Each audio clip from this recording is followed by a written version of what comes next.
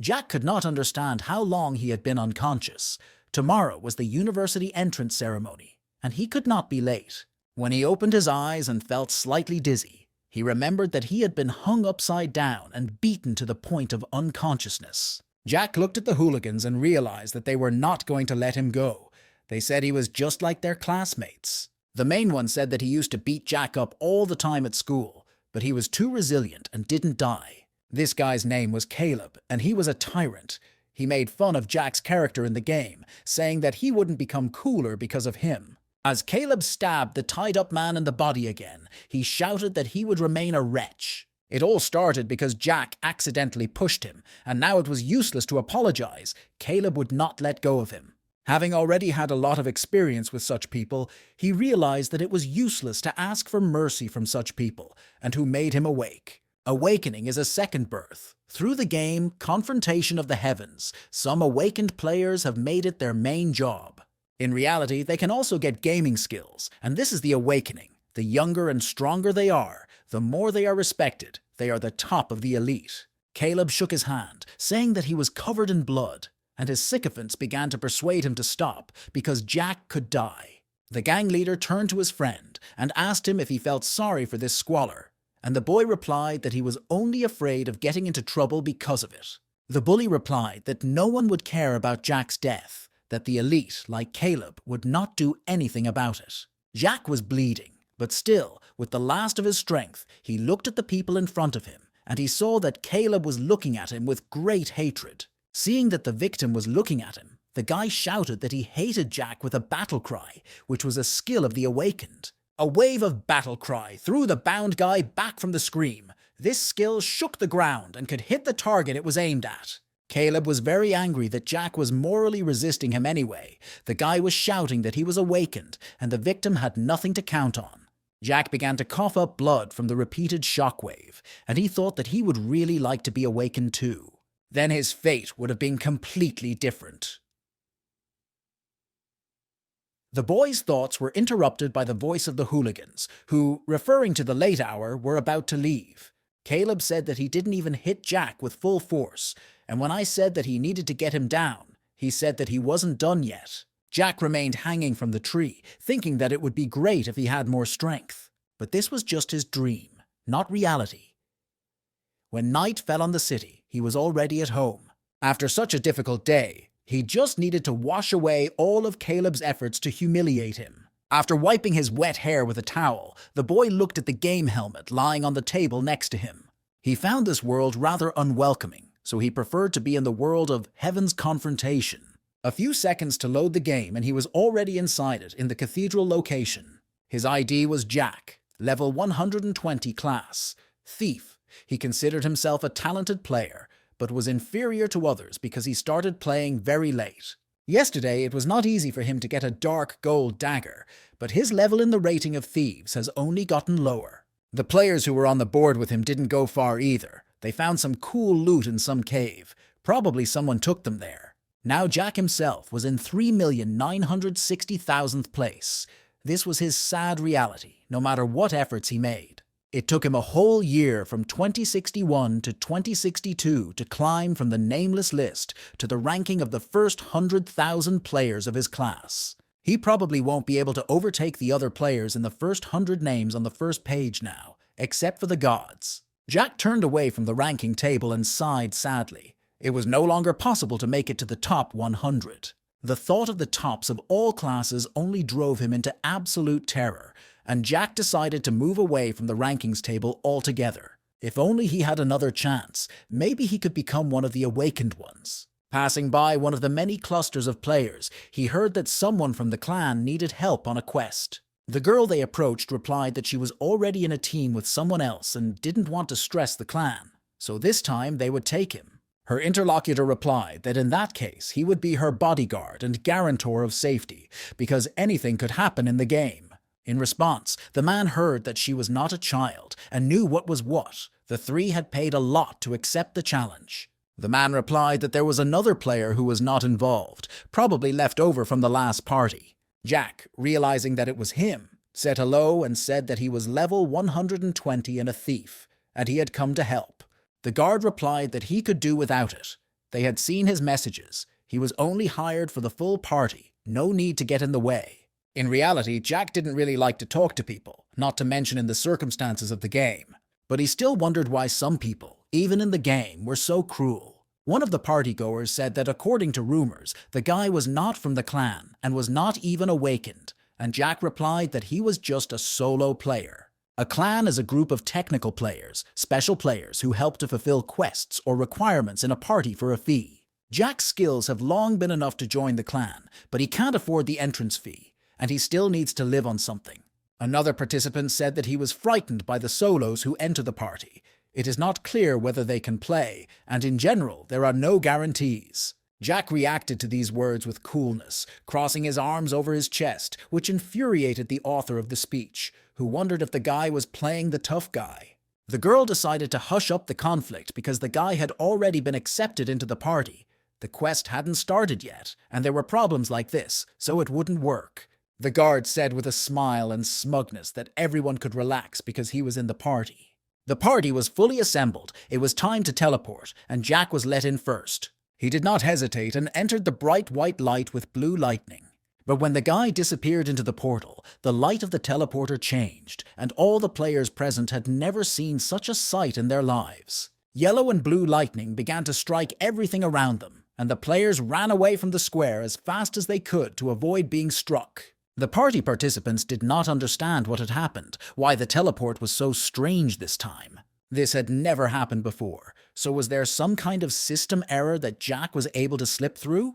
Meanwhile, the guy didn't realize where he was either. He seemed to have warped on a quest, but was he in the right place? Jack looked around him, trying to figure out where he was, but all he could see was a strange teleporter. Suddenly, the guy noticed that his body began to fall apart. Something was definitely happening. Jack started to press the exit button like a fever, but he couldn't do it. He was afraid there was some kind of mistake. Despite the fact that his body was disintegrating, Jack kept trying to quit the game until his hand was scattered into pixels. Jack's last thoughts were that he really was a loser and that he had found a bug. What else could he expect? He was already wishing that he would be erased as soon as possible, even to make his soul feel better. In his own way, he was overwhelmed by this feeling of relief. Jack had been very tired all year, and maybe the idea of erasing him would even be for the best. In any case, it's not a pity to say goodbye to a life like his. There are too many regrets. The players who were looking at the teleporter did not think of leaving, waiting for the guy who had not yet appeared. The security guard at Jack's party was looking at this spectacle thoughtfully. He found everything that was happening very strange. He opened the quest table with a list of party players, and Jack's account disappeared as well, with no solo anywhere to be found. A few seconds later, Jack opened his eyes and looked at his arms, which had become very long, as if it were some kind of illusion. The guy sat up on the bed. He had strange sensations. His body was somehow unusual. When he saw a mirror next to the bed, he picked it up and looked at his face in surprise, wondering if he was still in the game. The voice of an old man interrupted his thoughts, noting that the boy had finally regained consciousness. When he saw the boy drop the mirror to the floor in fright, his grandfather said that he didn't seem to remember anything. He said that he found Jack in an alley. The guy was lying under the rubble, and Jack asked where they were now.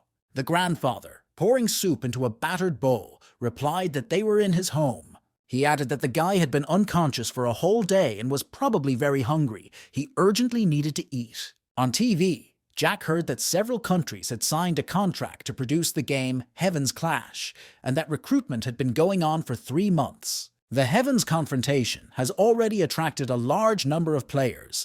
The number of applications has broken all possible records, and Jack could not believe his ears. On TV, they said that this game had already become the most significant event of 2060, and the announcer invited everyone to join the game and make their dreams come true. Jack stared at the TV in amazement. What 2060 is this? It was 3 years ago. After a few seconds of stupor, the boy loudly shouted to his grandfather to immediately answer what year it was. The old man froze with a bowl of soup in his hands. After some thought, he replied that, just as they said on TV, it was 2060. But the boy no longer paid attention to his grandfather's words that he was probably going crazy from hunger. Had he really returned 3 years ago?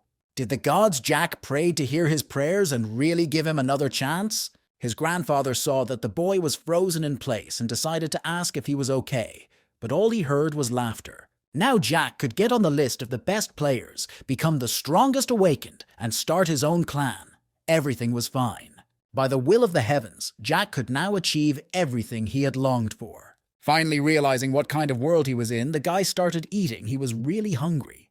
The grandfather begged Jack not to rush, saying that there was still food in the pot. But the boy replied that he was extremely hungry. Hearing this answer, my grandfather said that in that case, he would immediately go to put on an additional portion. Grandpa decided to ask Jack if he was the only one in this world, carefully putting on an extra portion. Jack is frozen in thought by this question, as it seems he has been alone all his life. He didn't even know where his parents were now, and judging by his recollections, they probably didn't exist at all. It could be that they really left him. The boy told his grandfather that he was all alone. The old man replied that even if the boy didn't know what the place was, he could still come. Jack looked around him. He really didn't know where he was, but the whole situation looked like something very specific. It was like a so-called ghetto, a refuge for all those who could not survive in the neighboring town. My grandfather sadly confirmed that this was the place where the poor gathered. Jack recalled how in his past life he had rented the nearest cheap dormitory with his savings, not knowing what kind of place it was. My grandfather, meanwhile, told me that for the game we were just talking about, you need to buy a helmet, and that's when he spent all his savings. His son was very malnourished in order to buy this thing, and maybe that's why he didn't live long. He planned that if he could become an awakened one, he would change their lives for the better, and he believed very strongly that he could succeed in this game. That's what the boy said at the time. He really wanted to help his father leave this god-forsaken place. Turning to Jack, the grandfather said that it was impossible to change reality so easily with a game. His son was just a foolish child. But Jack interrupted the old man and said that his son was right. It was possible if you become awakened, then you can change reality. This is an unusual game, and the son did not deceive his father. In the future, confrontation is not just a virtual world.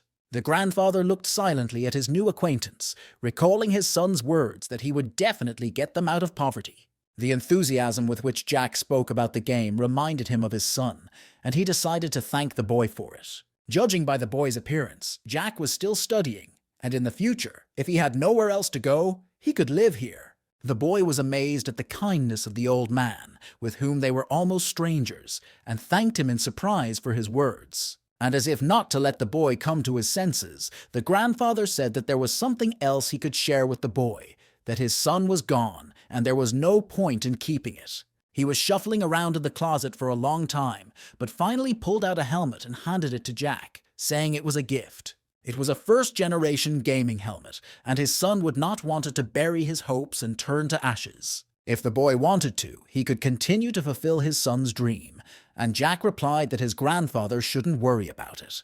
Not only was he going to continue his son's dream, but he was quite sure that he would achieve it. He will definitely realize his dream and start doing something for it right now. The guy put on a helmet and started creating a new character. He chose a name, and it came to choosing a race and class. It's more comfortable to play as a human.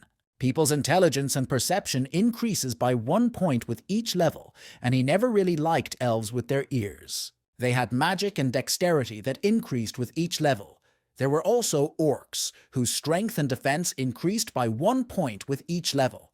Jack was confused. He couldn't make a final choice. Although each race had its own advantages, it would matter when choosing a class. In the game Confrontation of Heaven, there were 5 classes to choose from: Warrior, Mage, Archer, Thief, and Priest. When choosing the Thief class, the game offered 3 branches: a human thief, a shadow who could sneak and kill. The second branch was the Elf Thief, a fast and agile character, a real assassin. The third branch was the Orc Thief, a real bandit who was happy to go for a frontal attack. In the end, Jack decided that he would probably choose a human. After all, in the past, he played for the Shadow, and he shouldn't waste his past experience. Jack has received the basic active backstab skill at the first level, which gives 12 points of characteristics, which are now displayed on the game board. This time, the guy decided to pump his agility to the fullest, taking into account the next level. When there are no more free characterization points left and armor is obtained, the character begins to load into the game. A few seconds later, when the countdown was over, the guy finally found himself in the City of People, on the square near the cathedral. Teleporting to the square, Jack looked around him. He was finally here again. In the past, he started playing only the following year, but this time he had a pretty good chance of becoming the best. The only thing Jack didn't expect to see was such a crowd of people. It was impossible to get through. The recruitment for the game lasted only 3 months, and there were already so many people in this world who wanted to join. Jack realized that he just needed to seize the right moment and think things through, and he needed to look at the ranking lists. Now the Black Cloak, a level 12 warrior, was at the top of the ranking list, the same player as in his previous life. He was a player who hid his data. No one knew anything about him. He did not join clans, and he was the strongest player. In his past life, Black Cloak was also always at the top of the rating list, and it was not surprising. He was always a master. Apparently, the top players are mostly past life masters and legendary clans, all of whom are already making their first progress. In order to put his plan into action, Jack had to speed up. This time, he will have to go through the experience of his past life in this game again. This is the only way to realize the goal of becoming the most powerful and invincible and reaching the level of God. The teleporter had already activated, preparing to take the hero to the next quest, and now the goal could be reached with devastating speed. No player has yet become an awakened one this year, and Jack had the perfect chance to become the first. He couldn't waste another second and decided to take it to the next level right now. The teleporter worked properly this time, and in a few seconds the guy arrived at his destination. Although Jack had also been to this location often in the past and shouldn't have been surprised by anything, he was not. Every time he came here, Jack was very surprised at how many people were here. In the main town, the village of the newcomers, trade was in full swing, and you could always agree on something. Merchants offered newcomers to the first level to buy equipment and armor for 1 silver coin. These armors were supposedly better than the initial loot, so they could level up faster, but the number was limited. The newcomers were very willing to accept such offers, of course. They were still poorly versed in the game. In the past, Jack also spent a couple dozen coins to buy a dagger for a level 1 thief. This blade was better than a standard dagger by 2 points of attack, and now the boy was realizing that he was stupid. The kind of loot he had spent so much money on could be found at the 3rd level locations. These traders do nothing but make money on newcomers, and after the 3rd level, they mostly drop out. At the beginning, it is not so difficult to level up, and it is impossible to get to the beginner's village after the 5th level, only with the help of a special quest. Now, from the height of his experience, Jack was well aware that getting better from scratch was a definite achievable goal. The boy's thoughts were interrupted by the voice of a girl who asked to join a party, promising to be obedient. The guys were completely delighted with the beautiful elf. The players here are good-natured until they reach the 3rd or 4th level.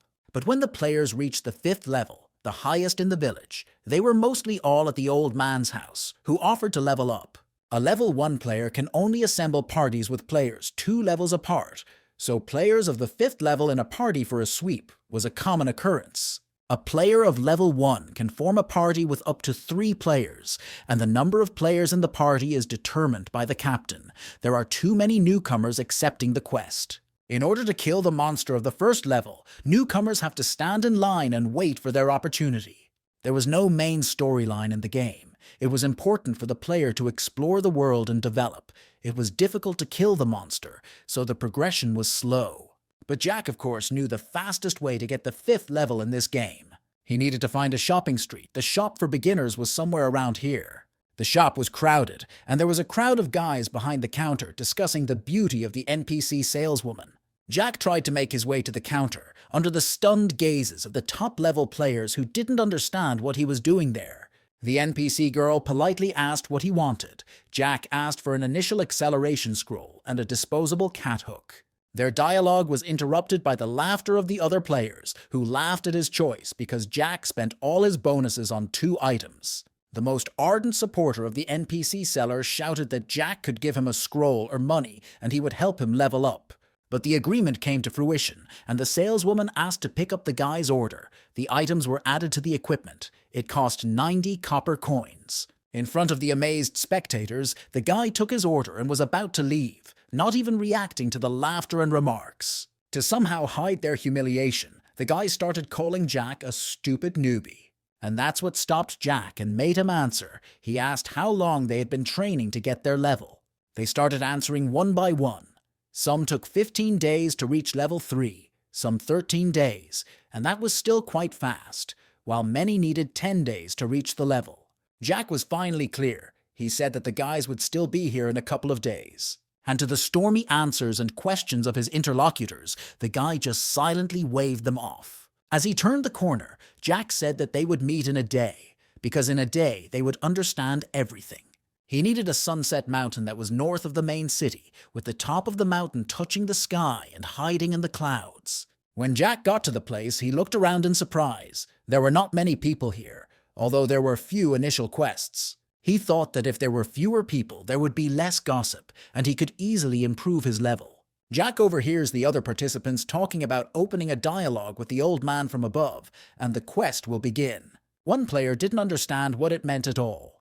After the dialogue, the quest starts counting down to 10 minutes, and you have to get to the top in 10 minutes. The interlocutors agreed with him. Even in 20 minutes, it was unrealistic to do this. They were still too low in terms of characteristics. The first part of the road was fine, but it's important to note that there is a cliff in the middle. You need to go around to the other side of the peak, and only then continue on.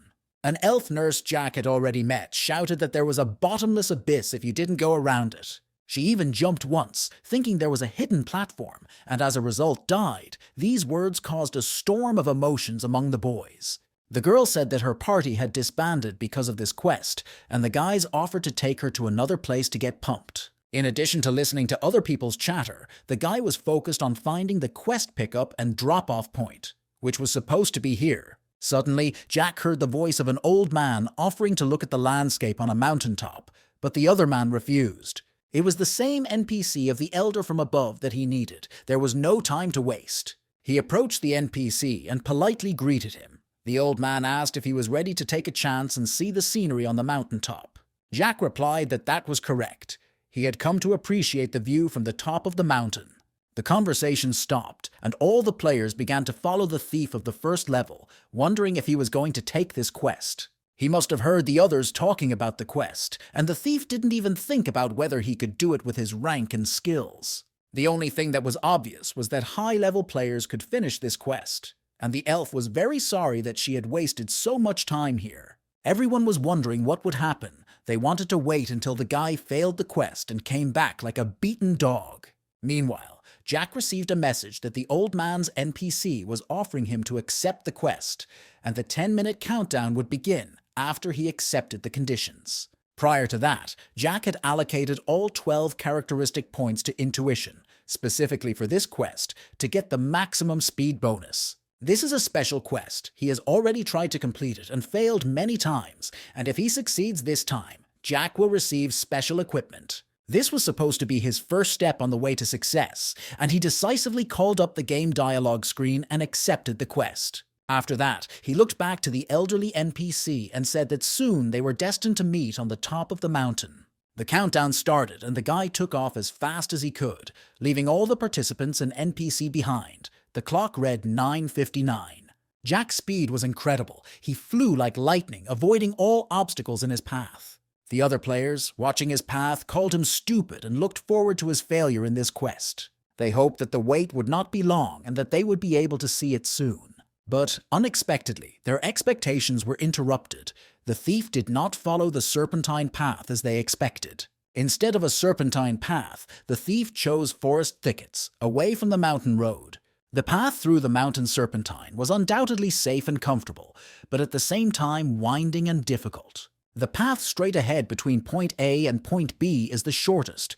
If you walk along a well-trodden mountain road, it will take several times longer. None of the players had ever walked through these thickets because they had their own pitfalls. The game system was designed so that it could carry out clearing in the forest at any time, for example, with the help of a grass, big-mouthed monster. In his past life, Jack had learned the fastest way to the top for a thief, and he had gone through this path countless times. And these large-mouthed grass monsters were the secret to quickly climbing to the top of this mountain. As usual, these monsters did not take long to appear, and this time Jack saw them after a few seconds in the forest.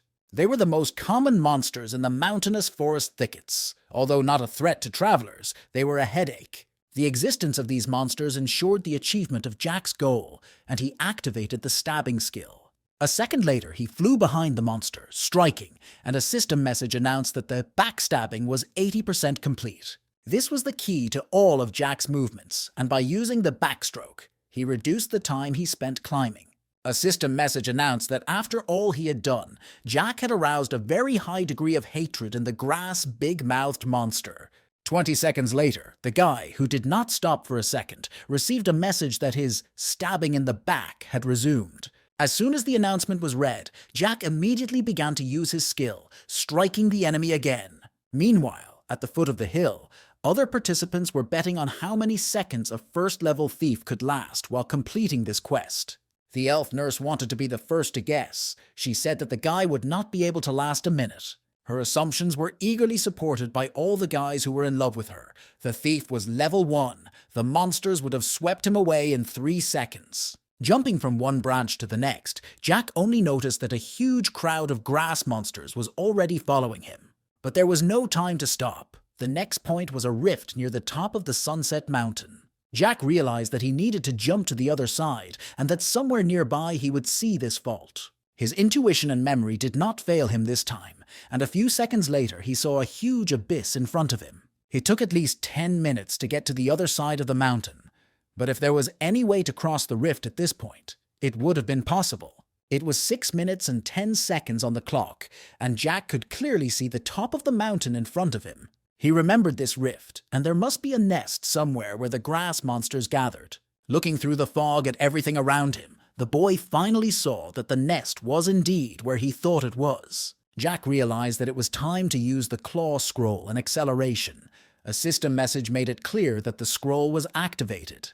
The scroll's power was activated for 9 seconds, so he had to act immediately, and he activated a stab in the back. The grass monsters who had gathered in a crowd in the nest seemed to feel something right then and there. But the feeling was not enough. Jack was already behind one of the monsters, preparing to strike. This was the only chance for the guy to get to the top, and he was going to use it to the fullest. Striking blow after blow around him, Jack simultaneously pushed off the monsters, trying to jump even higher up the mountain. He realized that he had gained enough speed to reach his goal. Through the thick fog, Jack could see an old, dry tree, which he needed to cling to the other side of the mountain. The guy threw a hook in front of him to catch onto the branch. He thought the distance was right, and all he had to do was grit his teeth. It could not be called anything other than a leap of faith. Jack was simply flying over the abyss. He could already see the other side of the mountain, where the last step of the quest was waiting for him. This big grass monster that appeared on the edge of the mountain and looked at Jack was the last obstacle to victory. Jack was very encouraged by the last obstacle he saw on his way, with 5 minutes and 30 seconds left on the clock. 5 minutes and 17 seconds before the end of the countdown, the guy landed on top of the mountain, having cleared the last obstacle. At the top, an old man was waiting for him, and he said that he had never thought he could do it, and that he had reached the mountain without spending even half the time allotted. The NPC old man called Jack a young adventurer. He flew through the fog and reached the top. He had extraordinary determination. The guy replied that if he hadn't been determined to admire the views from the top of the mountain, everything would have been different. In this case, he would not have fully comprehended the perfection of climbing a mountain peak. The NPC elder replied that he thought the boy was a rather interesting young man. He noted that Jack is a man who is able to unlock incomparable power. The boy discovered a special hidden mission of the elder, proof of incomparability, which shocked Jack a bit. The old man asked why Jack was so surprised. Having spent only half of the allotted time, he was supposed to receive a special hidden mission. He noted that the boy with his determination reminds him a lot of himself at a young age. The boy, like a madman, was filled with a firm determination to become king, and the old man handed Jack a game object. The amazed guy took the object. He could not believe his eyes. It was an extraordinary piece of luck. It was a dust-covered proof of glory that hid the mysterious history and travels that great people received. As soon as Jack picked up the item, a system message announced the opening of a special hidden mission called the Glorious Path. Nothing specific was written. It seems to have been a research mission. Jack had never heard of such a thing in the past and had no idea what it was. The old man said that this was a reward for climbing, which is given in accordance with the type of activity, and he was pleased with the boy's determination. A panel with a description of a new item appeared in front of the guy. It was a special quest equipment that had exceptional properties. The Perfection set had a perfect power of 1000% damage to all monsters of the 5th level or below. It disappeared when the 5th level was reached. Jack was eager to get equipped with the perfect kit right away, and he was all for it. A few seconds later, the guy passed through the panel and was already wearing new armor. The NPC elder said that his purpose on this mountain had already been fulfilled. Jack asked who the old man was because he began to suspect that he was not such a simple character. The old man replied that they would definitely see each other again if the boy still had the determination to conquer another peak. This statement intrigued Jack even more, and he mentally repeated the words about conquering the summit. The old man said that he wanted to walk the boy for a while, so that the people at the foot of the mountain would witness their return.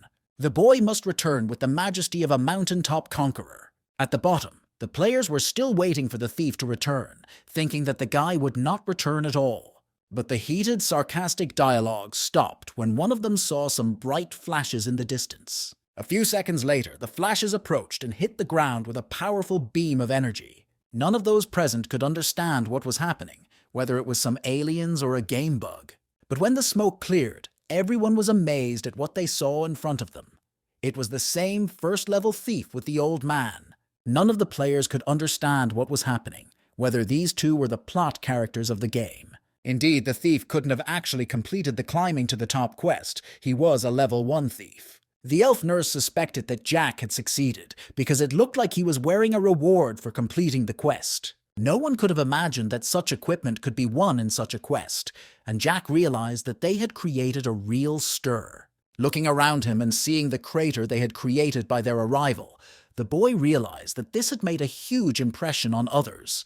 The old man said that he could only take the boy to this place, and Jack realized that he had to deal with the others himself. He thanked the elder NPC out loud, and then, unexpectedly, he began to generate a golden stream of energy. This spectacle impressed everyone present, including Jack, who did not understand what kind of NPC could do such things. Everyone thought that this old man was a simple NPC who did not stand out from the rest. One of the players shouted that this set of equipment that the thief was wearing could be a set of a unique quest. The elf nurse asked what kind of unique quest he was talking about, and the guy answered that the quests of the Sky Lord are divided into 3 large-scale types. The first type was a reward quest, which is a quest or dungeon that players most often encounter. The reward for completing such quests was usually experience, money, and equipment. The second type was a quest adventure, in which the player can meet an unusual character or get interesting information. In these quests, the player can be rewarded with additional special characteristics or special artifacts, and so on.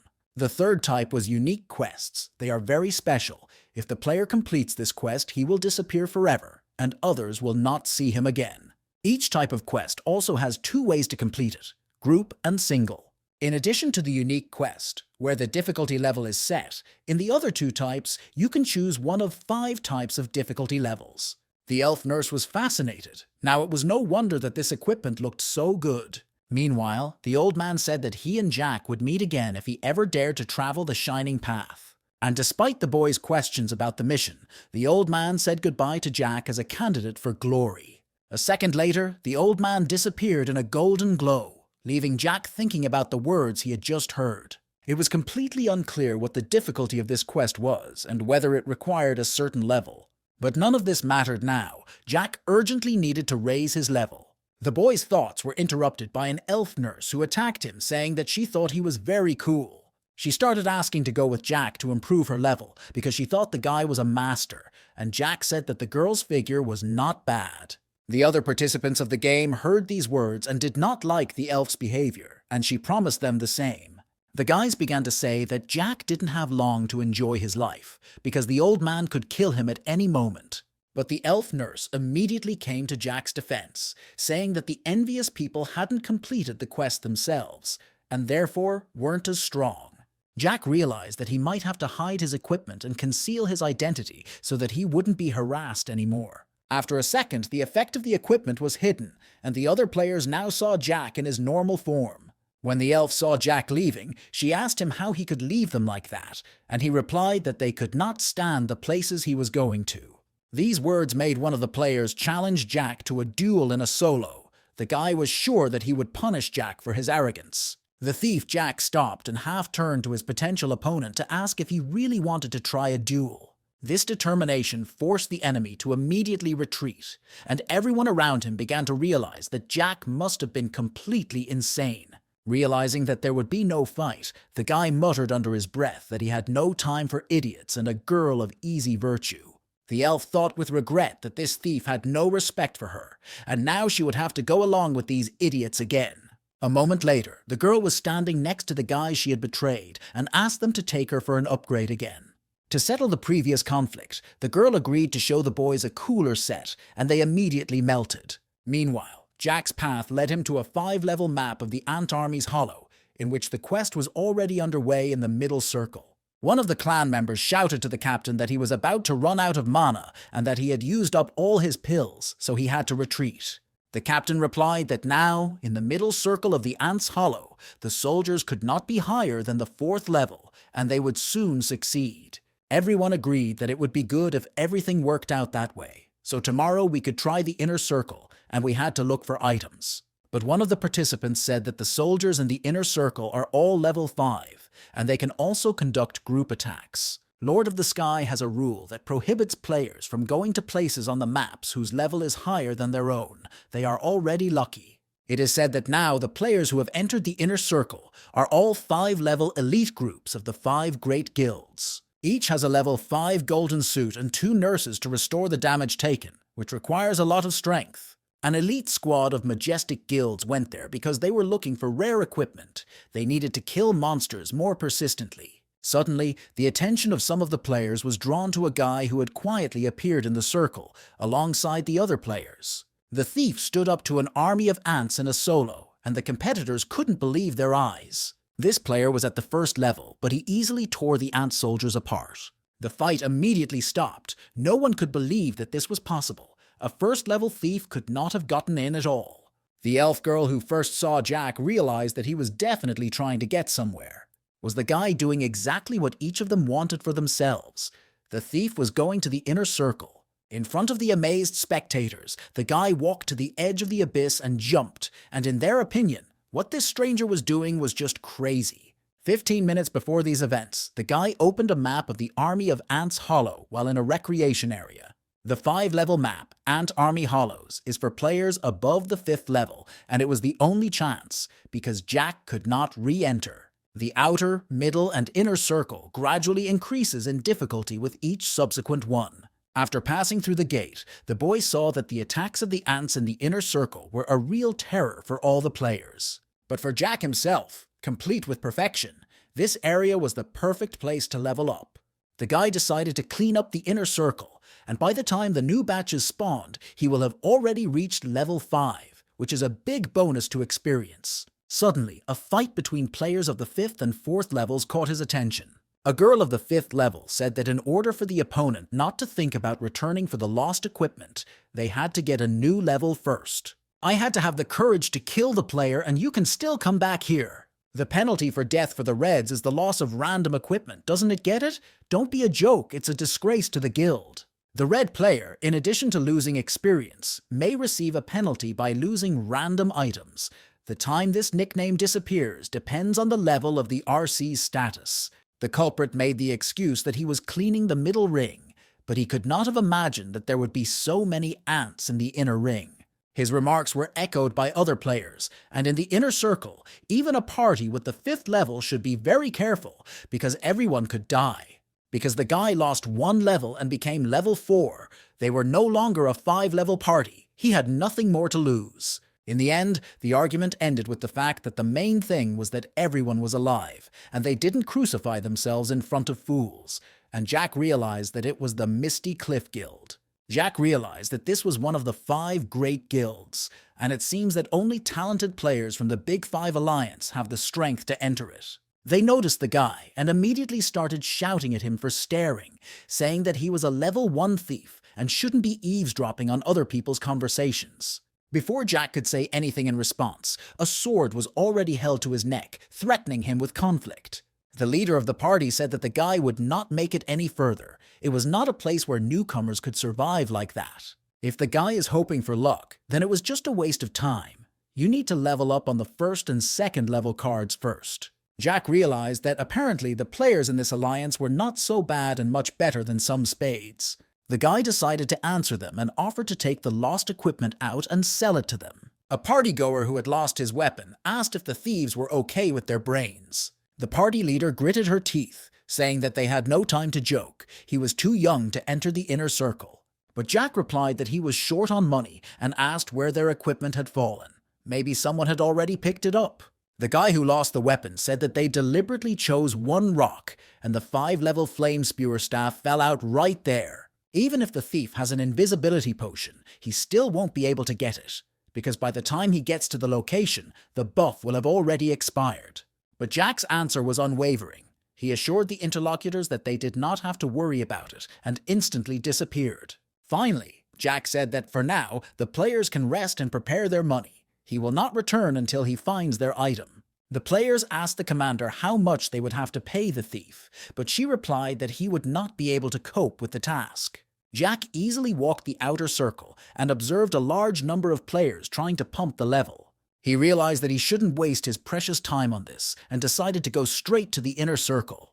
Today, the guy's goal was to be promoted to the 5th level, and he was determined. The middle circle met him with a spawn of new ants of the 3rd level, which immediately started a fight. But a second later, the enemy was punished and cut in half by a swift counterattack from the guy. Alongside the path Jack was traveling, his recent acquaintances were fighting at the foot of the mountain.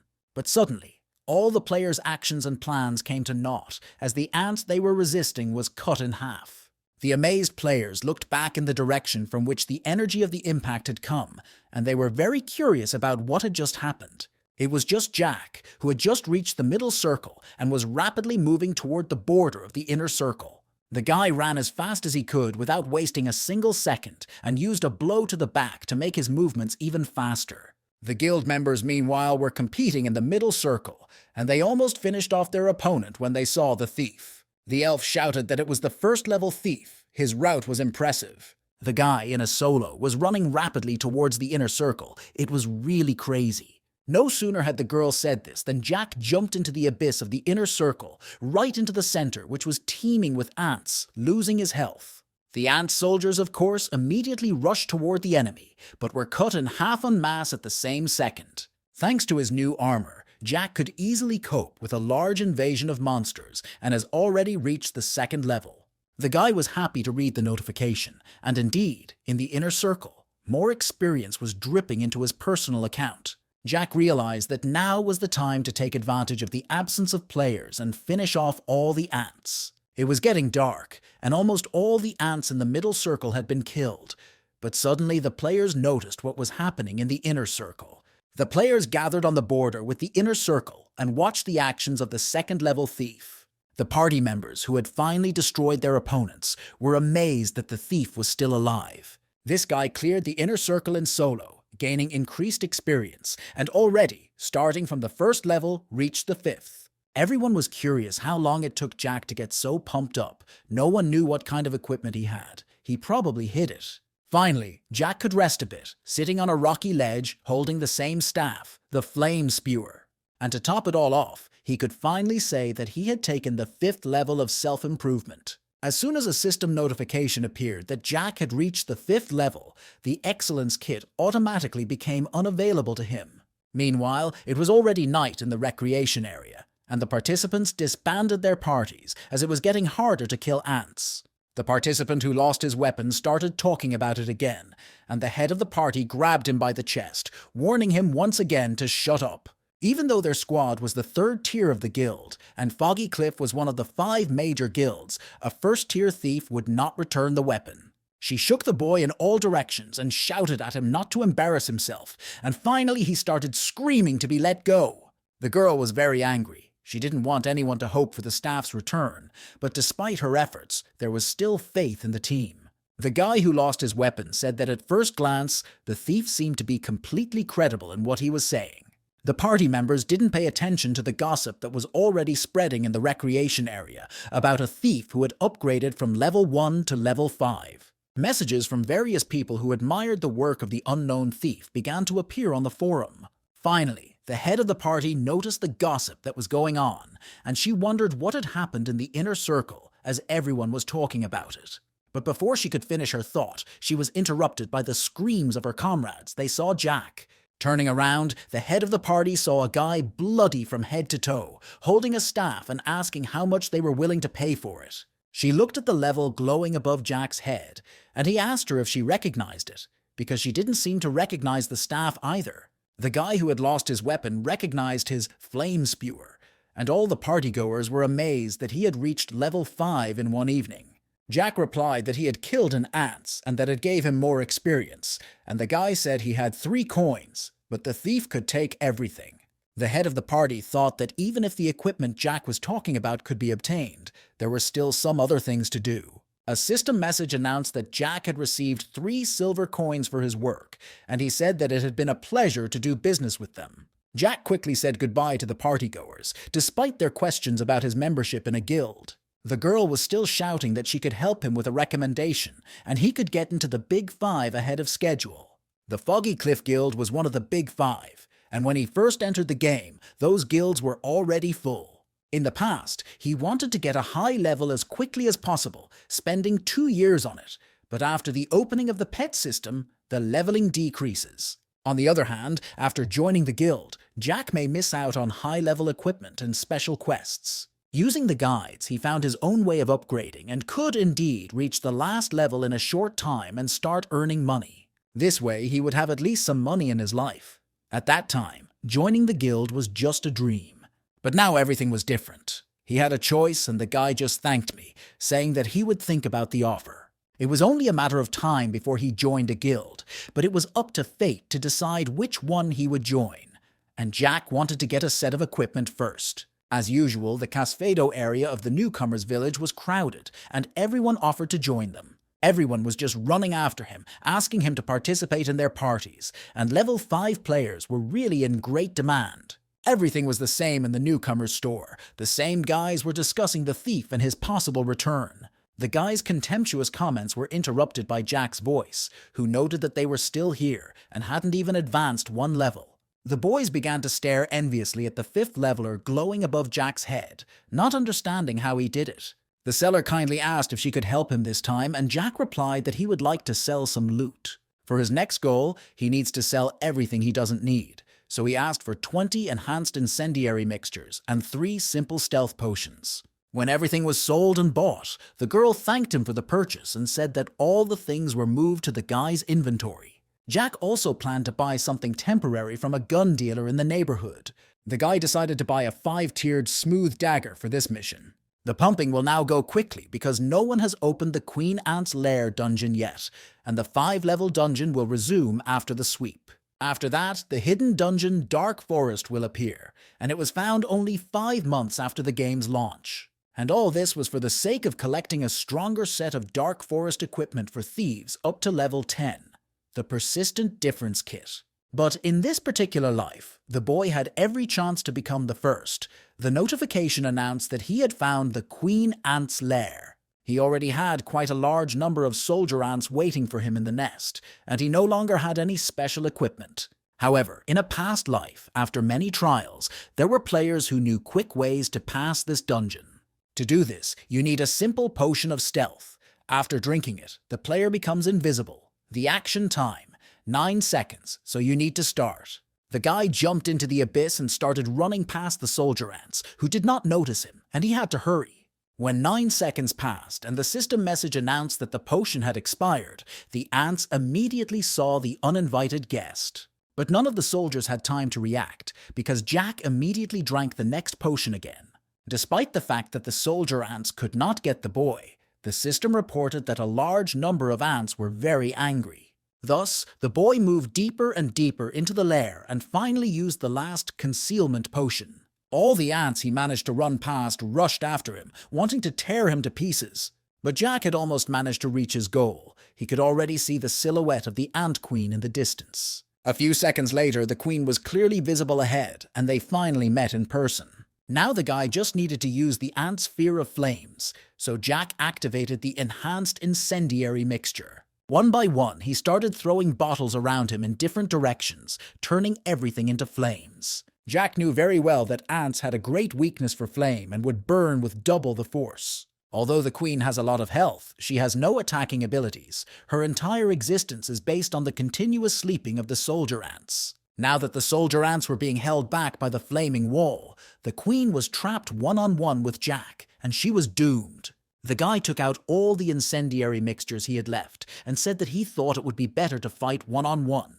No one was to blame for the fact that the queen could be so easily deceived, and no one should be accused of meanness. The remaining mixtures will be enough for the queen to enjoy the sensations to the fullest. Sometime later, the queen ant's death cry was heard from the lair, announcing Jack's next victory. A second later, a general notification informed that an unknown player had cleared out the queen ant's lair and incurred the hatred of the insect army. Sometime later, the guild council met, and some of its members were very unhappy with the reason for the meeting, considering it petty. The chairman of the board, Justin, said he was hoping someone had found some hidden equipment or a special NPC. After saying this, he looked at the girl and asked what had surprised Samantha so much. The head of the party replied that Justin had not witnessed those events and therefore did not fully understand.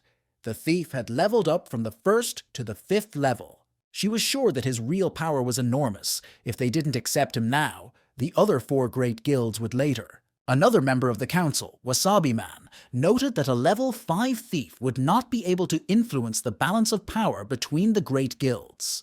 But Samantha didn't give up. She said that he deliberately hid his personal information. His power and aura were different from other players. The brewing argument was interrupted by Tiana, the deputy chairman of the board, who said that Samantha was probably worried about the future of the guild. If this thief was as talented as the girl said, we should invite him to take the entrance test when the opportunity arises. The game was released not so long ago, and many players applied to join the guild, so let this guy get a chance. Samantha agreed with Tiana's decision, noting that she herself had thought about taking the thief to her squad. She found Tiana to be very gentle and beautiful, and it was very rare to see such pretty orc girls here. Suddenly, the guild council meeting was interrupted by a general system notification, and everyone was looking at the pop-up game windows. It was a notification of the destruction of the Queen of Ants and the opening of the Dark Forest dungeon. This guy did a solo sweep. He was really a pro. Tiana said that first of all, everyone needed to calm down. This notification should be received by all platform players. A hidden 5-level dungeon has been opened and all players will rush there. They should also hurry up and find new promising talents. Justin agreed with his deputy. She was absolutely right. The guild should not waste time. He stood up from his chair and solemnly announced that the Foggy Cliff Guild was going to the Dark Forest location. Whether it was in the Foggy Bottom Guild or any other of the Big 5, even on the streets, players couldn't stop shaking at the news. Everyone was wondering who would take part in this dungeon, why it had opened only now, and what equipment or inventory might be hidden there. Huge queues formed in the newcomer shops, and players wanted to get equipped as soon as possible. Players with advanced levels attacked the magician in the same way, and he was in a hurry to open the portal. No one understood what kind of pro opened this location. There was a buzz over the streets packed with players that didn't stop for a second. Only the lazy didn't discuss the opening of a new dungeon. Finally, Jack arrived at the specified location, and he got out of the teleporter, looking around. As expected, the place was full of people. This mission was a special assignment for the team, and players kept coming here in packs. The fact that the mission had no level restrictions was actively discussed, and absolutely everyone could enter. Jack knew that the dungeons had special conditions and rules. No restrictions for team members. Only players above the 5th level could not enter. To get started, Jack had to somehow find 4 people and form his team. He decided to look for the right people near the mission crystal, and a notification announced that he could now use the dungeon portal. The light yellow portals nearby were all of low level, while the golden-colored portals were of higher difficulty. At this level, a mutation phase was added to the final boss, and the first losing teams shared their impressions of the difficulty of the quest. Players lacked equipment. 5-level armor did not protect them even from simple boss attacks, and attacks were too strong. Jack overheard the players talking about how one of the losers was a member of one of the great guilds. The guy realized that soon this place would become a real guild arena, and at this rate, solo players would have nothing to catch here. One of the newcomers shouted that the representatives of the 5 great guilds responsible for finding talented players had finally arrived. All the players looked around and saw the silhouettes of people watching them from the wall. This time, the Foggy Bottom Guild needed to find more gifted players. Last time, they failed to intercept several newcomers and were taken away by other great guilds. Justin reasoned that if he could find a couple of good recruits, he could apply to join the second tier. He wanted Tiana's attention, but suddenly, the girl of his dreams interrupted his thoughts by saying that the other guilds had already arrived. Now, the important task of setting dungeons records rests on the shoulders of the first and second echelons, and their task is to look for outstanding newcomers. The hidden dungeon has attracted a large number of players, and there must be potential recruits, perhaps even the thief himself. Tiana was looking forward to meeting this mysterious thief with an incredible aura. Every newcomer was surprised by the number of people at this location, as it seemed that this was the entrance to the dungeon. Soon, Jack's old friends came to the entrance of the dungeon, along with an elf nurse, also looking for a party. The elf couldn't wait for the mission to start. She was hoping to gain 1 or 2 levels. A few minutes passed, and Jack crossed paths with these non-trivial personalities again, and everyone was a little surprised. The players asked him what he was doing here, but Jack was no less surprised, because it was a 5th-level dungeon, and he should have been the one to be surprised. 5 players were needed to complete the dungeons, and they are just 1 player short. The elf immediately attacked the guy with sycophancy, which caused a wave of indignation in her company. Jack realized that if he were to look for other people, he would have to spend time explaining himself. But with these 4, everything would go much faster. The thief's proposal caused a wave of emotions among his interlocutors, who could not believe what they were hearing. One of the guys asked if Jack was really sure he could do it. If their team was destroyed, he would have to pay. The guy replied that there was no problem, but he had one condition. The entire team had to hide personal information for 3 days. And of course, the reward.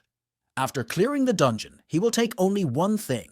The rest the team can divide among themselves. After announcing his conditions, the guy asked if the others were satisfied with his position, and of course, he received no opposition. As soon as everyone agreed, Jack said he would open the portal right away. One of the players on the team started to ask if they didn't need to discuss the plan of action first, but the guy wasn't listening anymore. Jack generated a dark red teleporter and announced that he would explain everything once they were inside. The reaction of the players was priceless. They froze in place, believing that they would die instantly.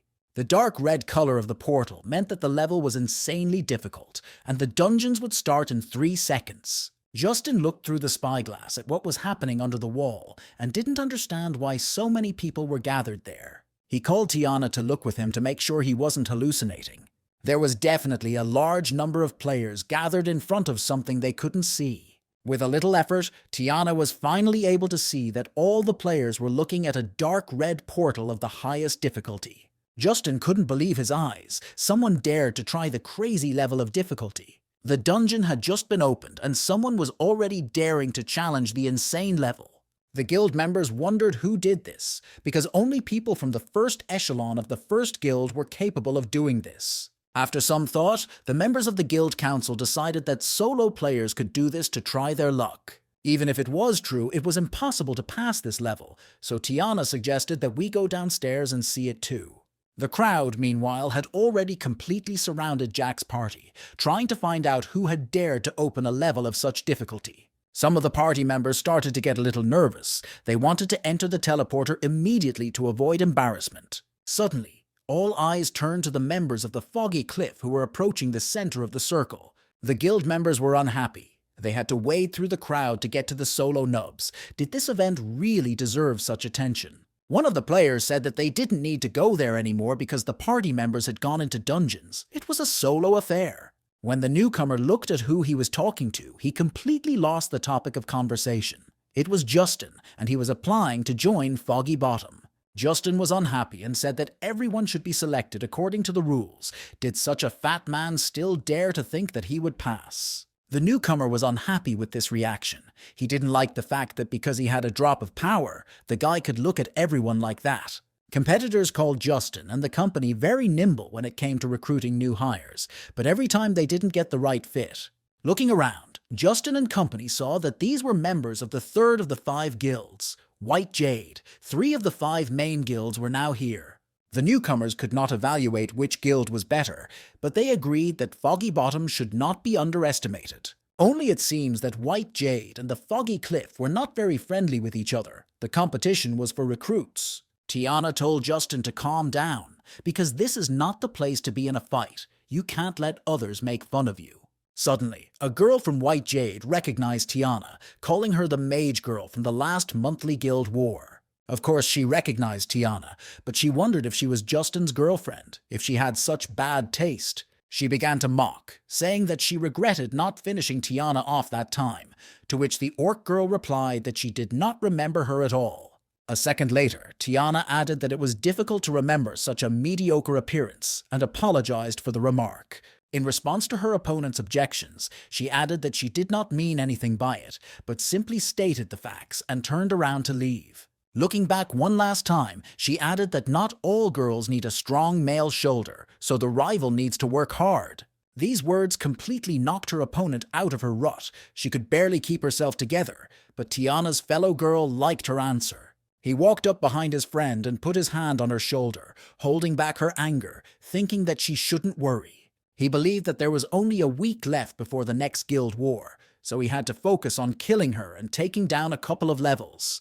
The two decided to wait for the solo players who opened the portal to return and ask them a few questions. Meanwhile, in the Dark Forest, Jack was faced with a bunch of questions from his party members who had no idea what to do.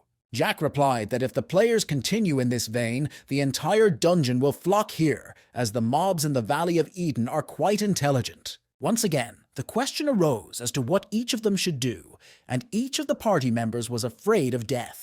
Jack said that he had dropped off equipment for everyone. He had chosen it for their classes, plus it was well suited for this dungeon. Each player was presented with a screen informing them that they could choose a weapon, but first they had to dress appropriately. Among the favorites were the Gauntlets of the Dancing Flame, the Sacred Staff of Restoration, the Robe of the Exile of the Flame, and the Flaming Armor of the Thief.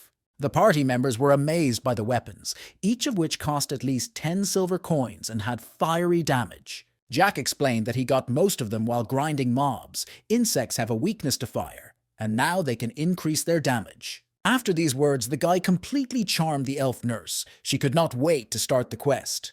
When everyone put on their weapons, the overall spirit of the party was increased, and everything looked incredible. The most anxious member of the team was in the best mood of all, saying that he now had the strength of a king. But even with such equipment, it was still a crazy level of difficulty which left a trace of anxiety. Meanwhile, Jack ordered all the participants to come closer, because the enhanced incendiary mixtures had to be shared among everyone, as they were extremely necessary. Due to the restrictions, Jack was able to bring 60 bottles. Each of them will take 15. They are needed for the boss, and players began to ask what to do with the ordinary mobs. Jack told everyone to stay calm. They would discuss everything on the way, and now the guy was distributing the characteristic points evenly. Right now, he will be able to wear the same 5-level outfit that was created for the Dark Forest and cost a lot of money. By nature, he did not want to waste a single second in this life, so he decided not to waste time here either. The thief from the party opened his mouth in surprise. He saw the same expensive set of flame damage gear in the shop. It was the Flaming Star Kit. Jack said that if a team wants to clear dungeons, they should know that everyone has their own characteristics. And when there are features, it means there are also weaknesses, and if the party can find them, they will definitely win. The so-called crazy level is also playable, and right now they will go and be the first to complete it. Over the years, the players have discovered that all insects in the Heavens Confrontation have a high sensitivity. That is why, if they feel threatened, they often run away or hide in a safe place. For example, a common mob from the Dark Forest is the Kamakiri mantis, a very cute-looking creature. Jack interrupted the elf nurse's enthusiasm, calling the girl a naive fool, as if she didn't see the prey under the Kamakiri. If you're not careful in a dark forest, you can easily end up in the place of the prey. Or maybe they wanted to take its place. The mantis has fled. Insects in this game are quite cautious. If they had stayed in sight a little longer, the whole dungeon would have known about their appearance. The thief asked them what their battle plan was, and although insects have little health, they are very fast and hurt. Mobs here have additional bonuses to health, attack, and defense power, with the effect of cuts, a couple of such blows and they can be carried forward with their feet. Jack was in full agreement with the thief, but they would not fight with all the Dark Forest is divided into 3 sectors: the Spider, Butterfly, and Mantis Zone. Each sector of the forest was guarded by a different kind of insect, and they had just seen the mantis with their own eyes. However, in addition to these insects, there was another special kind of mob, a neutral mob, a crying bird. It was this bird that was their key to passing the dungeon. The elf nurse was delighted, another cute creature that cost a fortune. Jack noticed that by using the natural enemy of insects to intimidate them, they would take a secret path, easily reaching the boss's lair. After a few seconds, no one but Jack was serious, and he started to get annoyed, and he didn't want to repeat himself several times. The guy realized that he was going to have to do without unnecessary hassle, and suggested that everyone give their nickname to simplify communication. The thief said with a smile that his nickname was Invincible, but everyone could call him Victor. The second participant asked to call it Eternal Loneliness, but the other players decided to call it Anti-Mainstream. The disturbing player said that his nickname was Long-Faced Handsome, but everyone can call him Long-Faced. The elf nurse said that everyone can call her Jane. She likes money and cool guys. All that was left to do now was to deal with the crying bird, and suddenly Jack saw something in a tree. A second later, the boy was sitting on a branch and holding a giant bird by its legs, listening to its chicks crying. Jack tried to calm the mob down, saying that he just wanted to feed it tasty bugs, and a system message announced that the bird was happy. To show your good intentions, you just need to feed the bird with bugs, and they will receive some items as a reward. A system notification announced that the party had received the weeping flute of the chirping birds. Players should remember, there were no useless NPCs in the confrontation of the heavens. Now, with this flute, they can take a shortcut to the boss's lair, but there's a little surprise there too. Victor asked how Jack knew about this shortcut and the flute, if he had ever encountered anything like it before. Eric lied and said that before coming here, he had visited the library in the main city of Casfado, read a couple of books, and wrote down some information. He couldn't tell his teammates that he had done the dungeons many times and said that only after reading them did the result appear. For example, this crying flute has a restraint effect and could not be activated without the appropriate knowledge. Victor was amazed to find such useful information in the library, and no one expected it to be possible. There is a swamp at the edge of the dungeon. No one goes there on purpose. Mobs are scattered randomly across the swamp, and the shortcut is not so safe. The crying bird is a special mob that hunts insects, their natural enemy, and the flute makes sounds resembling birds chirping and scares away enemies. Jane was delighted. They now had a flute and a shortcut. Everything was just great. They had to go urgently. But the girl still wondered if there was no other way than this mud, which was getting her clothes dirty. Following the girl, other partygoers began to whine, and Jack instantly stopped the screaming by asking if his friends wanted to go back and fight the mobs. If the group members are not ready to make such a small sacrifice, they may not even dream of playing on the crazy difficulty. All team members must remain silent. This is where the monster zone began, and party members must follow Jack exactly. The words of the party leader did not affect Jane in any way. She was upset because of her beautiful dress and the fact that it was wet between her legs. But the appearance of giant spiders had an immediate effect on the girl, and she immediately fell silent. These spiders, clustered on both sides of the swamp, had a very frightening aura that affected everyone present except Jack. The players saw the silk spiders of the 5th level start to move in their direction, and Jack immediately started to play the flute even more actively. After a few seconds, the spiders stopped and trembled all over. This flute really had a strong effect on them. It seemed to the players that the silk spiders were really afraid of the sounds of this flute, although at the same time they were very angry and wished them dead. When the mobs fled, Dovgolaki concluded that the bird turned out to be quite useful. It was the power of a natural enemy. Jack ordered his comrades to stay alert and follow him as quickly as possible, warning them that this path was not so easy. If someone gets lost, they will encounter all kinds of insects in this dungeon, and they were everywhere, and this was the payback for the short journey. The guy's statement scared the hell out of all the team members, who immediately started moving at a faster pace. Sometime later, Jack announced that they had arrived at the safe zone, and the players were trying to get out of the swamp. Everything went quite well, even though it was a short way. It still took them half an hour to get here. But the players were very tired and dissatisfied with the way things were going, and Jack asked them if the goal wasn't worth it. A system notification announced that the dungeon exploration was complete and the party had reached the boss lair, and the players saw a red portal in front of them. Jack was immediately overcome with nostalgia, and Dovgoliki asked if he had read some kind of life hack to avoid the final boss. But unfortunately for the guy, Jack replied that it was impossible.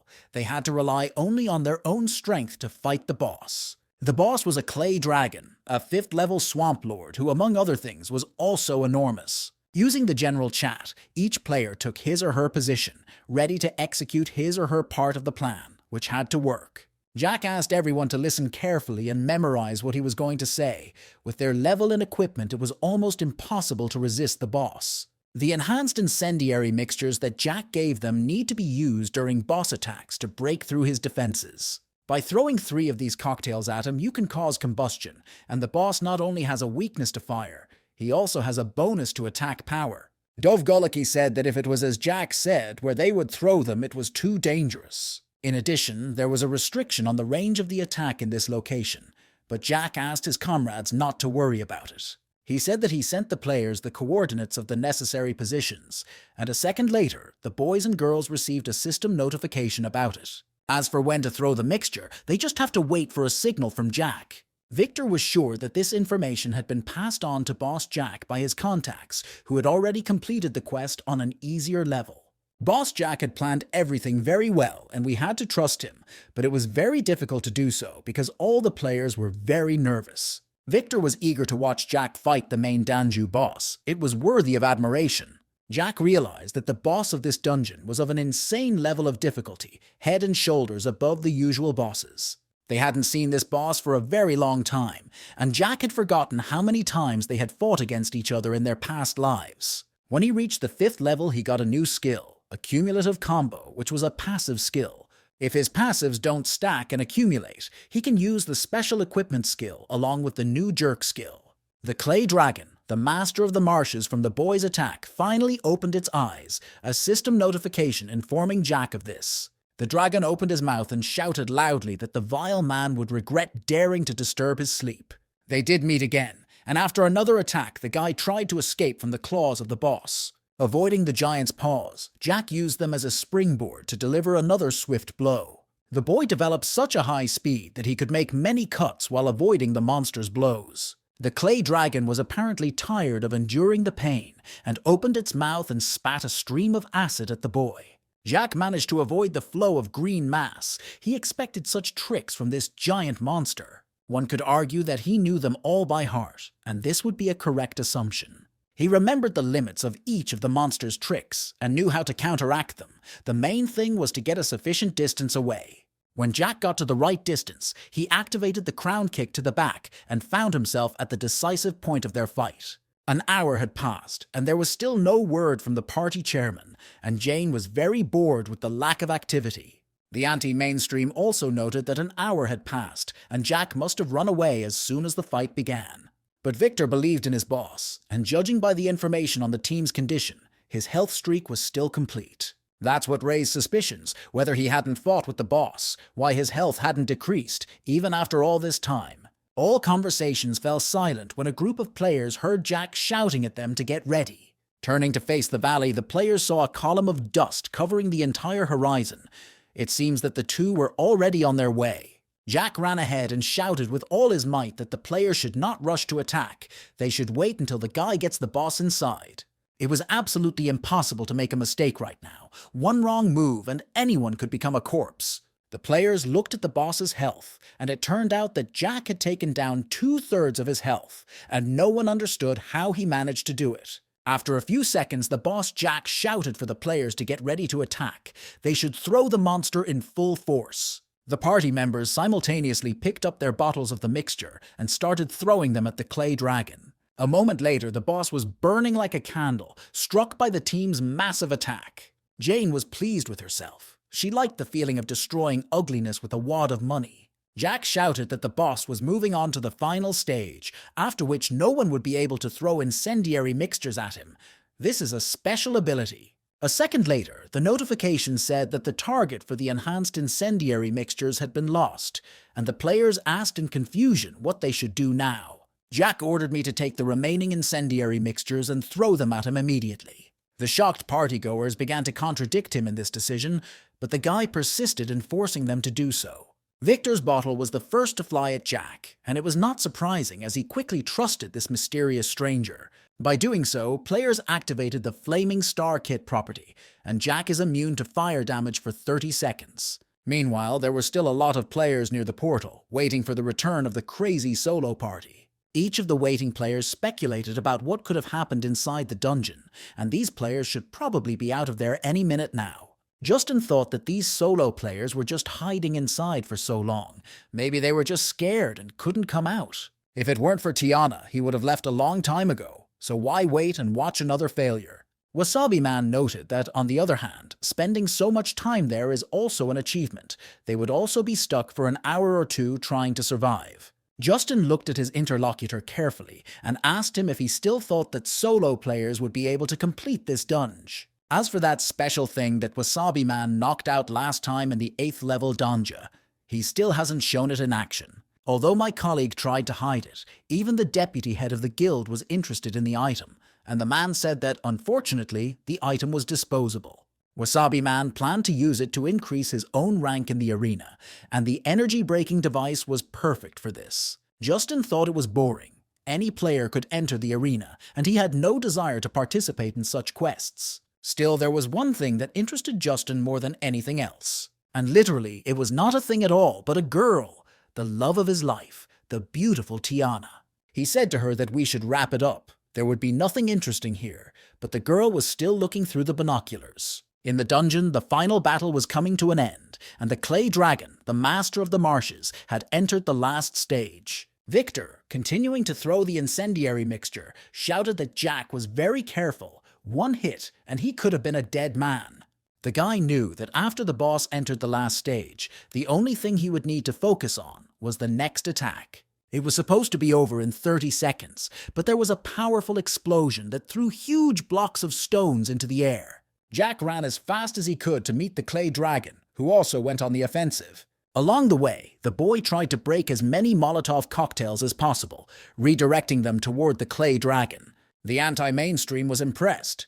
Jack used microcontrol to avoid the boss's attacks and deflected bottles in his direction. Not only anti-mainstream was surprised, Victor could not believe his eyes either. The guy's microcontrol technique was impressive.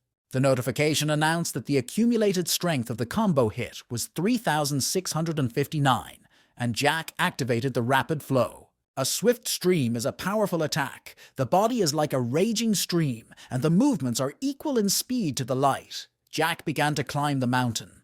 The guy additionally activated an all-consuming spark, and in a few seconds the monster was burning as if it were a volcanic eruption. The last blow of this fight was an all-consuming spark. The damage increased fivefold, and the boss was blown away. Jane was amazed. Their team had defeated the boss. The clay dragon, the master of the swamps. She remembered that Jack had told her something before the battle. The guy asked her if she had learned the skill of healing. He gave her a book with a new skill of dispelling. She had to learn it. When it's all over, Jack will need the help of an elf nurse, and he'll need to act very quickly. And now she realized what kind of help the head of their party needed, and she was ready to provide it. The girl activated the skill of dispelling and healing at the same time. She directed her energy at Jack, and he immediately began to heal. The 30-second invulnerability ended. Fortunately, the girl's treatment and dispersal were done in time. Looking at the impressed faces of his team, he explained that his style is called all or nothing. But looking at the body of his boss, who was no longer moving, the guy said that, for now, this was the limit for him. The audience, who had been waiting for some kind of dynamics, had lost all patience and began to leave, thinking that nothing would happen. The members of the Great Guild were also losing patience, but they had to wait until the end. Their task was to find and learn everything about the crazy complexity of the quest. Suddenly, all the chatter was interrupted by a notification congratulating the team that had completed the Dark Forest dungeon on the craziest difficulty. None of the players watching could believe it was true. But the table didn't lie. The solo players really passed the dungeons. One could say that this was impossible, but the record table said otherwise, even though the information about the players' team was hidden.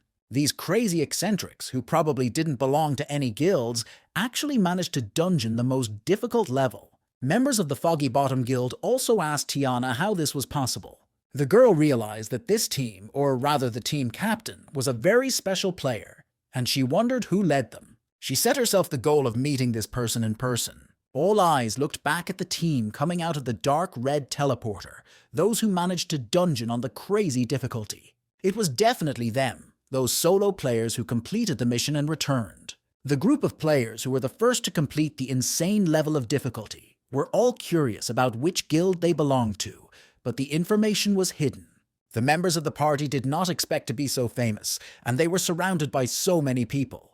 But all the sycophants were only interested in whether they could share any secrets of successfully clearing the crazy leveler. The party participants began to answer all the questions shyly, without revealing any secrets. Jack had expected such a stir, and he was glad he had managed to ask everyone to hide information about themselves. He decided to distract his comrades from extraneous conversations by saying that they still needed to discuss the division of the trophies and plans for the future. The members of White Jade interrupted all the talk, saying that the players had nothing special besides their fire equipment.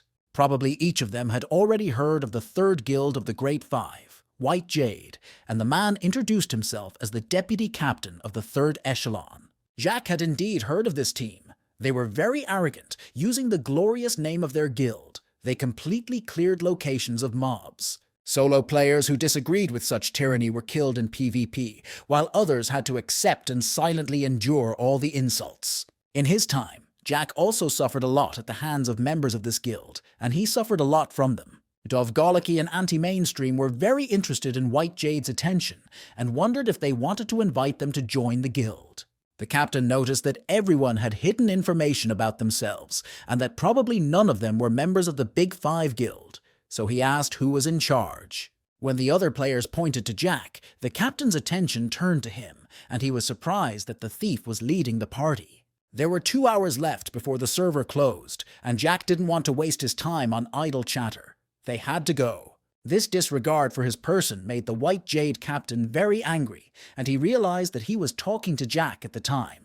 The Anti-Mainstream also tried to draw the boy's attention to the fact that he was being approached by such respected personalities. The deputy captain burst out in anger. She believed that the guy should have shown at least a drop of respect and answered the question. If players haven't joined anything yet, they can accept the White Jade offer with gratitude and honor. If they were not actually members of a guild, they could first join a guild that was under the jurisdiction of the White Jade. But Jack's answer was the same for all their proposals. He said that he was not at all interested in what they were offering. The amazed players in his party opened their mouths, wondering if this weirdo had given up such a great option. The captain of the White Jade was very angry at this answer. He gave the guy a chance, and the guy spat in his face. If this thief thought he was so cool, he should have had the courage to fight him right now. The players and spectators were unpleasantly surprised. This captain was completely off his rocker. The whole conversation was turning into a circus. A system notification informed him that Jack had to accept or reject a duel offer from a stranger, but the captain insisted on his own. The party players were worried, wished Jack to be more careful, and decided to move away just in case. But the guy calmly and evenly replied that he had no time for this showdown. The captain replied that even if he had to become a red player, no one would do anything to him anyway. A second later, he started attacking with the exploding fireball spell, which killed his opponent and helped him avoid a penalty. Jack wasn't going to let this arrogant bastard win so easily, so he prepared to defend himself. The captain was furious with rage. He wanted this strange thief dead, but the boy, angry, showed great speed. And this speed impressed the members of the White Jade, forcing them to retreat. The thief was able to quickly avoid his attack. Unexpectedly, the spell Impassable Thornvine came to the guy's aid, cutting through the ground between the participants in the fight. The person who joined the fight was none other than Tiana, and this girl was determined. The captain and his deputy gnashed their teeth. It was that bitch from Foggy Bottom again. Tiana had a feeling that this was the same guy her sister Samantha had been talking about. The deputy captain of White Jade screamed, demanding an explanation from Tiana as to why she had interfered in the match. Tiana replied that the thief was a friend of the Misty Cliff Guild. Was White Jade going to sow enmity between the two guilds? The captain of the White Jade and his deputy gritted their teeth as another member of the Foggy Cliff crossed their path, and this world was a small place. The deputy captain said that Tiana should cool down or she would regret interfering. No one would notice her chicken head in this crowd. But the captain turned to the girl and ordered her to put away her weapon. It was not the time for such clashes. So Tiana was defending this thief from the face of the entire Foggy Bottom, which was very interesting. The monthly guild war was supposed to take place on Sunday, which meant they would compete until their last breath. The girl was not at all impressed by the captain's words and agreed that in that case, they would see each other in the war. The thief and the Foggy Bottom member watched the captain and his deputy leave. The woman tried to find out why they were leaving, and the captain explained that he could not take responsibility for the outbreak of war between the guilds. If the top brass found out about this, he would not get away with it, so Tiana should wait for them to meet on the battlefield. They will have fun. All the members of his party ran up to Jack, asking if he was okay. They were really scared for him. Tiana knew that they were not guild members. They would not hide information because it is one of the many ways to help their guild get to the top. In addition, no guild would dare to provoke members of White Jade, and making enemies of the top guilds is not a good idea. If Tiana hadn't arrived on time, the guy wouldn't have escaped trouble. He now owed a debt. Jack knew that the girl was right. No matter how strong a player was, if the whole guild was against him, he asked what she wanted. Tiana smiled slyly and said that she wanted to ask the boyfriend to help her with one thing. In other words, if a guy briefly joins the Misty Cliff Guild and participates in the monthly guild war, the girl will reward him with gratitude, or she can give him loot and resources that she can get somewhere. Tiana thought that they needed to study this thief's abilities well, because he might be useful to them in the future. To begin with, you need to convince him to at least join the guild, and then try to keep him there as long as possible, but Jack unexpectedly refused. He said that he was not going to join guilds in the near future, even temporarily, and that he would have to accept rules that would limit him. Tiana said that as the deputy commander of the echelon, she would try to provide the guy with the most comfortable conditions. She was simply asking for help in the war, and Jack believed that Tiana's guild did not need help at all. He was only a 5th-level thief, and he was of no use to them. But the girl didn't need his abilities. She and White Jade had been rivals since the early stages of the game, when they fought for influence. With the growth of the guilds, small frictions gradually escalated into more severe conflicts, and this is still happening.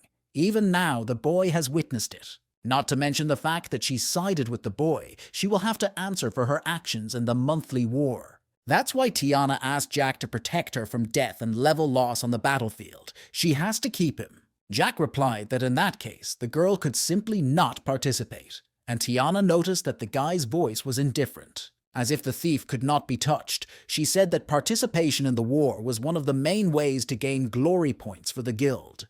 The girl's explanation was interrupted by a notification that a stranger wanted to add her as a friend. Jack said that this was a start, and he would think about the rest. Although Tiana took this step to exploit him, she got herself into trouble. Jack said he would respond before the guild wars began. The girl was very happy about this turn of events, thinking to herself that perhaps her tactics had finally worked. She said she would help with a recommendation, and was sure he would be able to pass the entrance exam if he would just reply as soon as possible.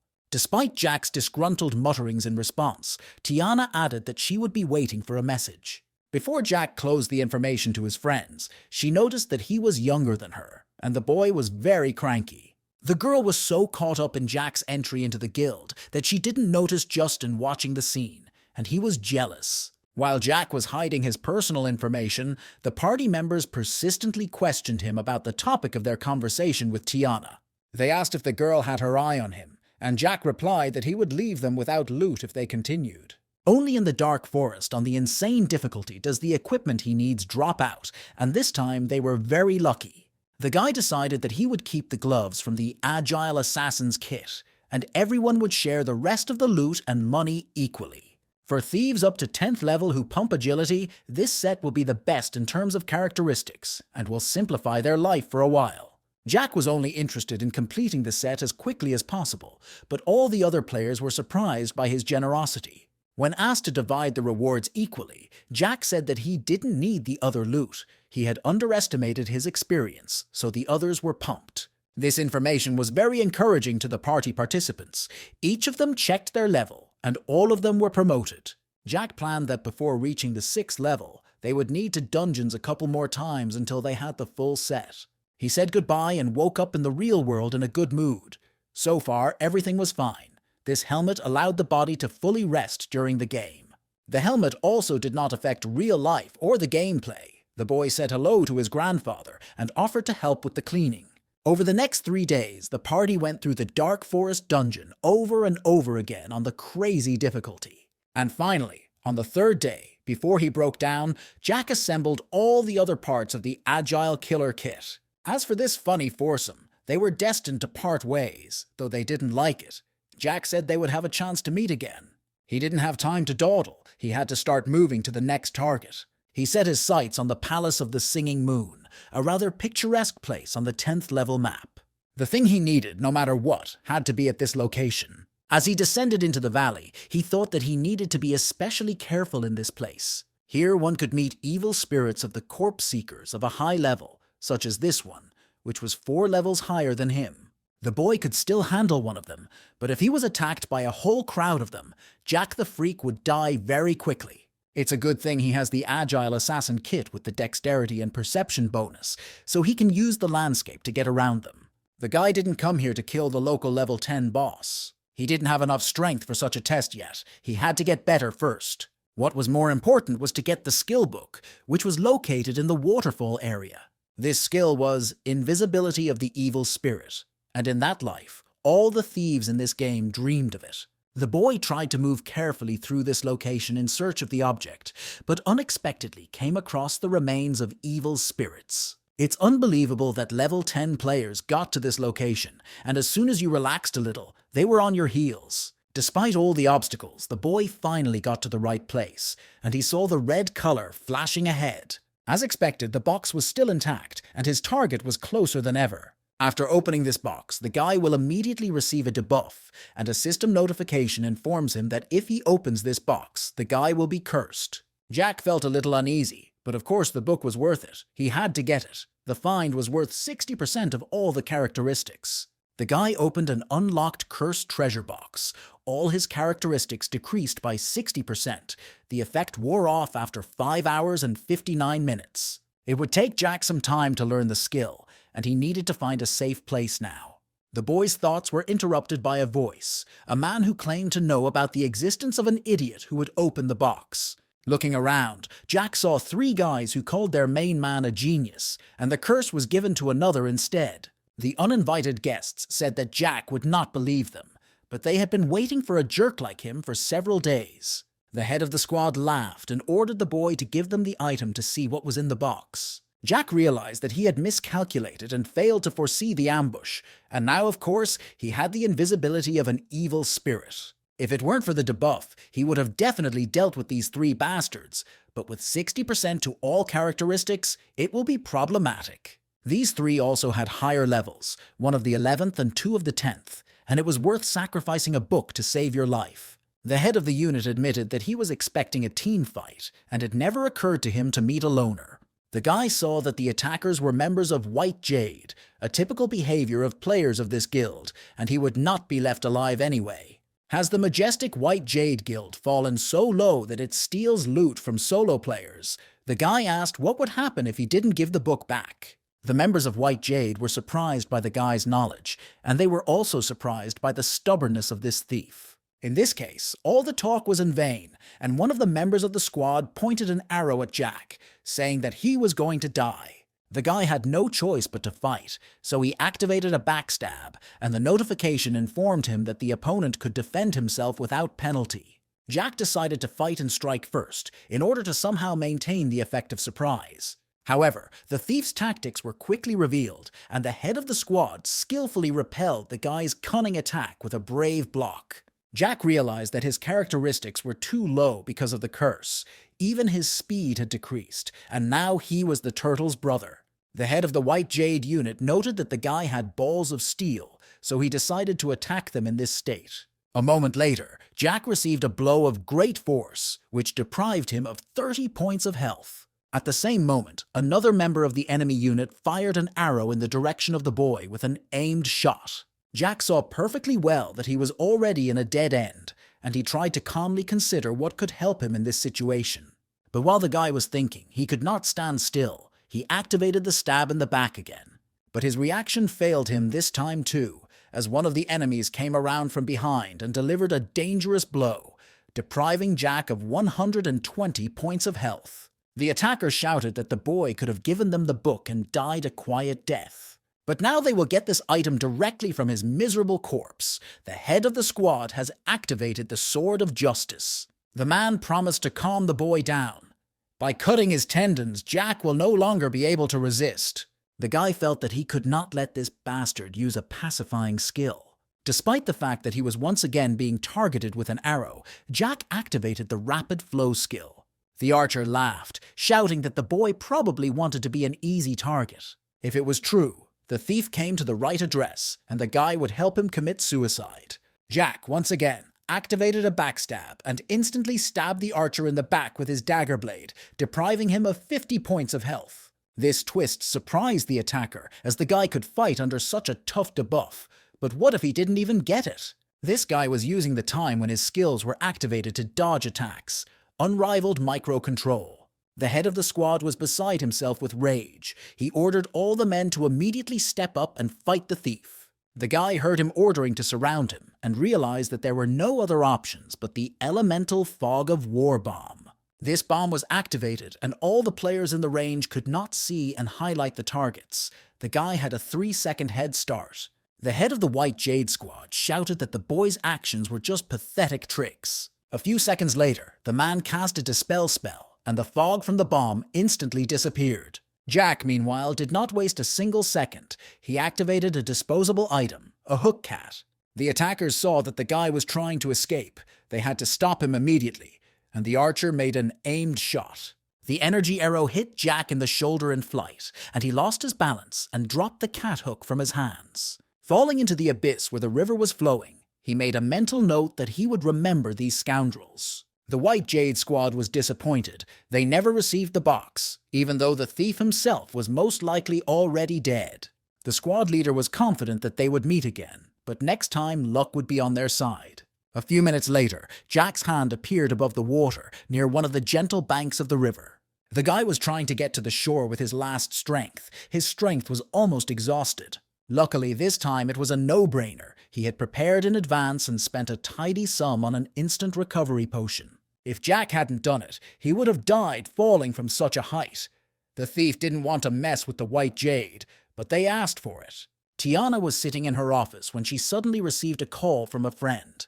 Picking up the phone, she asked who she was dealing with. Hearing Jack, the girl melted. He finally contacted her. She waited several days for a response from him.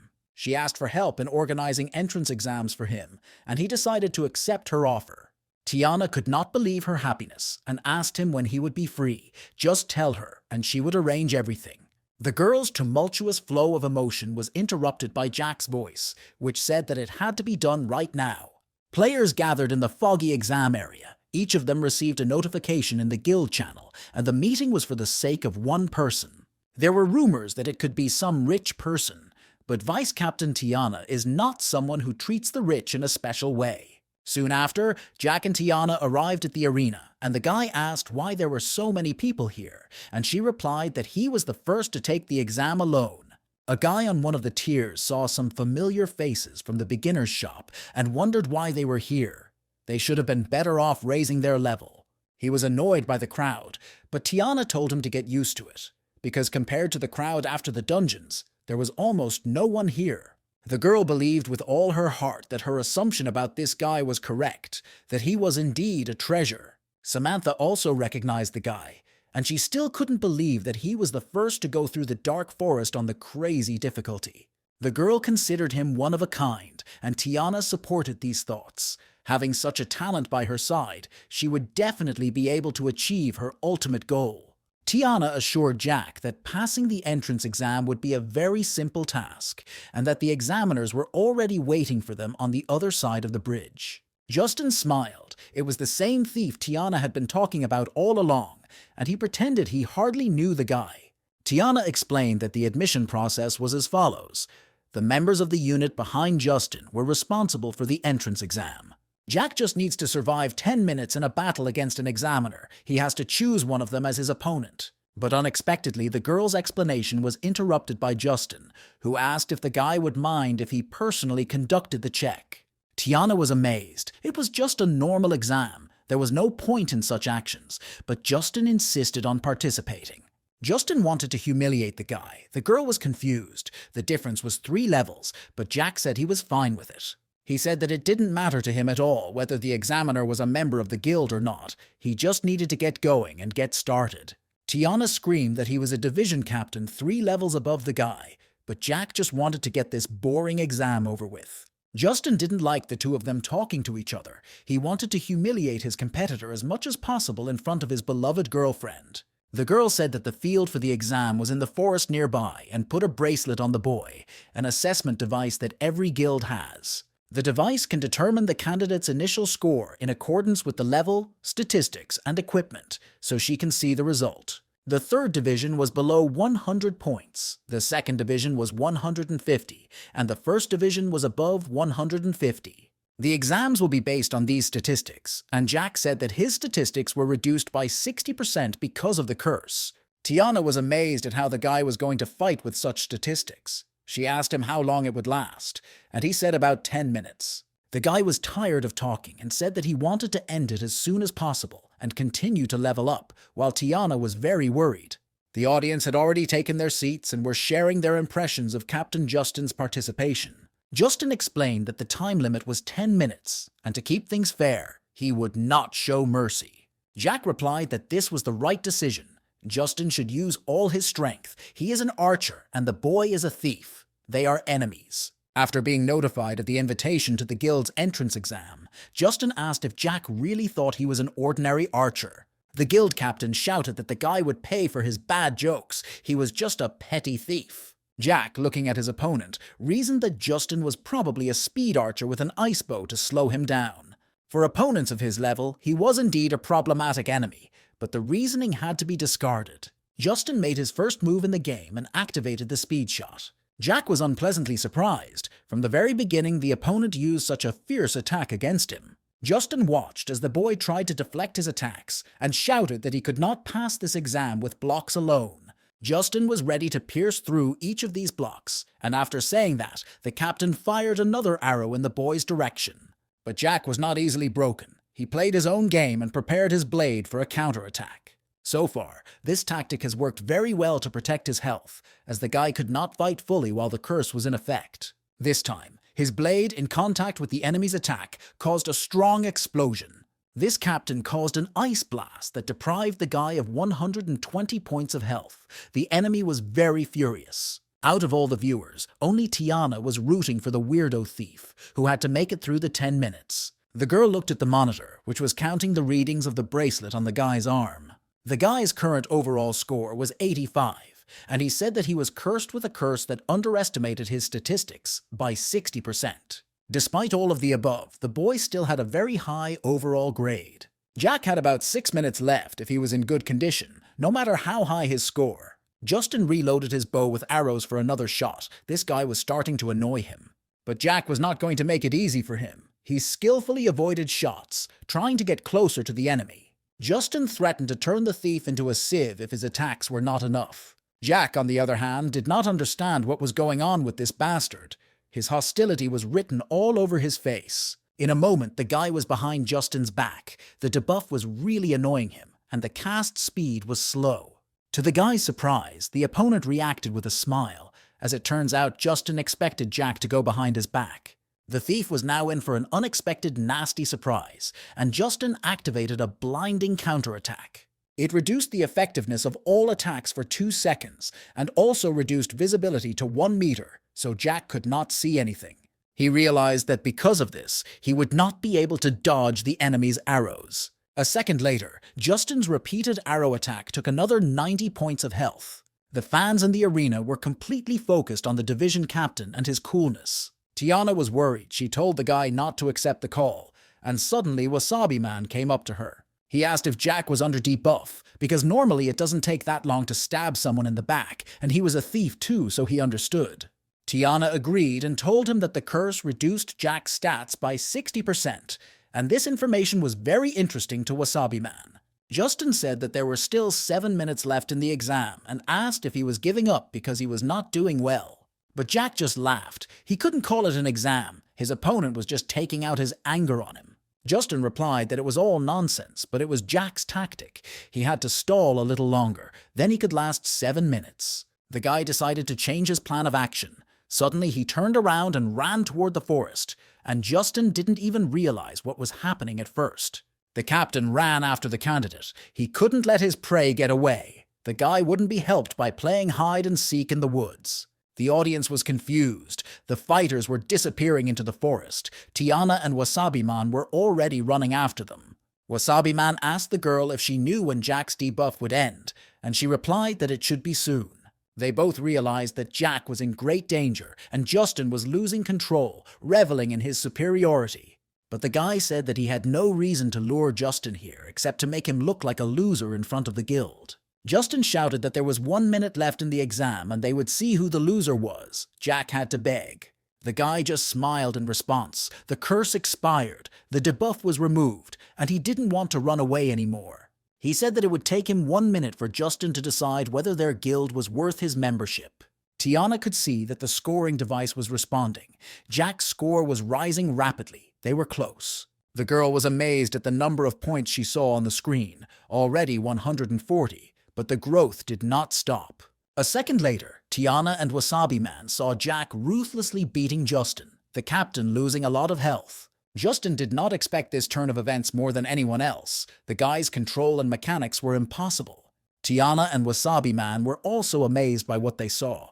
No one in the clearing expected Jack to be so capable. Justin, seeing the girl of his dreams watching the fight, went completely crazy. He couldn't let Jack look down on him.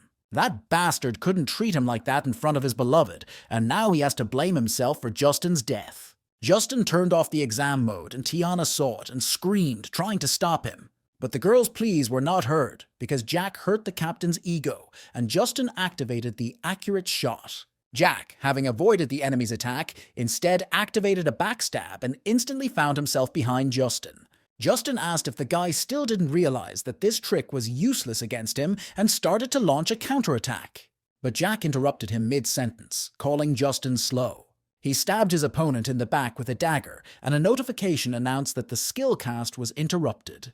The captain didn't expect the guy to be so fast, as if his speed had multiplied several times in an instant. Justin was 3 levels higher in rank and could not believe that this was even possible. Jack kicked the boy, and he flew a long way to the other side of the clearing and fell down. Jack approached his opponent and asked what he had said earlier, who would kill whom now.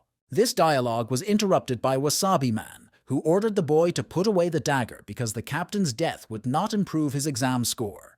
The guy smiled sarcastically in response and asked why, in that case, he shouldn't take care of the two of them. Wasabi Man was very surprised. He asked if the boy meant to say that he was going to fight the two of them at the same time.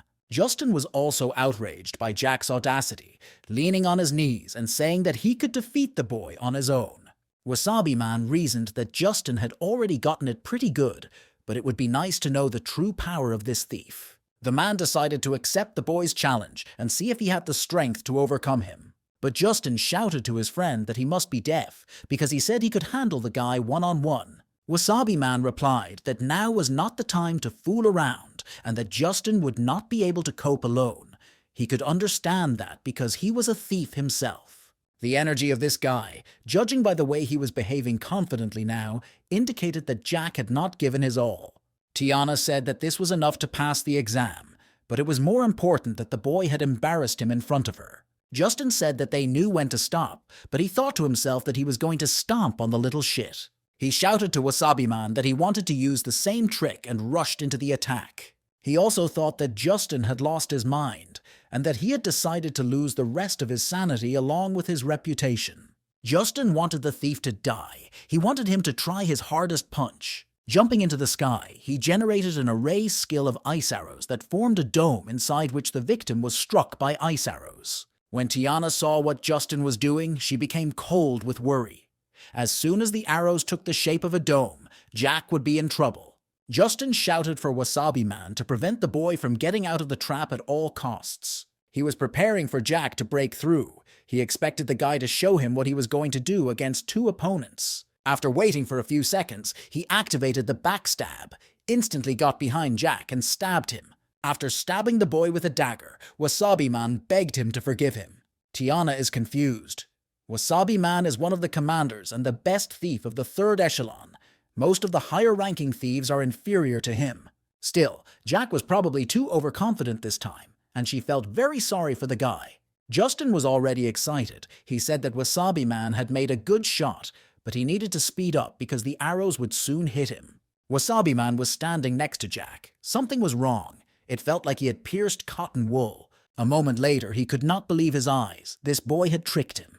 Wasabi Man was trapped, losing control of his body for 2 seconds due to the effect of unrelenting horror. And with Justin's punch about to activate the arrows, the man was in big trouble. It was too late to escape. The ice had already begun to bind his body, and the third echelon thief could not move at all. A moment later, Justin's arrows began to strike, depriving Wasabi Man of health points. It so happened that the only one who came under fire from Justin's arrows was Wasabi Man, while Jack managed to avoid the guy's attack in an unexplainable way. Justin thought it was a good idea to learn this skill before coming here. But these thoughts were interrupted by Jack, who said that next time, before such an attack, the guy should remember to immobilize the enemy. When Justin asked how the boy ended up next to him, he replied that he didn't have to explain anything to such a fool. At the moment they were about to attack Jack, he decided to use the invisibility of the evil spirit in advance, and the enemies attacked him. Tiana stared at the picture before her eyes in amazement. This skill that Jack had activated was truly impressive. She asked Jack to let Justin go and told him that they would give him credit for the exam. But the girl was interrupted by the voice of Wasabi Man, who shouted that the exam was not yet over. The effect of the array of ice arrows was over. The man activated the thing he knocked out in the dungeons. He originally planned to use it in the arena, but decided that Jack was more worthy of his challenge. He had 15 seconds, during which his strength increased by 90%. Pointing his dagger in the direction of the thief Jack, Wasabi Man said that the boy must show his true strength. Jack replied with a smile that the third-tier thief seemed to be really interested in him. A second later, Jack stabbed Justin in the neck, which deprived him of 300% of his health. Shocked, Tiana screamed, but Jack told her not to worry. He had just knocked Justin out with a critical hit. The girl stopped dead in her tracks and didn't know what to do, so Jack ordered Justin to be pulled aside so that he wouldn't get in the way. The guy decided to accept the challenge of the Wasabi Man, to tear the veil of secrecy just to fight and decide who is the best. Jack really missed this feeling. He had experienced it many times in his past life. After endless attempts, the thief Jack finally became stronger, and he enjoyed it immensely. Tiana, meanwhile, tied Justin up with her skill and kept an eye on the fight. The girl was staring at the monitor in amazement. She couldn't understand what was wrong with the computer. Something strange was happening to the scores. Tiana couldn't understand what was happening. Jack's vitals were rising rapidly. There must have been some kind of malfunction. Jack, meanwhile, stood in front of Wasabi Man.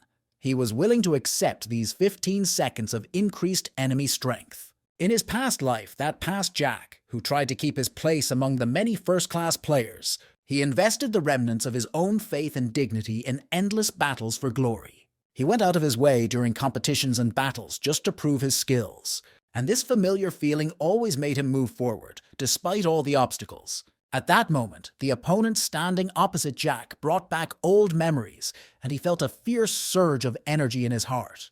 Despite the amazed looks of everyone present, it seemed to him as if this feeling awakened something else in him. Wasabi Man is now finally convinced that using the power release device in this battle is the right decision. Jack should not hold back. Jack was not at all afraid of the prospect of a battle with a third-tier thief. His blood had not boiled so much for a long time. They had 15 seconds to find out which of them was the stronger. The enemies clashed in a fierce battle, with sparks flying from their blades. Wasabi Man tried to strike his opponent as many times as possible, but the guy was very fast. Jack, in turn, also noted that the third-tier thief was a worthy opponent who was agile. Wasabi Man decided to keep up the pace and tried to strike again. But the reaction of the thief Jack really confused him. The guy seemed to become even faster. The guy repelled the attack and counterattacked the Wasabi Man with a punch to the chest, and a system notification announced that the man's attack was interrupted. Wasabi Man flew back, but he was not going to lower his blade and retreat from his intentions. He watched Jack run at him. The guy was giving him a good opportunity to hit him. Wasabi Man was sure that the guy would not be able to react quickly at such a short distance, so he activated the backstabbing. Meanwhile, the members of the party Jack had gathered discussed how they missed the days when he used to level with them. Thanks to Jack, they were able to get a bunch of materials and sell them, and now they can enjoy all these goodies and strengthen the buffs. Anti-Mainstream asked Victor what he was looking at so closely all this time throughout the conversation. The guy replied that he had watched the recordings he had made during their travels, and that it was just a couple of instructions from Jack. Victor asked if his friends remembered how they defeated the clay dragon on the crazy difficulty, how Jack gave it his all. He was not completely sure at the time, but now he has compared all the information he found and the way he played and can say something with confidence. This microcontrol and the skills shown by Boss Jack were definitely top tier. Jane remarked that top time sounds like something with a deep philosophical meaning, but Dovgoliki interrupted her. He also heard rumors about top time, a state where the player completely merges with the character and can use incredibly fast micromechanics. It was originally noticed in old online games, a level that all masters strive for, a great rarity. Dovgoliki said it was just a rumor, but if Jack really is the man who managed to reach top time, then this strange thief was capable of truly impossible things. Jack, meanwhile, once again interrupted the attack of the Wasabi Man. The man did not understand how it was possible, how Jack could react so quickly. He had increased his characteristics. He couldn't believe that the power release device was nothing against this guy, so Wasabi Man activated the Clone of Death skill. Once again, Jack was able to interrupt the skill and counterattack with an accurate shot. His speed was very high. The guy gave Wasabi Man a precision strike, and he said he wouldn't let him pull out the blade because a guy without a weapon is nothing. The Wasabi Man hoped that his calculations were correct and that the boy would finally pay for his arrogance. But Jack had no problem using his other hand to hold back the Wasabi Man's blade without even batting an eye. And even if the third-tier thief hadn't tried to wriggle out of it, the guy was holding his hand. He held it until the effect of the Wasabi Man item wore off, and Jack took advantage of it to disarm his opponent. After such a turn, in front of the amazed Tiana, Wasabi Man said that the guy had won. He was ready to surrender. He admitted that he had been wrong all along. Tiana was right about the guy. Jack passed the exam. The guy said that if the exam was over, he had to leave them. Jack was going to return the day after tomorrow. Tiana reminded him that in 2 days the monthly guild war would be held, and the boy should come. He was finally with them. Wasabi Man asked where Justin was, and Tiana replied that this time the man had been hit hard and had already left without saying a word. The thief said that it was already good, and that the guy just needed time to come to his senses. He had lost all his reason now. Finally, the man asked what the final score of this thief Jack was. The girl hesitated a bit and said 86. Wasabi Man laughed. His score was 90, and Justin's was 92. He praised Tiana for her good work, but the girl was deep in thought, barely listening. Wasabi Man said that when they returned, they would have to discuss preparations for the monthly guild war. Tiana wondered if it was a malfunction of the measuring device, or if they had accepted a monster into their ranks. Jack's final score was 993. Jack had been on the 7th level map for several days now, the Endless Desert map, and now he was surrounded by a pack of wolves. A few seconds passed, and the first of them rushed at the thief, followed by the others, and the guy prepared for a fight. Jack cut down all the bravest while still in the air using the wind cutter technique. The red wolf turned out to be the smartest of the pack, and Jack turned to him and said that only the 2 of them were left. The short fight was interrupted by Jack's attack, Shadow Glimmer, Flash, which fell on the leader's head, depriving him of health points. And while the wolf was feeling weak, the guy added Rapid Flow to this combination, which added to the damage to the beast. The final nail in the wolf's coffin was the Bone Cutter attack, as the guy realized that it takes a lot of time to test new skills. Jack had been clearing this location for 2 days, but he could only level up 1 level. It was completely ineffective to grind out such tasks alone, so it looks like I'll have to look for permanent team members. In this game, the farther you go, the harder it is to level up, and with such a slow pumping, I guess human strength does have its limits. My thoughts were interrupted by a call. Tiana asked where Jack was. The monthly guild war was starting today, and the guy should be there in a minute. Jack replied that he was just completing a task and hadn't seen the girl's message. The girl shouted for the guy to move faster, as everyone was waiting for him, and Jack replied that he was on his way. A minute later, as promised, the guy arrived at the location where the entire team of players was waiting for him. Samantha greeted him and said that she was glad to see him in the ranks of the Misty Cliff, while Tiana noted that they had met before. The guy looked around the crowd at the elf he helped to return the staff and asked if he still had it, and the player answered in the affirmative. Tiana said that Samantha and her subordinates are people she trusts, and they will also accompany them during the war. Each guild has a limit on the number of fighters, but they are free to form teams of any number of people. Samantha told Tiana not to worry this time. She would not let anyone hurt her. The girl replied that she was counting on an assistant in that case, and Jack noted that Tiana could get along not only with men. The guy decided to ask if there were any things he should know in advance, as this was his first experience in such global battles. Tiana answered that the monthly guild war is a competition between guilds that takes place every month. Each guild has a corresponding number of players, and the points depend on the number of kills. The guild with the best score rises in the overall guild ranking, so the monthly war is a very important event where you can show your strength. Tiana noted that they cannot change the situation, as the 5 great guilds have already shown their real power.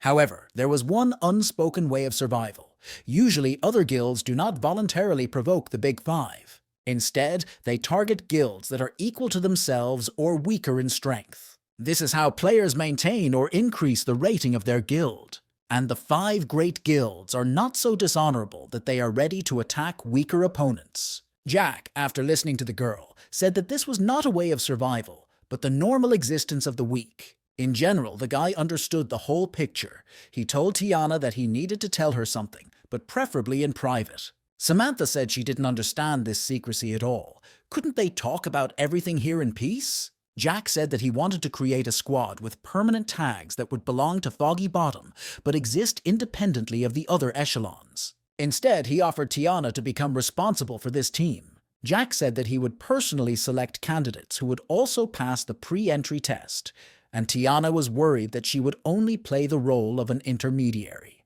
The girl reasoned that Jack wanted to create a powerful squad, and if she was responsible for this squad, new prospects would open up for her. Jack said that although there are many very talented players in this game, they shouldn't be allowed to join the team so easily. Tiana again promised that she would do everything for Jack's comfort, so as a third-rate deputy captain, she would help him realize this idea. But the girl had her own conditions. The guy had to promise something, never to attack her. Jack laughed and told Tiana not to worry about it. He was not that kind of person. The friends' conversation was interrupted by a short man who shouted that he should be accepted into the squad, that he would not be a burden to the team. The guy with the shield on his back was screaming and begging that he would give his best, tank like he had never tanked before, and withstand any harm. The members of the unit begged him to leave them alone, and other teams also refused to ask him why he joined the monthly war. But the boy said that he had worked hard to win the opportunity to take part in this war, because he would lose his qualification. Jack thought the guild was taking in children, but Tiana said it was just a little boy who dreamed of becoming a first-class tank warrior. They noticed the boy's stubborn nature, so they allowed him to join the guild to gain experience. I think his name is Nicholas. Jack turned excitedly to Tiana and asked her in a raised tone what the boy's name was. Tiana was frightened to hear that the boy's name was Nicholas, not understanding why this information excited the thief so much. Jack remembered the name.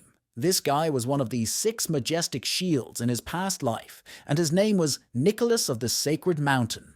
Was this little orc really the legendary Nicholas of the Sacred Mountain? Meanwhile, the members of the squad made excuses for not being able to take the boy with them, as the war was about to break out. They advised Nicholas to adequately assess his real strengths and not to let them down.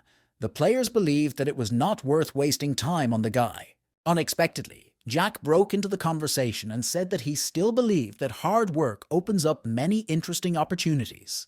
The members of the squad were unhappy that the new guy hadn't even joined the guild yet and was already sticking his nose in.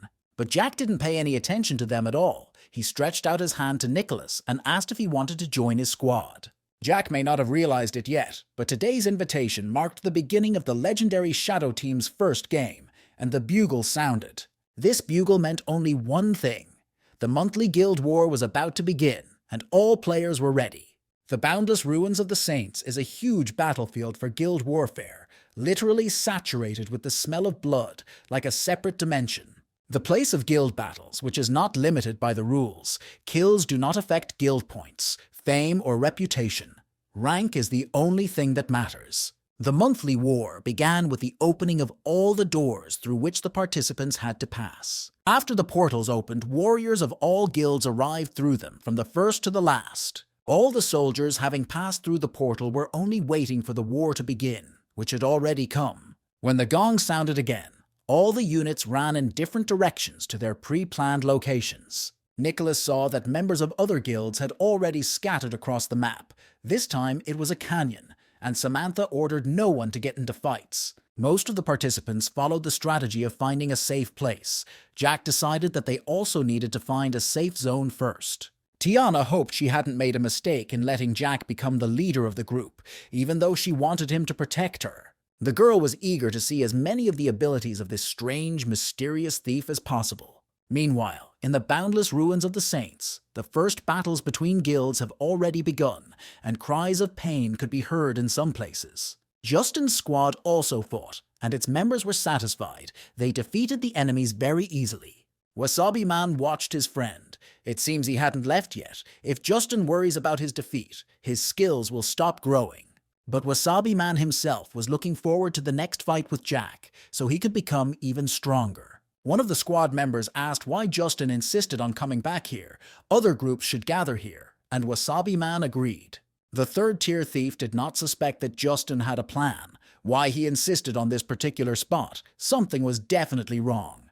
As soon as Wasabi Man thought about it, the whole squad froze. It was an ambush. They were being affected by magic. On the cliff above them, members of the White Jade shouted that Justin's squad was trapped by the binding skill. The head of the White Jade squad praised Justin for his good work, saying that he passed the exam by sacrificing 3 comrades. Wasabi Man asked Justin what it all meant, demanding answers, but White Jade had already decided to attack.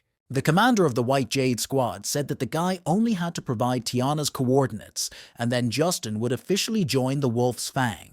Wasabi Man might have believed that Justin was betraying the guild, but the deputy commander of the White Jade squad ordered him to shut up. The girl wanted to kill Wasabi Man, but Justin stopped her, saying that he was his friend and he wanted him to join Wolf Fang. The squad leader replied that although Justin hadn't said he would call anyone else, they didn't mind. Justin couldn't just let it go. In this guild war, Jack and Tiana will pay for what they've done. Wasabi Man was very angry. His friend was going to tell Tiana's coordinates in exchange for joining the enemy squad. Justin was garbage. But the guy shouted back that if he didn't get the girl, no one else would either, and that this pair of traitors would die together. Wasabi Man should understand him. Wouldn't it be good to join the Wolf's Fang and become stronger? All conversations were interrupted by a voice call, and the squad leader asked if they had found the target and received an affirmative answer. The deputy commander was very excited about this news. She shouted for the players to hurry up and deal with them. The commander put his hand on Justin's shoulder and told him not to worry. 5 thieves would be enough to finish her off, and it was all thanks to him.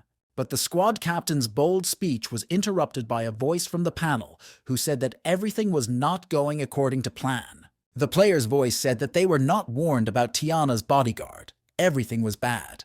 The guy said that he was hiding in a safe place, but the commander did not want to speak quietly, despite the danger to his man. In just 3 minutes, this guard killed 4 people from their squad, and only the one who called was left. Wasabi Man realized that this person was Jack, and the deputy commander could not believe this information. He must have been joking. Now the man could calm down and leave Tiana's defense to his recent opponent. Meanwhile, the last survivor said that none of their people had yet been revived and asked if he could temporarily retreat. But the guy got too involved in the negotiations and forgot about security, and Jack appeared behind him and asked him to pass the phone to him. 10 minutes earlier, Samantha had asked why they were running so far, and in the squad's opinion, it looked like cowardice. But Nicholas replied that it was okay if someone attacked from the front. He was willing to take all the damage and let the others attack. The members of the squad did not appreciate the kid's gesture, as they believed that with his equipment, Nicholas would be hiding behind them, not vice versa. Tiana, who was running a little behind Jack, asked if he really had a plan, because no one but the guy felt confident. The guy looked around for a moment and replied that he had no plan, he just wanted to squash a couple of bugs. Tiana looked at the guy in shock. She didn't even realize that they were being watched. Suddenly, the guy stopped running and the whole squad stopped abruptly. No one understood the reason. When asked by the team, the guy replied that the spies stuck to them like gum, and no matter how hard he tried, he couldn't get them off. Tiana immediately ordered everyone to get ready for battle. Nicholas was more ready than ever. He wanted to see his enemies. Meanwhile, the spies moving along the river realized that they had been spotted. Someone from this group was very perceptive. They were underwater in hidden equipment, and no one could know their exact position, so the spies were safe for now. Jack's squad tried to calculate the location of the spies, but it was all in vain, and the players realized that the concealment skill was involved. Jack has decided to use his visual acuity to find all the hidden objects and enemies within a certain radius. A few seconds later, the guy found his target in the driver next to them, and the spies realized that the thief had a skill that revealed them. The head of the squad assumed that the overall strength of Jack's squad was low, and they could finish off the weakest first. The spies decided to be proactive and jumped out of the water, attacking the enemy. Jack ran toward them, ordering everyone else to stay put because someone might attack from behind. The head of the spy squad laughed. A 7th-level thief had decided to go against them. It was an easy target. He ordered them to avoid the soldiers and try to finish off the magician of this unit, and the spies ran to attack. Samantha recognized these spies as Wolf's Fang, a group of assassins from the 3rd Division with high DPS. Little Nicholas told everyone not to be afraid. First, the enemies would have to pass through him. Meanwhile, Jack and the 2 spies were running toward each other, each preparing their own strikes. Overconfident spies could only hope to hit clones instead of the real Jack. They wanted to find the real target, but suddenly they were possessed by a curse that deprived them of their willpower.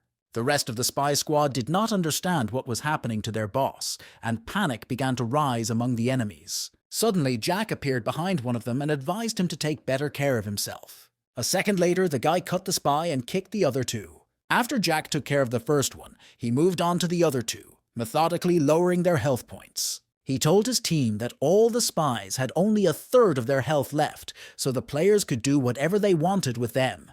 Jack's team did not need to be persuaded. They were happy to do their job. The effect of the curse on the squad leader and his subordinate had already passed, and he ordered to get rid of the enemy as soon as possible. But there was nothing they could do.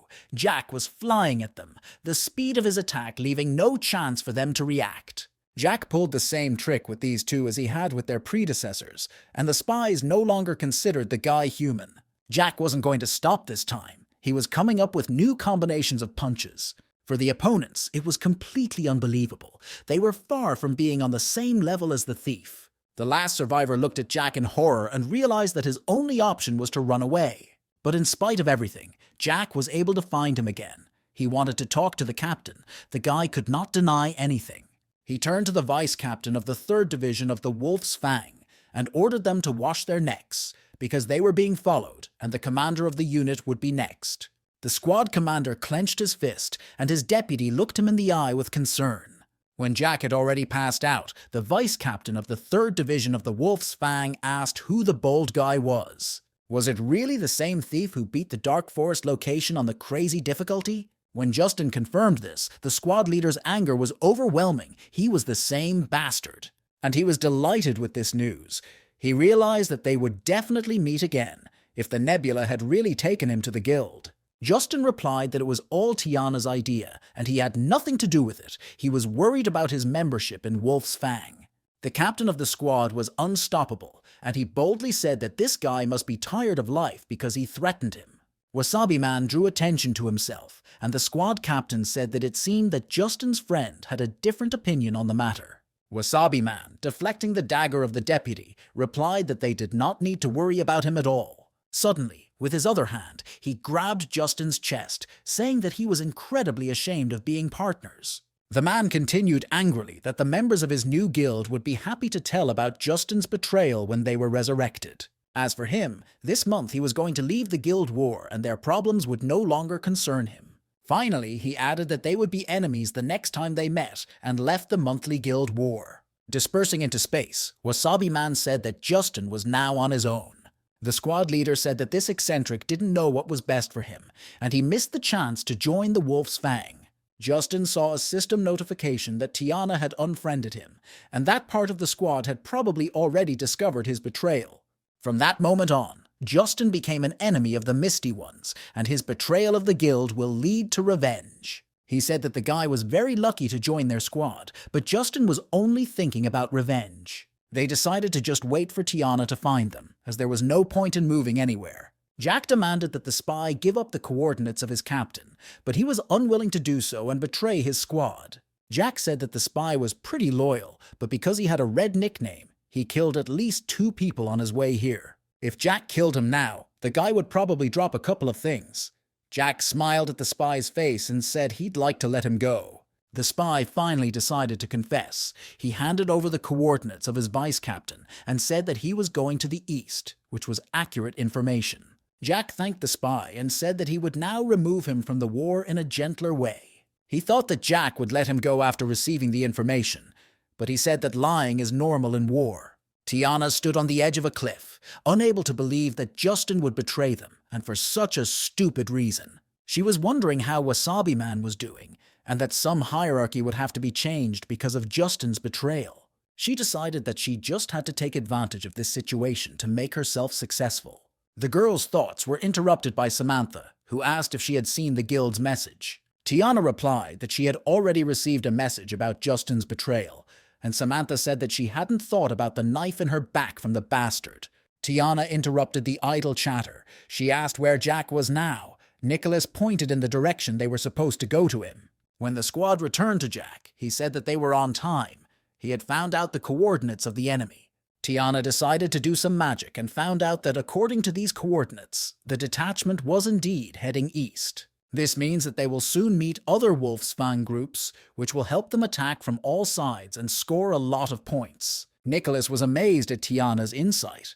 She knew everything about the plans of the other guilds. Samantha stopped the guy. It wasn't a secret during the guild war. He could have guessed it if he used his head. The only thing that was important during the guild wars was killing, as it brings points to the guilds, which increases the score. Wolf's Fang's strategy is to increase its score at the last minute, when no one expects it. Nicholas, scratching the back of his head, replied that of course he knew that. He just wanted to boost the team's morale. Tiana approached Jack, and he asked if she had a plan for this. She replied that their squad could make their way through the carnage to the center and interrupt them halfway. The central area is the area that is connected to all 4 teleports. Due to the chaos of the guilds, there were a lot of battles, which made it very difficult for participants to get through. Even if reinforcements arrive, they will not receive immediate help. The guy thought about Tiana's idea. He was a little worried about the chaotic battles. Jack asked if they could hide information about guilds here. Tiana replied that they could, but usually no one does that because it doesn't count as a murder, but Jack assured her that everything would be fine. Jack had an interesting idea about this. He used a mask of secrets that hid information about the user. Under the astonished gazes of his team, the guy put on a clown mask and ordered them to go to the central zone. Meanwhile, in the central area of the guild war, there were a lot of people. People were constantly on the move. This is the central area of the battlefield, where dust is raging all over the plain due to the endless battles of the guilds. The battles here were very intense, like a swirling fable that symbolized them. Each of the participating guilds had its own enemies with whom it wanted to get even in this place. Some participants wanted to take revenge on the opponents who had defeated them last time. Suddenly, members of one of the squads noticed someone behind them and wondered if the enemy was preparing a hidden attack from the rear. But this player did not look like any of the people because he was wearing a mask. Jack stood at the edge of the canyon holding a dagger, his face hidden behind a clown mask, his hair sticking out in all directions. A second later, Jack launched an attack that was so unexpected that the opponent did not have enough time to prepare. Falling to the ground, the player called out to his captain, who immediately stood in front of Jack, asking what was going on.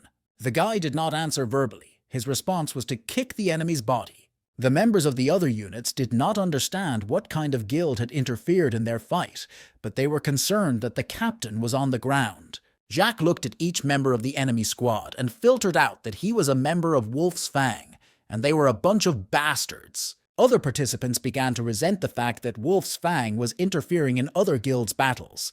Did they really think that guild warfare was their home? Also, some participants demanded that Jack take off his concealing mask and reveal his identity, but he said he would not do so. He announced that Wolf's Fang was giving them 30 seconds to escape, because a squad would come here and kill everyone. If they do not agree, then let them not blame him for not warning them. This really angered the members of other guilds. They thought the guy was going too far. The reputation of Wolf's Fang had always been bad. Soon, the whole canyon was talking about putting Wolf's Fang in its place and making them pay for what they had done. The other members of Jack's squad watched the guy's actions. He was brilliant, fooling so many people in such a short time. Tiana couldn't think that Jack would use such tricks, but did he have a safe escape technique after what he had done? Jack saw that the center area was filled with players, and if everyone was here, he would put on a real show for them. When the Wolf's Fang people arrive on site, they will give them a huge surprise. They just need to relax and enjoy the show. Tiana began to worry about Jack's fate in earnest. After all, he was her protector. Soon, the real members of Wolf's Fang arrived in the central zone, and all the rival guilds focused on them. The head of the squad did not understand why so many people were greeting their arrival. Something was wrong. The first player started shouting and threatening them. The captain of the squad started naming his guild, but the opponents already knew it and considered it dog shit. The conversation was short-lived, as the first brave men attacked the Wolf's Fang unit, whose members still couldn't understand why everyone was so opposed to them. Jack, who was hiding in the crowd wearing a mask, realized that something serious was coming. The commander of the Wolf's Fang unit was trying to understand what had happened, and he had a very bad feeling. It was like being afraid of being targeted by an unknown in the dark. Jack decided not to waste any time and ran up behind him with lightning speed and delivered a critical blow to the back of one of the Wolf's Fang members. So the guy killed the first one. The squad leader ordered all the members to be on guard. No one even noticed it happened. The deputy commander suspected that it was Jack's work, but the captain said that he did not see his face, only a clown mask. The man ordered no one in the squad to panic and activated gravitational pressure, which slowed down the speed of movement in the radius of action. Once the dome was formed, the squad captain ordered the members to get inside as quickly as possible. He believed that now this thief would not be able to do anything while they were in the circle. The deputy believed that he simply wouldn't dare to go inside, and that he should be made to pay for the consequences of their confrontation. The captain began to agree with the girl, but stopped talking in mid-sentence. She did not understand what had happened. Jack stood behind the deputy, and despite the girl's screams, she came in second. The captain of the squad still couldn't see the attacker. His speed was still extraordinary, and the deputy had no chance. Jack's squad was in a hurry to help their leader. The coordinates for the meeting were already close. Samantha claimed that Jack wanted to give Tiana a gift, and the location was somewhere here, and Nicholas was also looking forward to it. But there was no one here, not even Jack, so maybe they came to the wrong place. Judging by the coordinates, everything seemed to be right. Tiana saw that a sandstorm was coming towards them, and that someone was walking inside it, so she ordered everyone to prepare for battle.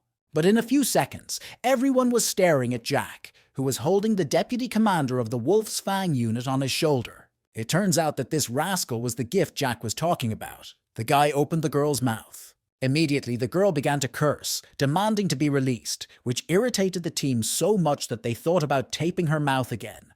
Tiana, on the other hand, ordered Jack to untie the deputy commander of Wolf's Fang, despite Samantha's objections. The deputy thought that Tiana was afraid of her and began to ensure that her squad would not touch them, as they had done the previous time. But the deputy's surprise knew no bounds when Tiana replied that she was not afraid. She was just thinking. She wondered what kind of skill she should use against such a treacherous woman as the deputy commander of the Wolf's Fang squad. The girl did not sit idly by either, and pulled out her dagger, rushing to attack to force Tiana's mouth shut. But all her efforts were in vain, as Tiana's vine blocked her movements. If the deputy was still so eager to fight, Tiana was not going to show her any mercy. While the vine was dragging the girl underground, she shouted that she would remember this, and later begged it to stop. Even when her hand disappeared into the ground, Tiana thanked Jack for the gift and said she was indebted to him. Jack said that he needed to take someone with him before returning to the central area. Tiana asked who exactly, because it was very dangerous there, but the guy said that he was safe as long as this person was helping him. Each member of the squad thought that the captain was talking about him, and only Nicholas asked who Jack was referring to. Jack looked at Nicholas and said that he needed his help, and everyone turned to the boy in shock. Nicholas himself was indescribably impressed, and even began to stutter with excitement, wondering if someone had noticed and appreciated him. The boy even had tears in his eyes, and he gladly punched Jack's fist and told him that he could rely on him. In the central zone, the battle was still going on. The captain was looking for the thief, and one of the team members said that the deputy's information indicated that he had died. The captain ordered all the groups to gather immediately. They must not give this thief a chance. When they said that they would become a laughingstock, the captain replied that he didn't care. He wanted to punish the thief for his woman. The men of the squad were low on health and wanted to retreat to regroup, but the captain was adamant. Justin, who was eavesdropping on the conversation, was already looking forward to killing the captain, so he could get rid of a lot of trouble. The guy's thoughts were interrupted by a flying shield heading in their direction. The captain was unpleasantly surprised. Once again, these annoying pests interfered with their existence. Nicholas, who had already picked up his shield, asked if the shrimp warrior wanted to be killed. Jack appeared as if from the ground on the other side of the captain, who called this appearance too naive. The man was confident in his strength. The captain shouted that he would really burn Jack, that he would experience the strongest fiery spell, and that he would not be able to escape. It was revenge for a woman, the captain tried to say, but Jack started to laugh, saying that this is probably what a man looks like in a relationship. He added that he would never have thought his opponent would be so stupid as to use a long spell in front of a fast thief. A moment later, when he was close to the captain's face, Jack said with a smile that he should follow his woman. A second later, Jack deprived the captain of a large number of health points, calling the man a damn dog. Nicholas, happy to see the spectacle, congratulated Jack on their victory. But Jack replied that this was still not the case. Wolfang would definitely send a large group to chase him. He called Nicholas to come with him urgently, saying that he wanted to check something. Justin said that they could not lose this war. He had a lot of experience, and all they had to do was let him take over temporarily. The captain agreed. He told Justin to show what he could do and contact other groups, and the guy agreed without hesitation. There was one more White Jade unit left, the Flying Shield, and Jack and Nicholas took on its members. Nicholas was delighted. Their teamwork was impeccable. He loved how low-health enemies were killed without being able to react. Jack was annoyed by his assistant's talkativeness, but he told him that his technique was called Rapid Flow, and the guy said it looked cool. Nicholas asked if Jack could teach him his technique. It would be good to use the shield and this technique, pushing people into the dust. Nicholas also asked Jack about the mask, and he noticed that the guy was very talkative. It seems he would never be bored with him. But this time, he brought Nicholas here to make sure he had made the right choice. He recalled how excited the boy had been to hear that he could join her group, and how Nicholas was willing to do anything to fit in with his team. All the squads he had joined before were bad, as if they couldn't keep up with his pace, but Jack told him to relax. Jack heard that Nicholas wanted to be the strongest shield warrior and asked him about it. The guy said that he stands in front of his teammates with his head held high, attacks first and takes all the damage, and is not afraid of anything. He wanted to be just like the #1 shield in the Sky Country. This player was unbeatable. Realizing that he was very distracted, Jack reminded him of his questions and asked him to name his special qualities or skills. Nicholas thought about it. This boy had the same name as a god who was revered as one of the 6 shields of the Celestial Country. If this is really Sacred Mount Zong, then it must have special qualities. Or maybe Jack came too early. Maybe Nicholas hasn't developed them yet. The boy, meanwhile, was thinking about what could be considered special qualities, and he was not sure that what he was thinking made sense. Jack was very interested in what exactly he was talking about, whether the guy really had a skill, but he replied that it was blessing. Nicholas said that his special quality was a blessing called courage. Jack froze, wondering if the legend he had heard in his past life was true. Paradise Valley contained an infinite number of unknown special skills, equipment, and additional attributes. Any player can get a mysterious reward by going on a quest. If the blessing of which little Nicholas speaks was indeed one of these rewards, then this boy may indeed be the sacred Mount Zong that everyone prayed to in their past lives. Nicholas got a strange quest on the 3rd level. After completing it, he got a thing called courage, but he doesn't know how to use it. Jack asked if there was anything else with this thing, maybe a description of this blessing, and the guy said he would check. Suddenly, Nicholas shouted that a large number of people were approaching them ahead, and Jack turned in that direction. These were the very scum Jack needed. They found their prey, which the captain pointed out to them before he died. Jack immediately remembered all the trouble they had caused him, and he never thought he would meet the 3 of them here. Nicholas, who was standing next to Jack, seemed to pick up on his mood, and the boy did not like the situation. On top of that, he heard a very familiar voice from the recent past. It was Justin in person, sarcastically saying that they had finally met again and asking if Jack remembered him.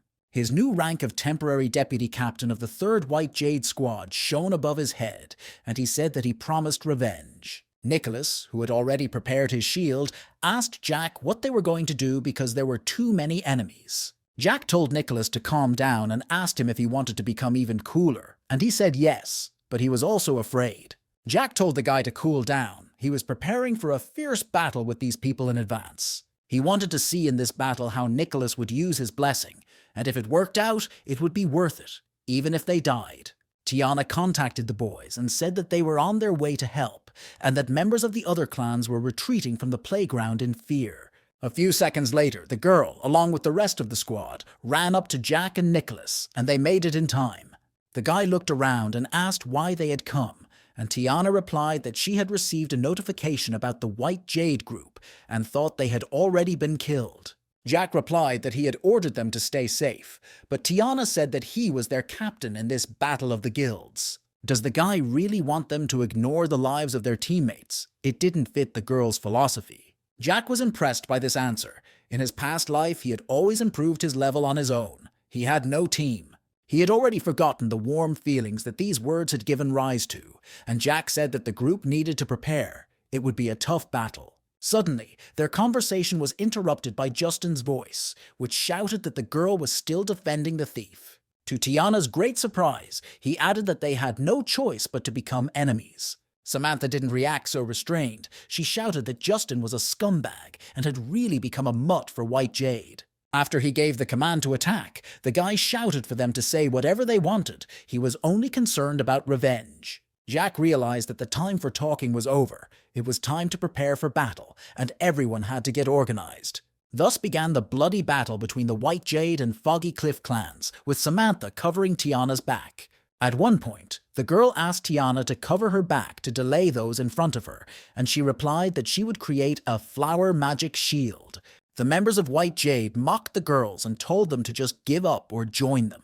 But Samantha interrupted this stream of male chatter and counterattacked the attackers, who realized that they had no time to lose. Striking back, she smiled and said that they were stupid for wanting to kill her. Who did these attackers think they were? Samantha used the punishment of the Great Sword against them. After this massacre, the members of White Jade realized that Samantha was an attacking warrior. Tiana praised her partner for her work and said that she would take on the other side. Magic attacks would not reach them. But Tiana was interrupted by members of the White Jade, who decided to attack her with a joint stab in the back. With a striking leap of defense, Nicholas protected the girl. He shouted that no one dared to lay a finger on their team. This only angered the opponents even more, but Jack joined this sector of the battle because it was rude to insult the ladies and children. In a second, the guy inflicted great damage on all 3 cunning attackers, who could not counteract him. Samantha was very happy to have such reinforcements. She said there were too many enemies here, and it was impossible for her to hold them off alone. The other members of the squad asked if they were okay, and the girls replied that of course they were still holding on. There were too many enemies, and they were all too strong, and Jack's squad used up all the restorative potions. Tiana realized that the team needed protection, and created a medium-ranked magic shield. Nicholas was delighted, and Samantha pointed out that Tiana also has high-level destructive spells, but she couldn't use them in this situation. Thanks to the shield, the players were finally able to catch their breath, but if enemies came, they would need to come up with an escape plan.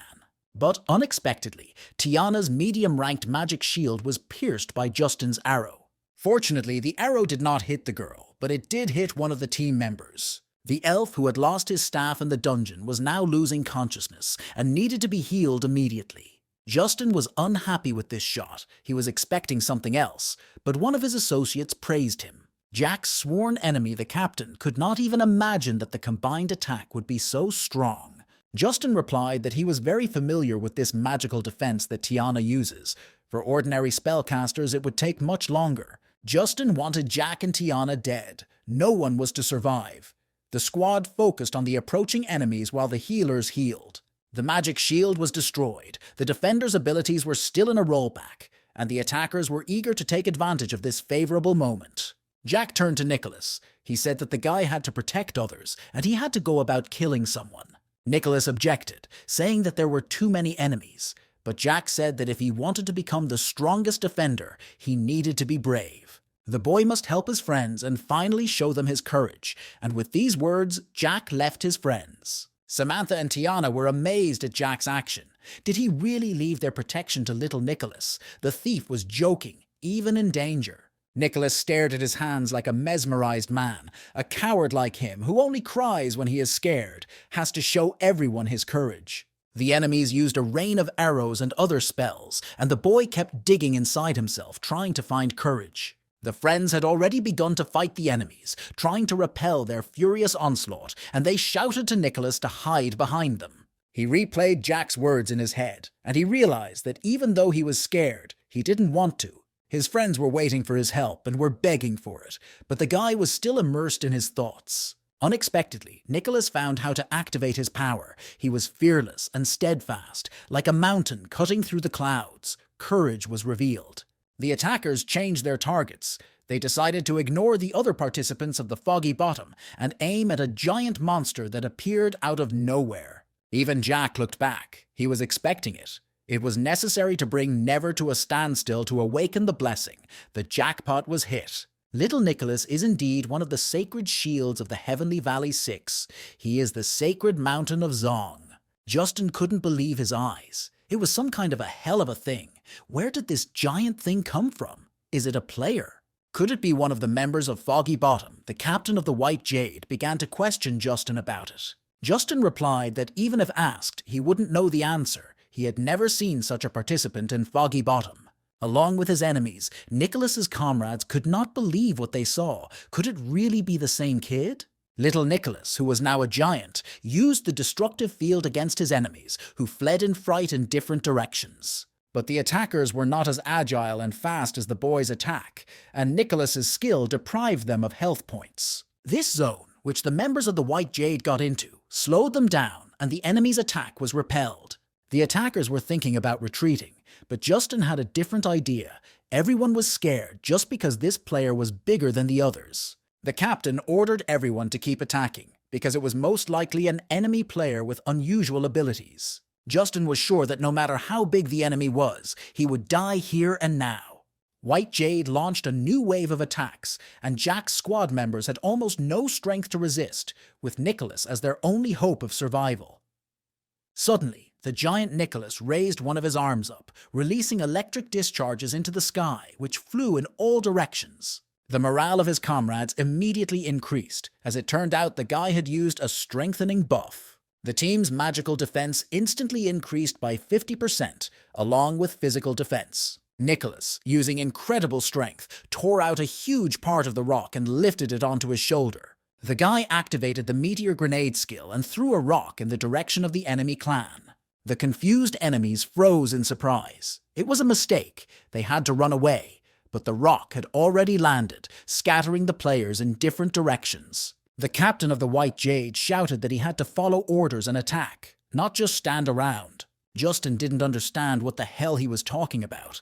This man had ruined all his plans. Why would he use a long-range attack? But Justin's surprise was short-lived. He didn't even have time to feel anything, and Jack had already stabbed him in the chest with his dagger. One of Justin's henchmen yelled at him to regroup, but when he didn't respond, he turned to him. If he had done it a second earlier, he could have avoided Jack's attack, but the player was too slow. Finally, Jack told Justin to take care of himself. He hoped the three bastards would have a good time together in hell. The captain didn't understand why the White Jade unit hadn't been reorganized yet, and started a roll call to see if they had all died because they didn't answer. Jack, who suddenly found himself standing next to the captain of the enemy unit, replied that he was absolutely right. All his henchmen were dead.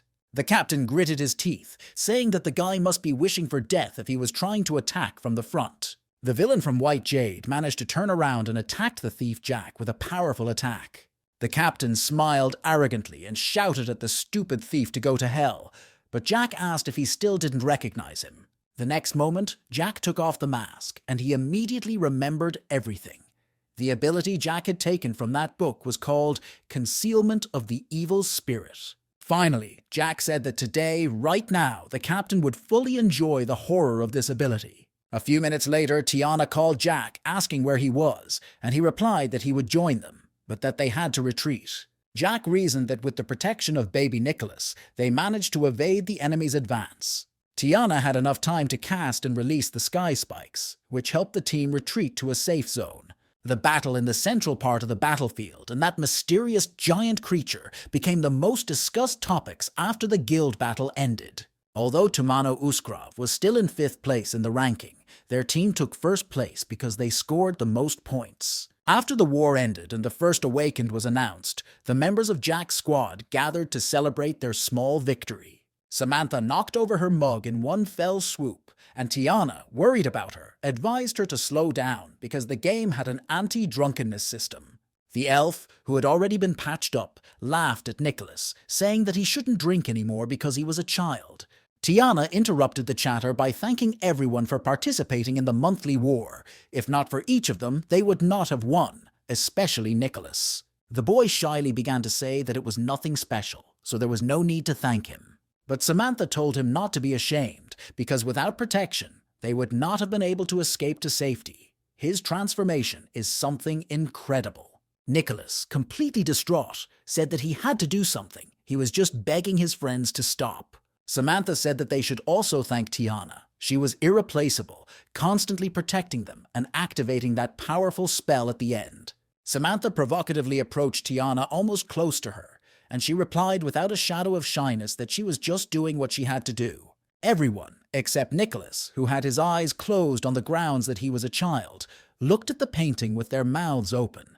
And yet, the one who tried the hardest was Jack, and Samantha recognized that this guy was really cool. She said that the thief was simply too strong and knew what he was doing, even in such a difficult situation. And the moment at the end, when he destroyed the enemies, after the elf was shot, the boy thought that Jack was taking revenge for him. Diana listened to the chatter of her friends and thought that Jack was indeed a very mysterious person. She didn't know if he was aware of Nicholas's strength, but he definitely had a plan, and thanks to it, this inconspicuous group took the lead in the battle. This strange thief has completely exceeded her expectations. With his abilities, can she raise the bar of her determination even higher? The girls' thoughts were interrupted by Nicholas, who asked if Jack would join them. He had something to share with him. Tiana replied that the guy wasn't coming. Jack said he had to take care of something and left right after the battle. Nicholas was sure that it was because of the first player to change their specialty, or the first awakened one that everyone received a notification about. Tiana wasn't sure about it herself, and the announcement became a popular topic of conversation in Paradise Valley. But she also couldn't say what the real reason was that Jack wasn't with them today. Meanwhile, Jack washed his hands in the waters of a stream near one of his recent fights. Behind the guy was a mountain of chopped-up bodies of monsters from this location. The thief did a very good job this time. But Jack was still very dissatisfied with the results, so he punched the water and cursed. He was very upset with Dark Scar. The first awakened one was too fast. He didn't think he would get to level 15 so quickly. This guy was sure that he was the best player in Paradise Valley, but Jack thought he was just playing the fool all the time. Jack abruptly got to his feet and picked up his weapon, which was sticking out of the ground next to him. He couldn't sit idly by. His level shouldn't be too low because the pros from his past life have probably already started pumping levels. In this world, levels and abilities decided everything, and he needed to assemble the strongest team for this, and now he had only Nicholas. Jack calmed himself down. He didn't have to rush because of the awakened one. Now he needed to train Nicholas, level up, and look for others. The area in which he was located is very inaccessible. Are there really those who came to such a remote place as he did? The boy decided that he needed to put his guesses to the test and began to move deeper into the forest. Cautiously following the trail of the awakened man, he praised himself for being attentive enough. Otherwise, he would have lost this person for sure. Watching the dark charm from afar, he thought that the person seemed to have a high level. Judging by the footprints, there was only one player here. The place he was making his way through was undoubtedly rural, which is something an awakened person could forget, unless he was on some special mission. After passing through the cave where the tracks led, the boy saw a man coming out of another exit, and the man was really alone. There was a box next to the stranger, and now it was clear why this guy had come to such a place. He needed it. Jack realized that he had to leave. He was so curious that he had followed this guy he shouldn't bother him. The guy looked at the player's information above his head. It was Dark Scar, the best player in Paradise Valley. It was strange that he was here. In Jack's past life, he could only dream of meeting an untouched awakened one, but here he was sure that he would not lose to anyone. He wondered what the difference between them would be if he competed with all his might, and he should ask Dark Scar for a duel. Thinking about it, Jack didn't notice how he had lost his target, but he was distracted for only a couple of seconds, and the awakened one was nowhere to be found. A moment later, a voice sounded next to him, and Dark Scar asked why the boy was spying on him from the cave. He also asked if the thief was seeking murder, if he was going to challenge him. Jack replied that he first followed Dark Scar out of curiosity, and then found his ID. The interlocutor scratched the back of his head and smiled, saying that he thought someone was trying to attack him again. Jack decided to get acquainted. He told him his name, that he was a 7th level thief, but Scar said that he didn't need to be named. He didn't care. Every day, too many people come here and make a big deal of it, trying to challenge him, and if Jack is one of them, he can forget about it. The guy didn't know what to say to this tirade, because he had intended it to be so, and the opponent's reaction was already clear to him. Dark Scar got to his feet and said that if everything was clear, the boy should leave. There was a box waiting for the awakened person, and he advised the guy to level up or something. Realizing that the chance was not to be missed, Jack shouted back at Scar that he wanted to challenge him. He knew that they were 8 levels apart, but he hoped that his opponent was not underestimating him. The guy was asking for a duel. Dark Scar assessed the prospect of a duel, and after a few minutes of silence, agreed. He scratched the back of his head again and said he was willing to do it just once. Despite the difference in levels, with the overlapping combo technique that Jack used against the Mud Dragon, he has a chance to win. Jack realized that he would have to use his abilities. Scar was a warrior, so he had to be wary of his battle cry. The fight started, and the guy decided to first study the opponent's attacks using his unique skills. It was necessary to somehow find the weak point of the Dark Scar, which did not even move, despite Jack's rapid movements. The clever thief moved non-stop, forming circles around his opponent with his trajectory. It accelerated, and when it reached its maximum speed, it leapt toward Dark Scar, about to attack. Having activated Stab in the back, Jack found himself behind Scar, already bringing his blade over him. The guy believed that he was caught. But a second later his mind changed. Dark Scar instantly turned around and grabbed Jack by the throat. He sealed the guy's attack and interrupted the skill, throwing Jack to the ground. The damage was critical. Jack was lying on the grass, spitting blood from his mouth. His health was almost 0. Dark Scar said that the thief's technique was not bad. He was probably in top-tier mode, but Jack was still weak. Among his opponents were people much stronger than Jack, but it was all just a waste of time. Jack had nothing to say to the awakened man. He could not believe that he had lost. This had never happened in his life. Dark Scar complained that he couldn't get away with challenging other players, so he probably needed to be more secretive. The awakened man saw that the guy was no longer able to attack. He said that the winner was decided and asked to leave him alone. Jack could only be angry at himself. The opponent was incredibly strong. But also, remembering the words of the awakened one, he hated the feeling of hopelessness and the look down, so his anger awakened the desire to attack. Dark Scar, who had already managed to get a good distance away from the boy, looked back in surprise. Jack was radiating golden fire, overwhelmed with hatred, and it was definitely not over. He was still alive and therefore could fight on, so the guy drew his blade again, with lightning sparkling in all directions. A second later, he was already flying at the enemy, turning into a solid beam of fiery energy. But this attack was a failure. Shram grabbed him by the chest and asked if the guy really had this ability. When the pause dragged on, Shram laughed. It was because the guy was a candidate who had not yet been awakened. Shocked, Jack did not even resist. He tried to understand if Scar meant Certificate of Excellence. Jack asked Shram if he knew about the Certificate of Excellence, if he had also been assigned such a task. The guy remembered that it was the only mission. The Dark Scar was interested in this remark. It turns out that the guy has evidence of skill, and it seems that there was more than one. But putting his hand on Jack's shoulder, Dark Scar said that he was still a candidate, and that he should find out for himself. Finally, he mentioned Jack's name and added that he would definitely remember it. The guy was trying to start a conversation about the fight. But Dark Scar said it was useless. The boy had no chance of winning. But the awakened one promised that if Jack ever had the strength, they would meet again. He really hoped he was worth the wait. Dark Scar said goodbye without turning around and disappeared, and the boy realized that he was making him wait for a new meeting. But Jack was sure that they would see each other again, and that time he would definitely win.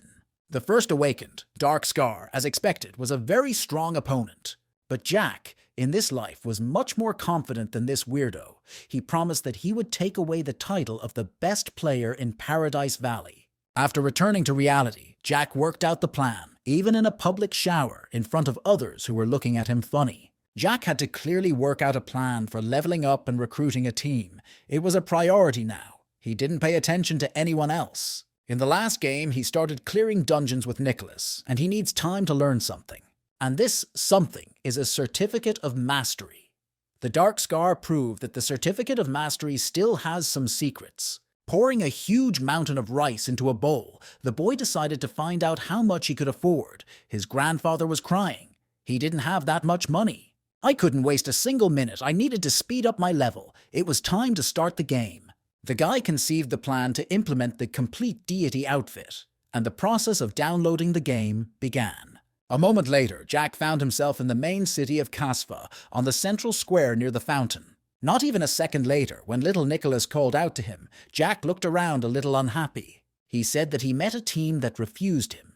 It seems that they did not know how many points they had earned in the monthly war and did not believe him. Also, these people did not know who Jack was. He argued with them for a very long time, but they still did not believe him. The guy just did not shut up.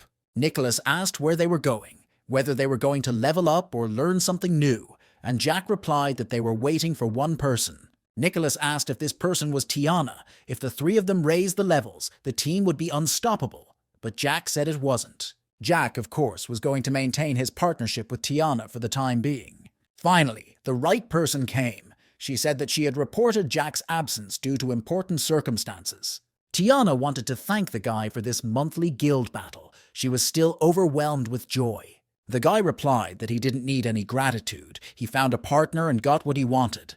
There was an unresolved issue about the guild. Tiana was afraid that the boy was going to leave them, since they had agreed on a temporary admission and easy conditions. But the guy said that it was the opposite. He needed the guild's resources, so he wouldn't leave it for now. He had his own plans. Tiana took a breath. The results of this monthly war would definitely interest people with higher levels, but she would handle it. After waiting a bit, the girl asked what exactly the thief Jack had planned. Jack asked if Tiana had the contacts of that red-skinned thief. He needed them. It was about Wasabi Man. The guy got what he wanted, and after a while they met. When the thief saw Nicholas next to Jack, he was surprised that the boy decided to bring a shrimp with him, which angered the latter. Jack said hello and explained to Nicholas that they needed people at this stage, and that he was now the deputy of the third echelon column. Wasabi Man said that Jack shouldn't be a fool. With his abilities, he could easily take the position of convoy leader. The guy said he wasn't interested. Justin had left, and this was the perfect opportunity for Tiana to get promoted. She was very busy. Wasabi Man replied that he also had something to do, and if it weren't for Tiana, he wouldn't have done it, even if he was dying. Jack was looking for teammates to fight in the dungeon, and there was no one in the third tier. so he asked to find people from the second tier. Wasabi-man said that these people were superior to humans both in terms of level and ability, and if he was present, he could ask several people to unite. He selected the people at Jack's request and spent a lot of time looking for suitable candidates. Wasabi-man immediately warned that he was not responsible for their behavior. They are very proud, so they look down on everyone, and without his status, it would have been impossible to persuade them to fulfill Jack's request. In addition, the participants were top players, and the thief had to pay a considerable amount of money to get them to agree, and he had been saving up for a long time. A second later, an arrogant voice was heard asking Wasabi-man if these two were their partners. There were players of the 9th and 10th levels standing next to Jack, and they really didn't like the fact that Jack and Nicholas were so weak. Especially little Nicholas. The boys could not believe that they would take this shrimp with them. The group was joined by a girl of the 9th rank, who said that these dungeons were beyond the power of the 3rd echelon. Little Nicholas was very impressed with the girl's shape, but Jack saw only a standard face. Jack interrupted the idle chatter and offered to get to know him better, saying that this time he would be the team captain. At first, the amazed invited players thought that the guy was making a bad joke. A level 7 thief is probably completely stupid. The captain must be able to lead the way to defeat the monster. How the team will clear the dungeon. Wasabi-man asked him not to ask him anything, and if he had any questions, Jack would answer them. Each of the players completed the dungeons at the highest difficulty level together with the squad, while the record for the 3rd tier is the average difficulty level. They believed that it would be safer to make Jensen captain, since he was at least level 10, and he was not at all against this proposal. But Jack cut the guy's confidence short, saying that if he took them through the crazy level of difficulty, it didn't matter who he was. All those present looked back at the unfamiliar thief, who stood with his arms crossed over his chest, and no one had expected such a turn of events. Wasabi-man asked Jack not to laugh. This was a 10th level dungeon. The guy's offer was too daring.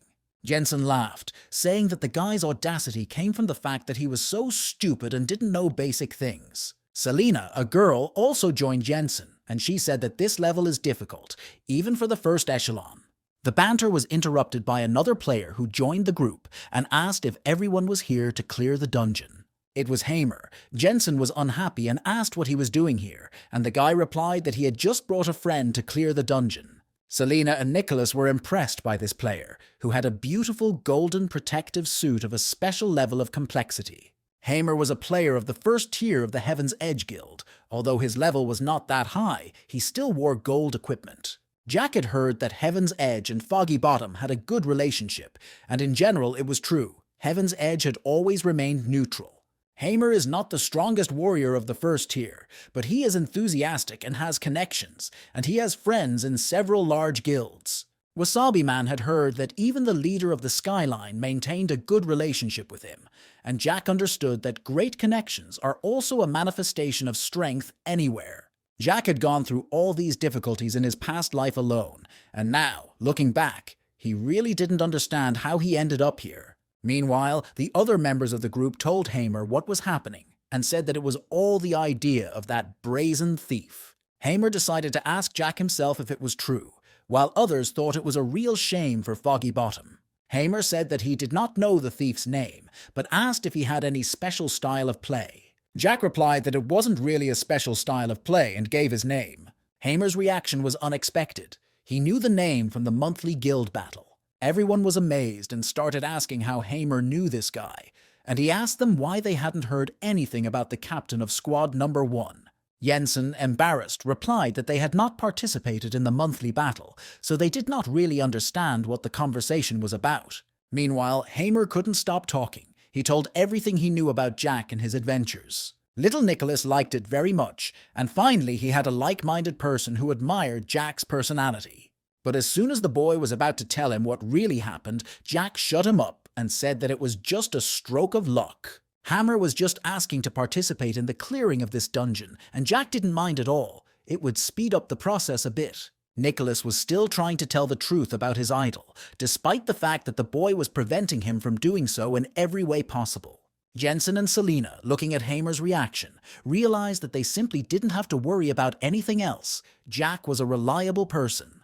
Realizing that all the controversial issues had been resolved, the guy generated a portal to a crazy level of dungeon complexity. The system notification said that the 10th level dungeon, violation of the Buddha's commandments, was activated. If the group members complete it at a crazy level of difficulty, fulfilling the appropriate conditions during this time, the main reward for the squad will be a rare item called the Fossilized Ring. A second later, the team members were at the location, and everyone was wondering if the fossilized ring still exists. Jack replied that after completing the dungeon, he would only need this item and the group could divide the artifacts equally. He realized that no one believed in the existence of the ring and said that they would find out about it later, but for now they had to remain vigilant. Nearby, monster spawns such as blind monks, each of which was of the 10th level, wandered around them.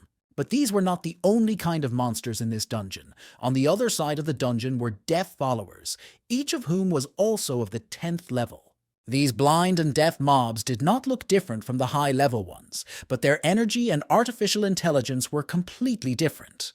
We had to speak quietly, because there were even more of them. One of the strongest of them was an elite silent elder. Nicholas was frightened by all these monsters that looked terrifying, but Jack told him not to be nervous and gave him a disposable hook claw.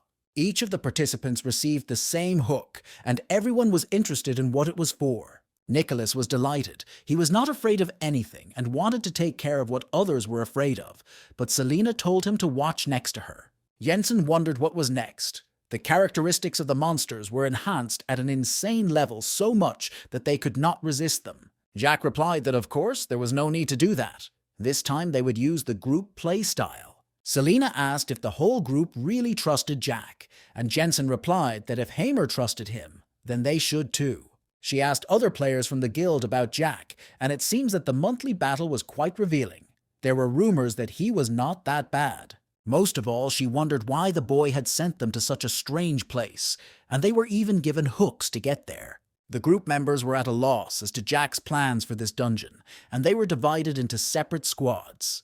Hamer said that they were a blockade squad. The guy was excited. He was curious about what Jack was up to, while Nicholas was looking at his golden shield. Nicholas reasoned that the golden shells were worthless, but against the backdrop of the Hummer, he looked weak in Captain Jack's eyes. The boy planned to become Captain Jack's protector, and Nicholas could not let the thief think that he was worthless. He was very angry with Hamer's arrogant attitude, because he did not consider himself a kid and was not going to let others call him that. He attacked Hammer, shouting that he should never call him that. He was a warrior, and Wasabi Man took a great liking to the cute kid. In general, all the team members Jack selected were quite interesting, and the third-tier thief couldn't wait to see the ambitious guy's tactics. Jack told the players that they should wait for him to return to the place where he had already sent them the coordinates. They must not go anywhere without his orders, and Jack himself will go to lure the monsters. Impressed, Hamer asked if the boy was going to do it alone, or if he needed help from the soldiers. Jack said no. Then Hamer asked how they could use the hook and help him from their points. What kind of strategy it was. Jensen was also unhappy that they were dragged into strange groups, that they had to follow some profane person. But the guy didn't want to reveal his plans ahead of time. He insisted that the group just wait for his return. Wasabi-Man reasoned that they could be wiped out in a moment if they had to fight a large number of monsters, and they were still a temporary group.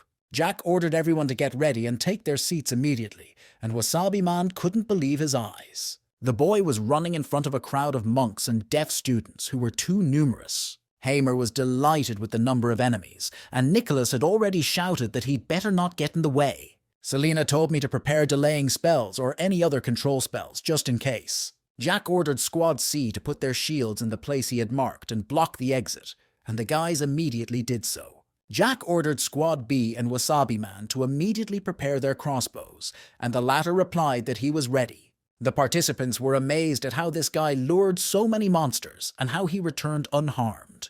Jack ordered D Squad to cast a deterrent spell and a control spell 3 seconds apart at the destination.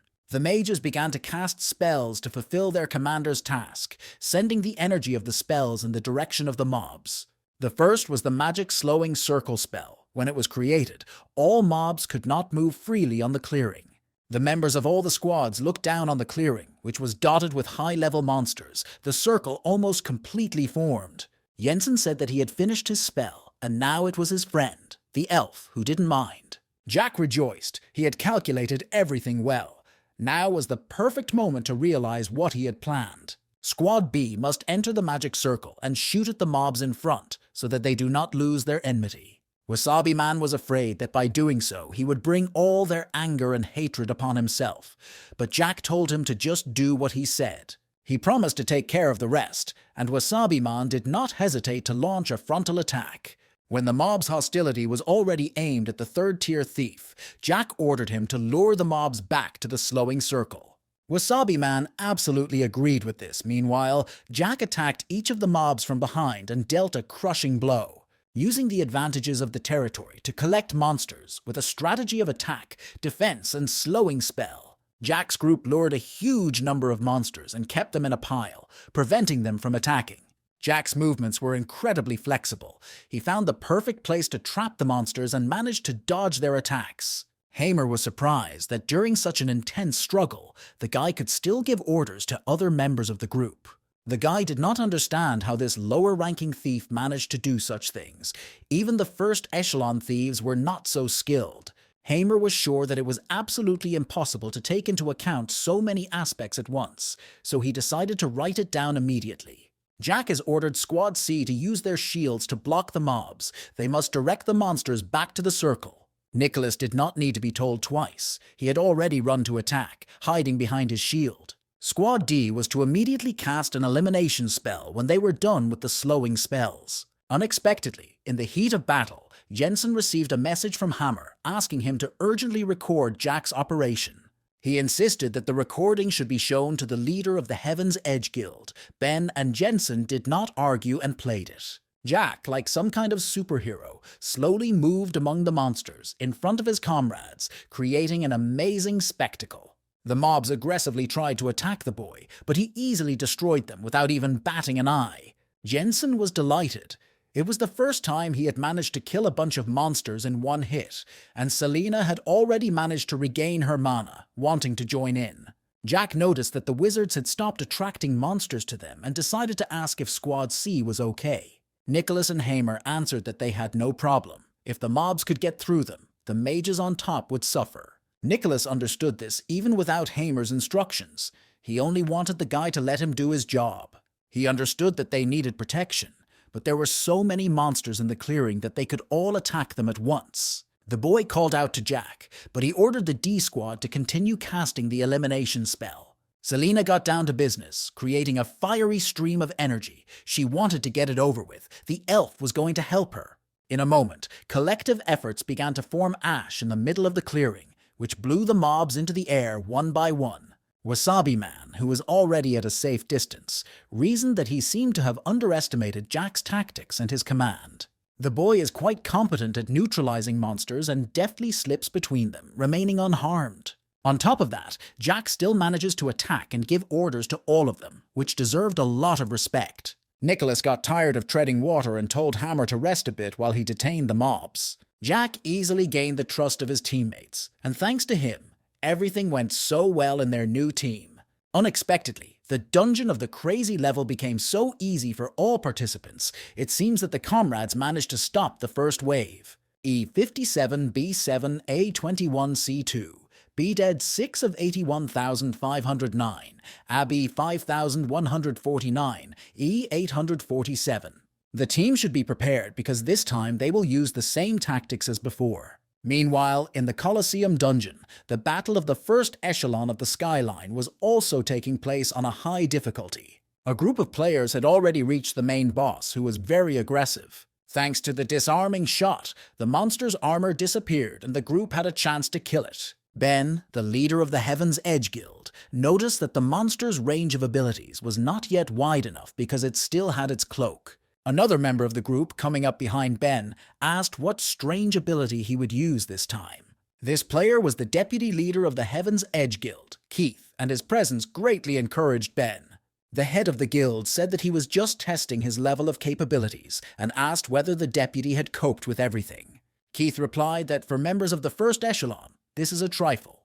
There is probably still a big gap between the first and second guilds. Ben asked about White Jade and Foggy Bottom. Kit replied that the friction had not stopped and the Shield Prince had secretly joined the others. But despite all these developments, the leaders of both groups are already preparing for some action. At the last moment, the deputy of the Heaven's Edge Guild managed to jump away from the attacking monster that attacked him from behind. A second later, he attacked him himself, stabbing the giant in the eye with his sword. After the first attack, the player launched a second one, which finally broke through the skull of the hideous creature. The cat realized that it was time to run as far away from the giant as possible, who began to activate the energy accumulation. He heard that the two guilds were in a monthly battle, with 7 people from Misty Cliff killing dozens from White Jade. All guilds, from the top to the bottom, are full of anger, and if you disturb them, it will not end well. Meanwhile, the monsters had already prepared a new attack, planning to destroy their opponents. Ben noted that there will be a big conflict between the guilds again, by which time both teams will be swaying them to their side again. Although Ben didn't like it, he skillfully avoided talking about such situations over and over again. Unexpectedly, the players were distracted by Hammer, who sent a video of an insane level with the Thief of Misty Cliff. The battle between the deputy and the head of the Heaven's Edge Guild immediately stopped, and they couldn't take their eyes off what they were seeing. Hamer also asked in the chat whether the clan leader had ever met such a strong thief. A new wave of fighters was approaching the Heaven's Edge group, and the team asked what they should do, but Ben was busy with the video he was watching. Jack fought alone against the strongest monster in the dungeon of the insane level, a silent old man. The one who does not see beauty is a blind monk. The one who does not hear songs is a deaf imitator. The one who does not say a word about veining is a silent old man. A system message announced that the players had attracted the attention of an elite silent elder.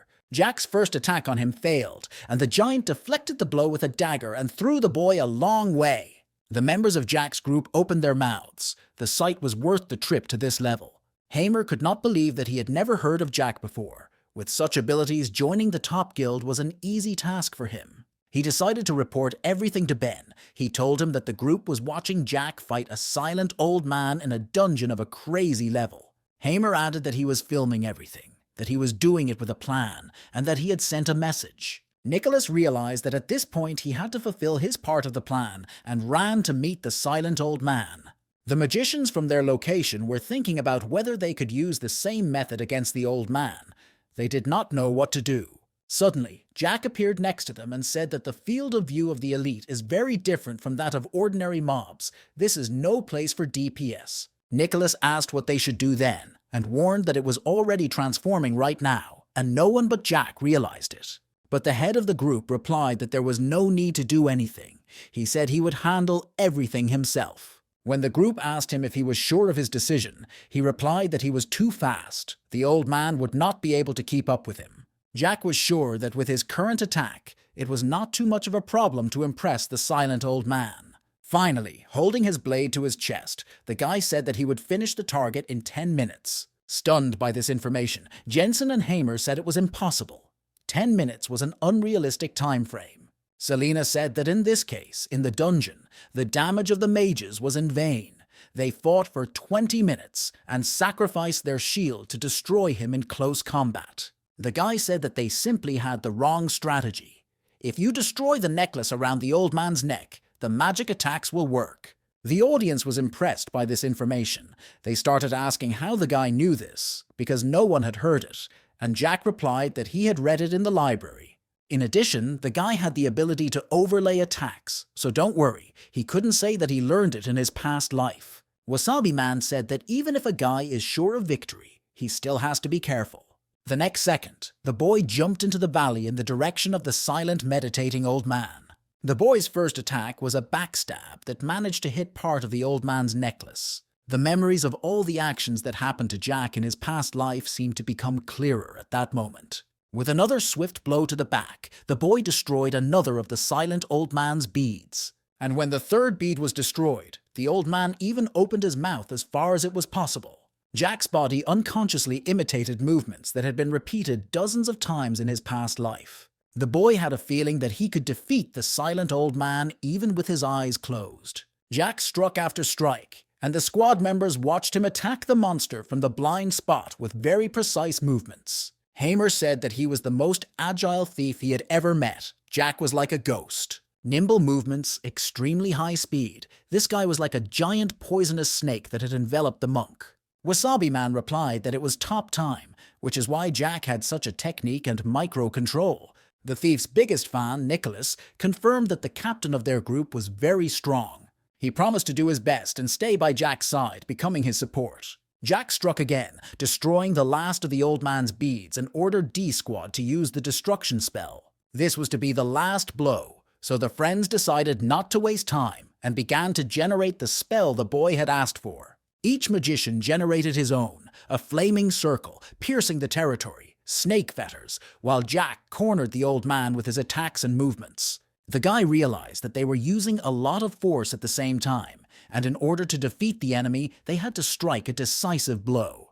Jack used Concealment of Evil Spirit against the silent old man, shouting at him to take his last blow. After that, by overlapping attacks, he activated Shadow Blick, which was a finishing technique that dealt 3 times the damage. A second later, the guy received a system notification informing him that the elite monster Silent Elder had been killed. Amazed, Hamer, who had been filming everything, suddenly saw a very strong enemy approaching. With their fierce struggle, his group turned the attention of the level 10 Apostate Buddha, the dungeon boss who was already here. Ben was very surprised to learn that it was possible to break the necklace of a silent elder so that magical attacks could work on him. The head of the Heaven's Boundary clan thought that this thief seemed to know too much. He asked Keith if he could give orders and fight at the same time if he were in the thief's shoes. He replied that the first squad of their guild was able to clear only the special level of Apostate Buddha, which took an hour. They had to rely on several groups to hold it for the nearby fighters and grind it to death. It was hard for the deputy to imagine the efforts they would have to make to defeat a boss of a crazy level. Not to mention the information about the necklace. Even if everyone knew about it, it was impossible to defeat the silent old man alone. After all of the above, Keith was inclined to think that he could not have done the same, and Ben also recognized that it would have been difficult. The head of the clan said that if one of the reasons for the victory was this guy's abilities, then the main reason was top time. The cat probably also noticed that Jack has top time. People with such skills are very famous. They should definitely get closer to him. Kit didn't understand why a guy with such abilities was still in the 3rd tier, and he wondered what the clan leader was up to. Ben said that the next time they went to clear the dungeon, Hamer should take Jack with them. The Apostate Buddha said that suffering leads to the violation of the precepts and started the fight. Only in fantasies could the enemy find a life of happiness, and he struck his staff against the ground, raising energy waves. He looked at the group members with his fiery eyes and asked them why they shouldn't bow to him and forget everything. None of the group understood why their attacks didn't work on this boss. It was completely different from the previous difficulty level. The Apostate Buddha must have gone crazy. No one knew what to do, but Jack told them not to worry. There was always a way out. The thief drew his friend's attention to the boss's 4 hands.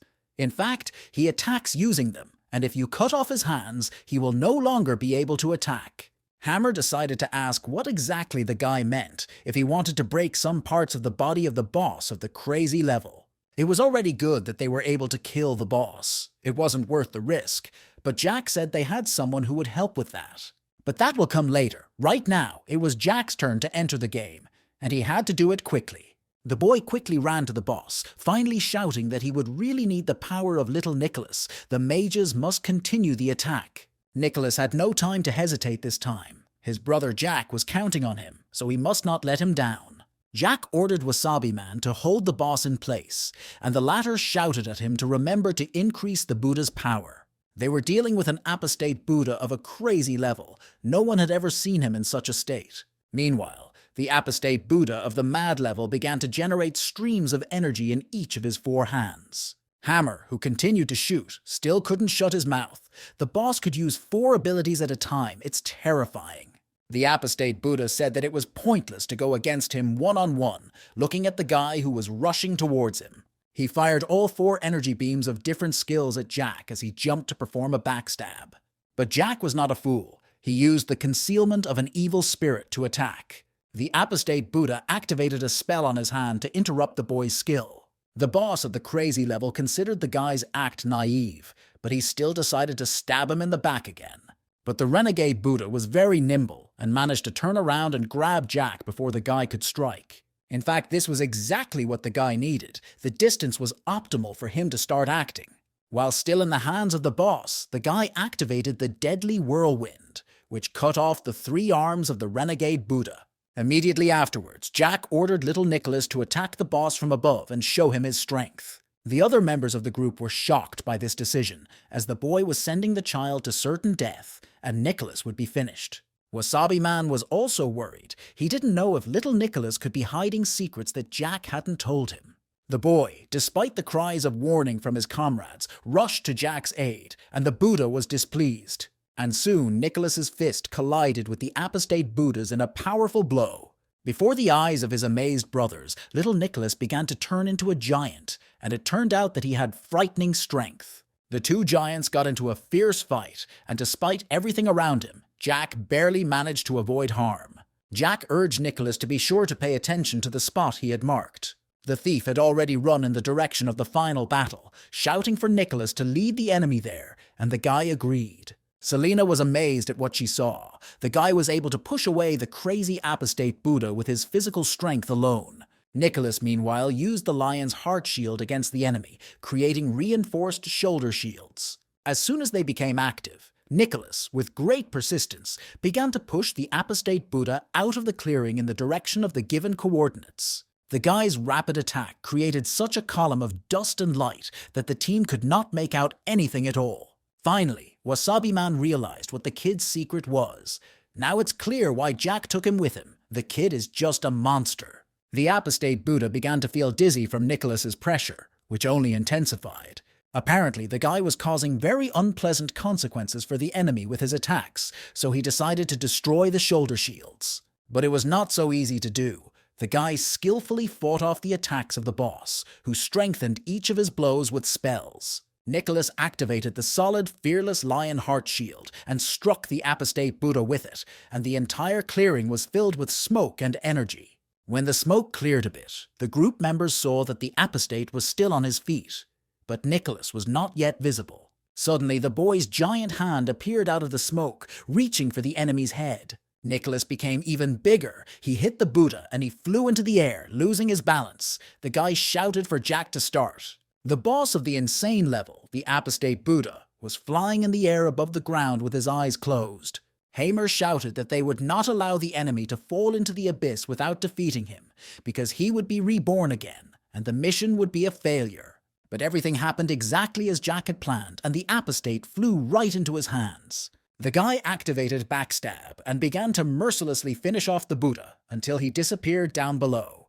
Jack said that the apostate would go straight to hell and wished him a good time in the abyss. While the boss of the crazy level was falling into the abyss, the guy continued to relentlessly strike him blow after blow. Realizing that it was time to get out, Jack activated a disposable hook, so he wouldn't even need to get rid of his body. Suddenly, Jack heard laughter behind him. It was the laughter of Buddha, who said that he and the boy were the same. They both had a crippled soul.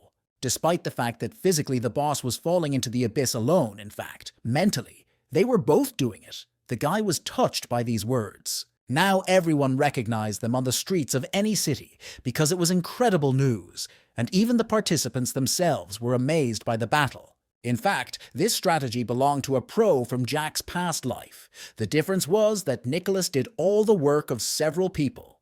Wasabi Man noticed that Jack and Nicholas's levels had risen, but for a generous reward, he would forgive them. The system distributed experience to the participants based on their contribution to the mission, so they and the baby got the most points. Selena gained 12 points of magic damage and an additional ability, the Grieving Buddha's Staff. Nicholas was very jealous of the girl, because he himself had not found any suitable award for himself among the ones offered. Jack calmed the guy down and said that he would help him train later, and they would definitely get equipment for him as well. This news really galvanized Nicholas, who began to pour out suggestions and dreams in response, and there was no stopping him. Suddenly, the conversation between the two friends had to be interrupted because someone called Jack's name. It turns out that this person was Hamer, who said that their leader, Ben, wanted to meet the guy and asked if he would accept the invitation. The headquarters of the Heaven's Edge was crowded, with everyone discussing their achievements and new equipment. Hammer, who was leading Jack through the corridors of the palace, asked him what he thought. Their guild had the busiest headquarters in the game. Jack would never have thought that he would one day find himself at the headquarters of the Heaven's Edge Guild, even when he had already crossed the threshold of Misty Cliff. The guy considered himself just a third-tier thief. None of these players would pay attention to him, but Hamer had a different opinion. Hamer thanked Jack and offered his help, and he said he didn't mind at all, which bribed the guy. The leader of the Celestial Frontier, Ben, is one of the few who shook up Paradise Valley in his past life, the first cruel archer. Suddenly, the boy smelled some kind of potion, and a girl was standing in front of him, selling potions that increased mana and health. Jack asked if the guild had started training alchemists, and Hamer didn't know who was doing that at all. Mages only sold potions. In Jack's past life, alchemists were useful only 6 months after the game's launch, as this was their specialty. Suddenly, the guy remembered that there were a couple of alchemists who created wonderful potions that became popular. The guy had the idea to train his own alchemists. As far as he remembered, there was one who ran a shop in Paradise Valley. If Jack wasn't mistaken, his nickname was Sky Alchemist Vancraft, and he was probably still a novice mage. If Jack is going to train an alchemist to become his private mage, he should start as soon as he gets his act together. The guy's thoughts were interrupted by the deputy captain of the Heaven's Edge, Keith, who asked how the guild was doing and noted that he was in a good mood. Hamer was very happy to meet him. He introduced Keith to Jack, who politely greeted him. Keith said that from this moment on, he would take Jack to Ben and thanked him for his work, saying that he could take a break. Finally, Hamer invited Jack to have a drink when he was free, and Keith walked him to Ben's house, welcoming him to the Skyline Guild. When Jack finally appeared in front of the head of the guild, he immediately thanked him for the invitation and asked what he wanted to talk to him about. Ben replied that the guy had led the battle in a dungeon of a crazy level on his own, and that, in his opinion, it was unbeatable. The head of the guild didn't want to delay and immediately offered to become Jack's friend, so they could fight in dungeons together. He asked if the guy knew about the new level 15 dungeon, Catastrophic Cemetery. The record of the dungeon was at a high level.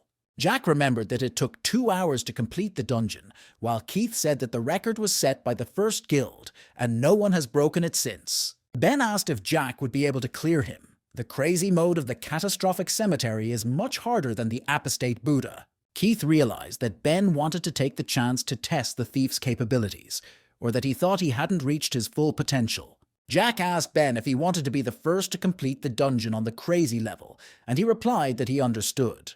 Jack looked slyly at the head of the guild and said that this was not a problem for him at all, but the cost of the dungeon would be expensive. Ben really liked this self-assured answer. The thief was really very straightforward in his statements. Ben said that the team composition, classification, attributes were in Jack's hands. He is the team leader. Ben and Keith will also participate. Jack agreed. He had already come up with a plan, but this dungeon had its own conditions. The guy hadn't reached the required level. He needed a couple of days. In front of an amazed Keith, Ben and Jack added each other as friends. They had already made up their minds. Jack decided to ask for skill books. He would have been looking for them for a very long time. The guy agrees to buy them at a reasonable price. Keith asked what kind of books the boy needed, and he could just give him some, and Jack named the books he needed. 2 books were not a problem at all, but one of the books on the list was a rather rare attribute, and he would ask the players to search for it. Keith said they could do it in 3 days, and Ben assured him that the books would be sent to Jack as soon as possible. The guy thanked him and asked why Ben and Keith had not yet become awakened if they were both on the 15th level. Ben answered that even if it is easy for them, the specialized test also assesses the level of development of the awakened one. For example, the Dark Scar was one of the most terrifying people in the game, and the speed of awakening increases the chances of becoming the strongest player. That's why they are still trying to find out if there is a way to increase their wakefulness. Jack was happy to be wrapped up in the information. He had guessed about it. But he did not know that there were those who studied methods of increasing the power of awakening. It is quite possible to get what one wants if one learns how to do it. No wonder there were so few awakened ones in his past life. The guy said that he would not detain the players any longer. He had to go and promised to contact them when he was done. Ben thought Jack was a strong player, with a strong aura emanating from him, as if the thief would definitely win and move on. The cat was also looking forward to the next meeting, and the reason was not only because of Jack's performance in the dungeons of the crazy level. Keith definitely wanted to meet Jack so that he could fight him when he improved his level. There was a lively trade on Greyfriars Street, with every participant wanting to buy something for themselves, but often not being satisfied with the price. One of the players said that his friend told him about some idiot who sells very expensive potions here, and as it turns out, his friend was right. Alchemist Vancraft said that if the boys were not going to buy anything, then she would like them to leave. The bully didn't even like the girl's nickname, saying that her potions were very expensive and that she had come to Paradise Valley to make a clown show. He said that in real life the girl was probably an old man and she was very angry. The girl began to chase away the annoying bullies, saying that they hadn't even tried the potion and were complaining in vain. The guy replied that she was wrong. A couple of days ago, his friend bought a bottle here for 1 silver coin. He expected something worth the price. It was just a normal potion, only with random attributes, and it could be a debuff. It deceives innocent people. He said that the girl was a small shrimp, a cheater, and that the boy had gone through to avenge his friend. Vancraft replied that the boy could try if he could, as the last time such customers were dispersed by the guards. She asked them to look around. Behind the boys was a silver sword patrol guard. If they vandalized, the guard would catch them and put them in jail. The guys decided to leave, but they were already thinking of other ways to take revenge and avoid being caught by the guards. If you make the revenge accidental rather than intentional, there will be no problems. The main bully asked his accomplice to push him. He gladly complied with his friend's request. All the girls' potions smashed to the ground, and the boys began to shout that they had done it by accident. As they left, they were still shouting that they were sorry, but the other players were gloating that the girls' store had failed. Suddenly, a guy stood next to the girl and repeated what the bullies were shouting at her about potions with random bonuses. Helping the girl to collect the potion, Jack said that if the rascal had benefited from it, everything would have been completely different, but it was expensive. The girl replied that she spends all her energy and time on it, so the price is high and the ingredients are much more expensive than usual. She couldn't make ordinary potions at all. She doesn't like to fight. All she knows is how to create mixtures, so she had no choice. Jack had never seen the celestial alchemist Vancraft in his past life. Because of his name, he thought he was some elderly man. But because of the girl's words that she was not good at making ordinary potions, he was sure that she was the alchemist. Because the elixirs she created had enhanced attributes, all the guilds wanted her to join their team as a super alchemist. The guy asked if she was in any guild while she was putting the flasks together. She replied that no one wants to hire a magician who doesn't know what bonuses his potions give, and thanked him for his help. Jack asked if the girl had any ability or attribute, something atypical of others. Impressed, the alchemist turned to the boy and asked him how he knew she had a special attribute. Meanwhile, Nicholas was helping Tiana with the shopping. His mouth, as always, could not close. The boy told about Jack's latest adventures. The girl was told that her dessert was ready, and Tiana was delighted with the desserts of Paradise Valley, and she also praised Nicholas. She told him that the boy was very strong, and he broke into a smile and assured her that he would become even stronger in the future. Tiana said that Jack had asked them to wait for him here, and she wondered what the guy was up to this time. Suddenly, the boy and girl heard Jack's voice, and Tiana looked at the little girl next to him in shock. Jack said with a smile that this girl was a mage with a nickname in Vancraft, and the alchemist politely greeted everyone present. Nicholas didn't like the little competitor right away, saying that her nickname sounded like an old man's, and she replied that she chose it for personal reasons. Tiana, coming closer to Jack, asked if this girl was the new partner the thief had written about, and he agreed with this statement. Tiana was amazed that everyone Jack found was a small child. Nicholas could transform, and this girl could not. Besides, she's level 3. Does the guy have a fetish for children? But Jack called her over to help Tiana raise Vancraft's level to 5. Nicholas approached the magician, asking what she had in the sack, and the girl said that on the way, the boy had promised to give her a place and money for her medicine. Jack replied that it was true, but its level was too low, which would hinder efficiency, so it was worth upgrading first. Tiana agreed to take the girl under her care, and Jack, handing Vancraft to her, thanked her for her help.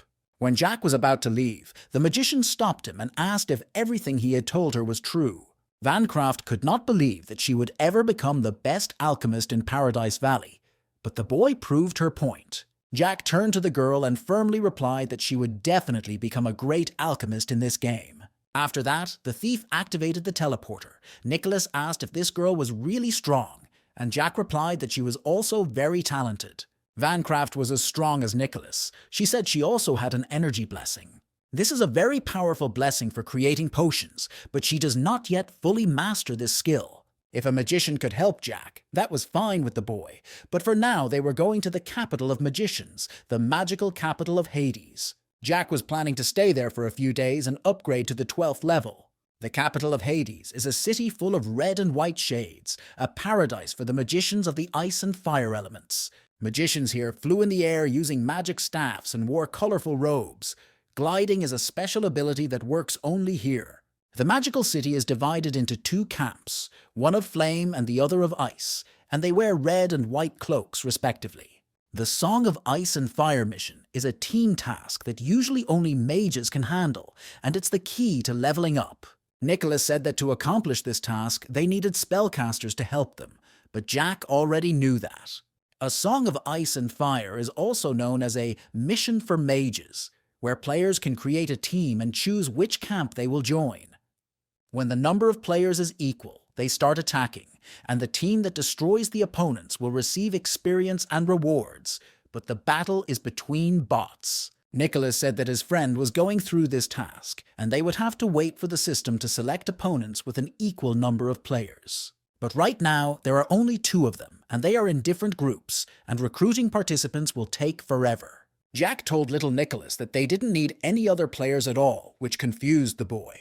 The thief said that there was no minimum number of players in this mission, and there was not a single case when a loner tried to complete it. Not knowing what would happen if they took on the task with only one person in the team, Nicholas was sure that they would be chased by a large number of bots. But Jack believed that according to the rules, the number of players on both teams should be the same, so the system makes them opponents. This is how Jack planned to carry out the almost illegal plan to complete this mission. Nicholas almost fell in love. Captain Jack radiated extraordinary confidence.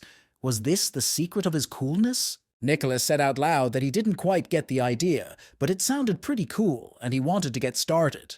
It was time to accept the task. Jack asked if Nicholas had the device he had given him, and the guy said yes, but someone pushed him. The girl who did this did not react at all to the kid's remark, and he began to shout at her, calling her a rude woman. Jack was looking at the back of this stranger's head. It seems he had met this girl before. Nicholas was getting more and more furious, shouting that she hadn't been taught manners, and Jack begged him to forget about it. But it was the boy's words that acted like an electric shock on the stranger. She turned around and told him to shut up immediately. A second later, the girl activated her weapon and prepared to attack, and Nicholas asked her what she was doing. But the stranger was not going to answer any questions. She activated a spell, and the boys had to jump in different directions. The girl's next magical blow was right in the chest of little Nicholas, and the boy screamed in pain, unable to defend himself. The stranger was level 12 and asked who had no manners now, looking at how Nicholas flew off to the wall. Preparing for a new attack, the girl said that such rough puppies as the baby should be kept in a strict framework. Unable to contain himself, Nicholas, still in the column of smoke, began to turn into a giant. Before the stranger could even reach the boy, he threw a huge rock at her. Following the stone, a giant Nicholas appeared among the smoke, and the girl was amazed at his size. Is it really a special skill? But before the aggressive girl could do anything, Jack appeared behind her with a blade, calling her a battle mage. He asked the girl to calm down, saying that Nicholas did not mean to offend her, and that her actions could be considered an assault. Jack also ordered Nicholas, who was also preparing for another jump, to cool down. Both opponents attacked passers-by, as if they were so eager to be blacklisted, but the girl didn't care. She was about to leave the capital of Hades, and Jack was still trying to remember what her nickname was. Nicholas shouted that you can't just attack people like that. She could have just said that something hurt her. Suddenly, these screams were interrupted by the silver patrol guards, who demanded that the girl return. But the stranger was not impressed. She jumped on her staff and said she was leaving. Nicholas was very angry. Did this stranger think she was the navel of the earth because she could use the gliding technique? Finally, Jack realized that he remembered who she was. In her past life, she was a famous pro. Only her fate did not have a happy ending. A system notification announced that the mission of Ice and Fire had begun, and they were to help the Allies attack the enemy camp. The number of participants on both teams is 2 players. They must wait for the gate to open. The time limit is 30 minutes, and the battle has begun. It was a classic mission with an invasion map of a magical canyon, the portal to which had just opened. Initially, this entire area was created for the battle between magicians. But then, due to the lack of participants, this location was filled with bots. Despite all of this, there were too many bots, and their levels were quite large. They didn't need to be killed, they could just touch the enemies. Nicholas told Jack that he would never have guessed that it was possible to do this, and that he should enjoy the moment while it lasts. Jack reasoned that if they attacked the bots before they died, they would gain experience, and those bots that could be killed only by potions. They will give them even more. The more participants, the less experience each player has. This operation will turn the battlefield into a sea of experience. As Jack ran past Nicholas, he reminded him of what he had said earlier. In an emergency, the boy should drink the potion.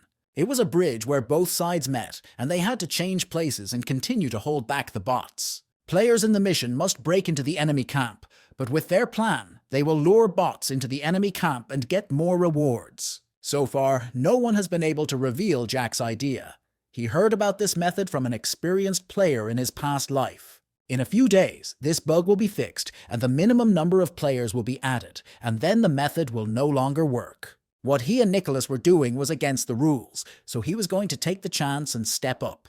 Jack caught up with the bots one by one and used one or another type of attack to make the ice mages hostile to him. Due to the fact that this is a team task, the health and attack of the NPC were increased, but they are all mages, so it takes longer to attack. You can use this time to create a distance between them. It won't cost Jack much work. You just need to move to a large number of bots. The problem is that they can use ranged magic. Once again, the boy tried to avoid the attack of the crowd of magicians who were growing in number. Jack decided to use Evil Spirit Stealth to evade, and this skill is perfect. The guy had 10 minutes left to complete the mission, and that should have been enough for the thief. Jack was very curious about how many mages little Nicholas had managed to attract, and now he just had to wait for him on the bridge. Nicholas, meanwhile, could not take it anymore. He had used up all the bottles of speed and health, and the mages almost killed him. It was good that Jack had prepared enough potions, because if it wasn't for the blessing, this guy would have died by now. When they met again on the bridge, Jack told the boy to keep his speed up and walk to his camp, enjoying the show. We need to bring the bots to the intersection, and now they will jump into the crowd of mages, each on their own side. The hostility of bots to mission players will immediately transfer to NPC who are opposing each other. After that, a grandiose chaotic battle should take place, which you will only have to watch. As soon as the spells collide, thousands of beams of light made of magical particles will cover the entire sky like fireworks.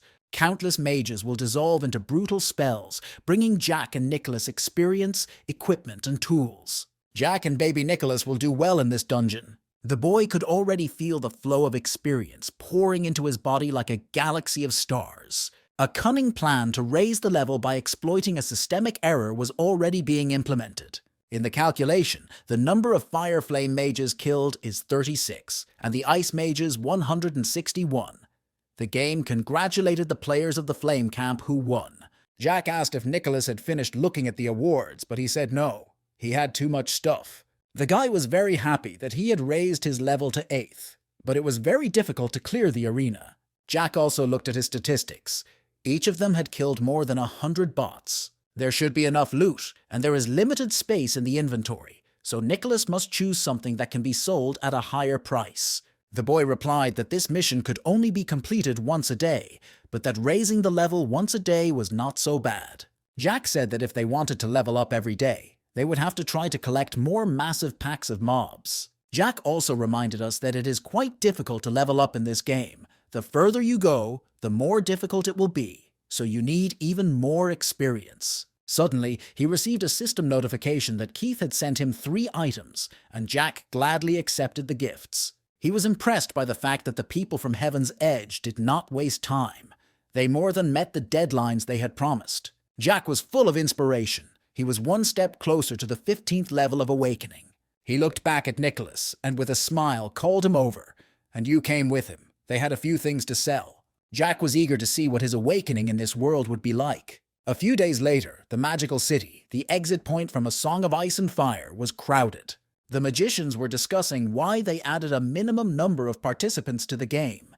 Did they really think that someone would participate in the dungeons alone? Fighting one-on-one against a whole squad looked like nonsense. It seems the update is only aimed at specifying the quest. In the midst of this discussion, Jack and Nicholas came out of the dungeon portal with updated 12th and 11th levels, respectively. The girls' players recognized the duo. They had been completing the quest together for the past few days, and at the beginning, they were even attacked by a player with a red nickname.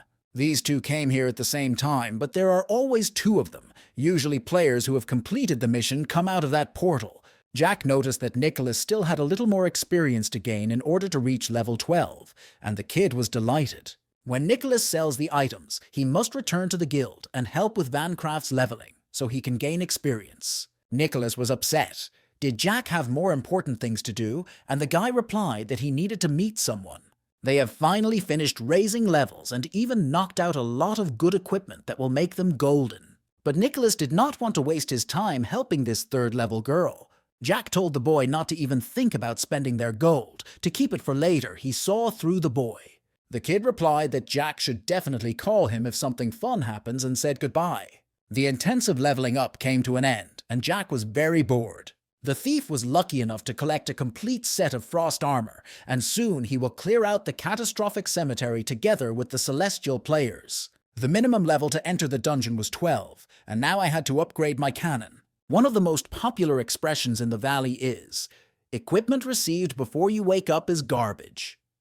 But there were a few places where you could find decent weapons. This place was called the PvP Arena, and in order to get there, you had to buy a ticket for 1 silver coin. And PvP Arena is a huge area with a bunch of combat zones, where players of different classes compete with each other, and the arena broadcasts their battle to the public. Opponents could be found through random selection, or through a challenge to battle, with the winner receiving equipment of a specific class. If he wanted to get a level 12 blade, he had to defeat a level 12 player 6 times in a row and get the highest score. This teleporter should move the guy to the battlefield, but before that, he needs to choose an opponent. Unexpectedly, Jack's thoughts were interrupted by a stranger who asked if he was going to take revenge for his ill-mannered friend. The girl's name was Sandra, and when the guy asked her what she was doing here, she replied that she often came here. The guy looked at her information. The girl was level 12, and Jack was sure that she was on the list of the best warriors in this arena. Sandra said that although the guy hid information about himself, she remembers him well, and that Jack had shown himself well then. The self-confident thief was very interested in the girl, so she immediately offered him to fight her. The robot referee has announced battle number 9, Sandra versus John Doe, and it will end when one of them falls, gives up, or falls off the platform. Other players gathered around the screens, watching the battle begin and picking their favorites. Sandra had very ardent fans who strongly disliked the thief Jack, who, in their opinion, tried to appear mysterious. This boy probably did not know that Sandra was a martial artist. The attacks of battle mages are as deadly as those of warriors, with very high damage and defense. The robot referee announced that 97% of the viewers were sure that Sandra would win, as the girl had many fans. Sandra thought that she should be wary of the thief's skills, and that she should finish everything as quickly as possible. When the referee announced the start of the battle, Sandra immediately rushed to meet her opponent, preparing a spell. The fans were cheering her on. They believed that the class of a battle mage depends on skills, and Sandra had a great start. The girl decided to start with the spell Tank of Flaming Snakes, and flames burst from her staff. Instead of fighting with the enemy, the guy decided to run away and maneuver, avoiding her attack.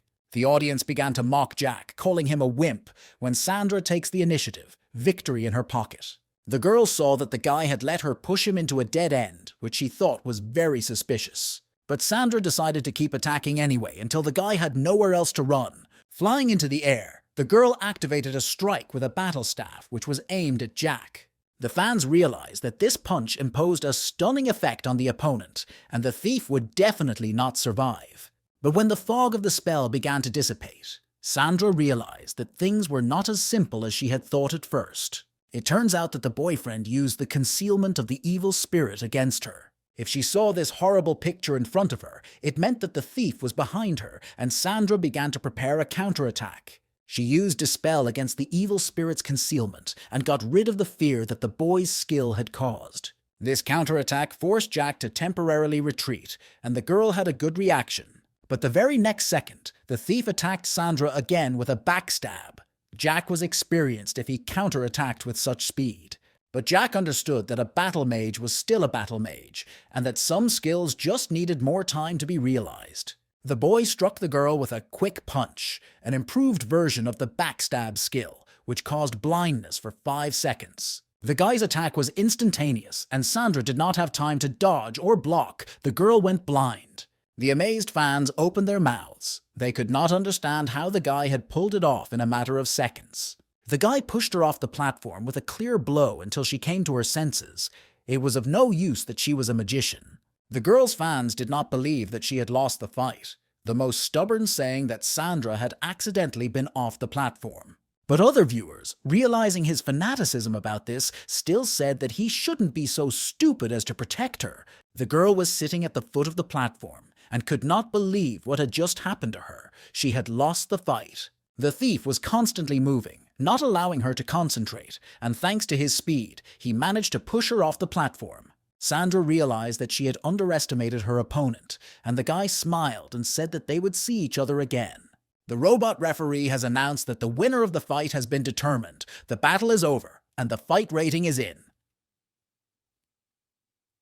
S. But Sandra was not satisfied at all and immediately sent Jack a new request for a second duel. Sandra demanded revenge, and her fans were delighted with the news, believing that the girl was stronger than the thief. Sandra said that she admits her defeat but refuses to stop there. Despite her harsh tone and sharp tongue, Jack liked her look and agreed to accept the challenge. The robot referee announced the start of a new battle, and the girl immediately began to generate a new spell against her opponent. Jack used the signature backhand against Sandra, and the girl realized that she couldn't let the guy push her to the edge of the platform again. Sandra knew that she could not keep up with the thief's speed, so she needed to find his weakness. Sandra had used the numbness of pulsating flesh on Jack, and now it was her turn to restrain his movements. Jack was under the influence of a numbing spell for 1 second, as announced by a system notification. This time, Sandra was sure that he was not unique to her strikes, even if he instantly lost control.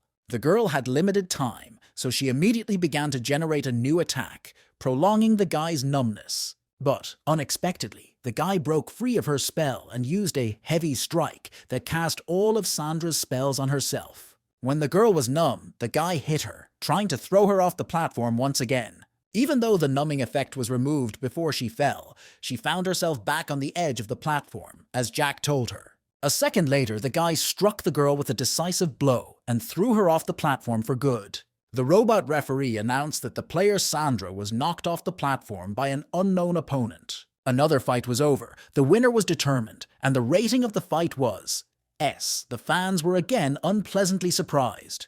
This thief turned out to be extremely strong, which caused their indignation, but not only theirs, Sandra's. Half an hour ago, after a few more fights, it was time for the final battle, and the girl had not yet managed to win a single match. She was almost running out of health. This thief was a real monster, and everyone was sure that no level 12 player could match Sandra. Jack did not lose his vigilance. He noticed that after a few duels, Sandra's movements and reactions had improved markedly. This girl was getting stronger with each round, as well as her micro-movements. She was a quick learner.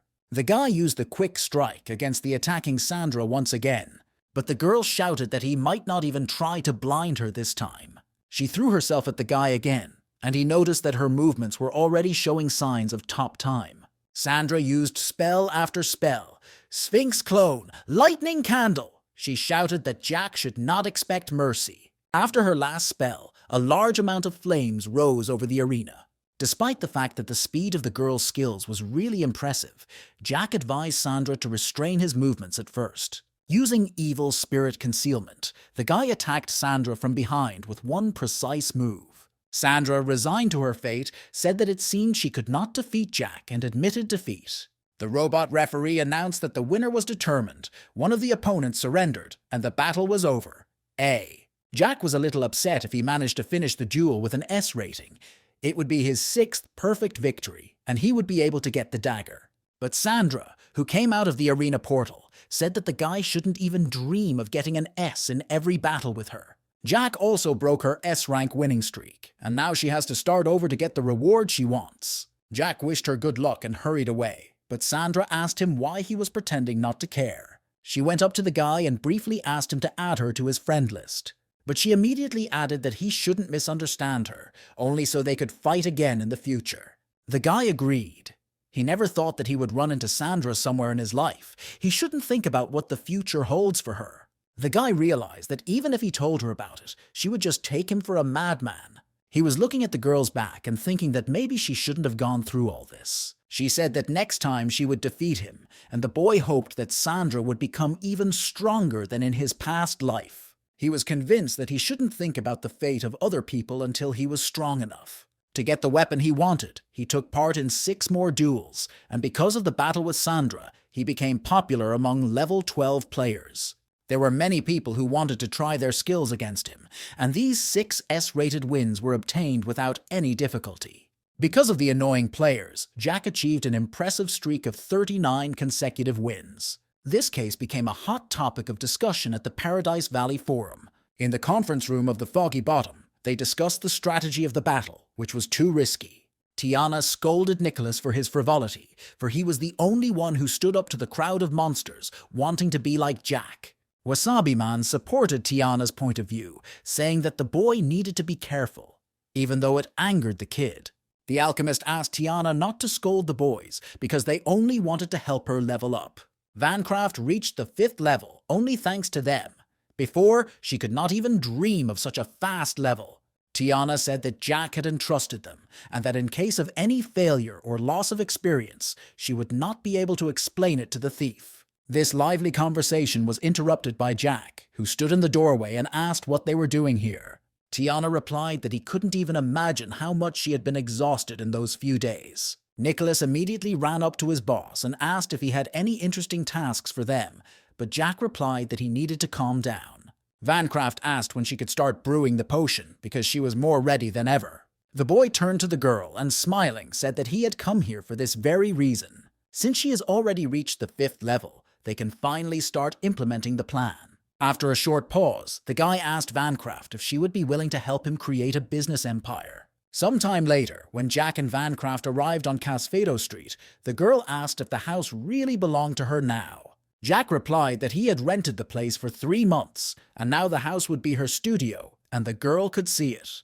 They went inside and the guy said that it was a bit dirty, so they would have to work with what they had. But the girl hardly listened to him. She was looking at everything around her, and there were a lot of alchemical books in the workshop. There was also a complete set of alchemical tools that she would need for her work. The girl was delighted. Jack said that this was where she would make her glasses. He was waiting for her to get pumped up. Now she has access to a large number of potions, and he has several scrolls with recipes that are very popular on the market. He sent them to Vancraft for review, and the girl needed to create 10 units of each potion with a positive effect every day. In addition, Jack needed something else, but the girl was not listening to him. She was discussing one of the scrolls he had sent her. Vancraft just couldn't calm down. She ran around the studio and was amazed at everything she saw. She was afraid that she might waste a lot of resources because she wasn't a pro yet, but Jack told her to calm down and just do her best. The girl began to calculate how much money Jack had spent on equipping her workshop.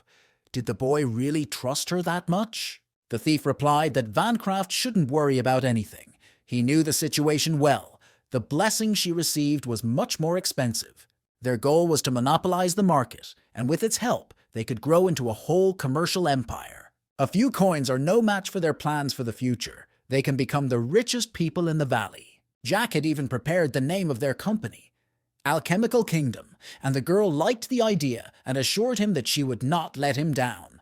Jack was satisfied. There was nothing more to say. All that was left was to control the result. He had invested his own money in it. With less than 3 gold coins left, he decided to take advantage of the people from the skyline to his advantage. The guy once again arrived at the headquarters of the Heaven's Edge Guild and was greeted by guards at the gate. This time, everyone knew who he was, and the players gossiped among themselves that he would be appointed commander of the next expedition. This time, Ben welcomed him on the street and let the guard go, who escorted the boy out. While the guard was walking back to his workstation, Ben suggested that Jack discuss all the details of the expedition inside. Ben didn't think that the guy would be able to reach level 12 in a few days, and his leveling speed was the same as that of famous players in large guilds. Jack replied that he had merely used a non-standard tactic and asked a friend for help, which was actually exhausting. Ben laughed. He was impressed. Jack had a truly innovative mind. The guy was always coming up with unconventional tactics. Regarding the players' poor opinion of Jack, Ben said that they were just excited when they learned about his command.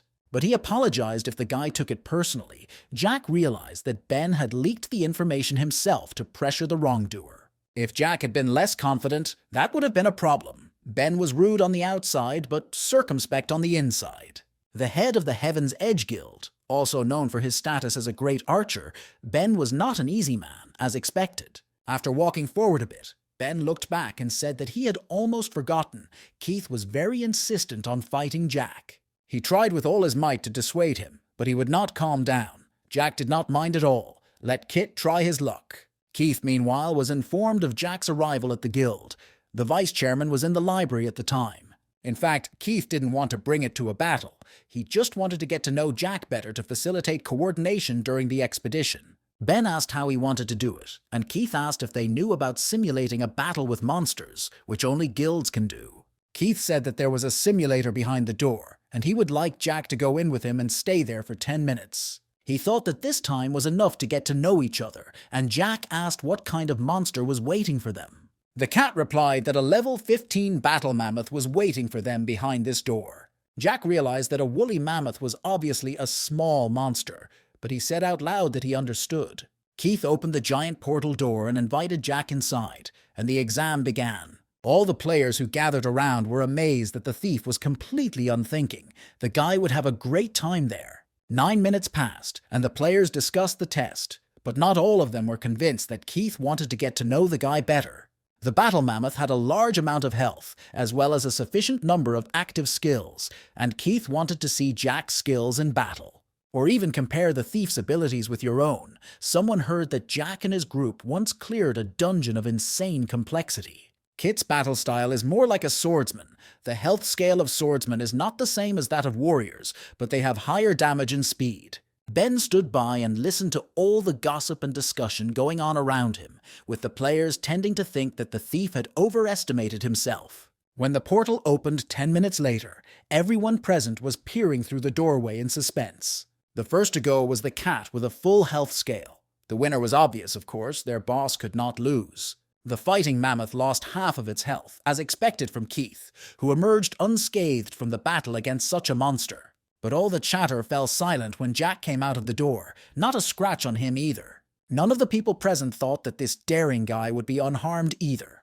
But when the players looked inside, they saw that their mammoth hadn't lost a single point of health either, and the thief was scared and couldn't approach it. You can look at it from any angle. It was obvious to everyone who was the winner here. The vice-chairman is a very tough fighter. One of the players ran up to Jack and told him that, despite everything, the guy was also cool. He came out of there without getting hurt. Ben looked at his deputy, who came up to him, and it turned out that Keith was the one who lost. During the battle, Keith used a long sword to try to interrupt the mob's attack and avoid the damage zone. But because he was too focused on attacking, he allowed the mammoth to tear the tip of his cloak. In the process, he also watched Jack, who had never shown his weapon since the beginning of the fight. He avoided all of the mammoth's attacks by using blind spots. Jack was constantly changing his position, and the mammoth didn't even have time to activate his skills. Without any doubt, it was a very impressive result. The guy was extremely strong. Ben replied with a smile that this was expected of Jack. They just had to waste no time. The chairman had appointed him commander. I had to finish all my exams, and it was time to go to the anomalous cemetery. The waiting room of the abnormal cemetery was dotted with skeletons. It was still actively used by players. It was very difficult to clear this dungeon. There were 3 floors, and the players were trampling on the 2nd floor. So would they have to give up their ambitions? Only the best guild managed to clear this dungeon on special difficulties, and everyone hoped that someone would share a good strategy on the forum. There are 3 floors in the abnormal cemetery, and the tide shift effect revives the killed monsters after a certain time each time. From the moment the first mob is killed, a group of players needs to deal with all the others as soon as possible. Including the current attempt, the crowd of dead trampled them for the 5th time. Probably only large guilds are able to walk here. Unexpectedly, some players saw the head of the Heaven's Edge Guild and the vice head, Keith. Did this guild really break the record? And all the players rushed to turn on the recording because it was likely to become a hot topic on the forum. But one of the spectators suddenly saw a thief with the mark of a squad leader. So does anyone have the right to give commands to the head of the guild? The guy seems to have seen this thief, but he was in charge of the Heaven's Edge squad. Isn't this guy from the Misty Cliff Guild? Selena, who was nearby, told Jensen to urgently look at the guy, who was definitely the thief Jack. Jensen wondered why Jack was here with the bigwigs of Skyline. Did he get an invitation after clearing the previous dungeon? After some thought, the guy decided that the best solution would be to inform the managers about this, as they should be aware of such events. Ben noticed that the guy was getting all the attention, but he replied that the chairman himself had offered him the role of commander. Jack realized that Ben had deliberately set him up. He was probably going to use the expedition and observe the changes in the atmosphere in his guild. Jack didn't care, because Foggy Bottom wouldn't be able to counter him, and Ben asked if they would have any problems because of the class ratio. Jack answered that with a strategy of 3 tanks and 3 mages, they guarantee the effectiveness of attacks. The head and the cat are a striking force in themselves. Keith noted that Jack was the only thief in their group and wondered if he had had time to get acquainted with the horrors of the abnormal cemetery. Jack replied that of course he was familiar with the dungeon and that he alone would be enough as a thief. Ben laughed and called the guy very bossy and added that he loves making friends like that. They rely on him completely. The blow to his shoulder was very painful for Jack, but despite this, the guy said he would activate the teleporter if everyone was ready. The players of the other guild noticed that the teleporter opened at a terrible level. Was the Heaven's Edge Guild so confident? The system gradually loaded the level Jack needed, and in a few seconds, the abnormal cemetery was activated. Ben, looking around him, said that he was struck by the freshness of the air in this location. Here you need to destroy all the skeletons in 6 seconds to open the portal to the next floor. 10 seconds later, the dead rose from their graves, scattering the earth in all directions. No one expected the skeletons to come to life at this level in 9 seconds, but it was logical, and we had to coordinate further actions. Everyone turned to Ben, but he said that all questions should be asked to Jack, and the players began to look for the thief. But the guy was no longer with them. Jack was rushing to attack the mobs because there was not enough time for all this talk. He quickly dealt with each skeleton in turn, arousing incredible rage in the mobs. The players in the group couldn't understand what he was doing, but Ben understood the guy's intentions well. They were obvious. Jack considered the best strategy for passing the first floor to be bait. He attacked the mobs head-on. The guy was sure that they had to destroy all the skeletons in the shortest possible time by gathering them together in one place. Nevertheless, there are a lot of skeletons here, and even if you gather them in one place, they will cover a large area. Given the class ratio, they can overdo it with the same spells, which will lead to several mobs staying alive. Ben, meanwhile, shouted to the guy that he was very interested to see how he would implement his tactics. Jack didn't waste any time and activated the evil spirit's concealment, which attracted the attention of the skeletons on the location. The explosion immediately after the invasion allows you to lure a lot of attention. At the same time, it controls the clone's movements before it takes damage and disappears. Because it can hit a large area at once, it mobilizes a large number of mobs, almost all skeletons targeting the thief. The guy, realizing that time had passed, ordered the mages to cast a numbing spell, covering the entire area filled with skeletons. Now we had to divide into 3 teams with equal strength. One of the teams should join Jack and help with this wave. Ben ordered the 6 players to split into 2 teams, each taking on 1 wave, and he and Keith would join Jack. Jack managed to distract the first wave, then split the skeletons into 3 equal piles. Then he ordered the attack, the perfect bait. Ben was smiling at 32. The guy had taken the slightest risk. Meanwhile, Jack ordered the wizards to activate the spell, and Ben mentally praised him for it. Soon after, a system message announced that the cemetery had been cleared of skeletons in 6 seconds. The conditions for this floor were met. More and more people were gathering in the lobby of the abnormal cemetery to watch the heavenly boundary clear the dungeon on a terrifying difficulty. The head of the guild personally took part in this raid, and they may have come up with a decent strategy which has already been discussed on the forum. If they really manage to pass the monstrous difficulty, it will be the very first record, a complete sensation. Meanwhile, the group arrived on the second floor. The system welcomed the players to the second floor and informed them that they would have to fight the 12 witches of the palace. It was also noted that each of them could revive all the killed witches 6 seconds after their death, and the players had 9 seconds. Ben said that they respawn every 6 seconds and help with these girlfriends. Terrifying difficulty is the perfect description of this task. Ben said that they had to hold out for 9 seconds, and Jack replied that that was why they had to kill the witches in 3 seconds. Witches can't leave the sacrificial altar, and they also revive skeletons. Ben and Kat will help him deal with the skeletons in the warm-up. Ben liked it very much and said that we could organize a competition to see who could kill the most, and Keith supported the idea. The tank should stay and protect the mages. The mages, in turn, should deal as much damage as possible to the skeletons and keep their distance. 20 minutes later, everyone was sharing their impressions of another piercing flaming rain attack. The players saw how Flaming Rain finished off a large bunch of monsters in one go, and they were once again convinced that their boss was a great archer. Meanwhile, the cat kept up with the schedule and destroyed several skeletons at once with his sword. He approved of Ben's shot, but said that rain always accompanies wind. The deputy chairman activated the spell, Breath of the Fierce Sword, which did not pass by any skeleton it found. Keith's persistence brought him almost to the point of reaching one of the witches standing on her pedestal. The guy was annoyed by the fact that the weapon was deteriorating very quickly on the terrible difficulty, and his sword was damaged by 46%. Suddenly, all the witches became active at the same time, creating a spell. Ben said that they needed to spend a lot of money to repair their armor and equipment, but Kit was already on a new attack. But Ben's words could be said not only about them. Jack dodged all the witches' attacks and dealt with the skeletons. The guy's punch was also a trump card. The head of the Heaven's Edge Guild watched the boy walk past the dead mobs lying on either side of him. Finally, all the other players in the guild realized that this thief had very strong skills. Jack said that he planned to get rid of all the undead in 3 seconds and asked Ben for help, as he had enough damage in the area. If this is not enough, their 3 mages should prepare spells. Although witches have high defense against magic, every unit of damage counts. Finally, Jack came in handy with a set of armor from the mage dungeons they had been clearing with little Nicholas. Although his active skill could only be used once, the underground cemetery was worth it. A second later, Jack was wearing the new armor, and a system notification informed him that he had used the active skill Immunity to Magic. Keith had already begun to admire Jack's preparations, as if his every move was part of a brilliant plan.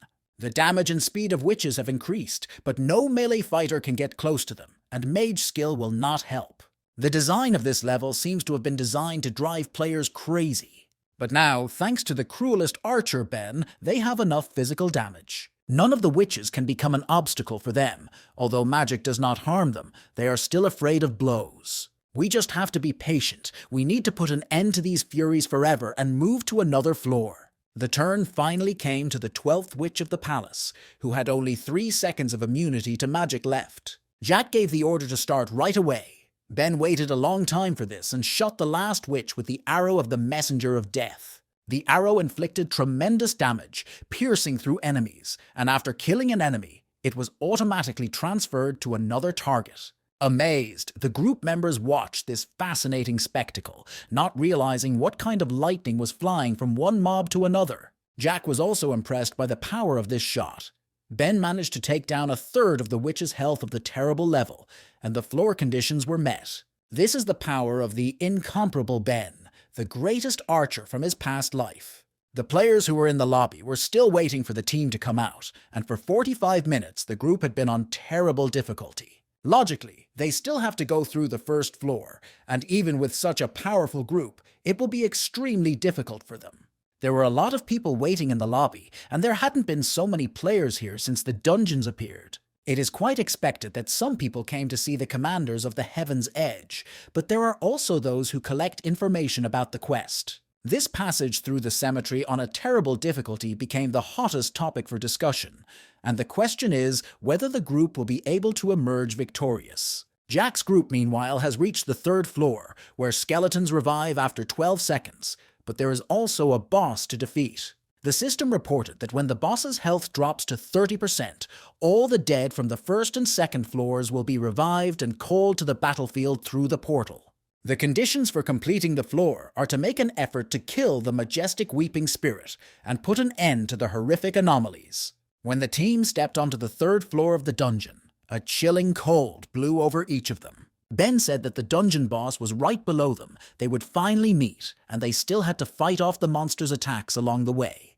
The last time they tried to go through this dungeon, they found themselves between the revived skeletons and the boss's magic. And when 30% of the boss's total health was finally removed, his first trigger to summon an infinite number of dead bodies went off. The whole group was defenseless against the army of skeletons surrounding them, and it was very difficult to hear it now. But this time, Jack planned things differently. He decided to take all the soldiers on himself. The head of the guild laughed out loud. He had been expecting these words from the boy from the very beginning. If the guy really manages to distract the boss's army, he will be personally responsible for the damage. They have to divide the army and destroy the boss, and this time, the group had every chance of winning. The method Ben just suggested was the main strategy for clearing this dungeon in Jack's past life. It seems that the head of the guild was counting on such a plan from the very beginning, and he should not have devalued it. However, if they don't have time to take their position when the skeleton horde arrives, the mobs will immediately surround Jack. Ben asked if Jack doubted his skills, but the guy replied that the skills of the clan leader were beyond question. And that's why Jack believed that all the words were superfluous. He had to start acting. Before any of the players could even blink, Jack was already running down the stairs. Keith asked Ben if he thought the boy would be okay, or if he would need help because of the large number of monsters. Ben reminded him of the video Hamer had recorded, and given his movements up to that point, the guy hadn't shown his peak. Jack, meanwhile, was going down the stairs lower and lower, attracting the attention of all the mobs he met along the way. Jack realized that he couldn't stop, and if he did in such a crowd, he would be instantly killed. I had to calculate each of my next steps in advance without deviating even a millimeter. And out of the many variations of ways, choose the best one that will maximize their health. The players watched all this action. They were impressed by Jack's micro-control. Like the flow of a river, all the movements were clear. It exceeded expectations. Ben and Keith stood at a distance from the others, and the clan leader said that the thief was getting better and better at his craft every time. Jack suddenly realized that he was surrounded by silence. He could even hear his own pulse. The boy could not understand whether he was used to this sensation. The movements of the skeletons seemed even slower than usual. But it was an illusion. The guy realized that it was actually his speed that had increased. Finally, all the skeletons from the top steps were pulled down, a perfect example of how to collect tails.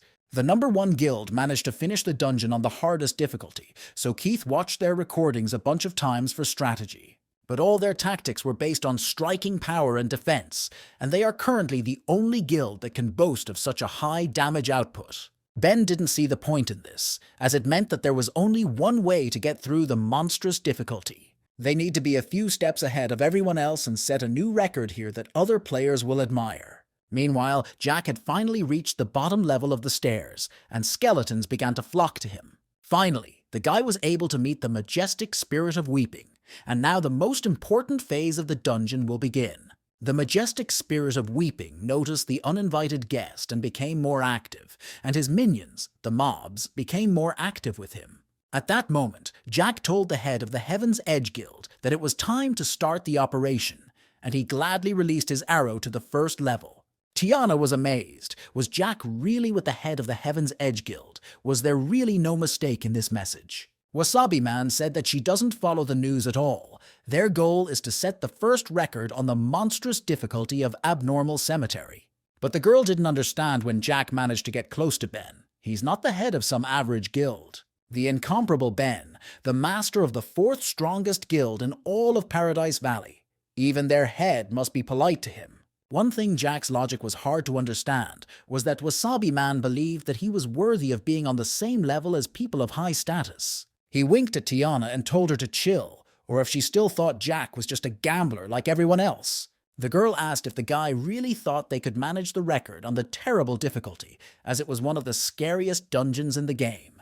Nicholas, who was chewing on some kind of delicacy next to Wasabi Man, also asked Tiana to calm down. The guy thought that there would be no problems. Jack was with this group, so they would definitely handle everything. Now they just had to wait for the message about the group's victory, while Jack was still at the bottom of the stairs. The guild head's arrow finally reached the boss of the 3rd floor of the anomalous cemetery and hit him. The spirit's skill of weeping was interrupted. Ben was very pleased with himself. His shot was powerful enough to confuse the boss of this dungeon. Now the most interesting part of the quest was about to begin, as the boss began to fill up and prepare for takeoff. A system alert announced that the group had attracted the attention of the boss, and he immediately took off from the ground and flew outside.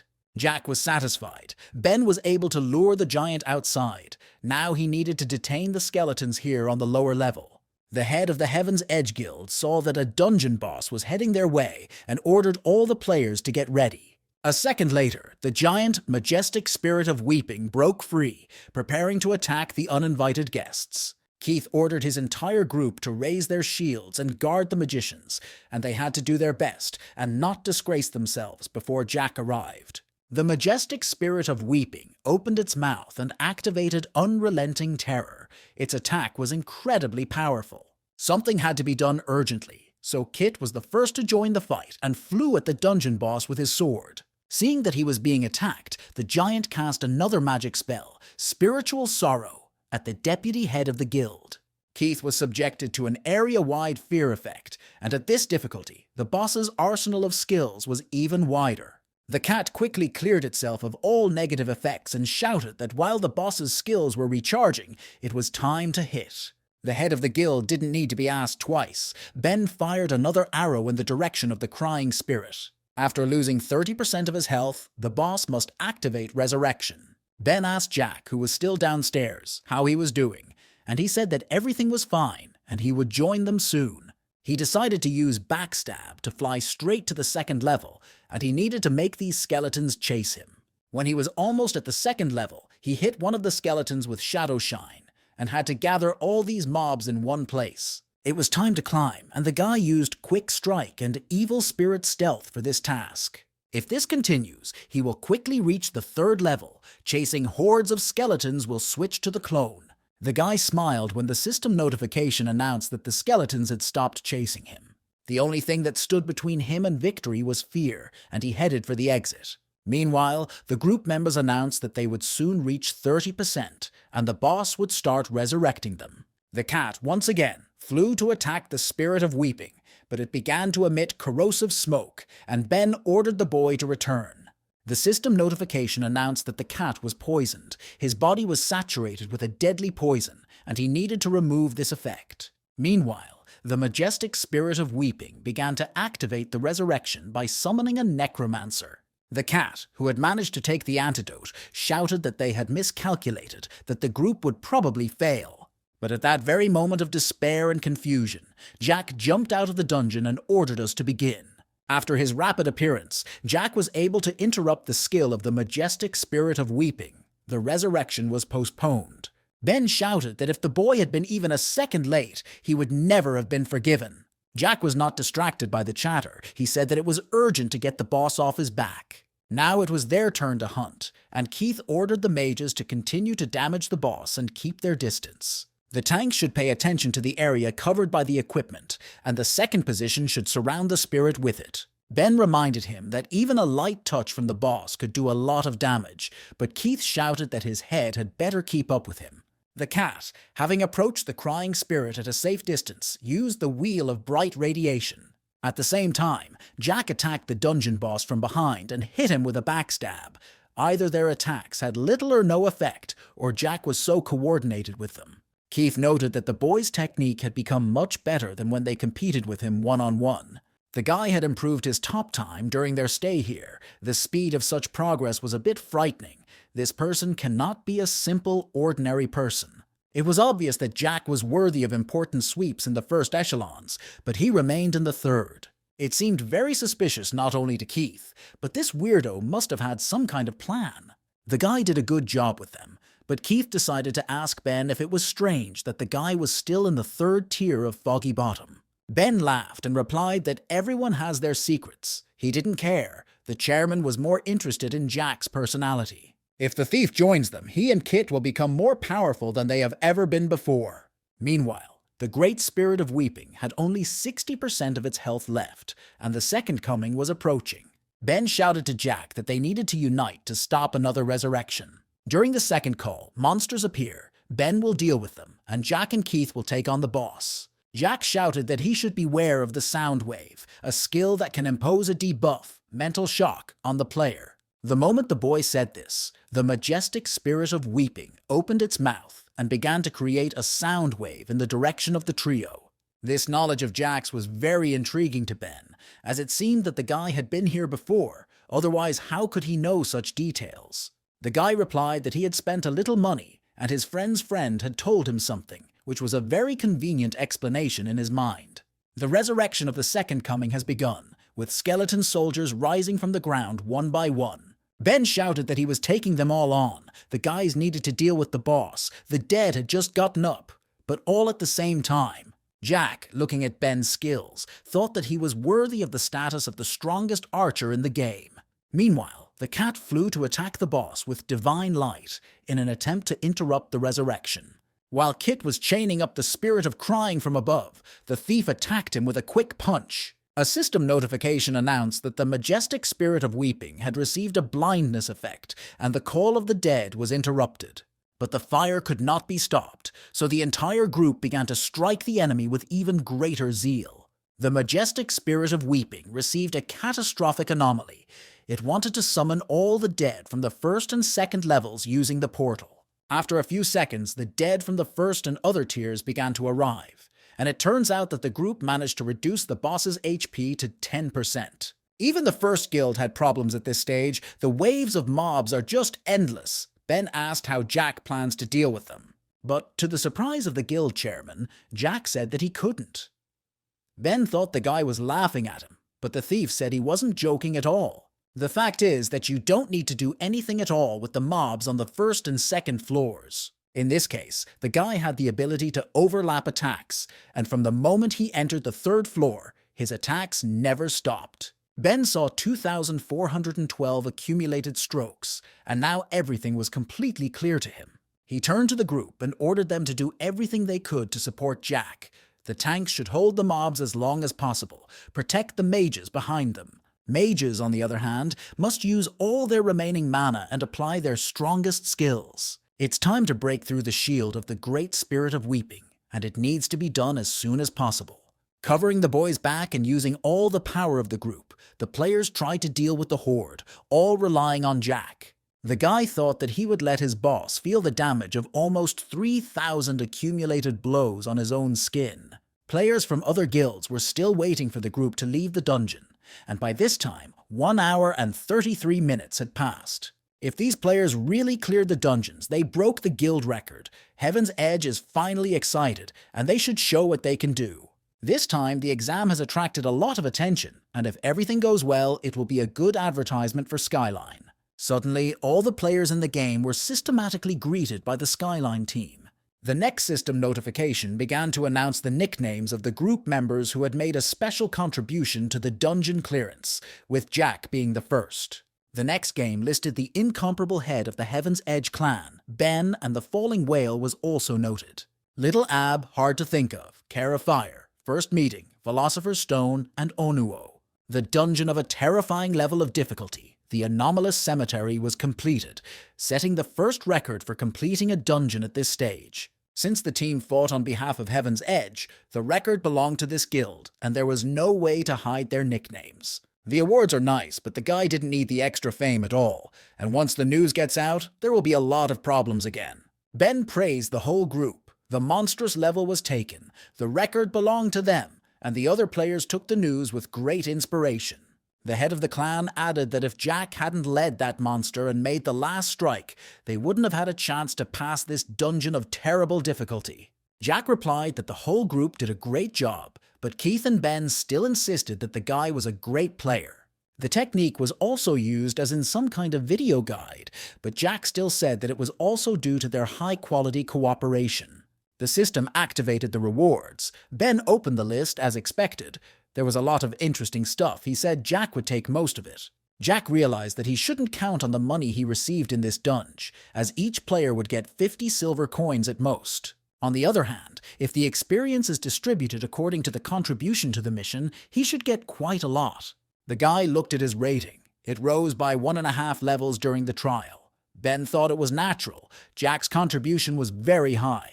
Eventually, Ben said that the news about them had already spread, and it was time to go back to the guild headquarters. He once again laughed with joy at the harvest this time and called everyone to follow him, including the thief. Keith said that he would not thank Jack for the record again. The guy should just accept the reward they had agreed on. Not counting the guy's 3 gold from the falling cat player, Ben asked what Jack had in mind to do now. The guy said he was thinking of returning to Too Many Upland. He needed to keep working out. Only one of the top 5 guilds could offer him that much money, and next time he could double his price. After a short pause, Keith carefully asked Jack what he thought about their clan. Jack replied that they are one of the top 5 guilds, ranked 4th in the top. Their strength is definitely outstanding, especially their head. Keith said that if they didn't have a thief like Jack, they wouldn't have made it through the mission, and he suggested that they join the Skyline. The guy replied that, as he had said earlier, this was a one-time cooperation. He was not going to change guilds, at least not yet. Keith replied that even if the Heavenly Ones were not in the first place, they had strict requirements for participants, and the guy would have maximum privileges. Jack thanked Keith for his sincerity, but reiterated that he had no intention of changing the guild at this time. The guy said that if Jack wanted to join, Keith was the deputy head of the clan. Only the thief has to decide what he wants, so Kit decided to ask the boy what he thought about it again. Jack reasoned that in the past, when he lived under such conditions, he would not have even thought of refusing. But in this life, his goal is something bigger, and he will not allow himself to be shackled by his responsibilities. Jack said out loud that this was not what he needed, and Ben stopped Keith, saying that they would not force anyone. Jack turned around to leave and finally thanked the clan leader for his understanding.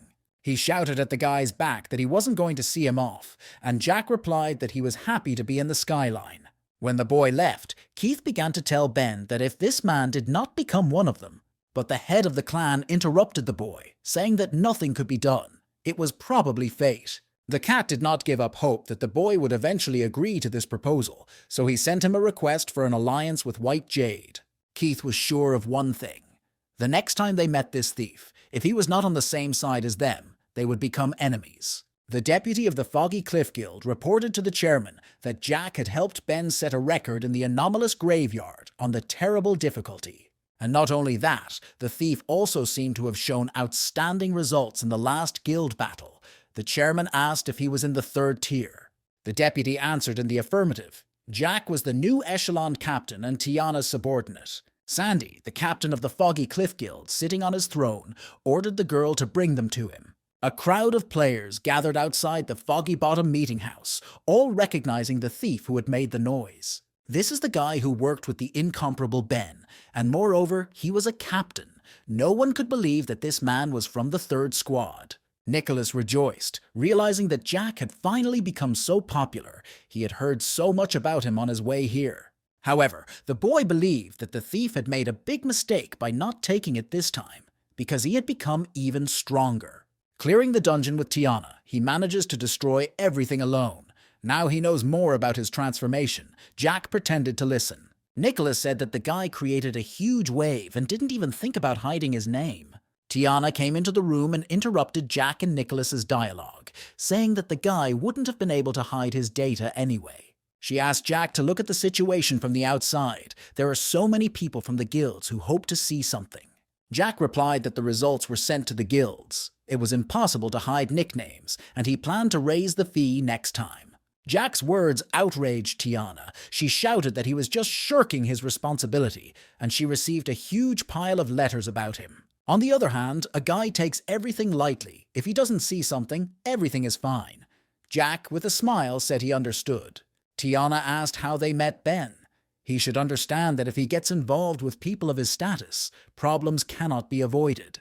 But before the guy could answer, The girl received a message and, not realizing what had happened, was about to open it, interrupting the conversation. Suddenly, Wasabi Man came into the room and asked if Tiana had read the message in the conversation between the Foggy Bottom management. Stammering with excitement, Wasabi Man said that Captain Sandy wanted to meet with Tiana and the thief Jack, and it will not be possible to avoid or meet them a little later because he wants to see them right now. To Jack's surprise, the headquarters of the Misty Cliff Guild was not bad, much more sophisticated than the Heaven's Edge Guild. Tiana was worried, but the guy told her to calm down. Even if they wanted to accuse them of something, he would take full responsibility for it. But the girl said that she was responsible for him, and besides, the boy has the right to do whatever he wants, so you can't blame him alone.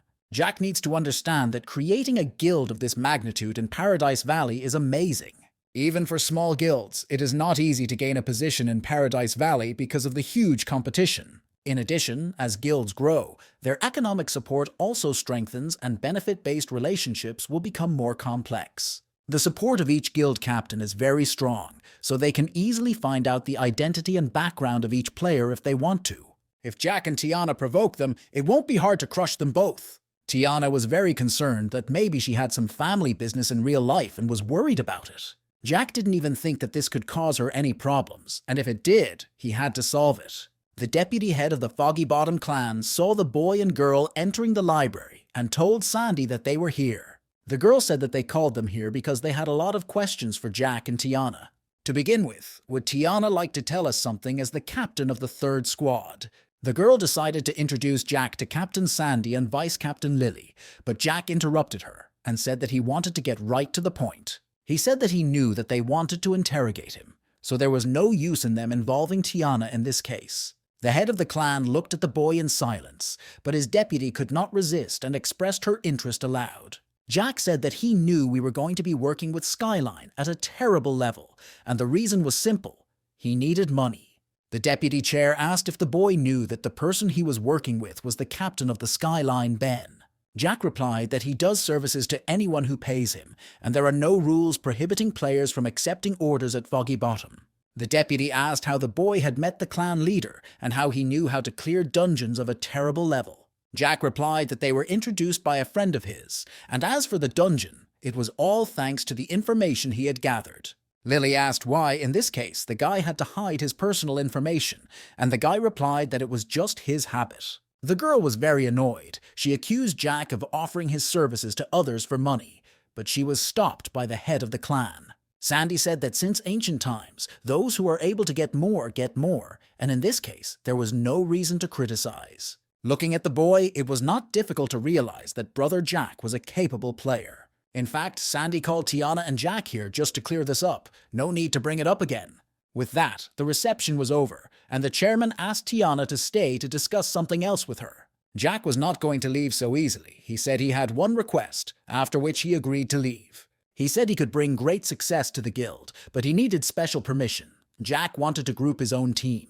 Even if he needs the support of the guild, he doesn't need to frame Tiana for it. Sandy looked at the guy and said that he had to have a result within a month. He asked if Jack agreed to such terms. The guy wondered why the clan leader was giving him only a month, when he should have realized that Sandy had a plan of action. The chairman replied that if Jack formed a group and was able to get it together within a month, if Jack's group makes it to the top 10 on the team ranking list, Sandy will allow him to start an independent team. This offer from the head of the Misty Cliff clan was very puzzling to Tiana, who had expected something different. The deputy chair laughed and asked if they had any thoughts on this, since they knew what the list was. Jack had gotten everything he wanted, so without answering any more questions, he turned around and said they would definitely see in a month.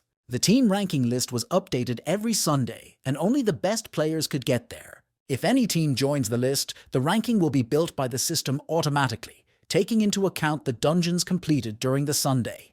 For each dungeon completed on Sunday, points are awarded that affect the difficulty and rank of the passage. In other words, there are countless teams on the team ranking list that they will have to face. Moreover, the top 10 positions have always been occupied by the 5 main guilds. Sandy's conditions are almost impossible. Jack should understand this. The deputy asked in surprise if Jack knew which list they were talking about, but the chairman asked Tiana if the girl had deliberately recruited a thief to the guild. The girl replied that this statement was true. she had to accept the boy into the guild. Sandy said that her answer suggested that the girl had asked him out first, not the other way around. Tiana, not knowing what the man was referring to, answered in the affirmative, saying that their team was an important stream of fresh blood for the guild. It will be very difficult for the girl in the future. Tiana agreed with her husband's words and said that now she was ready to leave. The deputy asked Sandy what he was trying to find out, whether the guy could be a spy, and Jack accepted their demands very easily. But the chairman replied that this was not his goal. Such a self-confident guy would definitely accept their terms. In fact, it was very simple. Sandy was curious who the guy would choose for his team. When Jack returned to the meeting room, Nicholas asked him if he was having any trouble, but he said he was fine. Wasabi Man asked if it was really true because Captain Sandy wanted to know more about the guy's past. Jack replied that he had given him the task of creating a team and that if he reached the top 10 in the rankings within a month, the team would be made permanent. Nicholas was ready to implement the plan of his idol. He was ready to break into the top 10 at the same second. Wasabi Man decided to help the guy. He couldn't deny that Jack had shocked him more than once. Such a person who can make the impossible possible, who strives to become stronger, is worthy of his help, even if he has to leave office. Finally, Tiana's sister returned, and Nicholas shouted that Jack had already told them everything. The thief asked the girl why the captain had detained her. Did he really want to ask her about him? The girl did not answer Jack's question. She wanted to ask her own. She looked at Jack, squinting suspiciously, and asked him if it was really important for him to become independent. Jack was silent for a while and replied that he and Tiana were very different, and he had no responsibility. He wants independence because he is afraid that his free nature will become a burden for all of them and provoke unnecessary problems. Tiana herself could not deny her fear of the guild's influence, but she was able to achieve what she has today. This was mainly done with Jack's help, so if the guy needs any help from her, she will be on his side. The kid rushed forward, but Jack calmed him down, as they needed at least 4 people in the team to apply for the ranking. Wasabi Man and Nicholas began to share their ideas on how they could move up the ranking table. Jack said that Wasabi Man could not join the team if his skills did not meet their standards. And it's not about the level, it's about the skills. They are incompatible now. Even little Nicholas can beat him. Besides, the team already has a thief, and they don't need 2 players of the same class yet. And the upset Wasabi Man replied that he understood. Realizing that the man was offended, Jack added that it had nothing to do with their friendship, and he hoped that Wasabi Man understood that. Tiana, who was watching this dialogue from a distance, thought that Jack was too tactless. As the man walked out the door, he said that after Jack found suitable players, he would duel with them. The vice-captain of the 3rd echelon asked to be given only 1 chance, and he was not going to lose it. When the thief left, Jack said he had to go because there was not much time. Tiana asked where he was going. Jack replied that he urgently needed to find an archer for their team. 3 players were running through a dark forest. They wanted to get separated because they couldn't find their opponent's location. But despite the temporary difficulties, they will track him to the last, because he plans to confront the dark wolves. Suddenly, a bullet pierced the head of one player from the squad, and the man could not stop screaming. His shocked comrades turned to him and saw him lying on the ground, unmoving. The surprise of one of them did not last long either, as the second bullet pierced his head. The captain of the unit, seeing that his comrades were dead, decided that the best solution was to flee. He believed in himself so much that he thought the sniper would need a lot of time to search. He needed to wait for reinforcements from the dark wolves. But he still could not understand where his mysterious opponent was shooting from. Suddenly, a bird flew down from a tree on the other side of the clearing in fright. This meant that the sniper was there. But the head of the Dark Wolves squad did not have time to hide better. The shooter found him. When he realized that he had killed the last target, he stood up and looked at the one where his former opponents were lying. The Bird of Darkness, who had already reached the 14th level, was very pleased with himself. He smiled gloatingly, realizing that it was very easy. Sometime later, the Bird of Darkness came down to the city to relax a bit, and the players were admiring his weapons. They discussed that the profession of an archer is not an easy one. The player's bow is very rare, despite its high damage, and it is extremely difficult to handle in battle. The sniper had a heavenly falcon, which can only be obtained in a certain dungeon of high difficulty, and today they were lucky enough to see it. Passing by the players, the Bird of Darkness entered the tavern, where all eyes were on him. He ordered a dark beer from the doorstep, and sometime later the bartender put his drink in front of him, and the guy paid with gold. Jack, who approached the guy, said that if his friend hadn't seen the guy enter the bar, he would never have been able to find him. Of course, the rumors were true. The lone wolf, who writes G every time he mocks his opponent, wanted to cooperate with him. In Jack's past life, this antisocial guy was the first person to own a long-range firearm. Jack, in all seriousness, offered the guy to join his team and take part in the team ranking list with them. But before the thief could finish his thought, the guy's shot broke his beer glass. The Bird of Darkness was holding a pistol with smoke coming out of the muzzle, and he briefly told the guy to shut up. But Jack said that he was not a professional scout. He just thought that Bird of Darkness was a good fit for his teammate. If he wants to contact him, he can meet him at the entrance to the ancient mechanical cave tomorrow at 12 noon. As Jack walked out, he said that he had every faith that the boy would change his mind. Speaking of upgrading his weapons, they can buy a Shadow Fighter sniper rifle. Even though the guy underestimated him, he was prepared for their encounter. The Shadow Fighter is one of the best rifles for heavy snipers in the game. Jack said goodbye and said he was waiting for the Bird of Darkness tomorrow and left the game. Every time he was a little sorry and sad to leave the game. This time he was alone in the room. He saw a letter on the table and Jack opened the envelope. The guy read the table of contents and could not believe his eyes. He did not expect that the old man was a very serious person. He remembered his grandfather's words that he needed to get an education, read a lot and become smarter, and he helped Jack apply for a budget.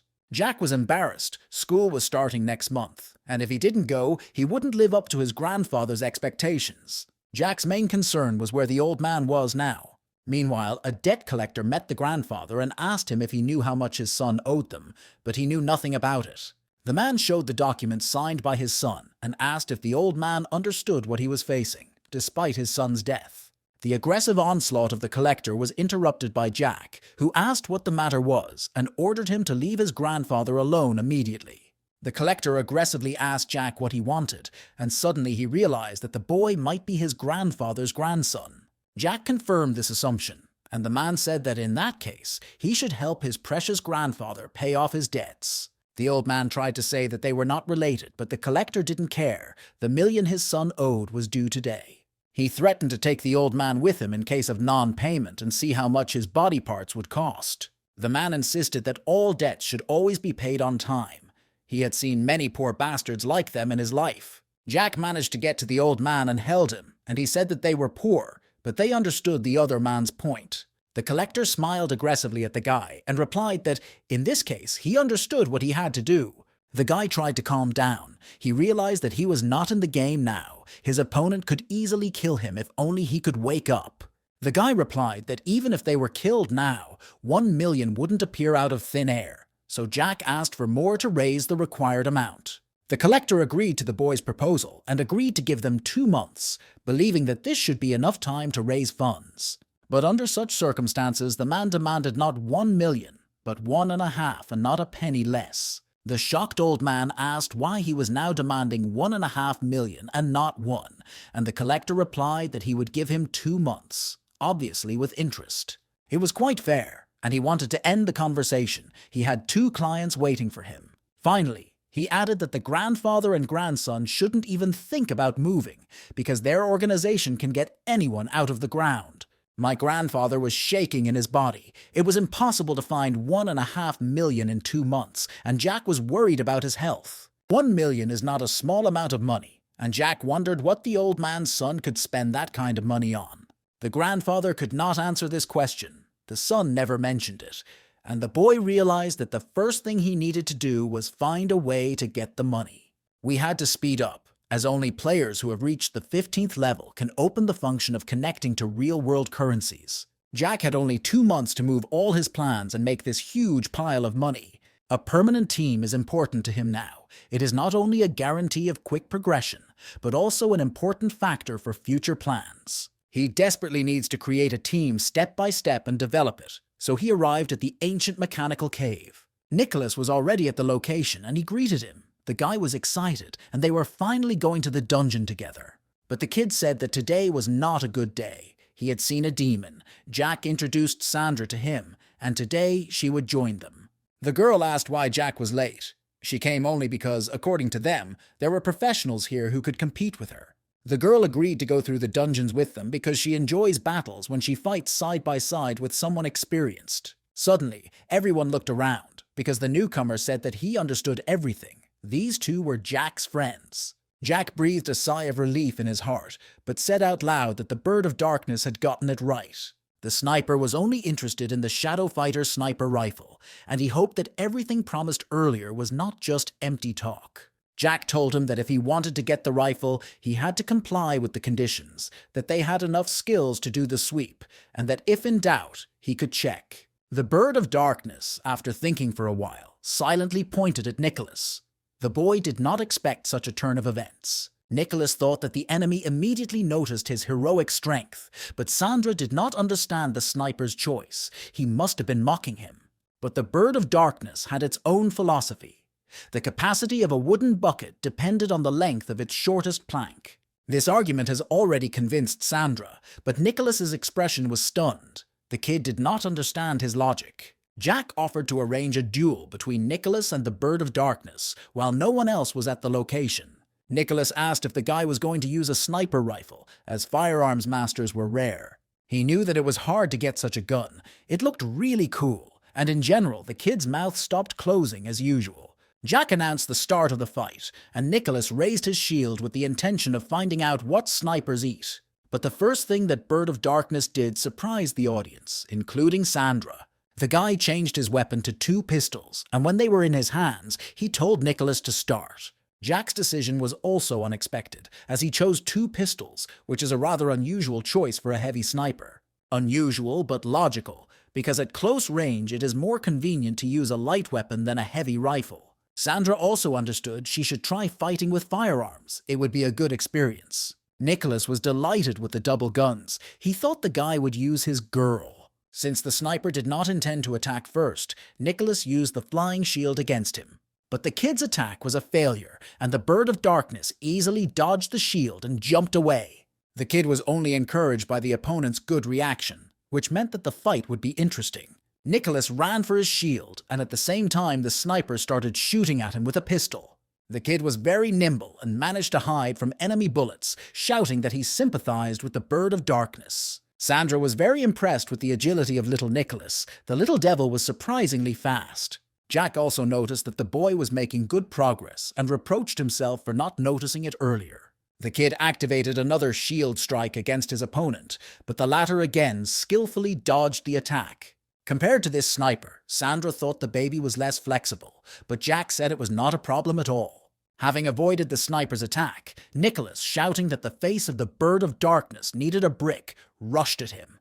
Trying to avoid a direct fight, the sniper pushed off the kid's shield and jumped away. He turned sharply in flight to start shooting at Nicholas with both pistols at once. The boy, who was focused only on his attack, felt for the first time very intense blows from the enemy. When Nicholas fell to the ground and was hidden by the dust that rose to the heavens, the Bird of Darkness did not even look back. Sandra thought that although the kid was able to withstand the guns, he broke under their pressure. The winner was determined, but Jack didn't think so. Suddenly, Nicholas jumped out of the smoke right at the sniper, having already turned into a giant. The Bird of Darkness did not have time to dodge the unexpected attack of the former toddler, and the latter was able to grab him with one hand.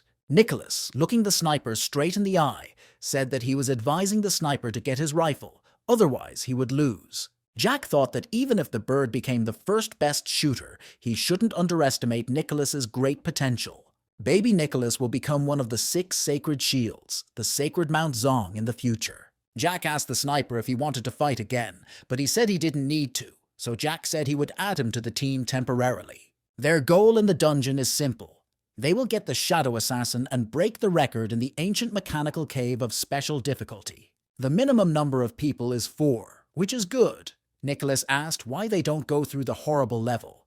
Jack answered that it's because of the different rewards. If the difficulty of the monstrous level is updated and the participants have more than half of their HP at the end, then the reward is the copper sword of the military killing shadow.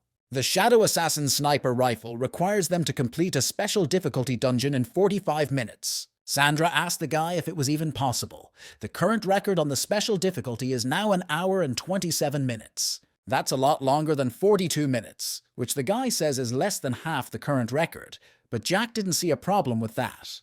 The Bird of Darkness, who quietly approached Jack from behind, asked how long he thought it would take them to clear the area. To the surprise of all the group members present, Jack replied that he would give them 20 minutes to do so. Nicholas threw a spider off his hand. He didn't like them. Sandra asked Jack if 20 minutes wasn't too short a time. Jack replied that he didn't think it was too short. He was planning a different style of play for their group. That is why they will not pass this dungeon of such difficulty in the same way as others have. In the ancient mechanical cave, you have to go through 3 mini-maps, each with a layer of caves, after which you have to defeat the mechanical griffin Kyla. The sniper had teamed up with other teams before, but the sweep always took 2 hours, which is very different from the 45-minute set. Jack said that even the fast pass is conventionally long, so their method is different. They will use the terrain to their advantage. There was also no need to fight the monster. There was another option in this regard. Shocked, Sandra even asked if she had heard Jack correctly, and he repeated that it was true. There was a loophole in the map. The map of the ancient mechanical dungeon was a little different from the others. It is loaded in advance. There is no need to wait for it. Nicholas immediately realized where his boss was going with this. There was a shortcut for the team. Jack, without stopping for a moment, replied that that was right. Ben had already managed to do it a long time ago, so they would be able to do it too. It's just that there's a trick in the gameplay. Some cards are seamless, and some have to be loaded gradually. The Bird of Darkness did not understand what Jack was talking about. He demanded to discuss clearly what to do, otherwise it was all a waste of time. Jack did not expect that such a professional as the Bird of Darkness had no understanding of the game's mechanisms. He asked me to look around, and the atmosphere of this location gave the impression of mystery, with many small holes in the ground and walls. Sandra felt uncomfortable with everything she saw, but Nicholas didn't care. He didn't feel anything. Jack said that the team players had to overcome their discomfort because they needed to drill these holes. Only one player on the team liked this idea, and it was, of course, Nicholas, who found it very fun and wanted to play. Jack also said that the place is full of passageways connected to each other like strands of a spider's web, but no one knows where they lead. There may be a monster waiting for you, or there may be a dead end or an exit to another route, it's hard to say. However, they should not hang their heads. Jack knows all these thousands of caves. There is a suitable route at the bottom. This bug was found by players in Jack's past life. It was specifically here because everyone was using it, and the dungeons lost their meaning. Everything was fixed only after the version was updated, but now only he knows about it, so he can safely sell this information to anyone. Jack realized that this type of bug shouldn't spread quickly through the game. It could be controlled.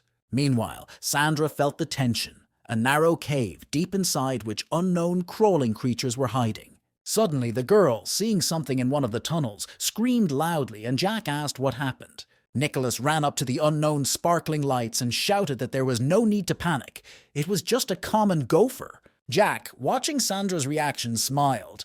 Their cold beauty, it turns out, had a sweet side. But with the Bird of Darkness, everything was determined a long time ago. He was a very damned personality. Jack, without saying a word, simply watched his team, anticipating that today would be a very interesting day. At the three-way intersection, they had to go left and speed up, and the team had to silently avoid the sleeping monster as quietly as possible. Finally, they came to the right place. Under this tunnel, they had to jump down. Nicholas volunteered to do it first. Jack immediately jumped after the baby, urging the other team members to do the same. Once on the ground, the kid could see the way out of this narrow space, but there was an obstacle. Nicholas's thoughts were interrupted by his comrades, who were falling on top of each other, screaming in pain. Sandra, who fell on top of Jack, was touched by the guy's words about her sighing after she got off him. The Bird of Darkness said they went horizontally 16 times and vertically 12 times, which looks like a lower floor. I kept telling the sniper that they were running straight towards the last boss. Jack noted that the boy is very good at spatial awareness, as expected from the Bird of Darkness. The sniper also knew about this underground river. It was called the River of Humility, and he did not expect Jack to know a shortcut to the bottom. The guy also urged everyone to look at the structure of the place, looking at everything around him with curiosity. Right above them was the boss, the humble mechanical guardian. Griffin Kalu, whose habitat was the Bridge of Humility. Nicholas was looking at the boss they had to eliminate from ambush, and he didn't look very friendly, to put it bluntly. He told Jack that this boss scared him with his invincible appearance, but he replied that they didn't need to fight him one-on-one. Sandra said that 12 minutes and 8 seconds had passed since the guy had said what his plan was, and he had to start. But Jack, glaring at the girl, said that he didn't need her yet. Only the Bird of Darkness should participate in the first stage of the fight, and the other participants immediately asked why Jack made this decision. But the sniper himself immediately realized that Jack's choice was not just a whim. The target of the Bird of Darkness was Kyle's tail, a distance that only a good marksman could cover. Jack used the best sniper to attack from a distance. The boss will get angry, but he won't be able to get them and will return to the starting position. The sniper, having listened to the guy's theory, said that he did not understand where it came from, but now they would see if it would work in practice. Jack asked to remember to use point skills more often to increase damage, because the tail is the weakest point, and the sniper changed weapons. Nicholas and Sandra asked what they should do, and Jack replied that they would wait, but there would be an opportunity to play the main role. The Bird of Darkness asked if he could start, and Jack answered in the affirmative. At the same moment, the sniper made his first shot. The boss was not happy, and he was hit several times. Jack started shouting at the boy to keep going, because Kalu's bird would notice them now. A moment later, the griffin took off from its seat and began to fly over the bridge, looking for its enemies. Jack realized that they were hiding under the bridge, and since the griffin hadn't caught up with the target, it would soon return to its original position. Unexpectedly, when Jack saw the sniper's reaction to his words, he asked him if he thought something was wrong, but the sniper pretended not to hear him. He was focused on the boss's movements, and when he reached the optimal distance, fired a second shot to use the time productively. High-velocity ammunition, as it turns out, could not have caused significant damage to the Kyle vulture. As Jack watched the Bird of Darkness get into a rhythm, Nicholas said that he now seemed very pathetic. Sandra, who suddenly appeared next to the baby, said that he was just an uneducated child, which of course angered him. Kyle's griffin was normally a nightmare for mages and archers. Sandra didn't expect Jack's chicken fighter strategy to work. Jack agreed that Kalu is sharp on ranged attacks and good at blocking sound waves, and once blocked, it's too late to run. Bird of Darkness recalled that in the passages of this dungeon, he had no chance to pull out a rifle. He relied on pistols. He did not even dare to think about such a strategy of using the terrain. Jack found a sniper point from which he could freely wipe out the boss's health. If the calculation was correct, Kuroda would be able to fire 4 shots in a minute, and more than 30 shots in 8 minutes. Also, the Bird of Darkness has finally caught the griffin's movements, and will be able to inflict additional damage on it. The heavy sniper hits hard, with a high attack bonus, and also in the weakest point of the boss of this dungeon, the tail, so there should be no problems. Suddenly, the boy made all the members of the group worry. He hung himself from the ledge of the bridge, saying that he was passing the time. Jack, realizing the plan of the Bird of Darkness, shouted to him to immediately shoot at the tail of the griffin, which was flying right over them. Jack was amazed. The bird was able to figure out what seconds the tail was still in the area of his shot. At the same time, the guy had very good skills. Jack had never seen anything like it before, and he always had a rule of taking 1 shot at a time. After Kuroda realized that he could fire 2 shots in a given time, the planned 8 minutes were reduced by almost 4. In the end, Jack's group completed the humble mechanical guardian, Griffin Kyla, of the highest difficulty in just 16 minutes. Bird of Darkness was able to get the long-awaited Shadow Fighter, and Jack hoped that the special difficulty would not attract attention. But unfortunately, this time they were close to record time, and a terrible discussion erupted at the Paradise Valley Forum. The most outrageous thing is that in the end, everything turned into an infinite number of teams of different levels willing to challenge them. Moving among the crowd of players, Jack asked the sniper to hide his weapon because it was very visible. Nicholas said that only a blind person would not realize that the 16 minutes team that everyone is talking about is them. Jack explained that he has a habit of withholding information. Given the actions after battles, everyone on their team must also keep their mouths shut. Excessive noise will only add to the problems. You need to behave discreetly and be invisible. It is always better to be safe. Sandra said she didn't care. She joined because it was interesting and challenging, and if she got bored, she could quit at any time. Jack had already mentally said goodbye to Sandra, wondering if he could keep her, but the dialogue with the bird went unexpectedly well. The sniper said that he was a non-team player, but to thank them for the shadow fighter, he would join the team for a while. But the guy thought it was important to discuss it right away so that they wouldn't be surprised if he left the party, because he had his own plans. Jack realized that the current team best suited his wishes, and it was a promising start. Jack was brought out of his thoughts by little Nicholas, who told him that there were a lot of heavily armed people around. This was natural, because this road led to registration for the team rating, and a group without the appropriate strength cannot qualify.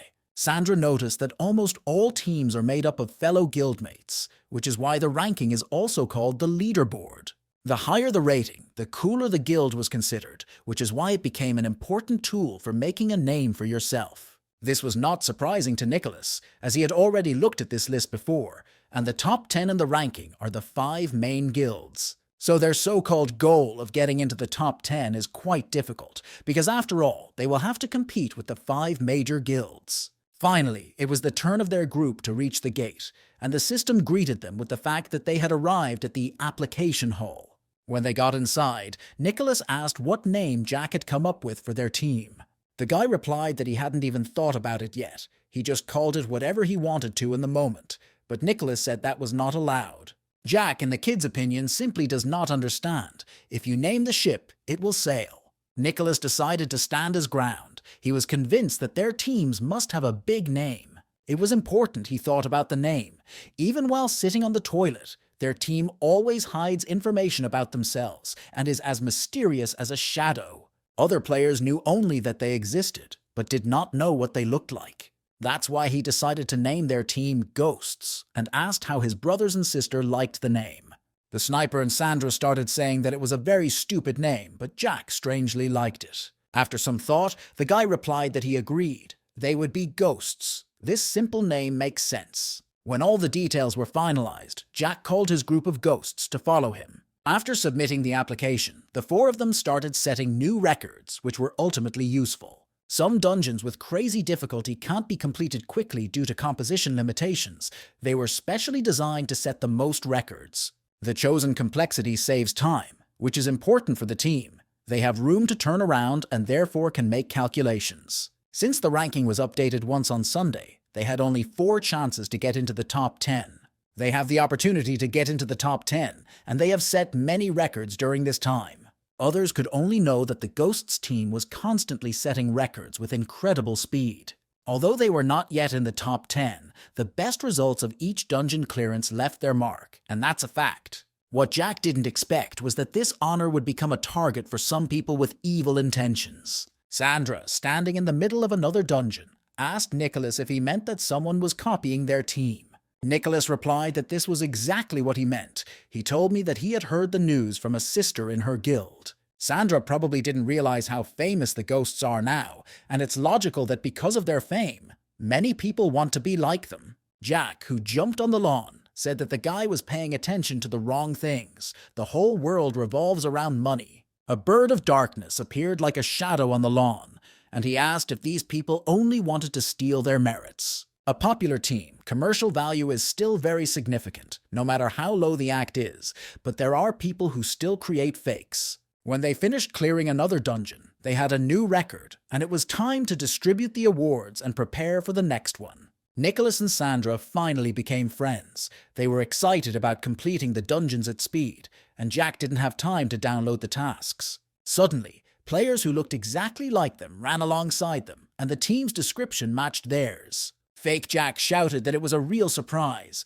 Today, they had the good fortune to meet their fakes. Nicholas, the only one who mentioned the gift of speech, was surprised that the fakes even have the same professions. They had a mage, a sniper, and a warrior with the same shield as little Nicholas, and now they couldn't just run away. Fake Jack said that before the opponents showed up, they had already gotten rid of another imposter, who also posed as the Ghosts. Jack could hear the crowd gathering, discussing which of the 2 teams was the real Ghosts. Fake Jack's team appeared recently and started harassing other scammers, and they were probably the real Ghosts in the crowd's opinion. Fake Jack, hearing these words, said that, judging by the classes and equipment, there was no need to explain anything. The opponents were fakes. And judging by their tense faces, it's easy to tell that they are also afraid of the truth. Jack noted that this band was quite professional, but they didn't have time for such nonsense. He told his friends that they weren't worth their time. Sandra had never seen anything like this before, and this was the first time she had met someone who was impersonating her. But the Bird of Darkness was not happy. It was played by an ugly guy who was hard to distinguish from a wild boar. But Jack, despite the fact that his friends were eager to deal with the fakes, insisted that they should not attract too much attention. Meanwhile, taking advantage of the silence on the part of his opponents, the fake Jack shouted that they were probably trying to provoke them. The guy thought they were very similar, but his team's acting skills were better because they specialize in catching imposters. They insisted that there wasn't a person in the game who didn't know them and assured them that they would beat the shit out of the imposters. Jack asked how it would be done, and the guy replied that it required a one-on-one competition between two teams. The fake said that they had never lost a fight to an imposter, and Jack agreed to the terms. Jack's quick agreement puzzled the fake, but there was no turning back. Too many eyes were on them. Fake Nicholas said that the strongest team wins, and the team that wins in 3 rounds will be the winner. Coming almost close to Jack, he asked which of his team would go against them first. Little Nicholas did not wait long. He said that it should be a match between players with the same classes, otherwise it would not be interesting. The opposing side agreed. The rules are simple. You can only fight inside the circle. The winner will be determined in 5 minutes. The fake asked if Nicholas agreed to an automatic defeat in case of a flight out of the circle, and the kid replied that there was no problem. It was time to start. Jack said that nothing special was required of Nicholas. He just had to beat the guy up, and he said that he had no problem with that. Jack said that Nicholas should never transform, because it would make no sense and would only attract unnecessary attention. Nicholas didn't like the conditions. He called Jack a bore, but he had to follow the rules, and the battle began. Fake said that even though it was a duel, he would like to ask Nicholas to give him some advice. Little Nicholas, who was 1 level below his opponent, happily agreed, saying that he was now much stronger than before. The fake came closer and said that he wanted to shake hands with his opponent before the battle as a sign of respect. Nicholas didn't mind at all. It was the first time he had seen them, and he was a little confused by the offer, but he shook hands with his opponent. But it was a hoax. The fake said that no one needed respect in their time and lifted Nicholas by the hand in the air. A moment later, the boy was flying to the edge of the circle to Sandra's indignant screams that the fake was a lying bastard. Nicholas managed to land without paying attention to whether he crossed the mark. He was very angry. His opponent had deceived him. But the fake said that the kid lost, that all methods are good in war, rules are rules, and that the boy crossed the line. Sandra said that it was time to move on to the next round, let their magician go forward, and Nicholas wished the girl to avenge him. Bird of Darkness was a little disappointed. Sandra was a split second ahead of him. The magician from the crowd of spectators hesitated a bit. She didn't understand why her opponent looked so familiar, but the imposter magician, adjusting his glasses with a smile, agreed to enter the circle. He could not have imagined that he would have a girl as his opponent, and he promised to make an effort to be gentle with her. Sandra was only angry at such statements, and she said through her teeth that the guy should take better care of himself. The audience couldn't believe their eyes. It was Sandra from the arena, and at first they thought they were imagining things, but it was really her. According to rumors, this girl was a natural loner. Someone heard that Sandra was a member of a large guild, but these were all assumptions. The audience just wanted to enjoy the show that was put before their eyes. After all, Jack's team still attracted attention. Nevertheless, Jack believed that this incident with the imposters could be a good cover in the future. The fake magician saw Sandra wave her staff and the energy lightning that came from it, and asked why she was so angry. He advised the girl to relax and asked if she wouldn't mind going to a cafe and eating some dessert after the fight. In fact, the guy was annoyed by his opponent's arrogance. Did she really think she was special? The magician gave her a chance to save her reputation. Out loud, he apologized for hitting me with full force as he doesn't like hitting women. Already openly mocking, the guy told Sandra to hold her knees because he was going to show her all his strength. Shouting that she was about to feel his passionate, thorny embrace, he generated the spell Prison of Thorns. In a matter of seconds, the magical plant covered with thorns had already wrapped Sandra in half, but the girl did not resist at all. Nicholas was frightened. He didn't understand why she let herself be grabbed, but Jack said not to worry. She wasn't the kind of person who would stand there and take it. One could even say that Sandra had gotten significantly better since their last duel with Jack. During this time, the girl learned to observe the enemy's attacks instead of treacherously rushing into the fray. Sandra probably just let this jerk show off for a while longer in the public eye. The audience was also shocked by what was happening. It was probably not Sandra at all, but just a girl who looked like her. In their opinion, it was the end. Suddenly, one of the players saw a fire slowly rising at the top of the plant and smoke billowing out. A few seconds later, the dome formed by the imposter's magic exploded into pieces, and the fake ghost's skill was destroyed. A flaming dragon burst out of the middle of the plant and flew straight toward the amazed boy who could not move. The magician's last thought before the fire consumed him was to doubt that this was even possible. When Sandra's spell broke a little, she said that someone had once said that a battle mage was still just a mage. Has the enemy completely forgotten about the strengths and weaknesses of various elements? The audience opened their mouths. The wood loses to the fire. This woman took advantage of this to free herself. Her attack was smooth and precise. But Sandra wasn't going to stop. She dealt the enemy blow after blow, both for her own sake and because of Nicholas. After a combination of several attacks, the fake ghost fell to the ground, breaking his glasses.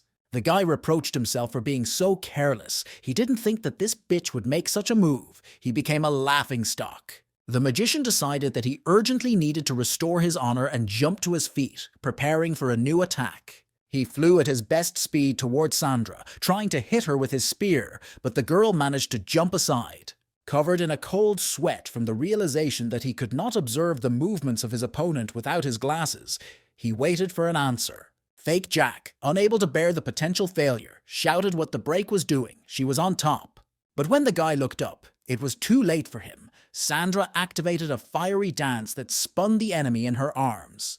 Leaving the circle, the girl passed the baton to the next couple, and the crowd finally realized that they were looking at the real Sandra from the arena. Jack asked the girl if she thought the last attack was overly ostentatious, but Nicholas was delighted. Sandra replied that she didn't care. There was one last match left, and it was better not to lose to them. The crowd was slowly beginning to realize that the team that had behaved so brazenly in the beginning was probably a team of imposters. Fake Jack couldn't trust the last duel to the will of the fat man they hired to play the gunman. The guy realized that he had to finish this match as soon as possible and leave this place. Otherwise, they would all be in big trouble. The fake Jack tried to keep a straight face, saying that his opponents had simply taken advantage of their friend's carelessness. He emphasized that only 2 of their 2 teams were left, and the last match would be with Jack. He chose a guy who, in his opinion, hadn't even opened his mouth during all this time because of his fear. Getting really cocky, the fake Jack made sure the guy got his ass to the circle immediately. More and more spectators were gathering around the circle. Everyone wanted to see the legendary band with their own eyes. Victor was amazed among the 2 people in the circle. He recognized the thief Jack. His classmates looked in that direction. The nurse Jane also recognized the handsome man as Jack. It had been a long time since they had met, and she wondered if he remembered her. The anti-mainstream replied that a great man like this thief could not have remembered them. The imposter said that he had been following Jack from the very beginning. He was the one who wanted to run away first when they offered them a duel. The guy thought that if Jack was good at something, he wouldn't have avoided the duel so much. He was probably the weakest in the team. It was time to show him what style was. The start of the fight was announced, but Jack did not move. No one understood why he did not attack the opponent. The audience thought that the guy was scared. The imposter shouted that the opponent's pants were probably already dirty. Maybe he didn't know how to play the thief. Fake Jack was getting bolder with every second of no reaction from the enemy. He decided to attack first and activated a smoke bomb. Nicholas did not like this move by a member of the fake Ghosts team and wanted to see how Jack would deal with him. The viewers were divided. Those who knew Jack personally were confident of his victory, while others insisted that the imposters would win. The group of imposters fought quite a bit. They defeated more than a dozen opposing teams, and their thief did not lose a single duel. But all the assumptions and guesses could not lead to anything. None of the spectators could see anything through the smoke. The faker was confident that with this bomb, he could use shadow substitution to calculate the location of a disoriented enemy. And at the end, when the target was found, he was going to finish the fight with a powerful backstab, a combo that never failed him. The imposter found Jack standing in the same place. Was he really that stupid? The fake decided to kill him before the smoke cleared. He never ceased to be amazed that his opponent was still in the clouds. The imposter approached Jack's back to the right distance and brought his blade in, and it was time for his opponent to prepare for death. But even before the fake found Jack, he already knew about its location. The thief used his eagle eyesight to find hidden objects. The elf nurse, Jane, was losing patience, curious about what was happening in the smoke, but she didn't have long to wait anyway. Suddenly, the system announced the end of the duel. The winner was determined, and no one expected such a rapid development. The fake Nicholas laughed. He had no doubt that victory would be on their side. His chairman had never lost using this combo. The smoke began to dissipate, and the first to be seen was the head of his squad, lying unconscious on the ground. Confused, he could not believe that their squad had lost to this strange team of players. The real Nicholas announced a 2-1 victory for them, and Jack said that they should leave. It was too crowded. Nicholas said that he wanted to see how Jack dealt with his opponent. He wanted to believe that the boss had avenged him. While the imposters were trying to get their leader back on his feet, the audience speculated that the winners could be a real legendary unit. The fake Jack tried to mumble that his opponent was absurdly strong. He had calculated every move. The imposter couldn't even see the blade. He was just beaten, and he couldn't even respond. The shooter said that he heard that the battle mage from their team was actually Sandra from the arena. They could be the real ghosts. Meanwhile, the elf nurse Jane encouraged her friends to move their feet and talk to Jack. Sometime later, at the Wolf's Fang headquarters, the guild's deputy received a message from players with whom they had previously cooperated. Without turning to the messenger, the guy asked which guild it was and what exactly the message was about. The envoy replied that it was a strategy of what to do with the recently popular ghosts. Because this team was setting new records, many of Wolf's Fang's achievements were overwritten, which is a threat to their position in the leaderboard. This was their strategy: to bribe several guilds, forcing them to pretend to be ghosts, to tarnish the reputation of the real ones, and then eliminate them. The messenger reported that the mage from Ghosts was most likely the player Sandra from the arena, and the guild deputy said that everything had become much easier. He ordered me to tell all the thieves who specialize in murder to hide their information and target this team. The deputy of the Wolf's Fang Guild, Samuel, wanted to get the ghosts back to level 0 at any cost. Sandy decided that they would do just that. The members of the first echelon would get information about the records in several new dungeons as quickly as possible.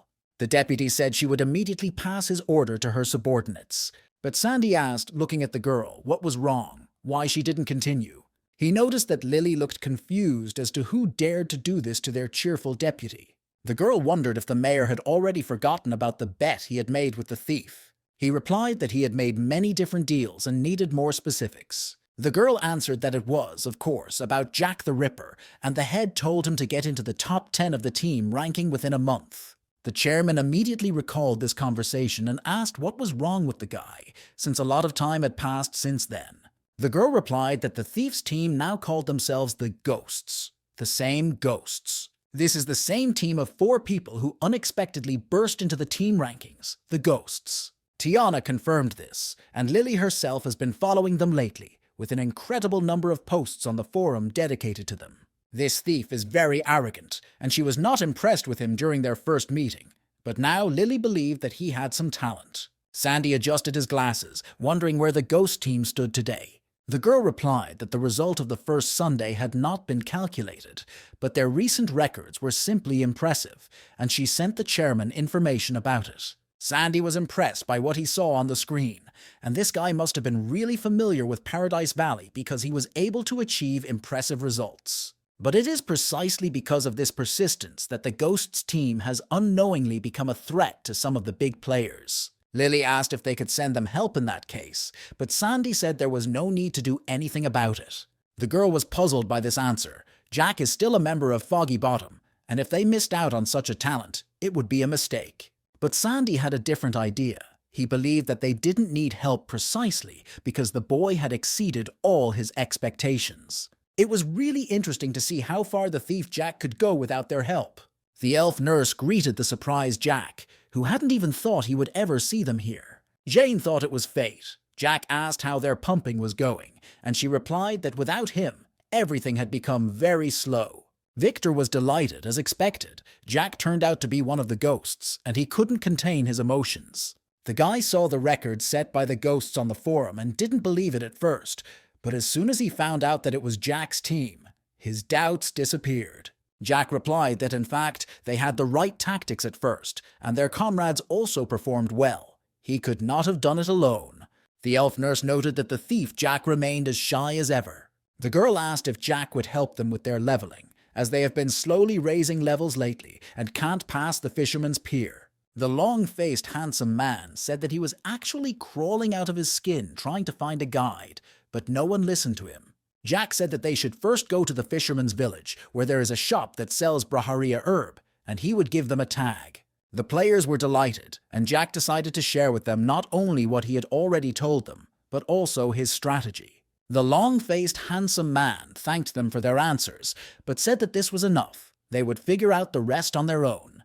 When the elf nurse objected, long-faced handsome replied that the boy had already helped them enough. There was no need to babysit them.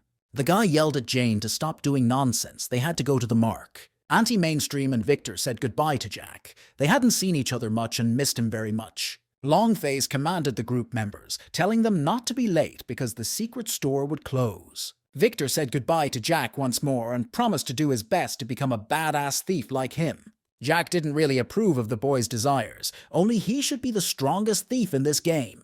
But Jack still has a long way to go, and at least he hasn't been a rival to Victor yet. It reminded him that time was running out and he needed to speed up. He had to reach level 15 and become awakened as soon as possible. This personal achievement should be a new beginning for him, which he really needs. It was also the only way to pay off the old man's debt of $1.5 million. One Sunday passed, and a large number of people saw the ghosts enter the top 20 in the team rankings for the first time. This event once again shocked the community and caused a new wave of confrontation for a place in the ranking. 2 weeks later, ghosts reached the 15th place and became the most popular topic among players. Because no one knew their real identities, it gave all these events a mysterious air. On the third Sunday, they lived up to expectations and took 10th place in the ranking, confirming the fans' theories on this matter. In such a short period of time, the ghosts set even more records, thanks to Jack's experience from his past life. This further increased the expectations that were placed on the ghosts, and for some players, they became idols. But the closer their team got to the top of the rankings, the more they got. The greater the danger that lurked nearby, the more it finally showed itself. But for Jack, it was expected. They took a bite out of someone else's pie, and it was not surprising that a guild had prepared well for their meeting. The Wolf's Fang men were pleased to have found the ghosts, and the squad leader ordered them to report to the mountain and prepare for an attack. Sandra was tired of clearing the dungeon, so she was actually excited about this adventure because of the number of enemies she might have to call for help. Jack counted about 12 enemies in the clearing, most of them level 10, and told his friends not to stay too long. The thieves were pleased with themselves. The dark horses that had appeared out of the blue had finally been trapped. The Sunday before, Samuel had tried to hide his anger. He had underestimated the ghosts. This team was really capable of something. The head of the squad promised to increase the number of traps, but in Samuel's opinion, the ghosts were too strong for the thieves to resist. Standing at a half-turn to the messenger, the guy said to him to delay them as long as possible. He wanted to meet them face to face. The squad commander ordered to divide into 5 groups of 5, each group taking on one enemy and holding them off as long as possible.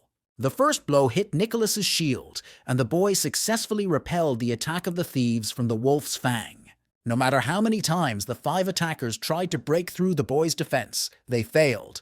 Even Nicholas himself said it was pointless. Suddenly, Nicholas turned into a giant who began to throw his attackers in different directions, and no one understood why the kid had grown so much. He now wanted only one thing, for each of his opponents to feel the taste of true power. While the boy was tinkering with his part of the enemy, Sandra became active behind him. The girl's first spell was Flaming Dragon Roar, which shocked unprepared opponents. Sandra, after some thought, figured that this should be enough to deal with several members of the attacker's squad. Sandra wholeheartedly sought to dispel her sadness and boredom about the monotony of life. A second later, the first thief was shot in the leg, which led to a temporary loss of the ability to move. The thief's comrades decided not to move too far away from the wounded man, as this would only make the magician's task easier. But they didn't have a chance, because in a moment the heads of 2 members of the squad were pierced by the bullets of the Bird of Darkness. The shooter hit the squad leader and said that he was the only one left, and before the man could escape, he fell down next to his comrades. The thieves realized that the ghost exceeded all expectations. They would never have agreed to such a step if they had known this beforehand. No one was eager to take on this job. These players hid their equipment and true levels. They are truly unbeatable. Especially this thief, who managed to do it with 4 movements at once, and no one even had time to see what he did. If the squad leader hadn't taken advantage of Jack's short pause, he wouldn't have been able to escape, but the boy's joy was premature. Jack found him very quickly and told him that it was very rude of him to hide in the bushes and make him look for him. Jack raised his blade over the thief's head and said that it was time for him to join his comrades. And when the blade almost touched the thief's neck, it was stopped by Samuel's dagger, who said that it was cruel. Jack was amazed by this speed. He didn't even notice how the guy got here. Samuel stared into Jack's face for a few seconds and then asked if they were really the same ghosts. But before Jack could answer the question, a shot rang out behind the powerful stranger. Jack did not understand when the enemy managed to get a double weapon, but Samuel easily deflected the sniper's bullet with his other hand. Turning around, Samuel saw a guy holding a pistol in both hands, with Nicholas and Sandra standing behind him, ready to attack. Jack said that apparently the guy was a deputy of the Wolf's Fang Guild named Samuel, and judging by the fact that the guy uses double weapons, he has successfully passed his awakening. The deputy of the Wolf's Fang Guild laughed and said that Jack was quite an experienced player. He looked carefully at the thief and said that he was indeed awakened. Turning toward Jack, Samuel asked if the thief had ever had to fight with someone like that before. Nicholas didn't care if Samuel was awake or not. He was their enemy. He shouldn't just stand there and watch him. He did not understand why they should listen to this ignorant man and decided to attack him first, but Jack tried to stop him. Nicholas believed that the awakened one was just one of the professions. 4 of them already had the 15th level, and if they united, they would win. Jack realized that the awakened ones were on a different level compared to regular players, and they hadn't even changed their profession yet. Although Samuel wasn't as strong as Pitch Black, he was one of the 150 thieves in his past life, and Nicholas needs to be protected. They have to end this battle as soon as possible. As long as they are on the red list, the group is not allowed to contact him. Nicholas was convinced that they should fight stronger players to improve their skills. In a moment, little Nicholas was over the enemy and hit him with a giant fist, driving him into the ground. Jack shouted that they needed to get out of here as soon as possible, but Samuel had already gotten off the ground, preparing his answer. After a moment, the awakened one used the Conquering Dragon Tiger skill to increase the chance and effectiveness of the counterattack. Nicholas couldn't move. He finally realized that his opponent was too fast, much faster than Jack. Samuel said that those who kill others are definitely on the red list, and Jack's status is quite bright. Jack realized that the awakened one could kill him instantly, and he wouldn't even have time to react. And that was the gap between them and the ordinary players. Samuel said that he had heard of the guy, but it turned out that he was just a common thief who couldn't even hold his dagger straight. The awakened man's passionate and daring speech was interrupted by the dance of flames that lit up the entire clearing, but he used the same trick against the spell. Nicholas, who still couldn't move, saw Sandra's spell turn into a bubble of fire. But the girl was determined. She wasn't going to back down and set her comrades up so easily. Samuel was very surprised to see a female mage, which was really rare in the game. But his next speech was interrupted by a shot that hit him right in the head. The Bird of Darkness also joined in, shooting with his long-range rifle. Nicholas, with a predatory smile, congratulated the sniper on a good shot, and their team was not yet lost. But the very next moment, Jack, who was ambushed in a tree, warned the Bird of Darkness to look back because Samuel was behind him. The sniper looked at the target his bullet had hit and realized that it was a clone. The real awakened one had used a substitution skill. Samuel noted that the shooter is a very interesting specimen, but they are quite weak in close combat. The awakened one said that he especially hated those who attacked by stealth, just like the Bird of Darkness. Jack decided not to wait for the execution, but to attack. He jumped on Samuel and kicked him, shouting at the sniper to run away. The awakened man smiled. He had been waiting for this. If Jack considers himself a hero, let him die a hero. Jack barely managed to dodge the blade that flew over his head. But after a failed stab with the blade, Samuel immediately kicked the guy in the stomach. When the guy flew away for some distance, Samuel had time to think that it was not surprising that ordinary players were no match for this thief. Jack realized that not a single second could be wasted, because it could be a fatal mistake for everyone, so he ordered the group to split up and retreat. A moment later, the guy threw a smoke bomb to the ground, and all four disappeared from Samuel's sight. The awakened one realized that all the enemies had fled, and there was no need to pursue them, even though some of the thieves had already been revived. Jack returned to the real world. His grandfather was happy about his appetite. The boy was still growing, so he had to eat more to be strong and healthy. Jack replied that it was because he was about to take a step that would determine the rest of his life. That is why he wants to be in the best shape possible. The grandfather wondered what was so important that it was going to happen. He asked if he could help the boy in any way, but the boy said that everything was fine. Jack told his grandfather not to worry. This was something he had to do on his own. Everything was right. The most important moment in my life had finally come, and today I was going to change careers. When he got to the right place, Jack was unpleasantly surprised. It seems that he underestimated the speed of the other players' progression. So many players came to the career change hall to get a personalized mission. Each of the players hoped to successfully change their profession and become an awakened one, and some wondered if the mission had different levels of difficulty. Each mission had 3 levels of difficulty: A, B, and C. The goals and conditions are different, and the mission goal is determined based on the player's characteristics and activity. If you think about it, the guy still remembered that despair from his past life. Even though he was able to complete the mission then, he failed to become awakened. This is because the wake-up scale was 12% complete after passing, and a small part of it depends on the AI's assessment of overall activity. The other part was the level of completing the mission to change professions, which the guy did not do well. In his past life, he encountered some difficulties during his passage, which made his awakening scale level incredibly low. Jack wondered if it was fate. In his past life, he had been assigned Mission C for a thief, where he had to fight his clone with double the characteristics. The clone created by the AI not only knew its characteristics, but also all the attacks and how it defends itself, and in addition, it had dual characteristics. Others just need to defeat the dungeon boss, whose attributes were adjusted to the participant, even on the forum. No one but him fought with himself. The guy hoped that everything would be different now, that he had different characteristics, that no matter what mission he was given, he was sure he would pass it. He must completely fill the scale of awakening. In this life, failure was simply unacceptable. Another participant in the game sat down in a chair. She was very nervous, but the others cheered her on. Suddenly, the chair came to life and hugged the girl's waist, welcoming the human archer. For a while, the old chair hummed to itself, mumbling something that only it understood. The archer was well versed in positioning, and given her characteristics and achievements, this mission should suit her best. Having made the final decision, the chair released the girl and announced that Mission B was available to her. Jack had seen this picture many times with his own eyes, but it never became less strange to him.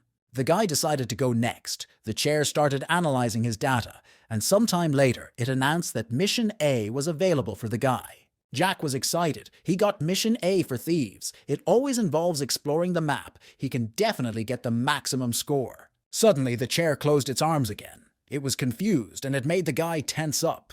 It was the first time the magic chair had ever encountered such a situation, the first time it had ever seen anything like it. To his great surprise, the chair said that he had the same aura as them, exactly the same.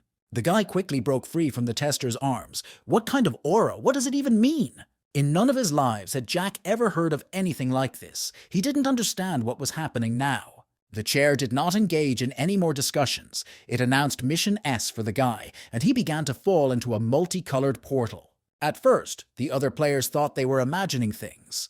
The thief had a multicolored teleporter, as they are always white. And what was it all about? Why did the chair say there were 2 missions? Where did S come from? There are no such missions. A few seconds later, the guy found himself in a deserted city in a downpour, and the system informed him that he had arrived on a mission for thieves to change their profession. Jack couldn't believe that it was really fate that was ruining everything for him, that it was taking revenge. The system would probably want to plunge him into the abyss of despair in this life as well, and Jack realized that nothing good awaited him.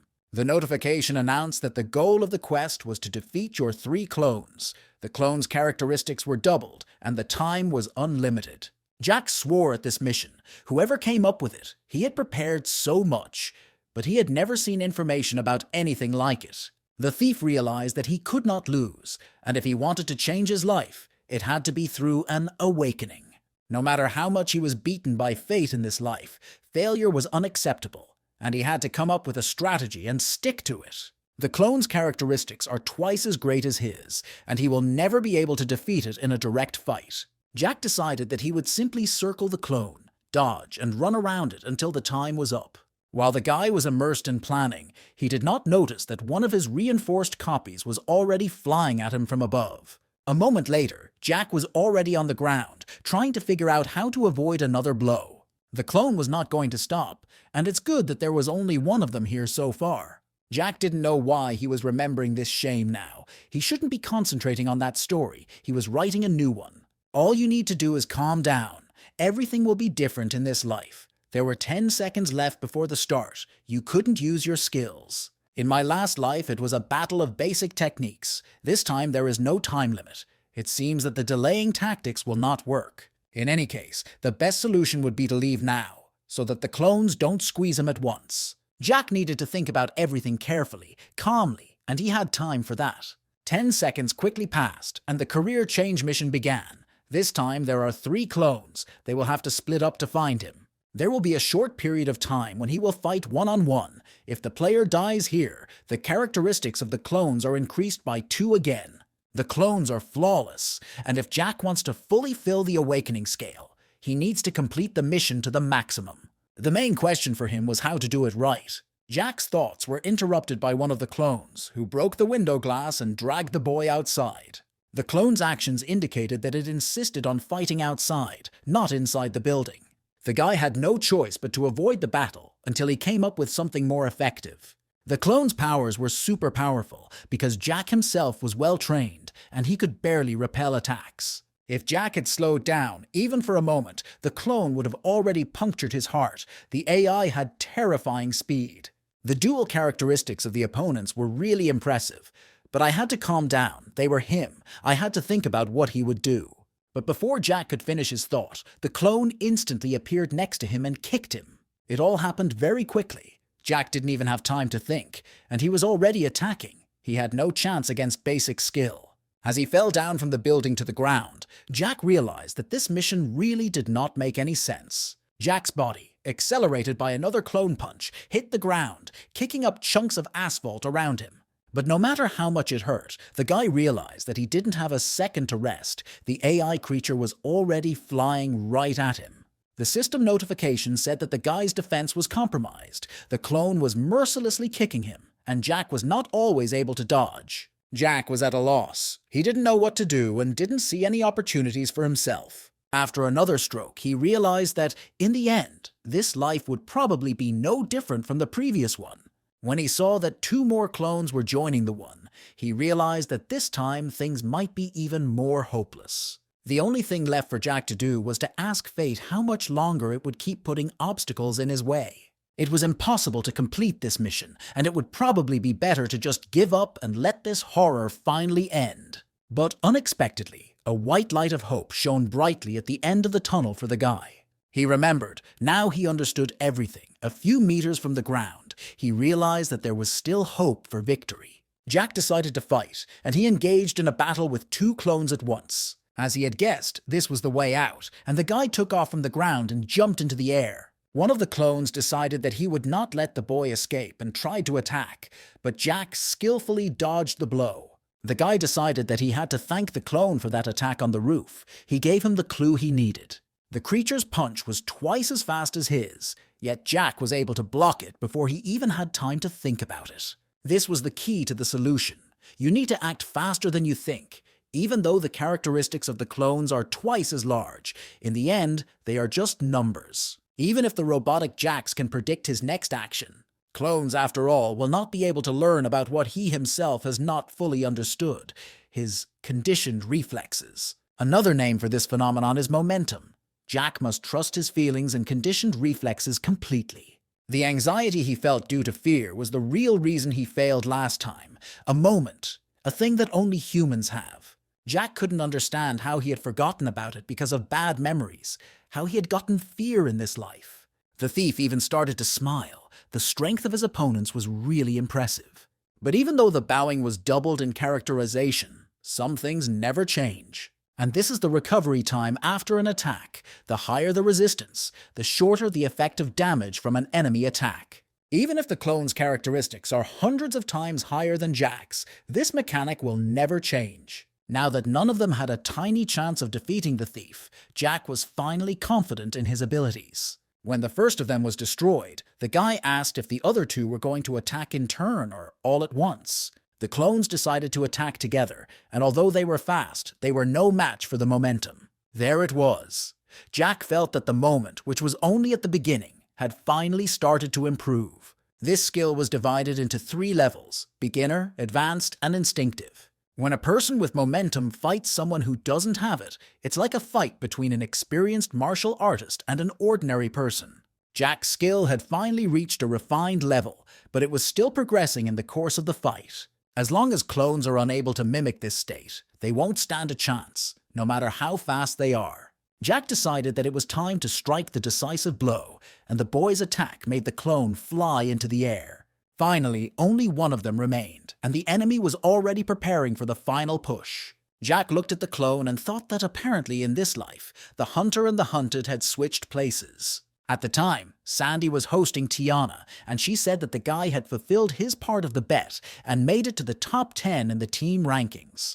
But Sandy already knew this. It would be strange if he didn't, given how popular the ghosts have become lately. Lily said that while Jack is climbing up the team rankings, the other players are swinging to change their profession and wake up as soon as possible. Recently, other guilds have also sent out several groups to change professions. Tiana has also heard about it. The awakened in the real world are gaining influence. She was sure that Jack was in a hurry to become awakened as soon as possible. The chairman thought there shouldn't be a problem with that. Sandy wanted to see him when Jack became awake. Tiana replied that she understood Sandy's wishes, and she was not worried about Jack's fate either. If it was him, everything would be fine. Meanwhile, the guy had completed his career change mission, but was desperate. Something had gone wrong again.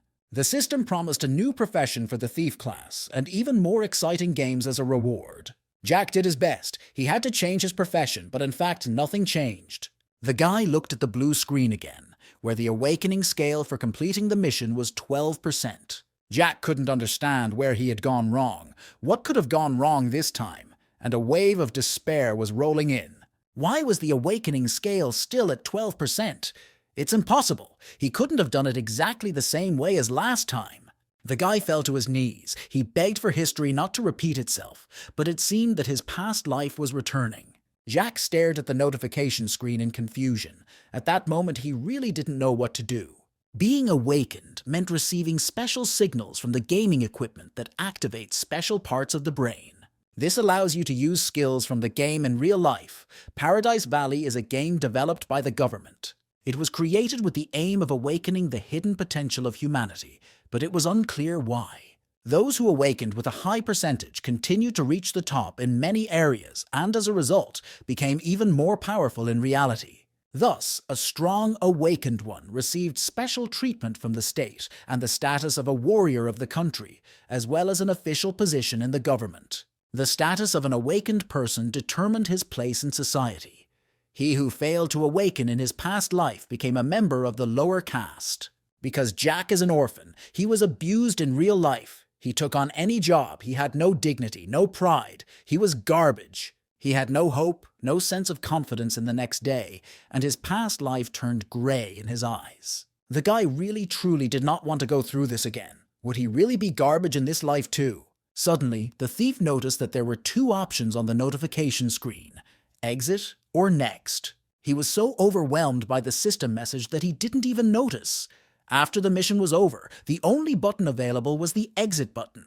The guy has never heard of the next button. It simply can't be. There shouldn't be such an option in this test. Jack understood that he had to choose whether it was possible that there was a right and wrong answer, what the next button did in general. If you think about it, this mission was really something unusual. Even in his past life, he had never heard of S-rank, and the description was quite strange. He may not have managed to awaken, but a change of profession is considered successful if Dali affects the outcome or makes things worse. If he fails the mission now, he will most likely have to wait until next month to do it again, so it's better not to risk it. Suddenly, Jack's eyes saw a scene of him being hung upside down. Even then, defenseless, hanging from a tree, he decided to never give up. The guy finally realized that everything was right. He would never give up on his plans in this life. After yelling at the system to eat shit, he pressed the next button with all his might, and a notification informed him that the guy had moved on to the second stage. Jack was amazed that there was a second stage to this mission at all, and how his results from the first stage were preserved. He was finally impressed by the information that the level of awakening could be summed up after passing each subsequent stage. It turns out that the percentage of his awakening did not stop at 12. He still has a chance to awaken. The goal of the second stage was to defeat his 6 clones with characteristics increased by 2, and he was ready for a new exam. Although 6 columns is twice as many as the mission in the first round, Jack was confident in himself and his abilities. The best honey for his ears was the information about the possibilities of summing up the points. Jack decided that he would go as far as they wanted. He was very interested in what heights he would reach in this life. The countdown began, and the system wished Jack luck. Lily visited Tiana again and asked about Jack, and the girl replied that the thief still had the status of unable to be reached. Lily was surprised that the guy had been on the mission for more than 12 hours, given his abilities. Maybe he was distracted by something in real life. It took the guildmaster and deputy guildmaster only half an hour to change professions, so why does it take the boy more than 12? Tiana replied that Jack was not that kind of person. Most likely he was in some kind of trouble. She remembered that Jack and baby Nicholas had entered this quest almost simultaneously, but Nicholas had completed it in less than half an hour. Lily added that recently the thieves from Wolf's Fang ambushed the ghosts, and Samuel personally led the attack. Samuel targeted them, but Jack didn't tell him about it, and Sandy believed that the enemy didn't know that the ghosts had become part of Misty Bluff. Tiana didn't know anything about it either. Jack didn't tell her, so it's no wonder the whole team went on a career change mission. The girl thought that Jack was a very arrogant person. Most likely he just wanted revenge. Lily said that recently, Wolf's Fang has become more arrogant, and they often turn a blind eye to the actions of their guild members. Tiana reasoned that if the clash between Misty Bluff and Wolf's Fang became even more intense, it would not be long before a full-fledged war broke out. But that would come later. For now the girl was more concerned about Jack's fate, hoping that he was okay. Tiana decided that she would look forward to the return of the ghosts, but at the same time, the next batch of clones lined up for battle. Jack stood across from them, ready for the next fight, his brain now completely free of preconceptions about himself. A month passed, and the waiting room of the 3rd echelon of the Tumani Upland headquarters was as crowded as ever. The next team left the portal, satisfied with the mission. Everything went just fine. The group of players came to the conclusion that Nicholas was indeed a very reliable commander, and he was very flattered. Other players who heard Nicholas's nickname immediately ran up to him asking for help with certain dungeons and exams. The team finally thanked the guy for helping their echelon, but Nicholas needs to rest, because Tiana will find out and they will be finished. As they watched the boy walk away, they could not believe that the present and the past were the same person. Previously, the guy was a green newcomer, and no one wanted to contact him or take him to the team. And now no one dares to look down on him. Nicholas is a member of the Ghosts, but thanks to Tiana, he helped them. In addition, given his abilities, the guy can easily become the main tank of the 2nd or even the 1st echelon of the guild. By the way, no one has heard any news about the leader of the Ghosts. The thief who caused such a fuss, the guy seems to have disappeared. But the gossips needed to keep their voices down. It was about the guild's reputation, and one of them had heard something from his friends. They said that the deputy of the Wolf's Fang rolled the guy into a cake, and now he hasn't been around for a month. Probably the thief is ashamed to be seen. Nicholas missed Jack very much, and it had been a month since he had been able to contact him. A lot of changes have happened since then, and the boy has become much stronger, as have all the other ghosts, who also did not know where Jack had gone. Nicholas opened the group chat, hoping that there was some news, but no one knew anything yet. Sandra was angry. Jack was offline all the time, not getting in touch for a second. Did the guy really abandon his account? Even if he returns now, he will most likely not have time to gain levels due to the large number of missions to change professions. Now it's easier to increase levels, which has led to a wave of crazy grind, with the 15th level putting him on par with low-level players. Sandra's thoughts were interrupted by the squad leader. The girl had no time to fly in the clouds. She had to attack the enemy. Her father asked her to keep an eye on her, as she had been allowed too much before, and Sandra said that Uncle Kyle didn't have to worry. She was leaving.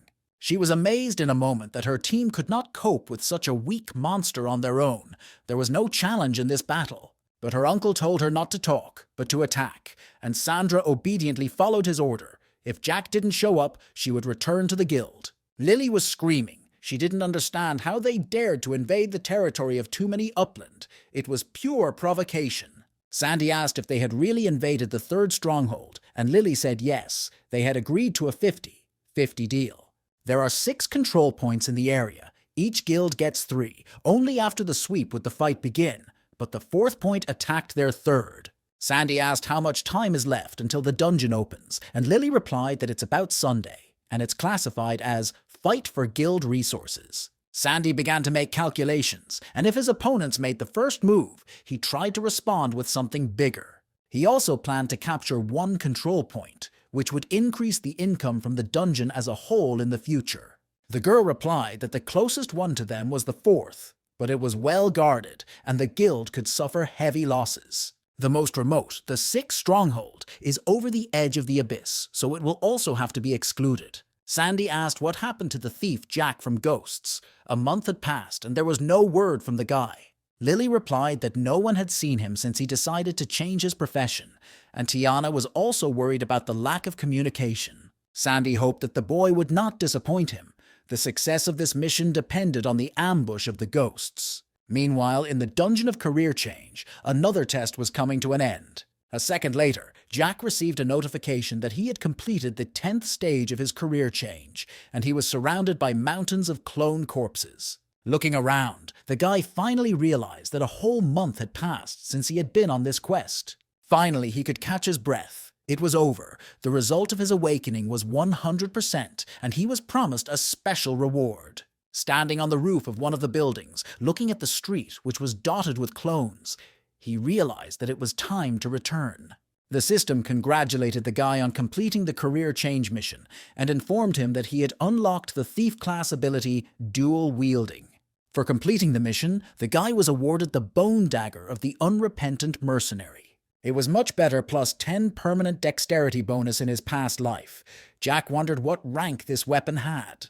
The rank of the weapon was wooden, the lowest, and all weapons received after completing the mission were divided into 7 ranks, from wooden to mythical. It was not even worth talking about the mythical rank, as the possession of such a weapon radically changed the fate of any player. While there was nothing special about the wooden one, it was rather an ordinary object. Jack was sure he deserved something more. The guy read the description of the dagger and realized that he liked everything except the last line about the rank. Unexpectedly, he received a message about the launch of a new mission, Mercenary Dominion, which will allow him to increase the rank of his trophy weapons. This meant that the guy could become even stronger and upgrade the dagger to a mythical rank. Jack watched the clones he killed disintegrate into pixels. In the end, even Jack himself has already lost count of the number of clones he had to defeat this month. A moment later, everything around him turned into a colored portal that began to pull Jack into its net. He had never heard of what he saw in a moment in his previous life, and maybe it was because he had gained 100% awakening. The system, with the face of a girl, said that he had completed 10 stages, remained invincible, even when faced with 1536 clones in the last stage. During all this time, he did not even think about giving up. He was the first player to reach 100% awakening. After looking at Jack for a while, the system said that he seemed to have other hidden powers. This information made him completely confused about what other hidden forces he was being told about. Suddenly, a thing on the guy's belt activated and began to emit beams of energy in different directions. Jack took the thing in his hands. It was a symbol of valor, which is why it suddenly appeared to him. The system immediately realized that this was exactly what it had sensed, and it turned out that the guy was one of the contenders to become a great one. To Jack's surprise, the AI said that there were 3 candidates to become great, including him, and he didn't have time to find the clues. Now that he was thinking about it, based on what the old man had said at the time, was he really that strong because he had something similar? The system informed him that because he was a perfect awakened person who had reached 100%, he should receive an award. His special reward is an additional sigil that grants the player the abilities of another class. Jack is almost speechless. The electronic voice asked the player to choose an additional class as a class sigil. It could not be changed. It was activated instantly. Jack tried to calm down. The system offered additional classes of warrior, archer, mage, and cleric. The guy was going through all these categories in his head, unable to choose. This choice would change his life. He had to think carefully. The system again reminded me to speed up and make my choice. The cleric and warrior did not match his playstyle, maximum damage and fast attacks. And to be honest, he was never particularly interested in them. The thief has ranged attacks. The archer will increase the number of ways he can deal damage from afar, but this is not quite what you need. So the choice remained obvious: incredible magic damage, unpredictable enchantments, and horrible summoned creatures. This is exactly what he wanted from his class. The boy chose the sigil of a wizard. Jack will become the first thief of magic. A second later, the system opened a portal through which the boy had to go to the game world. Finally, she congratulated the guy on becoming a perfect awakened one. Jack knew it was time to go back. His friends must have been waiting for him. The portal in the Hall of Change of Profession activated, and the thief Jack came out of it, which no one paid attention to. A whole month had passed since he had seen a living person, and it was strange that the guy was a little excited about it. He was still scratching his forehead a little, although the mage's sigil was hidden, and it was good that it was. Otherwise, it would have attracted too much attention. Jack received a notification about unread messages from his friends, probably all of them from Tiana, since he had been gone for a long time. As soon as he opened this Pandora's box, a bunch of messages fell out at him with bells ringing, and the players nearby were surprised at the number of messages. The guy saw that he had 3,654 unread messages. It seems that someone had lost patience. Jack read Nicholas's message. He always asked how he was doing. This guy is worried about others, and Sandra threw a tantrum. Among the pile of messages, Jack looked at 3 messages from the Bird of Darkness, who was not very verbose, but still worried about him. After reading Tiana's message, the guy understood what had happened this month, although there were still a couple of unclear moments for him. A wave of crazy level grind. Jack probably really lags behind the others in terms of leveling. Wolf's Fang and Skyline have merged, which was not the case in my previous life, but there are differences, so I guess I'll have to pay attention to that. After dealing with all the messages, the guy took a breath and wrote to his friends that he had returned. At the Stronghold number 3, the head of the squad was just saying that they would send the bastards from Wolf's Fang back to where they came from. The players said that their opponents had much more people and resources than they did, and they needed to ask the guildmaster to send reinforcements. The head of the squad didn't mind. He told the players to call whoever they wanted. Was Foggy Bottom really that weak? Meanwhile, the commander of the Wolf's Fang unit began shouting that he and his 50 brothers were tired of waiting. One player said that help was called. Teleportation doesn't work here, so it will take some time. Help from the second stronghold is on the way. They have been fighting for almost 2 hours in a row. The enemies are continuously attacking, replacing each other, and soon everyone will reach their limit. The enemy had planned everything in advance and caught them off guard, so they just had to hold out until reinforcements arrived, but that was almost impossible. The head of the Wolf's Fang unit began to joke that even the opponent's subordinates no longer wanted to fight and confront them. He brazenly asked where their vaunted brotherhood was now. They were just pathetic weaklings. The head of the Foggy Cliff unit said that the latter had violated the agreement between the guilds and invaded their stronghold. The commander of the Wolf's Fang unit replied that he must be joking.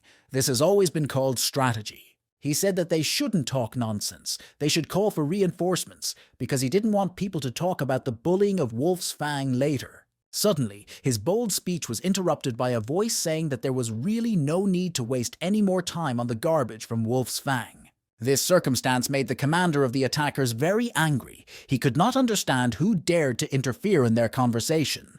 Jack realized that if this was a planned attack, the Wolf's Fang group must have a target. The Foggy Cliff group hoped that this stranger was one of them. But why did the guild send only one person to help? Probably this unit is deliberately provoking, but not attacking, all in order to slowly weaken them.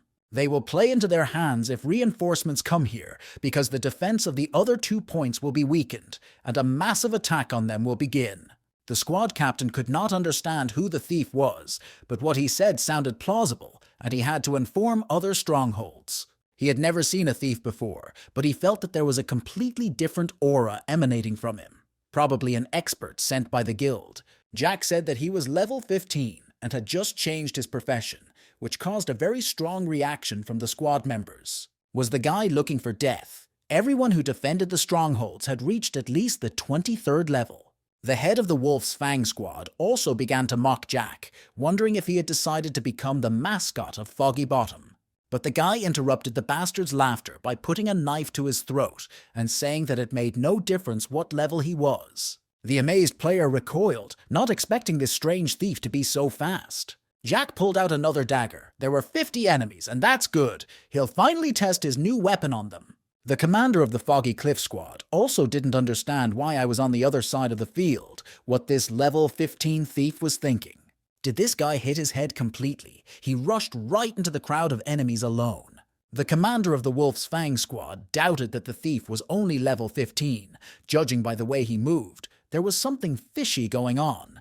But still, he was level 25, and he expected to get rid of this thief instantly and show his brothers how tough he was. He shouted at Jack not to cry when he personally taught him a lesson, probably wanting to make Wolf's Fang look like bandits. Jack was already used to fighting a lot of opponents at the same time after fighting clones, and the head of the enemy law was pushing him to fight. The head of the attackers did not understand why there were so many self-confident milksuckers around.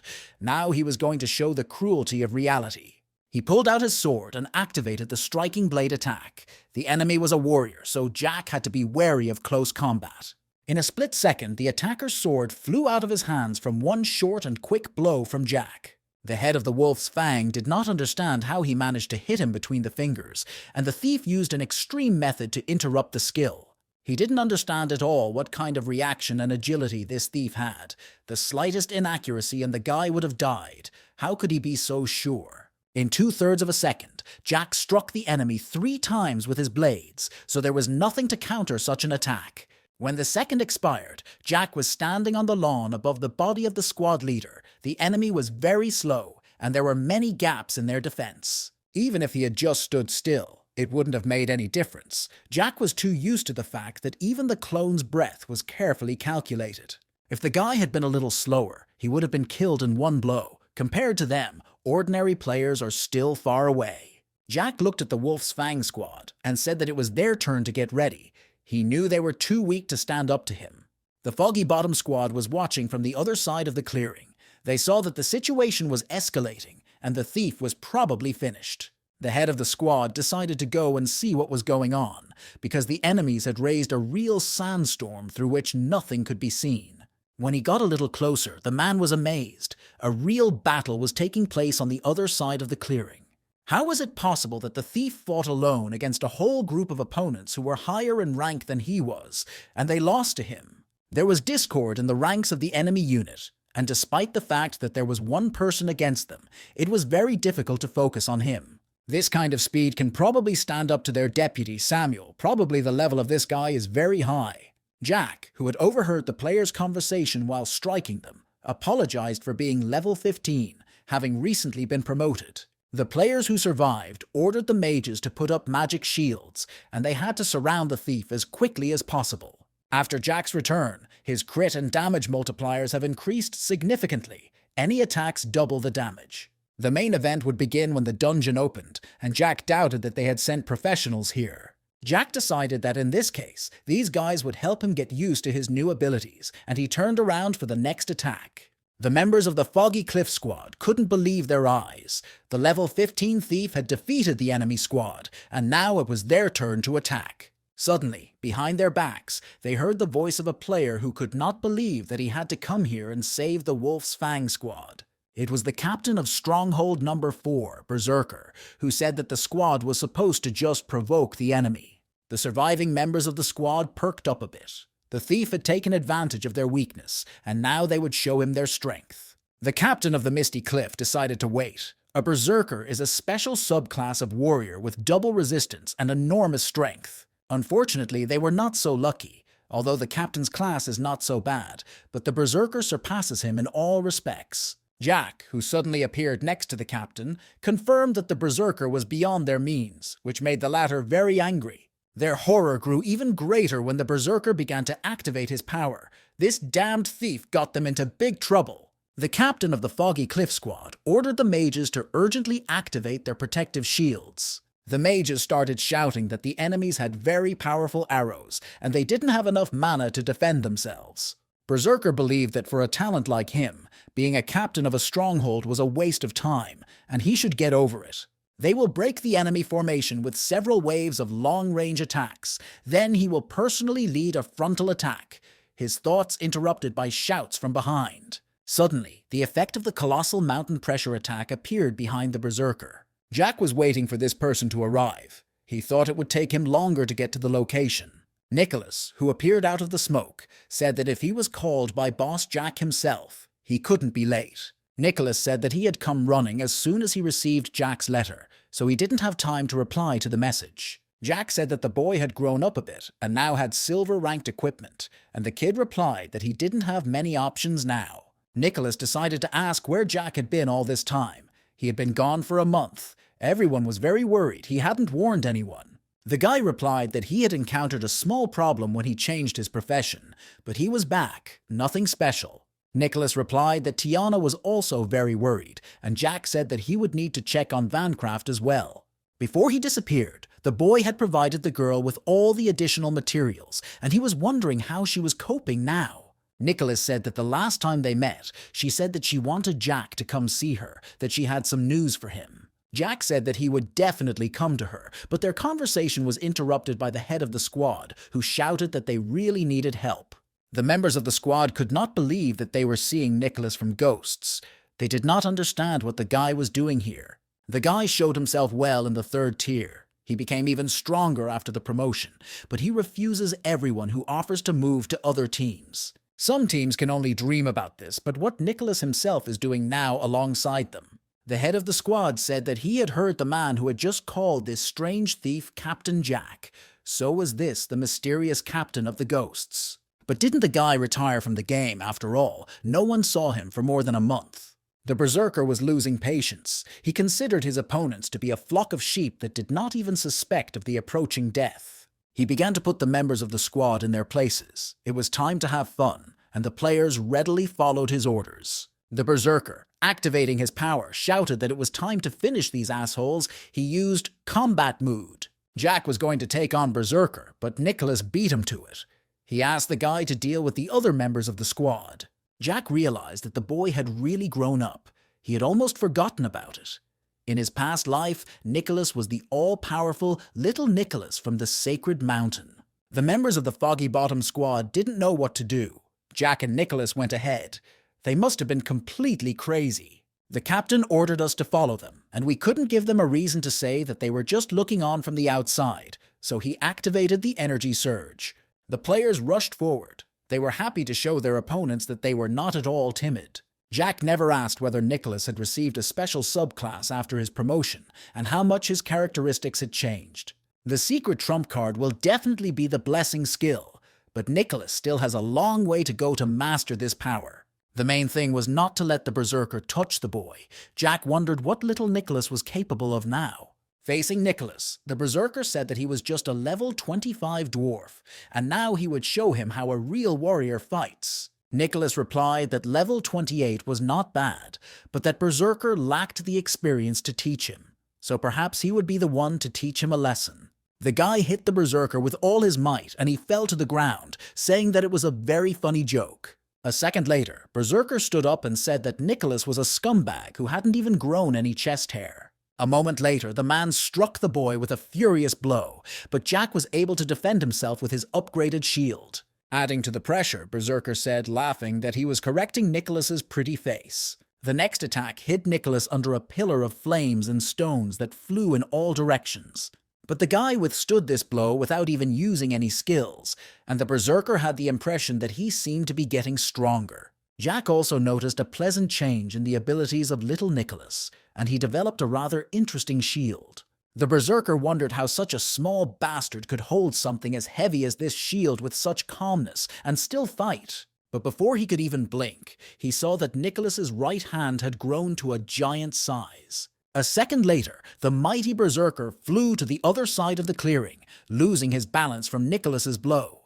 The system notification informed him that his weapon had been hacked, and he could not believe what had just happened. Nicholas, who had completely transformed into a giant, calmly asked if the enemy had changed his mind about who the snotty little guy was. The Wolf's Fang squad was amazed and recoiled from the giant. No one understood why this boy could transform. Nicholas looked at Berserker and demanded to know who the kid was now, and the frightened man tried to ask someone what kind of skill he had seen. Was it some kind of special subclass obtained after promotion, a special subclass of warrior? Nicholas, who was looking down at his opponent, said that he did not deserve to know about his subclass yet. A second later, the kid punched the ground, and the energy of the blow began to scatter the Wolf's Fang squad in different directions. All those who fell within the radius of the blow were immobilized, and the players were amazed that even the ground had given way to such inhuman force. Jack, who flew to Nicholas's aid, shouted that it was true. The ground had indeed collapsed, and it was time to take out the trash. A second later, Jack added to the damage to those who didn't have time to run away. He struck his opponents with a quick, unexpected blow.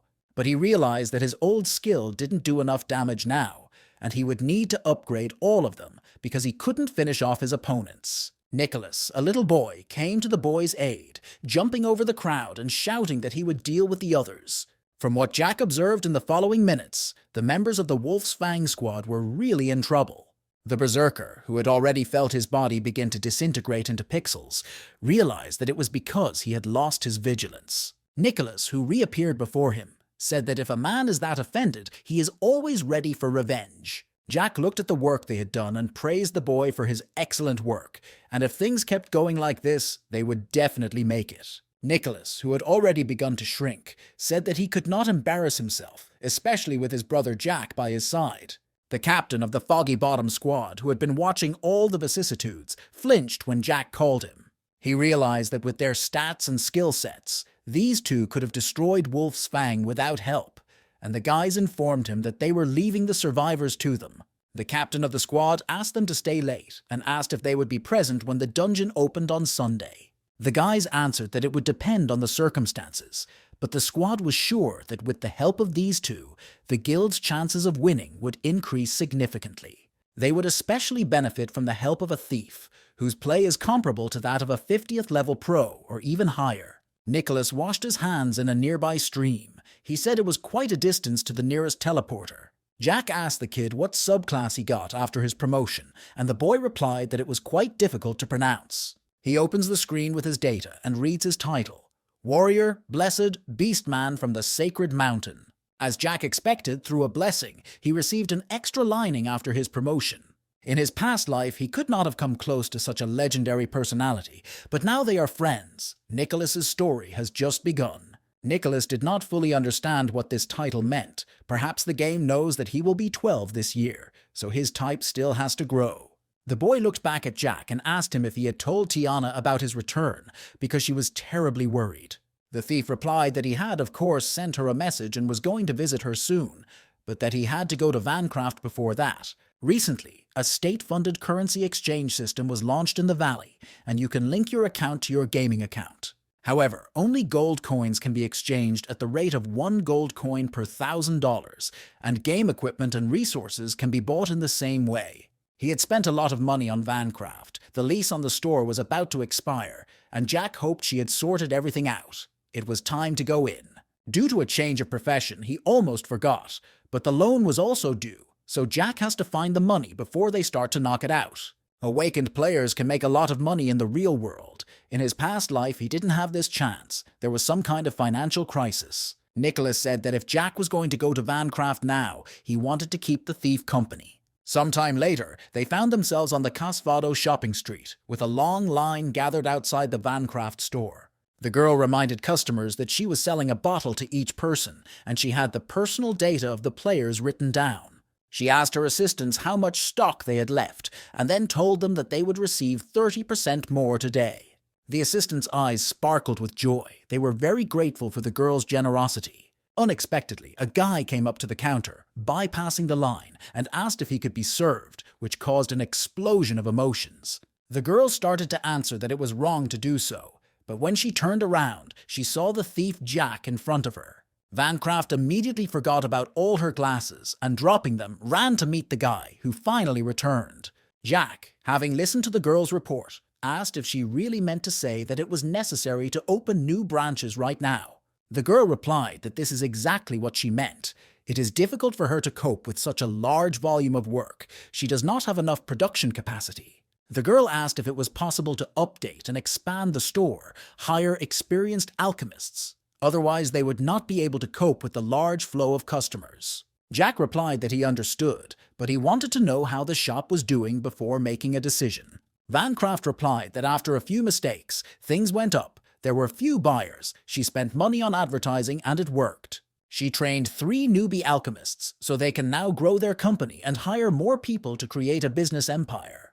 The thief was impressed by the girl's business acumen. She definitely had some more talent, and Jack asked how much their store had earned so far. The girl replied that she tried to link Jack's account, but it didn't work without him, and that they had made 363 gold today. The girl looked at the guy, who didn't say a word, and thought that she had disappointed him. She certainly wanted to earn 600 gold pieces. But Jack surprisingly began to praise her. Nicholas compared coin farming through fights to the girl's results, and he was also impressed. Investing in potions will soon bring Jack a lot of money. If he opens branches, he can invest even more, and then virtual real estate will appear. Jack would become an incredibly wealthy landowner in the valley, and he had some things to work out with Vancraft. He wanted to sign an official contract with the girl and offered 30% of the store's profits, which would include branches. Vancraft couldn't believe what she was hearing. In the future, she would become one of the richest girls in the world. Jack summarized that everything depends on her. Whether it works out or not is her merit, and these words touched the girl even more. Money is certainly important, but from the very beginning, Vancraft wanted to show the world that she was worth something. The girl promised that she would become an alchemist emperor, realize her full potential, and become the best version of herself. In the end, there was nothing more important than achieving the goal, and everyone here understood this. Vancraft radiated an aura of confidence. Jack said that if there were no more questions, they would sign the contract right away, and that the girl didn't need to call him boss anymore. Sometime later, when the boy left the game for the first time since waking up, his grandfather was already waiting for him and called him to breakfast. Looking back at the boy, the old man said that after the meal, they would discuss attending school. Jack was surprised by this topic of conversation, but quickly forgot about it. His body seemed to be torn apart. He did not understand what was happening. The guy visually emitted electric lightning with his entire body, the nerves in his head vibrating furiously. Suddenly, Jack realized what was wrong with him. He was just waking up, and there was nothing wrong with that. His body evolved, each cell was renewed, and joined the overall improved system. My grandfather was very worried about the boy's health, but his head was exploding, and waking up was very painful. At some point, Jack could no longer contain himself and screamed in pain, and his grandfather rushed to him. But a second later, Jack emitted a powerful energy field in all directions and threw the old man to the other side of the room. A few seconds later, a powerful beam of fire pierced the roof of their house and shot into the sky. A man who was crossing the road nearby on a pedestrian crossing looked at the device in his hands. The arrow on the scale was gravitating toward the red sector, an extremely strong level of awakening, the highest it had ever been. If this release of energy comes from an awakening, then this candidate was the strongest, the perfect awakened one. The man looked around and saw in which direction the pillar of energy was going, and he realized that he should visit the slums of the city. The grandfather, having recovered from his flight, began to call out to Jack and ask what had happened and how the boy was feeling. His search was interrupted by a collector who appeared at the doorstep of their apartment, asking if they wanted to tear everything apart before running away. 2 months passed and time was running out. The collectors waited outside all day in case the old man was thinking of running away, but the noise attracted their attention. After delivering his angry and contemptuous tirade, he demanded the debt be repaid, calling his grandfather a beggar. But out of the smoke emerged the figure of Jack, who said that the apartment had become noisy and asked the collector who he had called a beggar. A second later, there was an explosion in the house where Jack and his grandfather lived, causing the windows to fly out. The collector and his henchmen flew out of the room along with the windows, and Jack asked the man why he had swallowed his tongue. The collector realized that he was facing an awakened man, much stronger than anyone he had ever known, and his luck must have left the bandit. His rating was crying.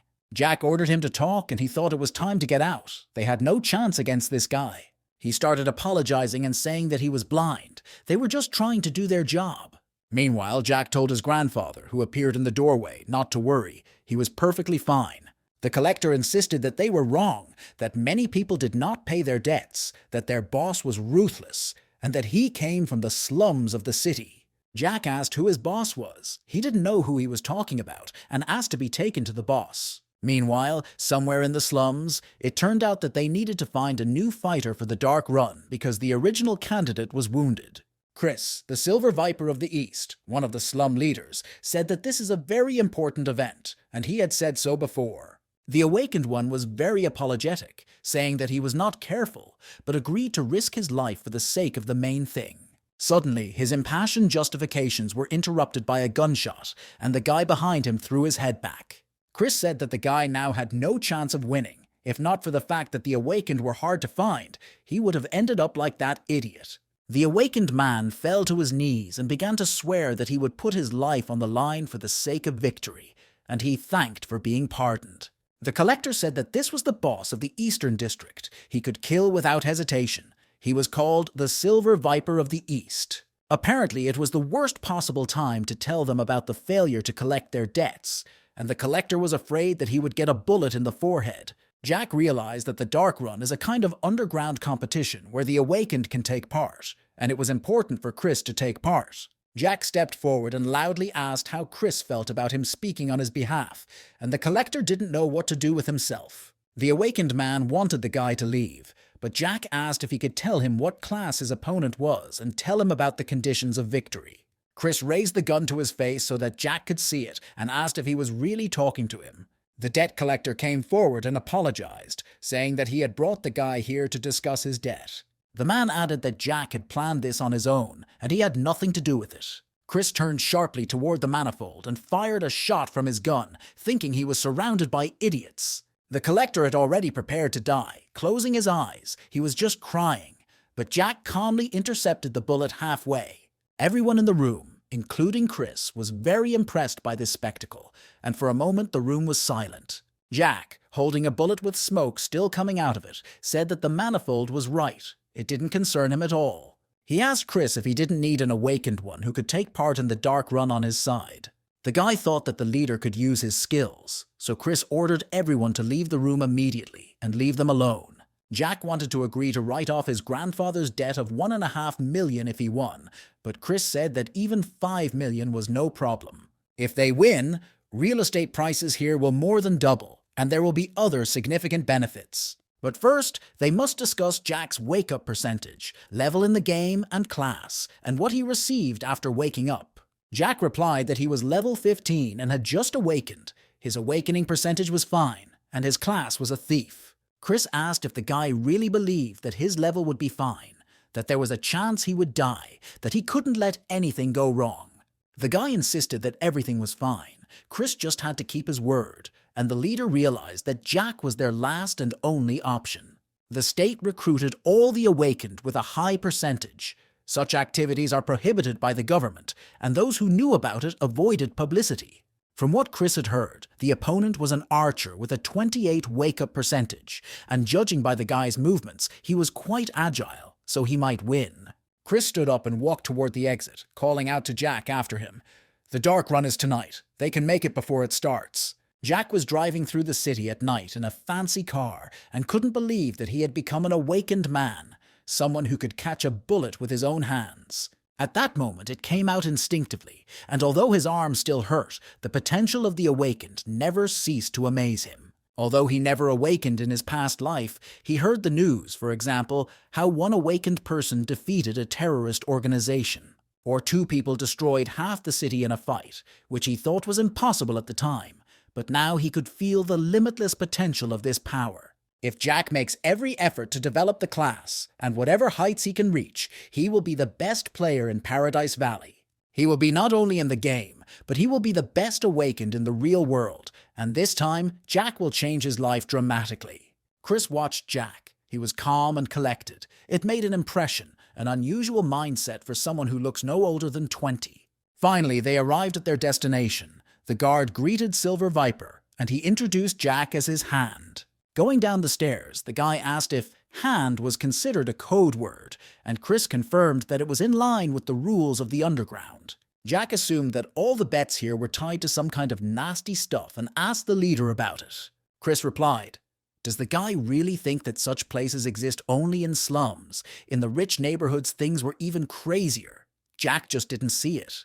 With such enlightening conversations, the guy did not notice when he reached the last door. It was there. Chris asked the guy how he liked the atmosphere, but Jack couldn't believe that there was such a huge room underground. The leader called the boy with him. He was ready to give Jack a tour, but the boy had no desire to look at local business cards. Unexpectedly, the Silver Viper was called by a man who told him about rumors about a bet with the Laughing Tiger. It was Jim, the Pink Daddy, one of the 4 slumlords of the Western District, who asked why in that case he was not called. Chris explained to Jack that Tiger was the leader of the Southern District, and Jim replied that it was only a matter between East and South. Jim asked who the guy was who was standing next to Chris, if it was his arm for the day. Daddy remembered that the candidate should be a bull with a short haircut, but Chris said that he had to change his mind. Jim said that Tiger was well prepared this time. He had hired a warrior from a wealthy neighborhood who was 36% awake. Dad claimed that this candidate was really very strong. He had 6 wins and 1 loss. Chris could not believe that an awakened of this level would show up here, and now he was even more worried about the fate of the match. The leader looked closely at Jack and realized that the fight would be difficult, and he could hardly count on the boy. Finally, the referee announced that the main event of the evening had begun, all thanks to the pairing of East and South. He asked to see the ring and meet the participants of today's fight. On the left side was the awakened one, known as Frankenstein, who already had 6 wins and 1 loss. His opponent was a thief with no name and no history, a mysterious personality. The fans were cheering like crazy and started placing bets, with Frankie being the one who they thought would smash the stranger with 1 finger. Chris heard Tiger's voice telling him that he was not serious, that he was disappointed in his opponent's choice of candidate. Chris turned to his colleague and said that even though he was older, it didn't make him older than Chris. No one knew how it would end. The Tiger said that his candidate had been hired in the rich man's neighborhood, and he satisfied the demanding leader in all respects. The referee announced a battle without rules, life or death, and warned that it was going to be hot, and the fight started. Frankie was not going to give Jack a single second to prepare. The referee saw it as experience, and everyone present believed that the thief would retreat. Jack analyzed that he wouldn't need a gun to kill him. With his current speed, he could even catch bullets. If he is fast enough, he can still do a lot of damage, even with his bare hands. Frankie shouted that the thief was very funny, and his life would be cut short by an axe, and the referee savored the events in the arena. The enemy had already jumped to attack, but Jack still didn't move, and this confused Frankie. Jack realized that he had only one thing to do, and a moment later, Frankie chopped the floor with his axe. Jack immediately found himself behind the giant's back, preparing for an instant attack. The guy struck the enemy with only one clear blow at high speed. The giant froze in place and shook his whole body, foam coming out of his mouth. Stunned, the referee was only able to say a few minutes later that one punch had knocked Frankenstein out. When Frankie fell to his knees, Jack said that he had only one thing to do: figure out how hard to hit him in order not to kill him. Frankenstein was completely unglued. He could not understand how it happened that his defense was insufficient. Neither could the viewers who placed bets on him, as it appears that this guy really put very few points into his defense. Jack knew that if you don't have the skill to compensate for it, focusing on the damage is a bad idea.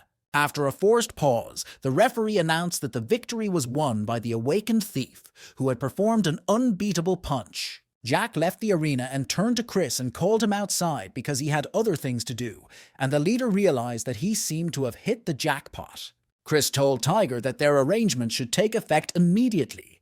His people would handle the cases in the Southern District. Finally, Chris added that he counted on his colleagues' honesty. Tiger couldn't pull himself together. He lost the bet. Silver Cobra was in a great mood, remembering Tiger's face and thinking that he would not be able to sleep tonight. Jack decided to remind them of their agreement regarding the debt. He had fulfilled his part of the bargain and expected the same from Chris. The leader replied that there was no need to stir up the past. Everything was done, and he would give Jack and his grandfather $1 million on his own behalf. No refunds would be accepted. This thief may have awakened recently, but judging by the fight, he has a limitless future, and Chris realized that he needed to have a good relationship with Jack. Jack knew that he could not accept money, but he wanted to ask for a favor. He said that the leader's six had destroyed his grandfather's house. Although Jack realized that no one but him had broken into their home, he knew that Chris didn't know about it and wouldn't look into it. The head of the Eastern District replied that there were no problems, that there was no need to worry. It was his responsibility after all, and started calling someone.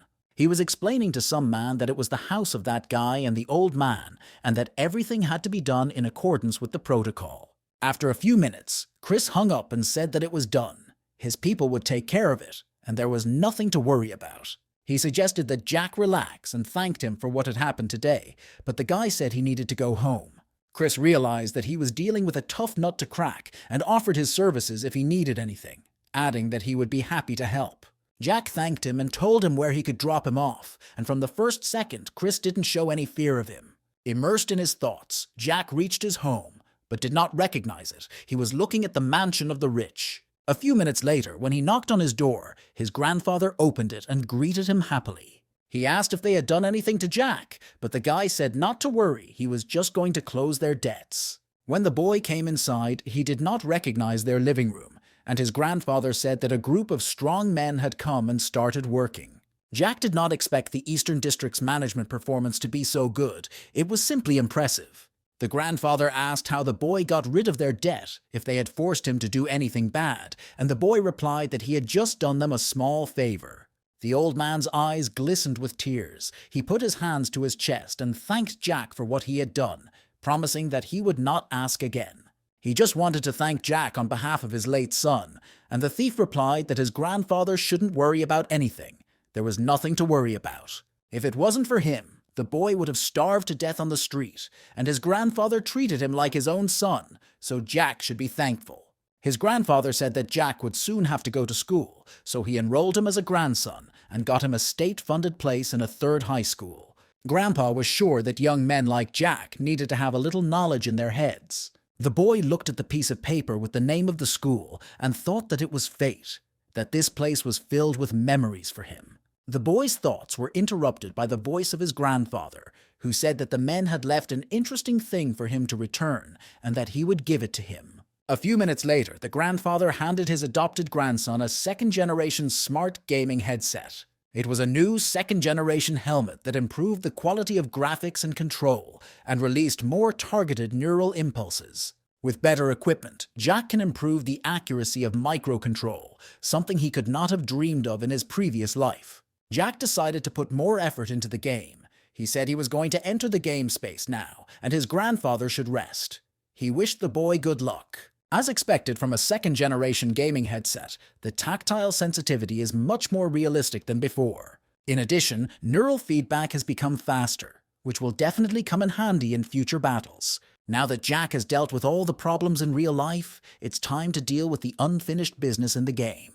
He looked at Sandra, the sniper, and Nicholas with the idea that it was time for the ghosts to move to the next level. Nicholas, seeing Jack, rushed to meet him with hugs, but Sandra demanded an explanation as to why Jack had disappeared for a month. Jack said hello to Sandra and Bird of Darkness, and noticed that all the group members had changed their gear. Sandra said she thought Jack had logged out and deleted his account. The sniper thought he had some kind of special mission.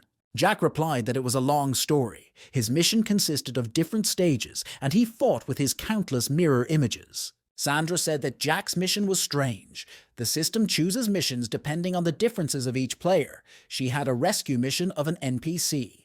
The Bird of Darkness asked why Jack had gathered them all today, and the thief replied that it was the first time he hadn't seen his friends for so long. And as a token of his apology, he would like to invite them all to go through the guild dungeon next Sunday.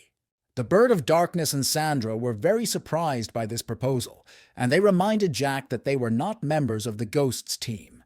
Jack replied that in that case, they would just have to temporarily join the Ghosts, and after the mission was over, they would leave whenever they wanted. Moreover, none of them is a member of the guild. The Bird of Darkness said that's right. As long as it's profitable for him, he's in.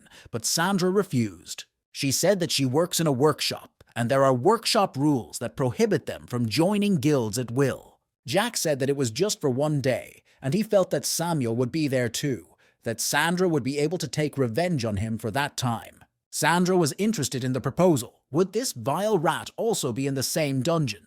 This time she would beat him so that he would crawl on the floor, collecting his teeth. The girl said that she was in business.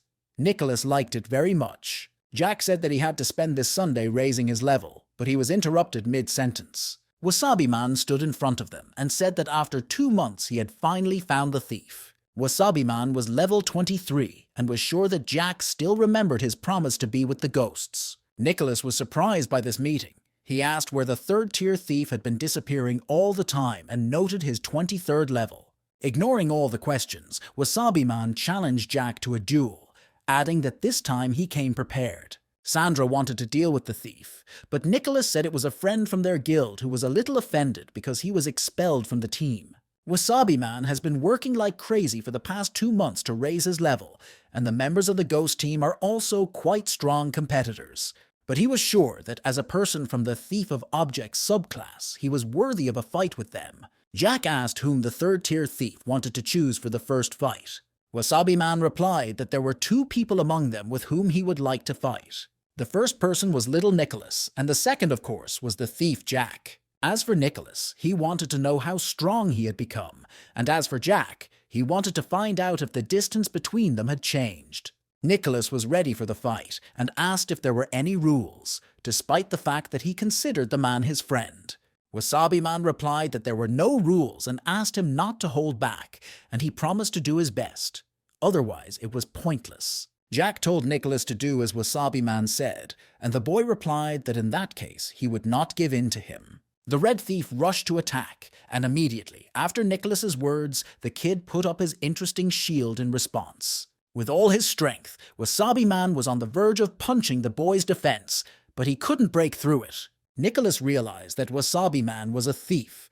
His specialty was speed, and he needed to pay attention to any unexpected attacks. Nicholas saw that Wasabi Man was attacking him from behind and counterattacked with a shield, but it was a phantom thief. When the phantom dissipated, he realized that he couldn't gather his strength. The fog was weakening. The weakening fog was impairing visibility and slowing down movement, and Nicholas realized that he needed to get out of its range as soon as possible. The guy tried to move, but he couldn't, and when he looked down, he saw a trap. This trap made it impossible to move, and Wasabi Man confirmed Nicholas's guesses, so now the boy would not be able to escape from his attacks. As an item thief, Wasabi Man could enhance his attacks with any item and cause unexpected effects. But no matter how well he prepared, the thief could not foresee Nicholas's partial transformation. Wasabi Man expected the guy to be paralyzed for at least a second. He didn't understand what was happening. The red thief was in flight and realized that he could not dodge Nicholas's attack, so he used the assault shield against him. Grabbing Wasabi Man by the chest, the boy shouted that it was his turn. Jack said that now it seemed to be his turn, but the Bird of Darkness replied that Wasabi Man must have already realized who the winner was. The red thief realized that if he made one careless move, he would be crushed by a giant hand, and this duel would end in his loss. A moment later, Nicholas came to them and apologized. Every time he took on something seriously, this happened. When the boy brought the red thief down to the ground, Jack approached him and said that it was his turn. Sandra praised Nicholas for breaking his opponent, but he replied that it was inappropriate and could affect morale. Sandra replied that he didn't have to worry. Jack would stall for time and let Wasabi Man feel the joy of battle. Nicholas was confident that kind and gentle Jack would use his skills and show that Wasabi Man's efforts were not in vain.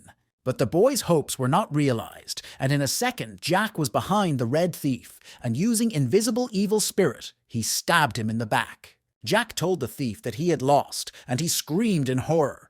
His amazed friends could not believe that the guy had killed Wasabi Man even faster. The red thief was trembling with depression, and he realized that his efforts were worthless. Moreover, Jack defeated him this time, just as he did during their first fight. The man said that he wanted to close the gap a little through his hard work, but it turns out that he had been lying to himself all along. Wasabi Man said that they would not understand the efforts of people like him. His suffering was nothing compared to people blessed by the system. Sweat and tears streamed down his forehead, and the red thief said that all his efforts had been in vain. Jack asked if the Wasabi Man was at the Vancraft potion shop, which had recently opened and was very successful now. She hadn't yet completed her mission of changing careers by running the shop and training new employees, and the thief asked where Jack was going with this. The guy replied that a Wasabi Man shouldn't be like that. He shouldn't force himself to train to get closer to them. Everyone has strengths, and he didn't know if fighting was the thief's strong suit, but he was sure it wasn't something he enjoyed. These words of the young eccentric made Wasabi Man reflect on his life, on what brought him pleasure. He said that he liked to collect and study all kinds of information and knowledge, but how could it help? Jack replied that he needed someone who could collect and share information, which was very important for the team's work. And if Wasabi Man wants to, Jack is willing to pay for help in building an intelligence network. The personnel and other things will depend on him. Jack wanted to know everything about other guilds and top players, which would be very important for the team in the future. Having this kind of information about everything would make their work much more efficient. He told us about their plans for Sunday. Jack asked if the thief could collect data on Samuel and his team, and he replied that he liked this kind of thing, but it was very risky. Jack has offered 50 gold pieces as the startup money for the reconnaissance team, and the thief can use it at his discretion. After these words, Wasabi Man told Jack to just sit and wait. He promised to find out even the color of Samuel's underwear. Jack promised that in the future, Wasabi Man's profits as a manager would be greater than he could imagine. The ghosts were engaged in battles. The Vancraft shop was responsible for selling and supplying potions, and the thief's task was to develop the network to new heights. In fact, Jack did not intend to build an intelligence network so early, but Wasabi Man seemed like the right person for the job. Sandra, who heard the whole conversation, asked if Jack was going to create his own guild. All the team members turned toward the boy, and he scratched the back of his head and replied that he didn't know yet. But it was better to be prepared for anything. Nicholas asked if Jack was going to take him with him to level up, and if one Sunday would be enough for him. Jack replied that everything was fine. The place where he was going was where Nicholas was not yet allowed to be. One Sunday was enough. Sandra asked how many levels the guy plans to score this Sunday and if he has a plan. Jack replied that he didn't know if he would be able to score on Sunday, but he didn't rely on chance. His plan was to get into the top 10 in the level leaderboard, and he told his friends about it. Jack tried to summarize his expenses. He received 200 gold from Vancraft, and the rest went to the needs of the shop. Starting today, and until the opening of the guild dungeon, he has 7 days to raise his rating and come up with a training plan. He had to do it carefully, and he decided that he would give it his all for those 7 days. It was time to go. Jack was leaving the zone of the human race and heading to the territory of beastmen. This zone belongs to those who are at the 40th level or higher. This giant portal is one of many zonal teleporters. Unlike the usual ones, the giant one sent people to the territory of other races. Each race has its own territory in the heavenly country, and these territories are accessible only through such portals. No player will be stupid enough to go into an area where the weakest of the mobs can shoot him with one shot. But that was the kind of person Jack was. His mind did not set limits for creativity in this life. In his past life, when Jack came here, he was level 70 plus, and he was not alone. He knew this location. He even developed guidebooks. Today, he came here to the secret trader, the only place he could get an important item needed for his leveling plan. The secret trader was discovered in his past life by accident. He was surrounded by monsters, and then he appeared on a forum, and this attracted attention. Jack tried to be invisible and slip through all the places where the beastmen gathered. Before he finds the secret trader, Jack must obtain a specific item related to the quest. Jack knew that he had to climb a tall cliff, but on the way he would meet flying creatures that looked like dragons. Jack was interested in an abandoned house on a cliff, and that's where he was headed, climbing up the cliff quite quickly. After a while, Jack was standing on the playground and saw a giant devilish bear sleeping in front of him. The guy said hello to the big guy. The size of the bear was still intimidating, along with his 69th level. What Jack needed was in a dilapidated house behind a bear, which would wake up when the player approached it and start attacking. However, Jack can use one thing he had for this case. It was the Ring of Petrification, which he received in the Dungeon of the Broken Buddha, and at that time, he went through it just for the object. However, given the power of the thing, of course, this item is programmed for one use. After Jack put the ring on his finger, he began to approach the sleeping monster. As the boy expected, the bear immediately woke up and growled angrily. Getting as close as possible to the beast's head, the boy activated the ring's power. Before his eyes, the bear began to turn into a giant pile of stones, and he was no longer able to move. Jack didn't waste any time. He ran to the door of the house. He had only 3 seconds to complete the quest. He had to speed up. With 1 second left, the guy was already on the stairs, on his way to the 2nd floor. He ran into the room and immediately saw what he needed, a giant wardrobe. But that was half the battle. We still had to find one trinket in that closet, and the bear had already awakened from the spell. Finally, the guy found what he was looking for, and a system notification informed him that Jack had received the Exiled Beast Explorer pendant. Before the bear could break into the 2nd floor of the building, trying to grab the intruder, Jack used a disposable hook. This unpleasant situation made the beast very angry, and he activated his hellish breath against the thief. Jack could barely escape the heat. A few seconds later, the bear could not catch up with the boy, and could only watch Jack disappear down below. Jack was in a big hurry, for obvious reasons, and couldn't secure the hook securely enough, so he was holding on with his last bit of strength. Before the hook finally broke, the guy managed to jump to the ground. Jack once again appreciated the quality of this disposable hook. He knew it like the back of his hand. The guy had done most of the work, and now he had to meet with the secret trader, so Jack went to his cave in the mountains. The tiger merchant said that this meeting was an unexpected surprise. The guy was the first person to come here. Jack reasoned that this meeting was not limited to his personality alone. He brought the merchant something important that would be useful later. Jack realized that his plan to rapidly raise the level began with this meeting.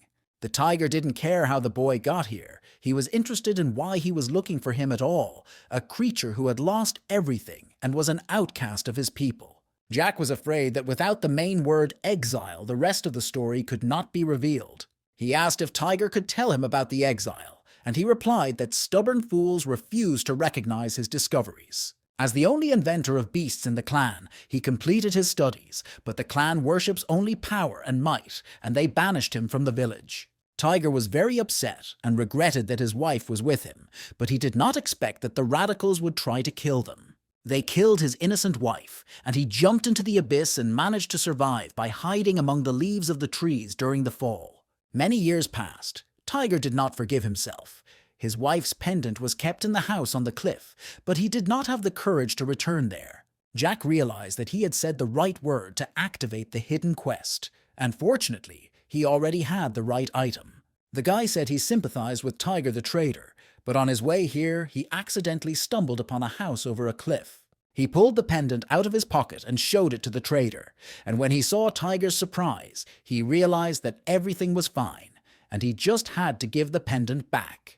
The tiger thanked Jack and offered him some magic bombs in return, saying that he would find them jobs. Jack thanked him. The bombs would come in handy, and finally, the hidden store was available to him. He saw a magic bomb on the menu that could do great harm to the Beastman race because it contained a deep hatred for his people. This little gizmo can help Jack a lot this Sunday. They are expensive, and even the guild masters of the big guilds won't dare to spend that kind of money. The guy decided to buy 15 pieces. It was worth it. Sometime later, he was already standing near the city of Beastmen of the 40th level. He chose this particular city because of the frequency of appearance of elite beastmen in these places. A system message informed me that the undead mercenary bone knife was equipped and that I had to defeat 300 elite monsters. After completing this quest, Jack would receive a weapon that could summon undead warriors, and he was looking forward to it. After that, you just need to clean everything in this area over and over again and then start over. The first step was to draw the attention of the beastmen to himself, which he did by jumping into the city. Since there was a significant gap in their levels, the guy couldn't lure them in at close range as he had before. But he didn't have to worry about that. He had prepared in advance by collecting stones. Moving quickly through the streets, Jack threw stones at the beastmen, who, so far, had not paid much attention to him. The thief realized that he could not miss any of the city's residents to fill up the quest balance. Soon, the city of the beastmen was left devastated, the entire crowd in the streets chasing the thief, who now relied only on time. When he reached the next building, Jack jumped on the roof and pulled the bomb out of his pocket, preparing to throw it. Shouting for the beastmen to prepare for the bombs, he threw the first one into the crowd. This weapon had a very significant damage, and the beastmen lost their health in seconds before our eyes. The system announced that he had killed several monsters and increased his level, and Jack was very happy with this leveling up speed. The guy decided that after clearing the area, he would teleport, and the monsters would be restored, so he could level up to the 30th level. He can clear this place 3 times a day, so Jack planned to get a good workout in a few days. For the past few days, Jack has been clearing the same place like crazy, which has led to a significant increase in his level. After completing the quest once again, the guy calculated that today was the 5th day, and he had leveled up from the 15th to the 32nd. If others find out about his level increase in the last few days, they will say that he cheated from a certain point of view. You can call it that. This method of leveling up is cool, but very boring. Jack was incredibly bored doing the same thing. He felt that his shoulder would soon fall off from all the repetitive movements, the bomb throwing. The system notification announced that the guy had received the vigilant knife of the zookeeper. Jack was happy. Finally, it was the last wave. Since he has set his level information to private, Jack will not be listed on the level ranking board.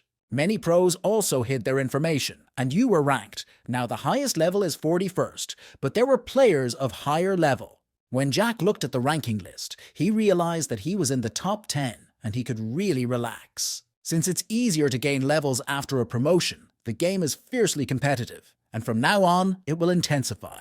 A system message said that the progress to get the knife was almost complete. There were not as many elite mobs left as Jack expected. The guy realized that he had 2 days. He had to upgrade his first weapon and find another place, and figure out how to clear more territory. Now he can bring Nicholas and the others to the secret store to raise their level, to make sure that the ghosts are in the best shape possible. In addition, the ghosts still lacked highly skilled players of other classes, and they need to spend some time searching for them. But creating his own guild was one of Jack's main goals, and he never forgot about it. However, if you act slowly, all experienced players will be picked apart by large guilds and workshops. Soon, Tiana was already wondering how Jack had risen from the 15th level to the 32nd level in 5 days. When Jack told her the story of his training, hiding some of the nuances, she didn't believe it. Even rockets were not as fast as this guy. Jack replied that he had simply used the bonus from the magic bombs to make up time, but the method was a bit troublesome. This, of course, sounded very good, but at the same time it was very shocking information, especially when you see it with your own eyes. The girl looked at Jack with all her eyes. This guy still continues to make the impossible possible. Jack asked if the information Tiana had told him was true. Sandy wanted the ghost to complete a single mission in the guild dungeon. Tiana replied that the chairman had told her about it today. She didn't know the details. Sandy just asked her to inform Jack. The girl assumed that this could be somehow connected with the seizure of the control points. It is necessary to capture 3 control points of the Wolf's Fang Guild and make them the territory of the Misty Precipice. After some thought, Jack realized that Chairman Sandy's hypothesis was not at all unfounded. Jack said that if this was true, it would be nothing like the clashes between the 2 guilds, and the situation was getting more interesting. When Tiana was concerned, Jack replied that even if the sky fell, Sandy would hold it up, so there was no reason for the captain of the 3rd Division to worry. When the girl was outraged, Jack replied that it was a joke. He asked her to tell him the details when she found out and to tell Sandy that he accepted the offer. Tiana guessed that Samuel was the guy's target, but the Wolf's Fang had a vice guild master who had also become much stronger in the meantime. Jack replied that he no longer had time to wait for revenge to grow cold. He had to act now. Moreover, if his motto was an eye for an eye, he will no longer silently swallow insults and humiliation, as he did in his past life. Jack said that he needed to improve his abilities before completing Sandy's task and taking revenge on one person and promised to be in touch. Tiana realized that she could not do anything to thwart the plan of this stubborn thief. The next day, Jack found several places with elite mobs based on his memory, and together with members of the Ghosts, went there.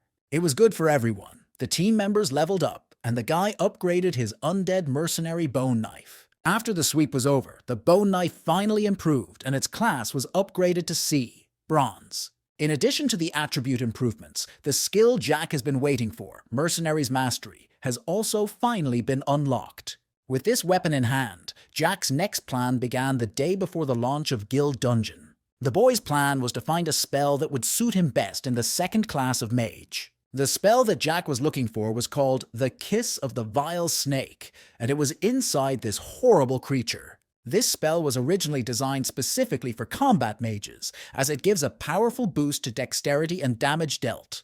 But now, for Jack, who had a second-grade education and a desire to become a magician, there was no better option. A system notification announced that Jack had activated the Mercenary Mastery skill. When the undead were activated, Jack realized that his journey as a magician began here and now. The first mercenaries of the undead ran to attack, and the snake, furious at their impudence, crawled to meet them. No matter how the snake attacked, Jack's mercenaries deftly got closer to him. Some of them had already managed to jump on his head and tear it apart with blows that did not stop. The spectral warriors generated by Jack were immune to the vile serpent's poisonous aura, and he did not harm them. The thief ordered them to listen to him and form a triangular formation with which to attack. While a fight was taking place in the square and the soldiers were attacking the monster, Jack decided to scout the surroundings. Looking at the situation from the tower, he directed his soldiers, who had already been killed. Jack wanted the soldiers to help him remove the snake from the building. He had to go inside. When the order was fulfilled, the guy approached one of the dips in the ceiling. He had to hurry. The soldiers would not last long. Using a disposable hook, the guy broke into a rather majestic hall. The boy's target was the book on the altar, but he did not realize what mechanism he had just stepped on. While the boy was dealing with the complicated mechanism, the vile snake turned and opened its giant mouth over his head. But the boy was nimble, and so he managed to avoid the snake's strike, although he did not understand how it could turn so quickly. In his past life, he managed to get this spell only with the help of a team, so he didn't pay attention to such details. It was unexpected. He ordered the spectral warriors to protect him while he attacked the vile serpent. The warriors who had risen from the ground rushed into battle with the Danju monster with renewed vigor, following their master's orders. There was almost no time left, and if the conscripted soldiers were destroyed, Jack would no longer have a chance to get closer. Regardless of whether he succeeded, the thief realized that he had to try. The spectral warriors struggled to hold the giant snake while Jack flew to the altar with the precious book. It was at this moment that the boy's extraordinary speed, acquired through such efforts, came in handy. The book was in his hands. Jack ordered the spectral warriors to keep the vile snake pinned to the ground. And while they were fulfilling his order with the last of their strength, the boy ran as fast as he could to the exit of the chapel. As soon as the news of this skill book becomes known, many battle mages will be risking their lives to get it. In this life, he, the thief Jack, should be the first person to receive this skill. Jack learned the skill, Kiss of the Vile Serpent, for the very first spell of a wizard. There was no better one than this. Now we just have to wait for the opening of the guild dungeon, but it seems that Jack forgot one important detail. If it weren't for his grandfather, Jack would probably have forgotten that he had to go to school today. To tell the truth, the thought of going back to school is even more nerve-wracking than getting back into the game after regression. After all, the boy has no pleasant memories of school from his past life. He was the object of bullying, humiliation, and violence. He could not have imagined that he would return to the third high school as an exchange student. However, he knew for sure that this time his life would be completely different. Gathering his thoughts, the boy went to the building, ready to relive this wonderful school life. When Jack entered his classroom, he greeted everyone and said his name. In his past life, he was in the 6th grade, and when he first saw the enrollment notice, which indicated the 3rd grade, he thought it was a mistake. His teacher Dana, whom he didn't really remember, had always been a young and hard-working classroom teacher. This is her first year in this role, and apparently she hasn't gotten used to it yet. It's not easy to cope with a bunch of pubescent teenagers. Suddenly, Jack heard the voice of one of the students asking if the boy wanted to introduce himself properly or if his name was enough. It was the class leader, Duncan, who asked what the hell was going on with Jack's hair. Wasn't it against school rules? Or maybe Jack got here through connections, and Duncan's henchman echoed this statement with glee. Dana asked Duncan not to make life difficult for the newcomer. Jack transferred here for personal reasons. Jack knew this guy. He was one of those students who were always causing trouble in high school. Out loud, the boy replied that he liked a quiet and peaceful life, and that gaming was his natural hair color, just like everyone else. Duncan said that he had a couple more questions, but he would ask Jack personally later, and Dana asked the guy to take a seat behind him. As Jack walked to his desk, he thought about the fact that this was the so-called main character's seat. Duncan's henchmen decided to waste no time, and one of them tripped Jack, hoping that he would not notice. A picture of Jack falling to the floor and the whole class laughing at him has already flashed through Duncan's mind. But to his surprise, it didn't work out that way, and Jack called it a very pathetic attempt. A moment later, the henchman who tripped him was already lying under the wall, clutching his leg, and no one could understand what had happened. Duncan didn't understand what was wrong with Jack, how he was able to exert so much strength when his foot was already on the floor. Jack leaned toward the class leader and whispered to him to say, "Thank you for holding back." Otherwise, Duncan's leg would have been broken by now, and the impudent boy realized from Jack's look that he wasn't joking. A second later, Jack was helping the henchman up from the floor, and Dana decided to suggest that they continue their lesson. Duncan was beside himself with rage. This asshole must be a very tough nut to crack. When the school day was over, Jack returned home and said hello to his grandfather. The old man was busy in the kitchen and said that the food would be ready soon, and now Jack had to study hard because knowledge is important. To tell the truth, the guy still couldn't quite get used to the renovations in their house. In the end, his new classmates did not seek him out, even after school, which, given his experience, was very strange. Even a blind person can easily understand that they do not have a single drop of benevolence in them, and that they really have nothing else to do.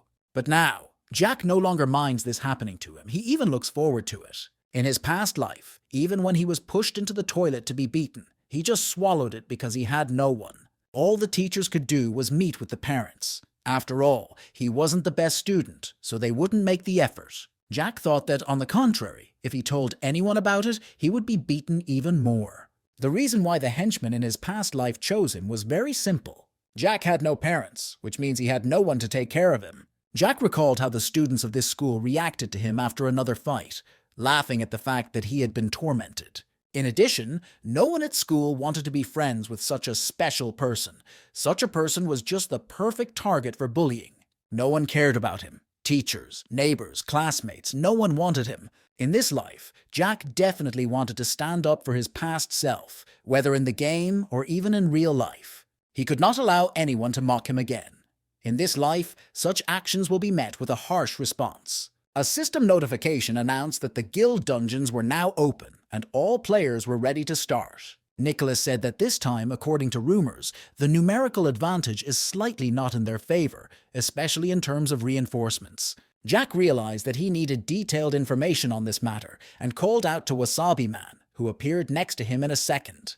The Red Thief assured him that he had gotten everything Jack asked for, but the boy was waiting for details. The situation was bad, Wolf's Fang was serious, and they mobilized all members of their second echelon as reinforcements. Moreover, as Jack probably already knows, this time they are headed by the deputy head of the guild, Samuel, which is very rare. Jack asked if they had found out anything about the targets, and Wasabi Man replied that they had, although he could not vouch for the accuracy of the information. Samuel suddenly became stronger and secretly created the Black Hunt team, all of whose members are from the first echelon elite. This time, he decided to capture all 3 control points belonging to Foggy Bottom to get all the dungeon's resources. 1 hour before the opening of the guild dungeon, Tiana called Jack over to her room for a while. When the guy asked her what was wrong without even turning around, she shouted that the fool should come to her immediately. Disgruntled, Jack approached the girl and asked what was wrong. He hadn't finished with the delegations yet. Tiana pointed to the courtyard, saying that Jack needed to go there. They were waiting for him. It was the guild master of Foggy Bottom, Sandy, who greeted the boy and apologized for disturbing him. It was harder for Jack to communicate with such people, and Sandy asked him what he thought about their possible victory in the guild's dungeon. Jack didn't know why the guildmaster suddenly decided to ask him such a question. He didn't have time to think about such nonsense. Sandy himself knew that this time their position was quite precarious. They were still in last place among the top 5 guilds. Saying these words, the guildmaster of the Foggy Cliff continued to water the flowers as if it were the most important thing in the world. But despite this, Sandy wanted to ask Jack if he were a guildmaster, how much he would estimate their chances of winning. Jack replied that based on the current strength, the ratio would be 4-6 in favor of Wolf's Fang, but in ideal conditions. The head of the guild asked what Jack thought they should do. The guy said to avoid large-scale battles and focus on securing advantages by using elite troops, avoiding direct clashes. Sandy praised the guy for his unsurpassed analysis, and now he has even higher expectations of ghosts. Jack thanked him thoughtfully for his words, but Sandy said that if you asked him, he would suggest a very simple way. This method is quite concise. Do not compromise, never retreat, and fight to the very end. After all, they still had to climb to the top of the guild rankings. That is why, after a short pause, Sandy said that he would like to ask Jack for help. The ghosts are the elite of Misty Bluff, and he wants Jack to lead his team to capture Wolfang's control points. Jack listened to Sandy's wishes and realized that they were the same as what Tiana had told him. But he was confused by the fact that Sandy had decided to entrust it to the ghosts. Something was wrong with this proposal. Jack said that the ghosts were just one of the few elite teams at their disposal, and he didn't understand why they needed to bring in an independent team. Before Sandy could answer, Jack had already realized that the guildmaster wanted to exploit the spiritual calm. He was really smart. Without waiting for a verbal response from the guild chairman, Jack said goodbye and said that they would do everything and then talk. Lily said that Jack must have guessed Sandy's plan, and he said that the guy knew everything, but he agreed to throw himself into the middle of hell. Guildmaster wanted to use this opportunity to understand his true motives, his competence, and his loyalty to them. Sandy was most interested in whether Jack really deserved his trust. When Tiana found out about it, she couldn't help but say that she was right after all. She doubted that Sandy wanted to test Jack, but he replied that he didn't care anyway. It didn't go against the plan. Jack stayed at Foggy Bottom only because Tiana was helping him all this time, so there's nothing wrong with him being here. Now there's enough talk. It's time for them to go to the dungeon. No need to waste time. The guild's dungeon battle for resources has begun. Jack said he would leave the resource battles to Tiana. Jack didn't expect his and Samuel's tasks to be similar, so now they'll see who gets the control points in the end. The ghost team had already approached the 4th Wolf's Fang checkpoint and was ahead, but Jack ordered them to approach the enemy from behind. The people bribed by Wasabi Man will be waiting for them there, and they will open the back door so that the ghosts can get to the point without any problems. There will be no fight, because at each point there are a whole bunch of high-level players. They are at different levels than those with whom the group has already had to fight. Jack asked Sandra if they could handle 100 players, and she replied that she hadn't expected it to be like this. Nicholas said that the points are needed for 2 things. First, it is a place to revive players who died in the dungeon, and a gathering place for newcomers. A dungeon is a battlefield for either side, and the resources extracted can be exchanged for guild glory points. The more of them, the higher the reward. While Jack was busy completing his mission, Nicholas, along with other players, managed several smaller dungeons. Jack wanted to get to his destination through enemy territory. From the 4th point, they could reach the periphery of the dungeon in the shortest possible time. The mission was to infiltrate the first control point and avoid direct confrontation by climbing the rocks. Bird of Darkness noted that the capture of all the points looks like a declaration of war, which would indeed be a good reason to declare war. For Sandra, the guilds were just a pain in the ass. They were just mercenaries. All these schemes were nothing but an unnecessary headache. Jack said that it was time to end the talk. They had to go down. They had to try to stay unnoticed as long as possible. Sometime later, the friends approached the entrance to the Wolf's Fang control point. Jack tried to enter the pin code that Wasabi Man had agreed with that group, but was denied access. Suddenly, the door opened, and the guard asked if they had the wrong door, but Jack said the code phrase that Wasabi Man had invented. The man said that everything was correct and asked me to tell him what they had agreed on, and then they would be allowed to pass. When the money was handed over, the player let the ghosts inside and told them not to catch anyone's eye, and no one saw that the guard was smiling. A few seconds later, the friends saw the Wolf's Fang squad in front of them, who greeted them with merry laughter. Sandra, who came up to Jack's right shoulder, said that apparently Wasabi Man had screwed up, and the guy agreed with her. The head of the unit regretted that there were only 4 of them. They had gathered 15 people just for them, and if anyone found out, it would be a shame. The members of the unit told the ghosts to be grateful that they were so warmly welcomed at the 4th control point. Jack asked if they really hadn't told the others. It was good news for them. It would have been harder if there were more enemies. One of the members of the Wolf's Fang squad tried to remember who the 4 players reminded him of, but no one was listening. The Bird of Darkness said he would look for a place with a good view, and Jack asked him to take care of anyone who tried to escape. The head of the squad asked what the guys were discussing, if Jack had let one of them escape, and she ordered to catch the sniper. A member of the squad guessed that these 4 were members of the team that was on everyone's lips, but he could not remember its name. Sandra said that it was quite logical that no one would recognize them. They hadn't been seen in public for quite some time. Suddenly, a member of the enemy squad shouted that he remembered Jack. He was the thief. These 4 were unusual players. They were ghosts. But the boy's words stuck in his throat as Jack threw his first punch. The amazed head of the squad could not understand how it was possible to move so fast. They had to destroy the ghosts as soon as possible. While the Wolf's Fang members were looking for Jack's traces, the Bird of Darkness fired the first bullet toward the head of their squad. The bullet hit near the girl's feet, and she managed to move away in time. This attack was very unexpected for her. The Bird of Darkness cried out when he saw members of the Wolf's Fang running in looking for him, and this was not the first time. While everyone was distracted by the sniper, Sandra decided to join the game and hit several players with one of her spells. Jack ordered the ghosts not to let anyone escape, but they were not going to let anyone live. The head of the Wolf's Fang squad heard Jack's voice but did not see him, and she wanted to find the thief immediately. Sandra assessed all the enemy attacks in her direction as too slow, and she did not stop tormenting her enemies with fire. The girl believed that the speed of her opponent's throw was not suitable for defeating her. Suddenly, she heard a scream and looked around, and Sandra saw Jack attacking the head of the Wolf's Fang squad. Not only Sandra heard these cries, but also members of the enemy unit, who rushed to protect and heal their captain. The captain generated the energy barrier, which was a good skill to save a life. Jack realized that the strange girl was not only the head of the squad, but also the captain, and he regretted that he could not shoot her. The thief ordered everyone to refrain from using complex skills, otherwise they would attract even more people. The captain, meanwhile, had managed to heal and was already shouting for her men to surround the ghosts who dared to ambush them. The unlucky ones who managed to find Jack's location suffered at his hands, and no one managed to injure him.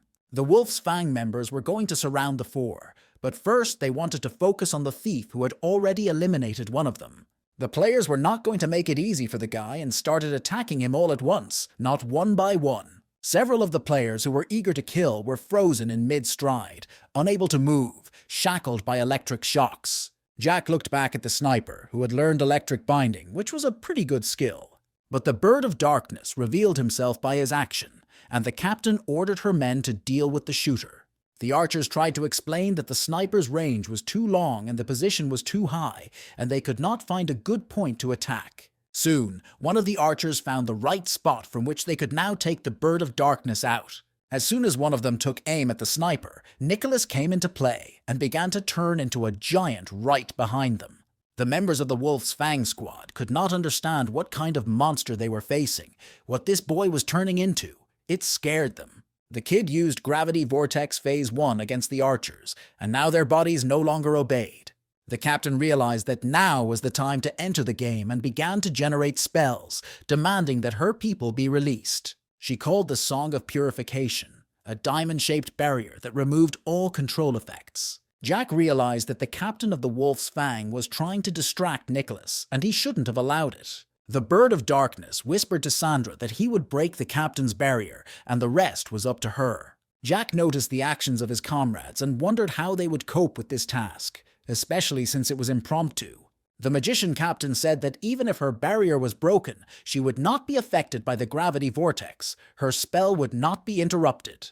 But as soon as she said this, the bullet hit her barrier, and Sandra finished what she had started, and the spell was broken. Sandra shouted that the captain was caught in her vortex and generated the Ring of Fire of Judgment. She would accept the sentence of this flame. This attack gave Nicholas the opportunity to free himself from the trap, which he immediately took advantage of. The captain, losing health points, shouted for someone to call for reinforcements as soon as possible. But a moment later, a sniper's bullet pierced the girl's head, and she only managed to moan softly. Unfortunately, the Bird of Darkness could not allow the girl to do as she would have liked, and he said so out loud. The friends learned to use combined attacks, and the three grew much faster than Jack could have imagined. No matter what heights they would reach in the future, Jack realized that he could not predict it. But he will never allow his growth to be slower than that of these three talented players. Meanwhile, in the battle for resources, players worked tirelessly on mining in a guild-owned dungeon. The players of the Wolf's Fang Guild worked tirelessly, and without being distracted by anything else. Tiana, who suddenly came out of the ambush, ordered the 6th team to attack. She ordered all units to retreat and be treated in case of damage, and for clerics, the priority was to heal the tanks. Samantha shouted to Tiana that the Wolf's Fang members were replenishing their reserves faster than they were. They believed that at this rate, they were being pushed out of the territories they controlled, and that the average level of their opponents was higher than theirs. Tiana replied that she had calculated all this, and they had to do everything possible to defend their position until reinforcements arrived. Suddenly, one of the Wolf's Fang members flew up to the girl from behind and tried to attack her.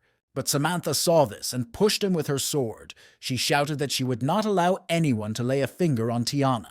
By activating Earthshake, she forced the enemy to retreat, trying to reach the head of the squad with her hand.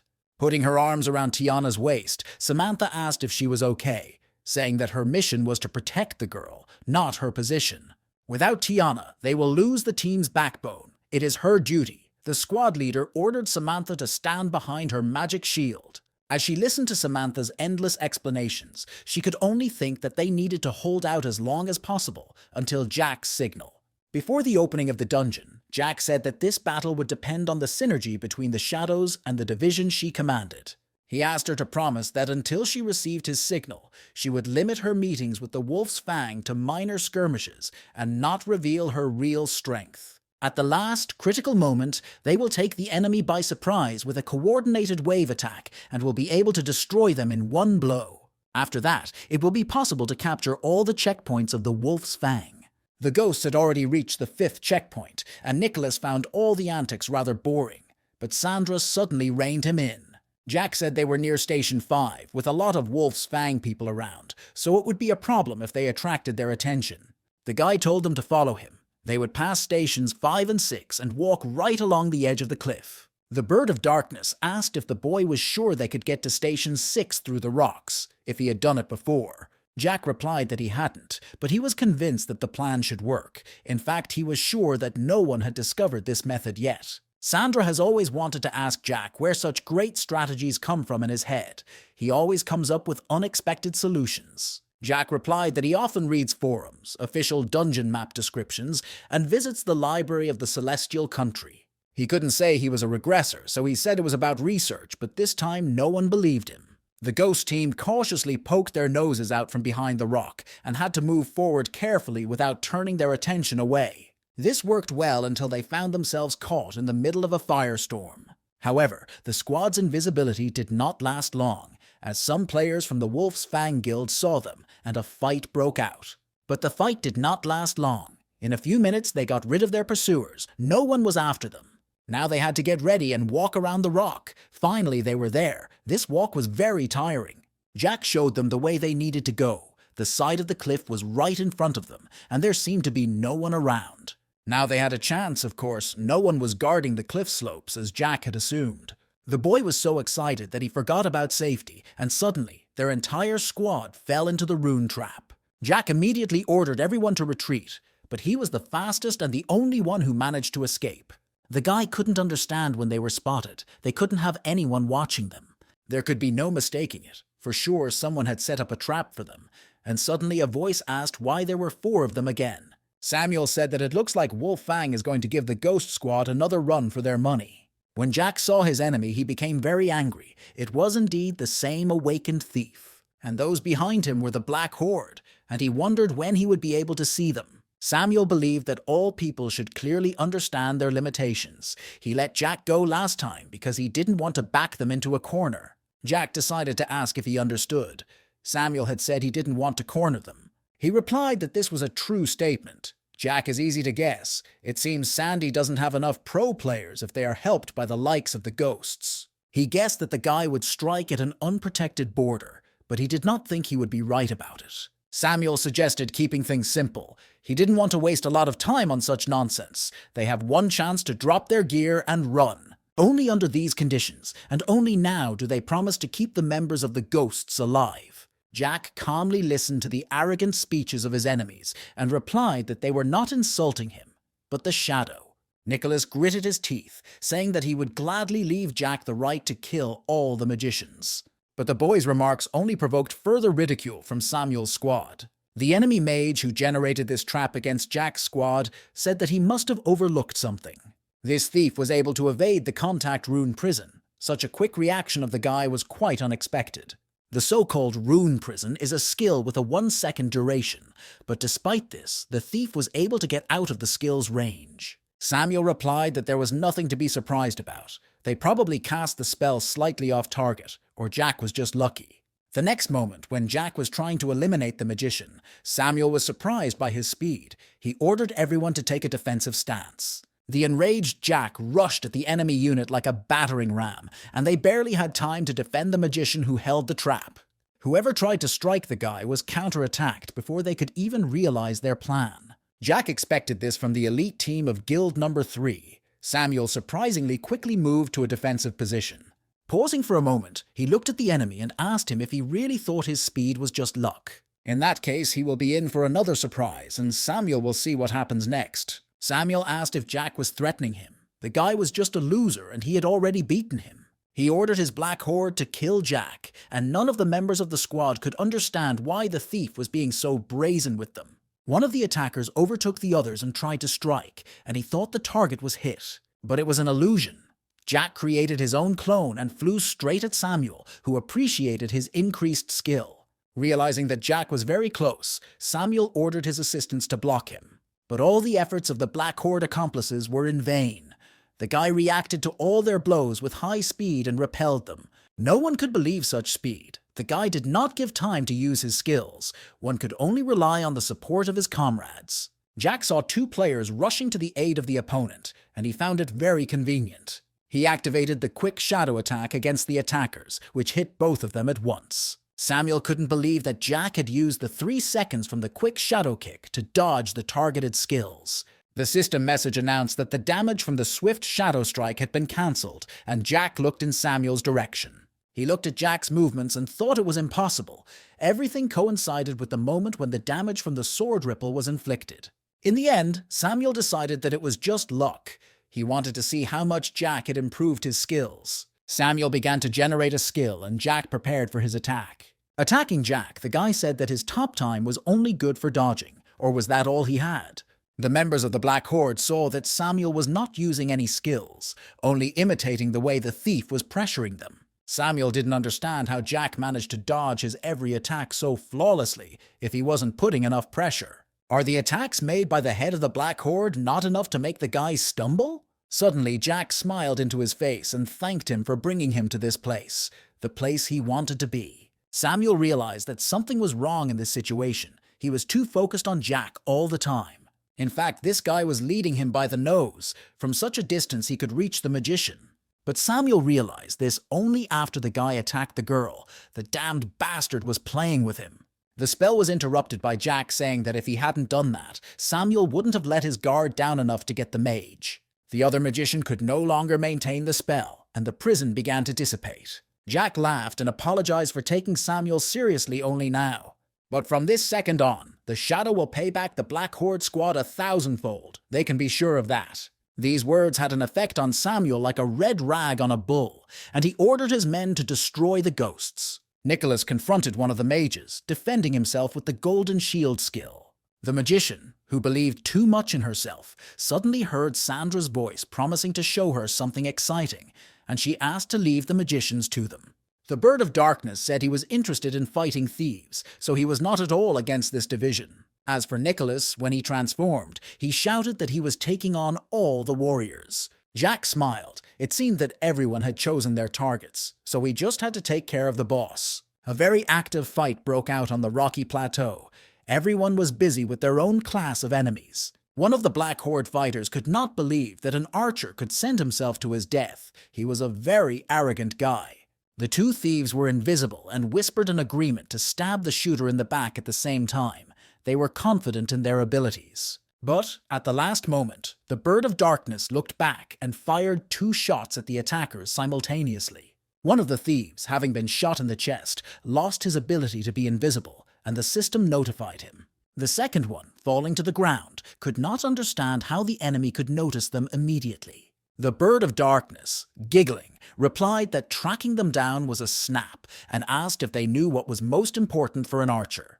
Without waiting for answers, he said that his eyesight was sharp. The guy used the star golden eye, which no disguise can hide from. Jack said that everyone seemed to be busy with their own business, and it was time for him and Samuel to close the books. The head of the Black Horde replied that Jack seemed to have made some progress. Jack, furrowing his brow and holding back his anger, replied that he may have reached much greater heights than he could have imagined. Lily asked Sandy if Jack would complete the task. He would have very unpleasant opponents. No one thought that Samuel would assemble his own team, the Black Horde, with 6 members from the 1st Wolf's Fang unit. Since the chairman left an important step to Jack's discretion, if his plan fails, it will affect the fate of the entire operation, and it will be difficult for the guy. To be honest, Lily couldn't even say with certainty whether she could have defeated the current Samuel herself. She asked Sandy if he knew what dungeon Samuel had been digging in for the past few days. This dungeon was the Dark Gorge of the Depths, where you can get a powerful skill. He went through the dungeon more than 100 times. The details are unknown. Sandy was very surprised by this information, and he said that in that case it would be even harder for Jack.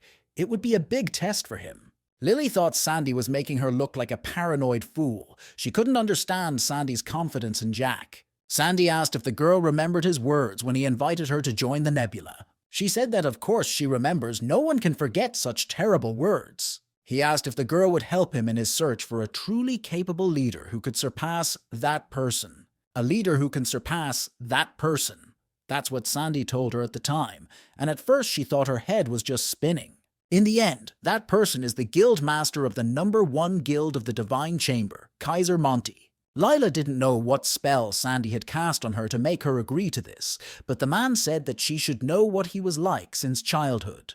The girl blushed and replied that it wasn't that she was a super-duper close childhood friend. But that's not what Sandy meant. She hadn't changed a bit. She felt the same way every time he recalled their childhood.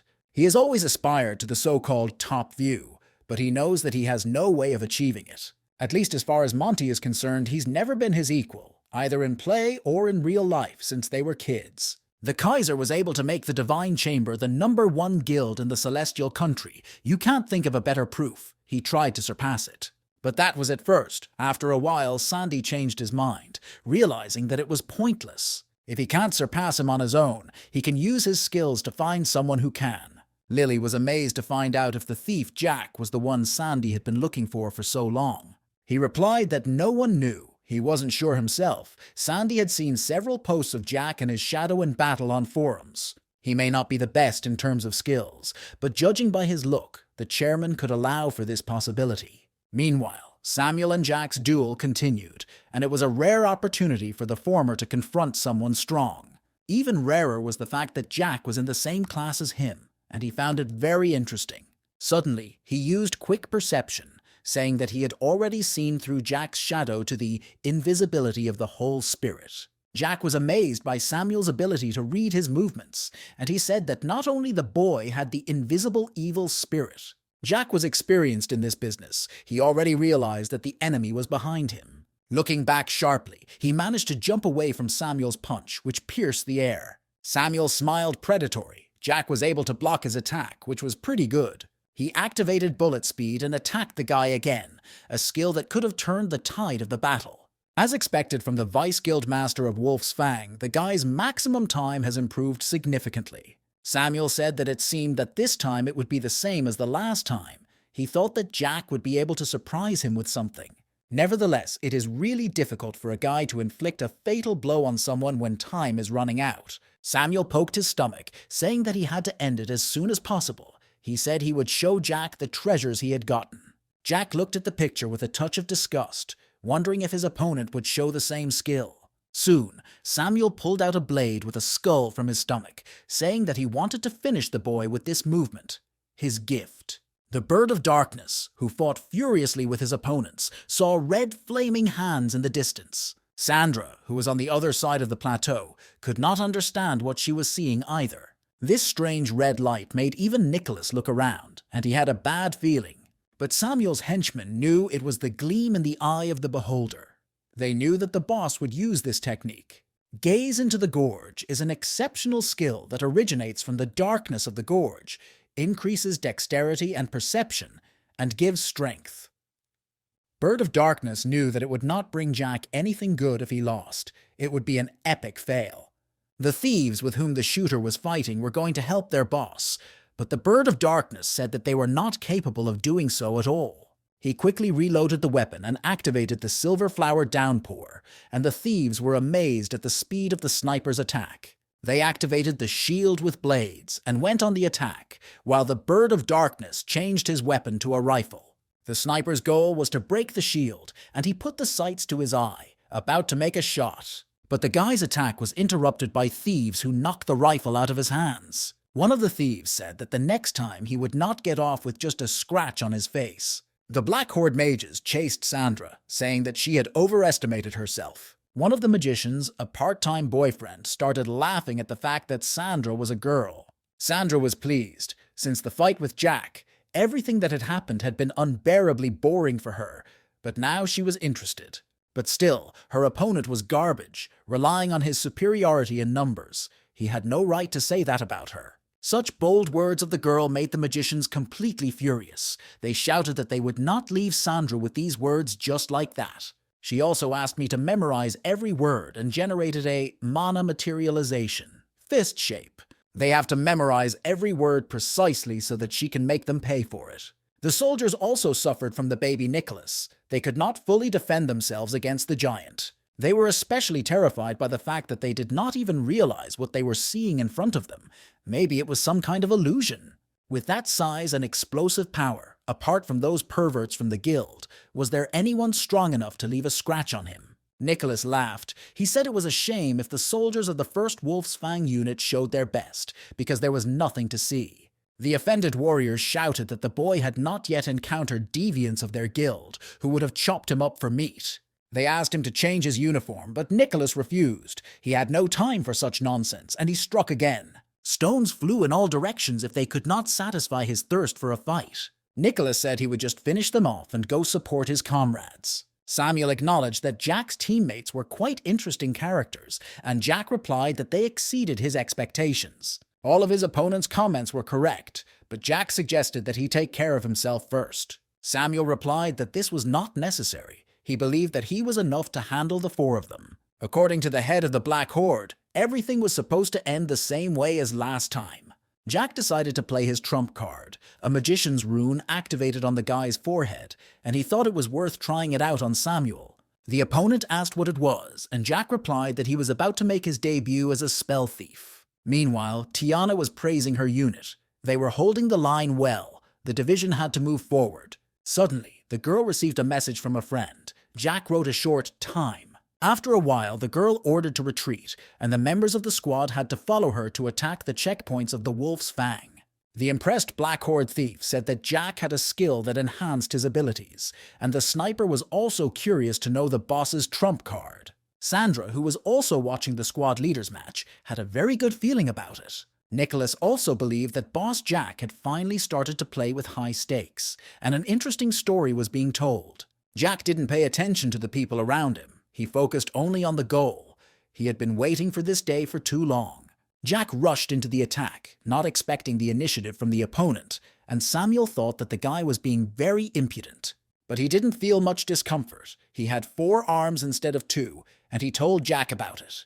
But all Samuel's efforts were in vain.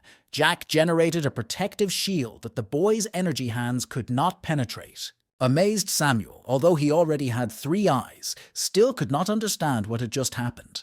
But Jack said that he now had as many arms as a spider, and he activated the mercenary's mastery skill. Samuel said that he knew nothing about the mechanics of Jack's skill, but if this is the limit, the guy is not worth a damn.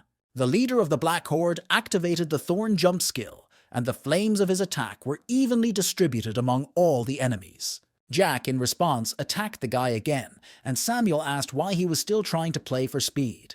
When the blades of the opponents crossed, a very strong explosion occurred around them, and stones and dust flew in all directions. A second later, Jack ordered his soldiers to attack the enemy. He didn't want to give them a break. The spectral warriors immediately ran to attack Samuel, who barely had time to shield himself from them. Jack generated Throat Slash. Samuel, in response, activated Piercing Edge, and the 2 guys again faced off in another attack. Three-Eyed said that Jack was trying to find a way out by calling in the warriors, but that wouldn't work with him. The thief was not at all impressed. He was waiting for the perfect chance and almost found it. Meanwhile, Nicholas fought with his 2 opponents, defending himself against them with a stone shield. Any other tank would have fallen long ago in the face of their attack. The First Division surprised him, but that was the end of it. His opponents were amazed by Nicholas's enormous strength, and their skill sets could not cope with such a giant. Taking advantage of the skill vacuum, Jack turned his shield into a weapon and threw all those stones at them. The guys did not have time to avoid the giant's attack, and the stones began to knock them down and wound them, but they had to hold on. Nicholas wasn't going to leave them alone, and a second later he added his fist to the mix. The witches were not doing well either, trying to stall for time, but Sandra was too fast for them. Despite the fact that the skills of battle mages do not do as much damage as those of others, their agility is something that opponents cannot match. Now the girl will definitely make 2 more enemies suffer every time they meet a battle mage. Bird of Darkness also tortured his thieves. They didn't know where to hide from the guy who found them everywhere and shot them. Despite the fact that they were trying to hide, the shooter repeated that he could see them very clearly, as he had said before. The members of Wolf's Fang didn't understand what was happening.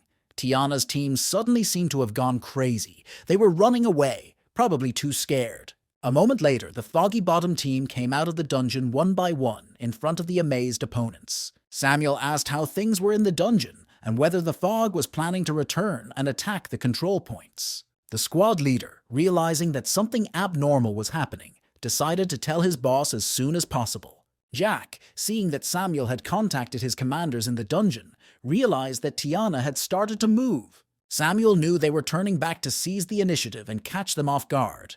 It seems the fog was not as docile as he had anticipated. He thought he knew all the enemy's plans, as if he had invented them himself, and the 3-eyed man wanted to see if they were capable of what they had planned. Jack said that Samuel was right. It was originally a race against time and an operation to seize the initiative. Meanwhile, the members of the Black Horde rallied. They were going to give a worthy rebuff to the enemies, but they failed and had to flee. Nicholas regretted that he had not been able to shoot them, but now his opponents were trying to attack him. The players of the first tier could not believe that all 6 of them had lost to their opponents. The magician did not think that these 3 would be so strong.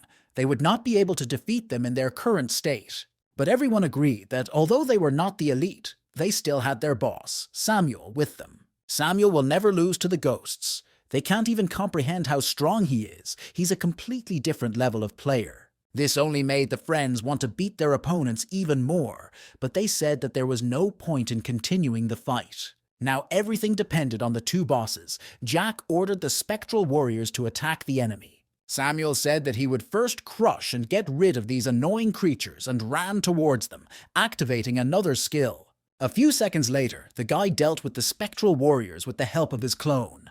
But while he was focused on destroying Jack's skill, he flew behind him, striking at high speed. It seems that both guys preferred one-on-one battles, and it's time for the story to end. Jack's speed was incredible, and even Samuel's third eye couldn't see it. The members of the Black Horde squad did their best to support their boss.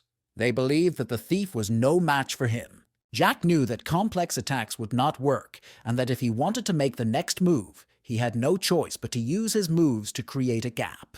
The guy activated the Kiss of the Vile Snake and went on the attack, and Samuel was amazed at the sight. This attack is an exclusive magic skill, blocking the target. It had a ripping effect. Jack was sure that it was the perfect option now. Samuel had never seen such a skill before, and didn't know how to really counter it. Jack tried to get closer and closer to his opponent at high speed. No matter how hard Samuel tried to resist, Jack was faster than him. For the first time, the guy was horrified to admit that he did not have time to react to the thief's attacks and lost his rhythm. But Jack was not going to stop. Time was running out. He was in a hurry. The guy used his top speed to make Samuel's hands behind him bounce off the lag. Was that really possible? Jack watched his opponent's face with a smile. He had told him earlier that he had come here to settle a score. Jack asked if Samuel was ready for the snake's poisonous kiss, and noted that the boy's rhythm was off, and he, in turn, tried to calm down. He was trying like a fever to track the thief's movements, and Jack seemed to be on his left. Before Samuel could react, the guy threw another punch, which he did not have time to dodge. Jack shouted that the guy had no time to regroup, and he would definitely return the blow. The members of the Black Horde looked on in shock as their boss was likely to be defeated. Bird of Darkness noted that Samuel is now in a panic. With such lightning attacks, it will be difficult to regain concentration. The head of the Black Horde squad knew that the guy was going to attack him in the stomach, so he prepared a block and a counterattack for this. But Jack, flying up to close range and striking again, said that he was wrong. Falling down from a height, Samuel realized that Jack had been able to predict his prediction. Jack shouted that his skill was superior to Samuel's and kicked the boy, accelerating his fall. Samuel was bleeding, but he still didn't understand why Jack's top time was better than his. Seeing their boss's defeat, the Horde members rushed to his aid, but he shouted at them to stay away. He could handle it alone. To the last, Samuel heard his comrades asking him if he was really sure of his decision. A moment later, Jack's next blow finally knocked him down, and his comrades rushed to his aid. Everyone gathered around the lying boss and began asking if he was okay, demanding that the mages treat him. Samuel looked at his hands, which were covered in dark flames, and he realized that it was a black fire and it would not dissipate. Jack, who was standing nearby, answered the boy's mute question that it was a vile flame. After a moment, the guy ordered the flames to break, and Samuel realized that it was too late to save him. He received AoE damage, attack power damage multiplied by 150%, but still couldn't believe it was possible. The system alert announced that explosive magic damage had been inflicted, and 7 people were hit once each. A satisfied Jack summed up the results with a smile. His and Samuel's scores were settled. Nicholas ran up to the guy enthusiastically, asking what kind of move it was. Jack had never used it before. Jack said that he would tell the team about everything later. Now he needed to prepare the equipment he had. It will be a while before Samuel is revived. They must coordinate with Tiana and attack from the side. Jack ordered me to follow him, and they would go around the rocks and land at the Wolf's Fang checkpoint. Flying into the air, the guy shouted that they would soon capture all the enemy guild control points. Initially, from the point of view of Wolf's Fang, any scheme that the Fog could come up with would automatically crumble from their power. However, no one took Jack into account. He completely disrupted the rhythm of the Wolf's Fang and began the attack by breaking through the defense line. It took some time for Samuel to recover and come to his senses. However, during this time, the members of the Fog stormed into the city at top speed and seized all 3 checkpoints. Finally, in the face of the offensive, Wolf's Fang had no reliable victory left. Samuel could only retreat in offense and give up the rights to the dungeon. Foggy Bottom successfully captured the last 3 Wolf's Fang checkpoints. This small battle for the rights to the dungeon, which both sides had been preparing for a long time, is finally over.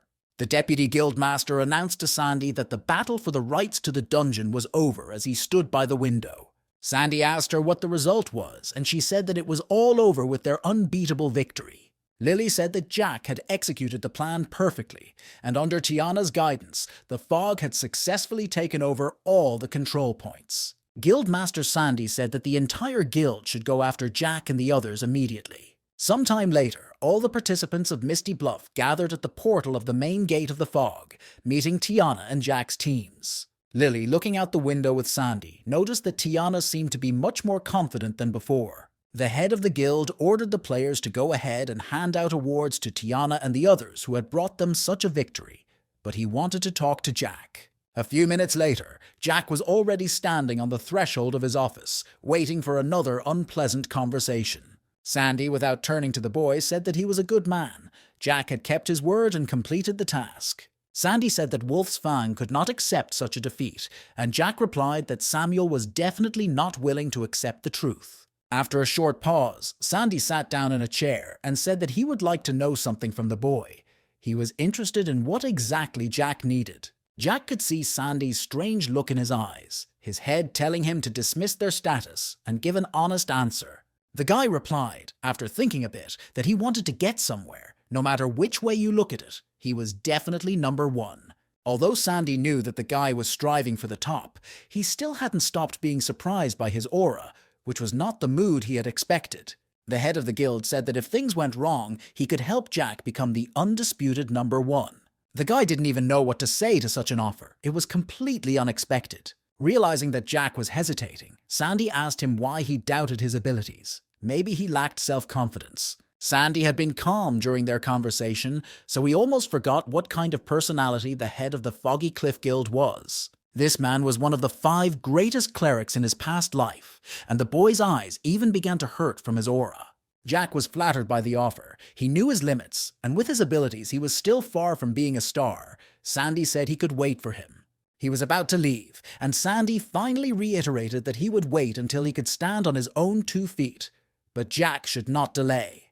Jack didn't think the guild master would have such high hopes for him. He still felt unrealistic. Maybe they didn't want to take the risk. In this dungeon, Jack gained 1 level, reaching the 33rd level. He dropped out of the top 10 in a short period of time. The competition in the table is really very high. The highest level is now 45. After the fight with Samuel, he realized where his weakness was. The guy needs to change all his skills acquired before the promotion, except for the dagger, and do a lot of work in the Vancraft bench. Jack had a whole bunch of things to do, and there was almost no time, and his grandfather was also not at home. Jack was very tired of this whole race to improve his level, but he still enjoyed the process. Whether it was in the game or in real life, he was never as happy as he is these days. Jack finally reached the schoolyard again, and the students, as usual, were divided into groups and discussing something enthusiastically. But amidst all this noise, the boy heard the voice of the leader of his class, who was mocking someone. The conflict with Duncan began because some boy accidentally pushed him, and the boy's henchmen were preparing for another bullying attack. A moment later, the boy was hit by the first blow, which knocked his glasses off his face. Duncan said that this was their first meeting, so he would be frank. The guy should pay him for the insult. But the boy begged only that the offender let him take the glasses first, because his mother had just bought them. Duncan, hearing that this was a new thing, resolutely brought his sneaker over his glasses. A moment later, the bully's foot came down on the victim's glasses, and Duncan, with sadistic joy, destroyed the thing that was important to the boy. The whole group was so focused on each other that they didn't even notice Jack, who was rapidly approaching Duncan. A second later, the class leader was on the ground with his henchmen, not realizing what Jack had just done. The boy on the bench put his hand on Duncan's shoulder and told him that the students were watching them and they had better leave now. A moment later, the trio, grabbing their bags, ran away, threatening Jack with death, and the thief asked the boy if he was okay. The boy was upset. His mother had worked hard to buy him glasses, and Jack handed the stranger 3 wallets. The boy was staring at his palm, where the money was now, and he didn't understand what Jack wanted from him. The thief replied that the 3 of them had accidentally lost them, and that the money should be enough for a new pair of glasses. The boy's conversation was interrupted by a stranger who asked Jack if he was really awake. The guy with the wallets looked at the stranger admiringly, but the stranger told him to hurry up because he would be late at this rate. Jack told the boy not to worry. They would most likely come to him in the future, and his mother shouldn't worry. The boy agreed with Jack, said goodbye, and finally said that he was a very kind man. Jack asked the stranger who he was, and he asked him to calm down and assured him that he would answer all his questions. But first, the man wanted to go talk to another place, more comfortable and private. A few minutes later, the boy insisted again.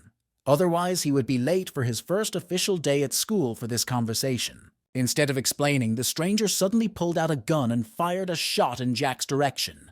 Jack intercepted a bullet that was flying into his chest, a turn of events he did not expect. Even though Jack had done this recently, it was still a pleasant shock for him. Holding a bullet in one hand, he pointed the other at the stranger's face, demanding that he explain everything that was happening. He said that it was an extreme plastic bullet that would not cause any real injuries, although it might hurt a little. To save time, this is a direct way to find out whether the person you are talking to is a powerful, awakened person or not. Just now, in the split second when the guy was moving, he caught a bullet that was aimed at his chest. The speed was incredible. Jack broke the balloon into pieces and asked the stranger if he wanted to introduce himself, and he said he was Ed. He was an intermediary recruiting the awakened on behalf of the military. Jack remembered that in his past life, many awakened people did join an organization, so it was probably the military. Ed said that, simply put, the military needs the power of the awakened, so mediators like him invite the chosen few to join. Jack replied that their method of invitation was quite interesting, and he wondered why he needed to join the army. Ed replied that if a guy is interested in status, this is a great way to get there. Jack laughed. The word status was so unfamiliar to him. What had been unattainable before was now easily accessible. After a short pause, the guy asked Ed if he had passed the test, and he replied that of course not. The guy passed only the first selection, which is just a confirmation that he is the awakened one the man was looking for.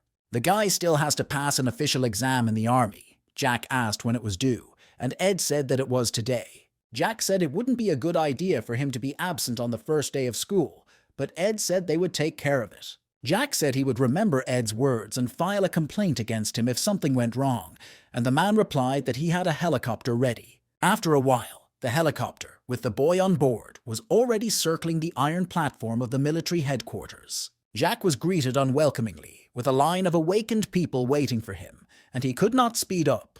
The general told Ed that they already had 5 candidates, and his last-minute request for an additional candidate was not part of the rules. However, the army general was promised a surprise, and he wanted to see if the boy could really surprise them. The military was wondering if Jack could match the one who had a 54% awakening rate. This guy was the most prominent of the batch, and the general asked if they had measured the level of awakening of the new arrival. Since Jack was found at the last minute, Ed had not yet measured his exact level of awakening. He was in a hurry to bring him in. Ed relied on the military to check it out, and the general surprisingly agreed. They would see what happened. Jack was the last in the line of those awakened, the strongest of whom stood at the end. The first measured level was noted above each of the awakened, but only Jack had no data. The general announced that an official exam is being held. It will be a battle of one against all, and then a decision will be made on what they will receive. Jack realized that they were going to measure their level of awakening with a battle royale. Until then, they didn't matter. One of the awakened said that the military needs their individual combat data. If Jack is not confident, now is his chance to leave. The military announced that the battlefield of the awakened was ready. An elite ground army against the supernatural awaited them. The elite army is currently the strongest in the arsenal of the military, the strongest soldiers who survived the brutal battles. Before the special existence of the evolved awakened ones, they were the most powerful human beings. Now they will find out together who is the best in battle. It's time to start the battle. Then, according to the order in which the participants are lined up, they must take turns to fight 15 warriors. Such conditions were of great interest to some of the awakened ones, especially the one with 54%. The military wanted to collect data on individual performance and assess the real level of combat development, so they invited the number 1 candidate. The exam began, and the first awakened one did not believe that he should have been afraid of such warriors as those who stood before him, elite soldiers. The general thought it was wrong thinking, and the first participant was probably not very smart. The first awakened person, with a level of 12%, rushed into a fight with one of the soldiers. But his attack failed, and the elite soldier, having opened his shield, flew to a safe distance. The boy was struck by his punch and had to pierce steel, but the enemy did not have a single scratch. The stupid plan was really ineffective, and it was the awakened one's turn to feel the blow of one of the elite soldiers. The result was obvious.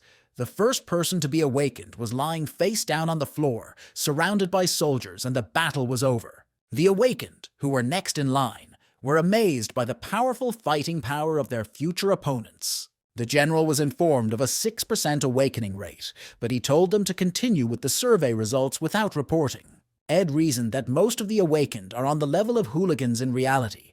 They have no chance when they are confronted by elite soldiers. After that, applicants number 2, 3, and 4 were also defeated by attacks from anti-supernatural soldiers. A participant with an awakening rate of 39% managed to pull ahead with an actual awakening rate in combat of 33%.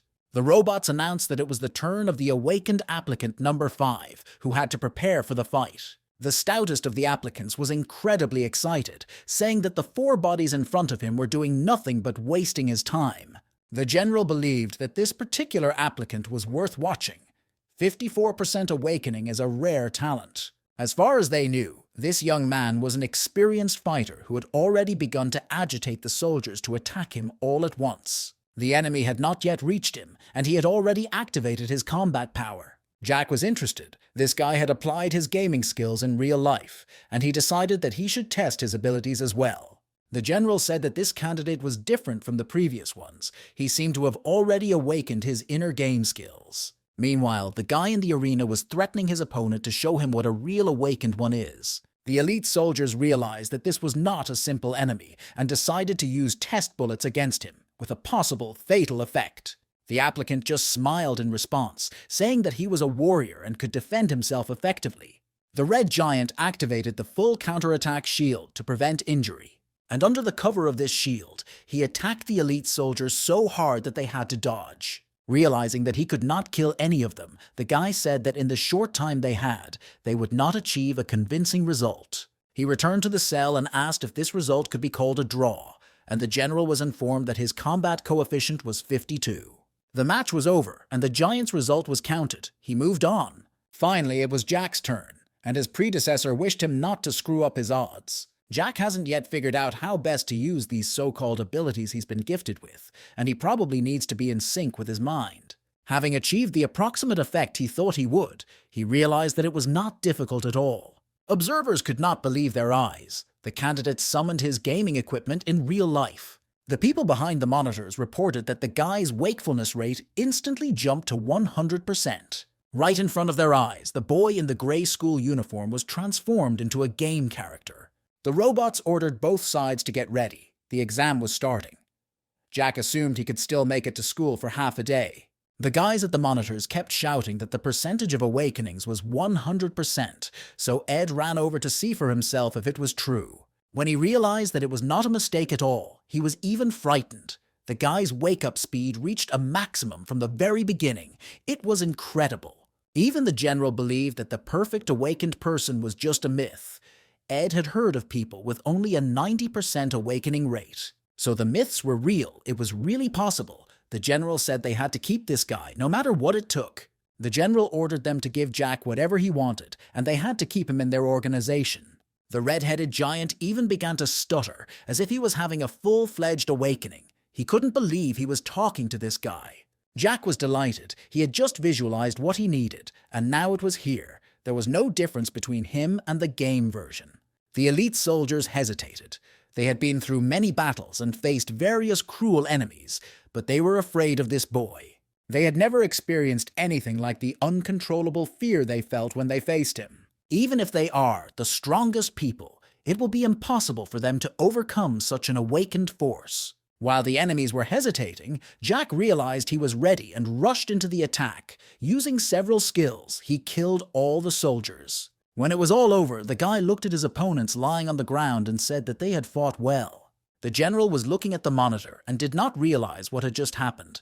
They did not even have time to blink. That's what a real awakened person means. He ordered the results to be announced, and with a man like Jack on their side, humanity still had hope, even if the prophecy came true. After announcing that he had passed the exam, Ed took off his hat in front of Jack, preparing to break the news. If a guy wants to work with the military, they promised to give him a position and remuneration according to his success. Jack asked if he needed to do anything right now if he agreed to work with them. Ed replied that nothing at all was required of the boy, at least for the time being. The conversation was interrupted by the appearance of the general, and Ed saluted him. Jack asked if he should do the same. The general replied that there was no need for any formalities and called Jack the treasure of their western district, which was very strange for the boy. He introduced himself as the third general of the army and the chief examiner of the Western District, and they were very impressed with his performance. Jack asked if this meant that he had passed the exam successfully and what awaited him in the future. What the situation was: free cheese only in a mousetrap. The general replied that the guy did not need to do anything now. He met their requirements and would be provided with everything he needed. Maybe the guy doesn't know it, but there are more and more awakened people, and most of them don't want to join the army. There are even some anti-social awakenings that abuse their abilities, dare to commit crimes and destruction. Jack asked if the military wanted the awakened to help them deal with the awakened criminals. The general, squinting slyly, replied that it was nice to talk to smart people. All they were doing now was preparing for the future. These words made Jack think. He certainly didn't trust these people very much, so the general asked what the guy would say to the offer. Jack said he didn't mind. He just didn't have much room to move around, and he wanted a new gaming headset. The general laughed. He said that the boy would not do anything for free and ordered Ed to find new housing and play equipment for Jack. Finally, the general said that he would always be happy to see the guy again, and Ed would be responsible for communication with Jack from now on. Sometime later, the guy was getting out of the helicopter in the same place where he had gotten in, and it was quite late, so he must have missed everything. He will have to leave the joy of school life for later. He was able to help his grandfather, who will be delighted with the spacious apartment. Now that the game was supporting his real-life situation, Jack needed to refresh himself. He needs to continue to develop, improve his equipment, and raise his level. But the most important thing is how to turn the unique dual-class spellcaster into an invincible one as soon as possible. Jack arrived at the Casfado Institute of Magical Heritage, and the mages did not understand whether he belonged here. Probably the guy had a special mission, but the guy needed a portal around which players gathered.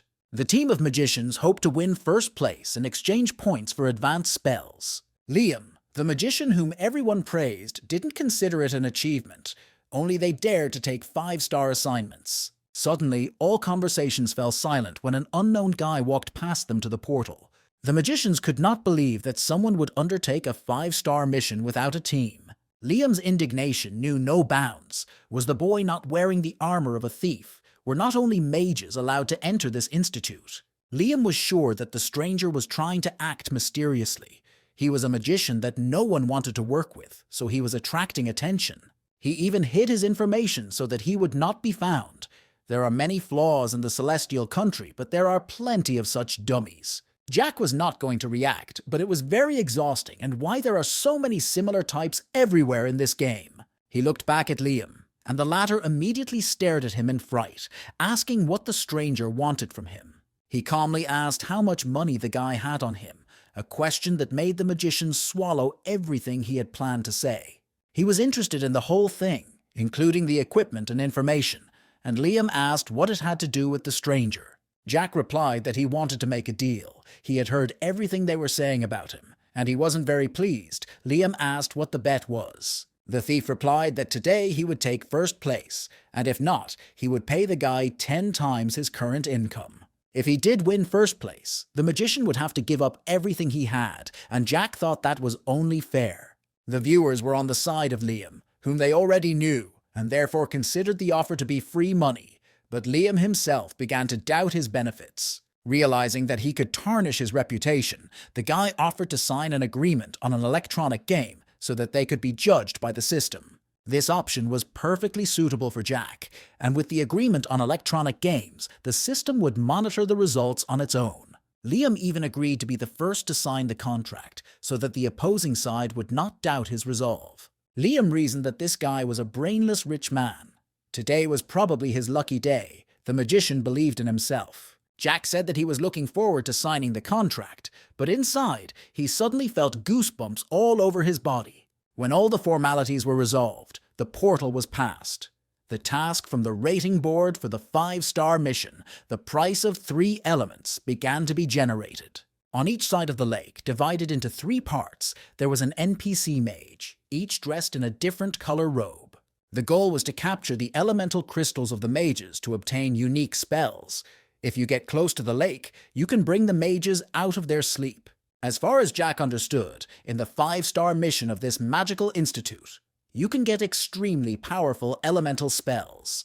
But the boy was sure that no one in this life had ever learned that a 5-star assignment had a hidden reward. That is, when the countdown is over, if someone possesses 3 elemental crystals in addition to the reward in the form of spells, this player or team will receive another powerful surprise spell. These 4 spells are exactly what Jack needed at this stage of his development. Liam told his team to follow him and listen closely. He had done this before with different teams. They will focus on getting only one of the crystals and don't even think about the other 2. It's impossible to get 3 at once. One of the mages interrupted the squad leader's speech, saying that someone had already cast a protective spell. While they were making plans, one of the mages awoke and activated the guardian golems. Now players are especially to be with the magma golem, thunder golem, and evaporating golem.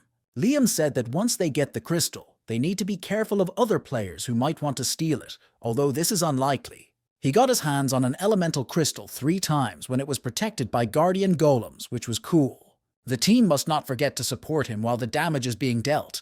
Then it will only be a matter of time to find out who can handle the elementalist mage. Liam thought he had this mission in his pocket. He didn't have to worry about the next task. He had to win the argument with the brainless idiot.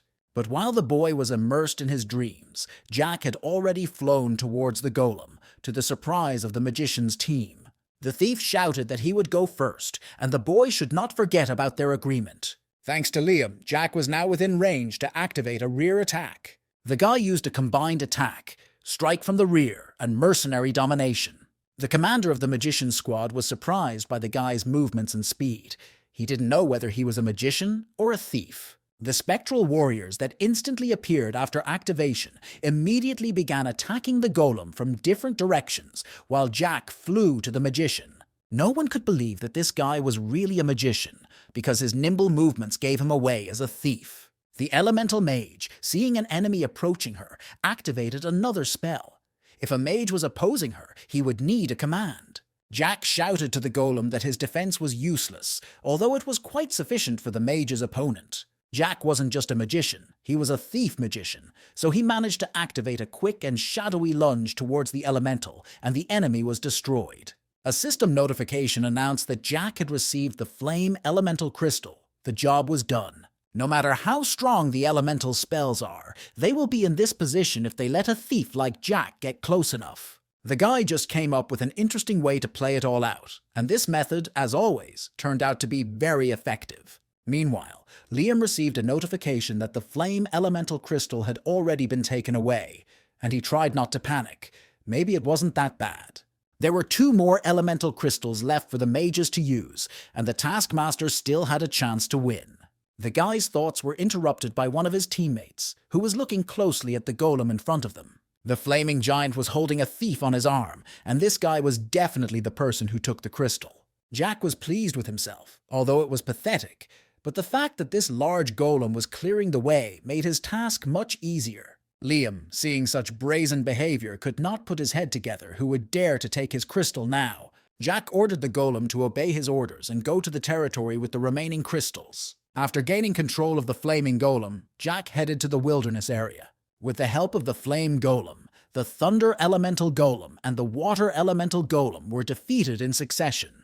The remaining players could only watch helplessly as everything happened. Using the thief class attacks at close range, Jack captured the 2 remaining crystals. So far, for the first time since the game's launch, 3 elemental crystals had been collected by 1 player, and the system congratulated him on this. During the day, Jack reached new heights in the Institute of Magical Origins mission ranking, which hadn't been reached since the game's launch. It was his undeniable victory and advantage over other players as a caster.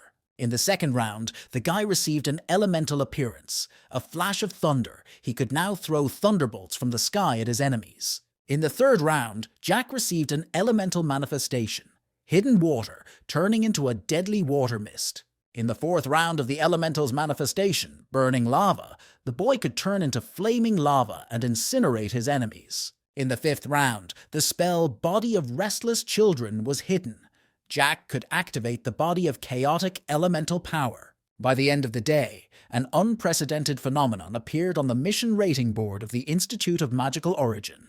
The magician players gathered at the portal, hoping that something was wrong with the ranking board, but it wasn't a mistake. All the other magicians who participated in the mission were cornered and tracked down, and Jack didn't allow anyone to score points, so he was the only one on the board. Finally, today's assignments at the Magical Institute came to an end, and the mages hurried to the portal to look at the participants.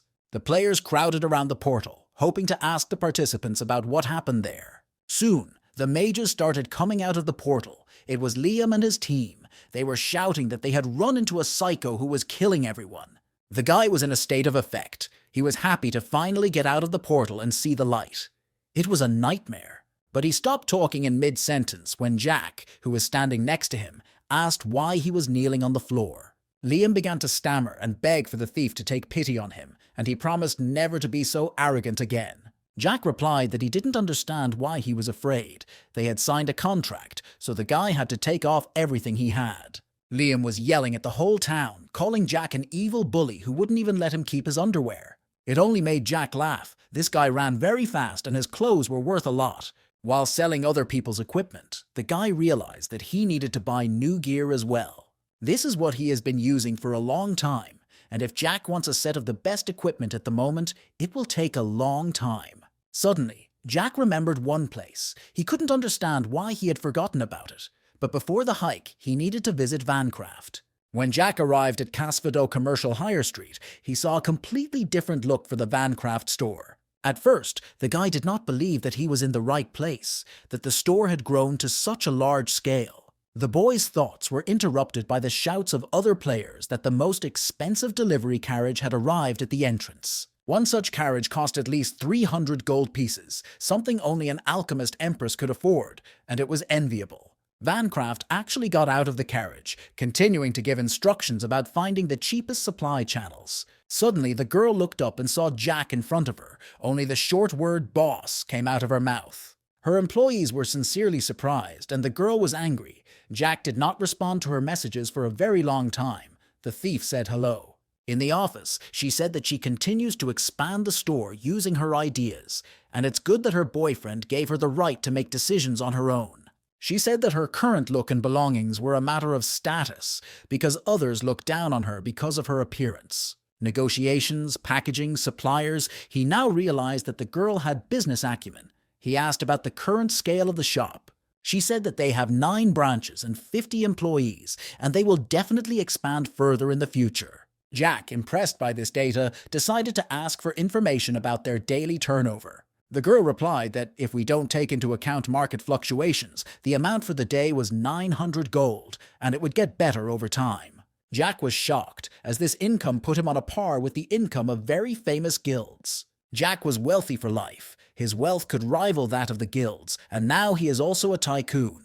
Being euphoric, the guy didn't notice that the girl had already called him to Vancraft several times, and asked if he was okay. Jack replied that he was doing well. He asked how much he could use now. He needed to take care of some issues. Vancraft replied that she had already told Jack about DMS, and that the property was now about 60,000, but most of it was going to store development. The girl handed Jack 6 golden obsidian cards without an identifier, each with 1,000 gold pieces, not tied to a person.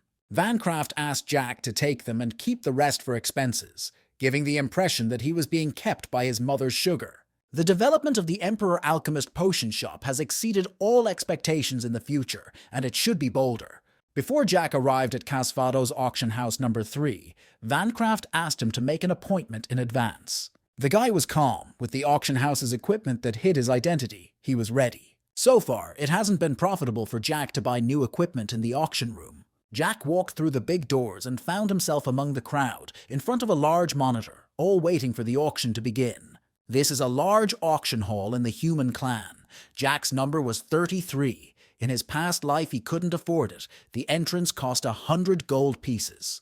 The auctioneer greeted the audience and said that they had not only equipment, but also all kinds of exotic goods. It seems that either guild representatives or whales who have already started to spend money, grab valuable items and resell them, came to such places. Some people wore masks, but there were also players who were confident in their status. The last lot was usually the event of the day, and was attended by many visitors. The auction sells equipment and skills of all classes, scrolls and potions, and sometimes mythic-level items, and this auction has begun. Jack realized that from now on he could be considered an aspiring tycoon, and he wondered what treasures he could find today, besides exclusive equipment. The first items on display were those that could be equipped starting at level 30. The auctioneer announced that it was impossible to resist this thing, a majestic glass shield for 60 silver coins. The bidding started very actively, with players outbidding each other for 10 silver coins, and the price quickly settled on 1 gold coin. Jack realized that the excitement was due to the low probability of a drop and the appearance of this lot. However, if you sell it again, you can make good money. These decorative boards are quite popular, so it's no wonder there is such a struggle. The auctioneer announced that the bidding was completed on the man who offered 1 gold coin. The buyer was congratulated on the acquisition of the majestic glass shield and told that the auction staff would contact him after the auction ended. Now it was time to move on to the second lot, and it was something special, a very rare skill book. Such lots are also quite popular. In my past life, books of mythic-level skills were sold at large auctions at astronomical prices. The auctioneer pulled the cover off the lot and presented a skill book for thieves, Bloodthirsty Shadows. Bloodthirsty Shadows, a skill available only to thieves, turns the owner into many consequences in an instant, gives invulnerability for a second and a half. This skill was really rare. The invulnerability for a second and a half alone made it extremely attractive, and it could also absorb health. The auctioneer announced that the initial bid was 1 gold coin, and buyers could start placing their bids. The price of this skill book quickly rose from 1 gold coin to 3. The auctioneer announced that someone had offered 3 gold coins, and it was the buyer number 11. Representatives of the Abundant Days Consortium took part in the event, without hiding their faces. The Abundant Days Consortium has recently entered the Celestial Lands on a grand scale, and players have heard that they are going all in. No one wanted to deal with Consortia because they had a lot of money, but the auctioneer asked if there were any other bids. The bid of Abundant Days was interrupted by a representative of the Leap of Changes Consortium, and with a sarcastic laugh, the old man placed a bet of 4 gold pieces. The players discussed the strength of these consortia, trying to guess which one was stronger. They were here for the value that the game could create. The representatives of Abundant Days did not want to bargain anymore. Their goal was a set of equipment, and they decided to give the book to their competitors.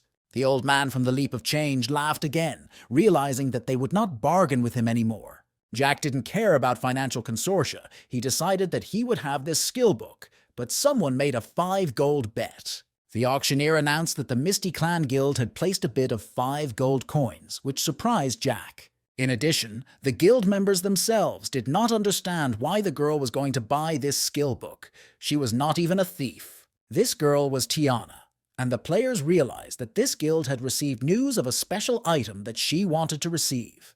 Jack did not expect to see a girl or anyone from Foggy Bottom here. Lily encouraged Tiana not to waste her money, but she wanted to buy a book for Jack, who could use it. Lily began to hint that Tiana had fallen in love with Jack, but the girl said that he was just a member of the clan, and she did good things for her own.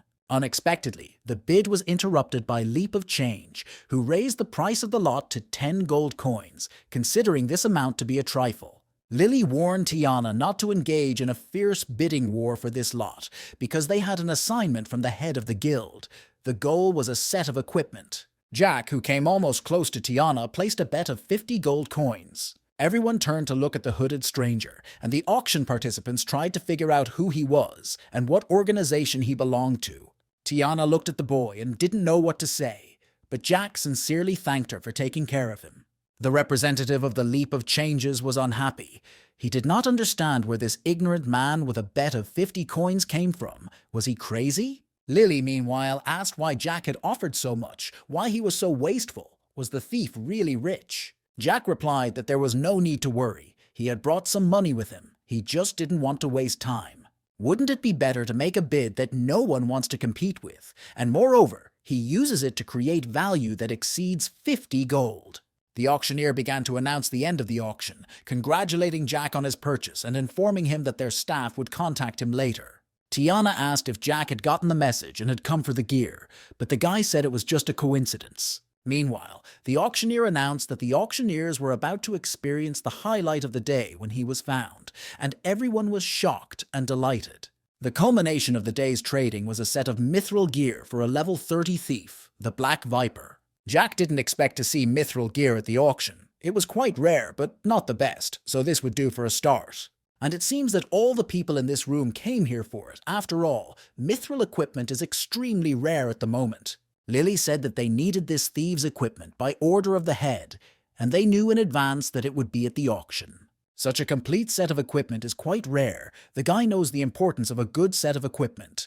Jack replied that of course, and the others thought the same. Lily said that they could not let it fall into the wrong hands. The auctioneer was sure that everyone had seen the characteristics of this equipment, so the initial bid would be 30 gold pieces. A second later, the struggle began in earnest, and the auctioneer barely had time to take bids. To weed out the fight between the players, the consortium representative set a bet of 100 gold coins. The players were unpleasantly surprised. The representatives of the consortia were really rich and did not look into their wallets. The leap of change.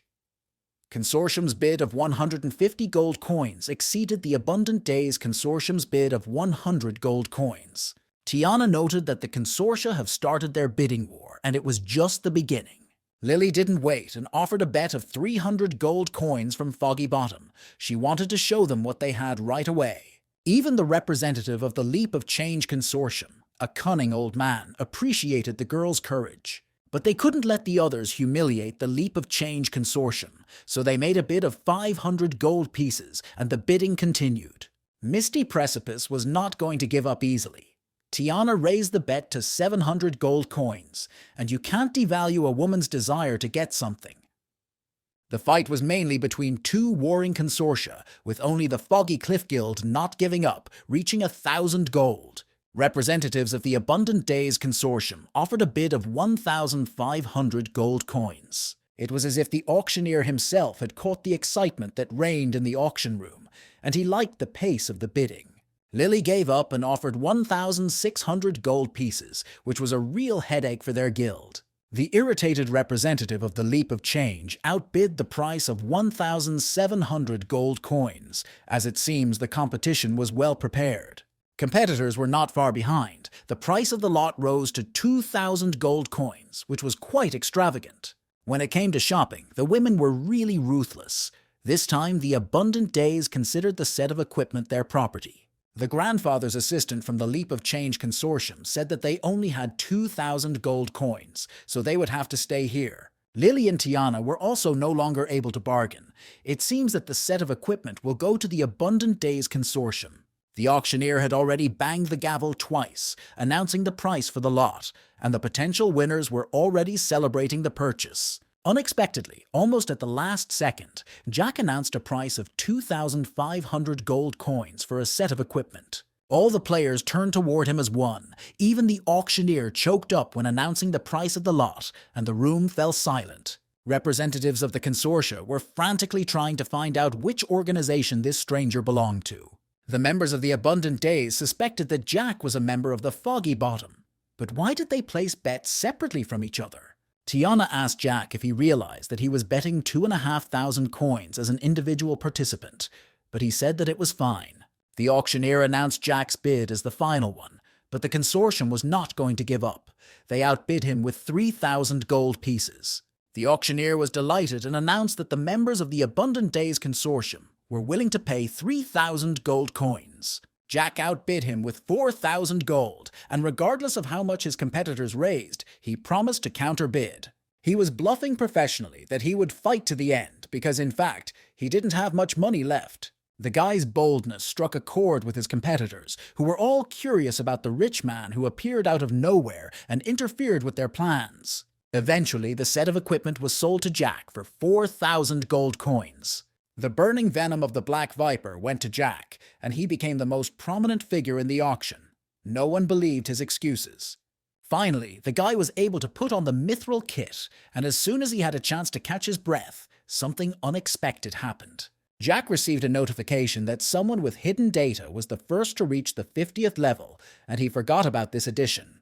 After the 50th level, the celestial world will be even more overwhelmed by levels, with cities being the harbingers of a new era of guilds. Everyone was discussing the next competition, which was open to all guilds, the fight for control of the lighthouse towers of 12 cities. Sandy only cared about contacting Jack, but Lily couldn't reach him. He hadn't read the messages since the auction. 3 days ago, before the announcement, he wrote a message to Sandy, which showed that the guy hadn't forgotten what he said. But no one knew how long this silence could last. Sandy was very worried about Jack, and Lily noticed it. At the auction, Jack exuded the kind of confidence that made others trust him, and she finally understood why Sandy had chosen him. Sandy was amazed. He didn't think he would live to see the day when Lily would speak positively about someone else. The girl replied that, after all, if the chairman had already made a decision, she had to support it. In any case, Sandy kept hoping that the guy would hurry up with all his affairs and make it to the start. Who knows, maybe they'll have to rely on Jack to finish the 12 cities. Meanwhile, the guy went to the Casfado Information Archive, and everything was as usual. There was almost no one around, and 3 days ago, when the new DLS was officially released, the usually dormant Badge of Honor responded. Searching for clues should be like looking for a needle in a haystack, but this time the clue lent itself to study. It was unexpected.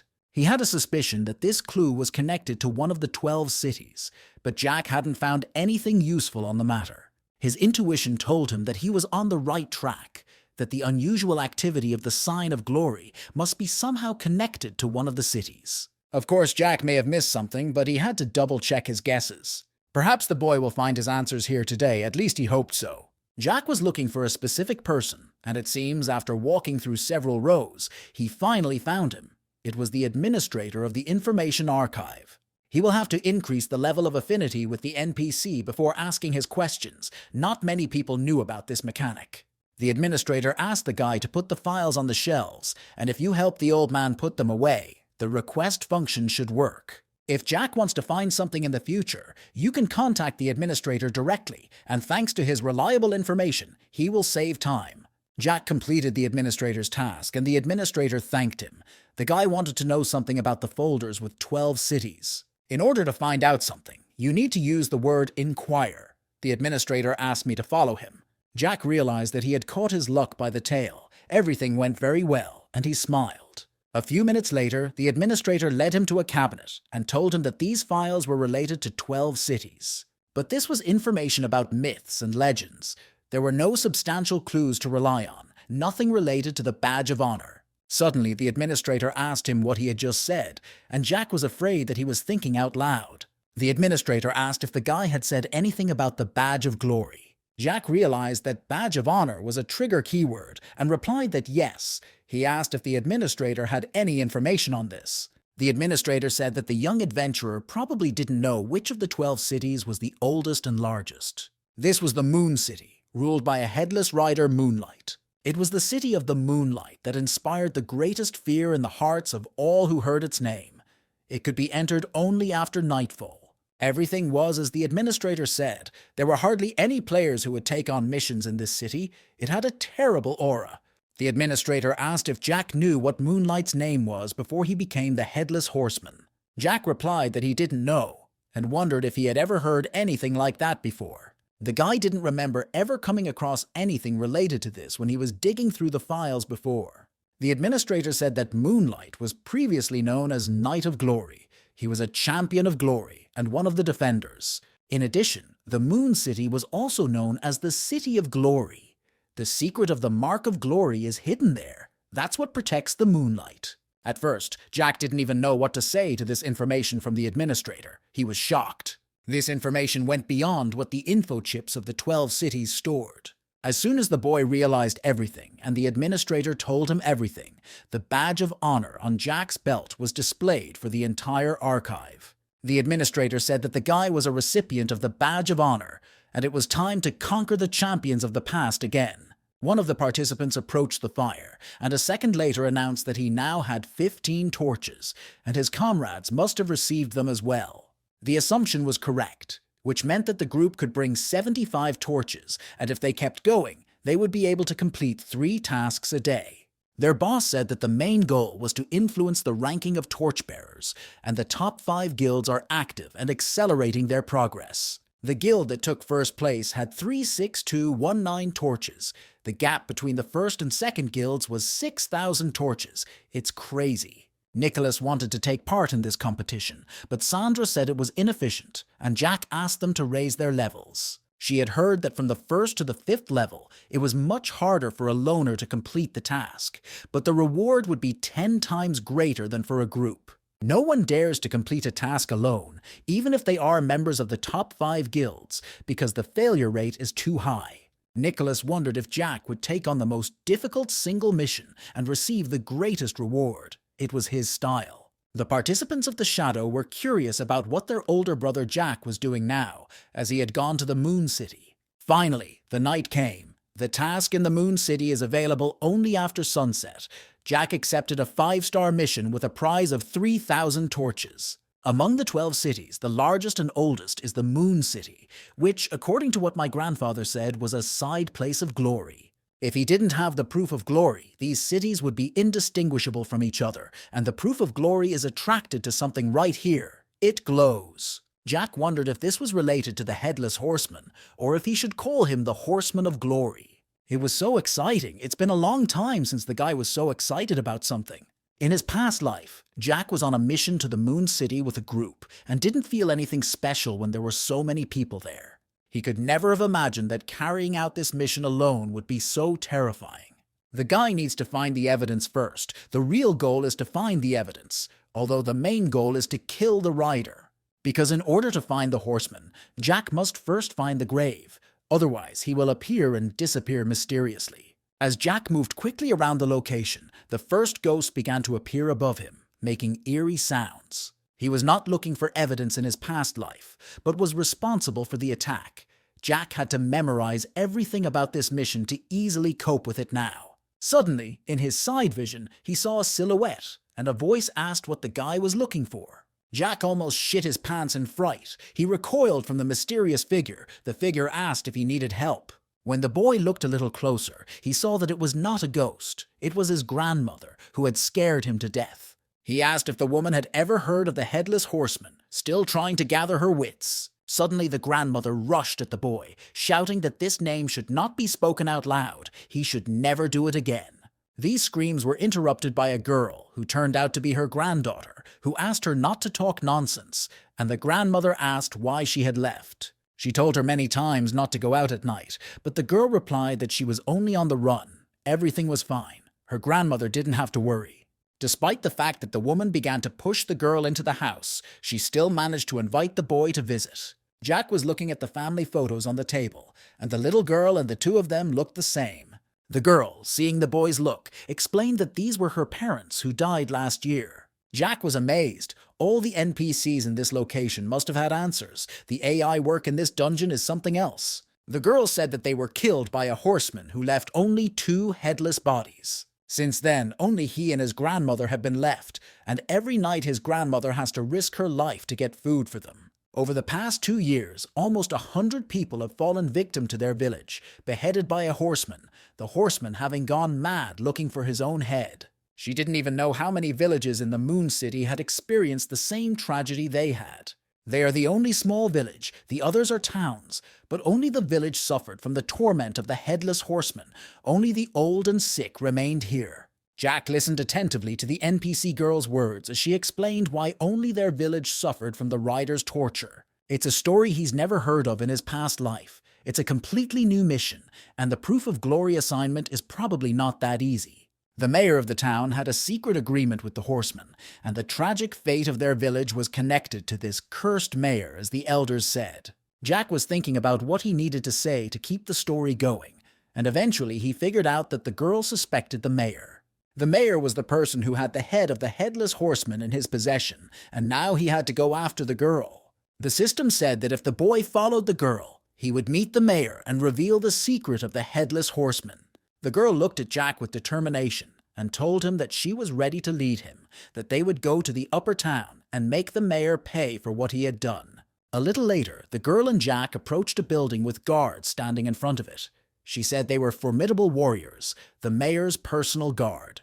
Jack asked her what her plan was, whether they were going to force their way in, or if she had any better ideas, but Sue said she had no ideas at all. Susan admitted that she had been careless and forgot that there were also guards, but Jack silenced her. One of the guards was coming in her direction. and they had to hide so they wouldn't be found. Since the NPC who brought Jack here didn't have any better ideas on how to get inside, Jack decided to just barge in.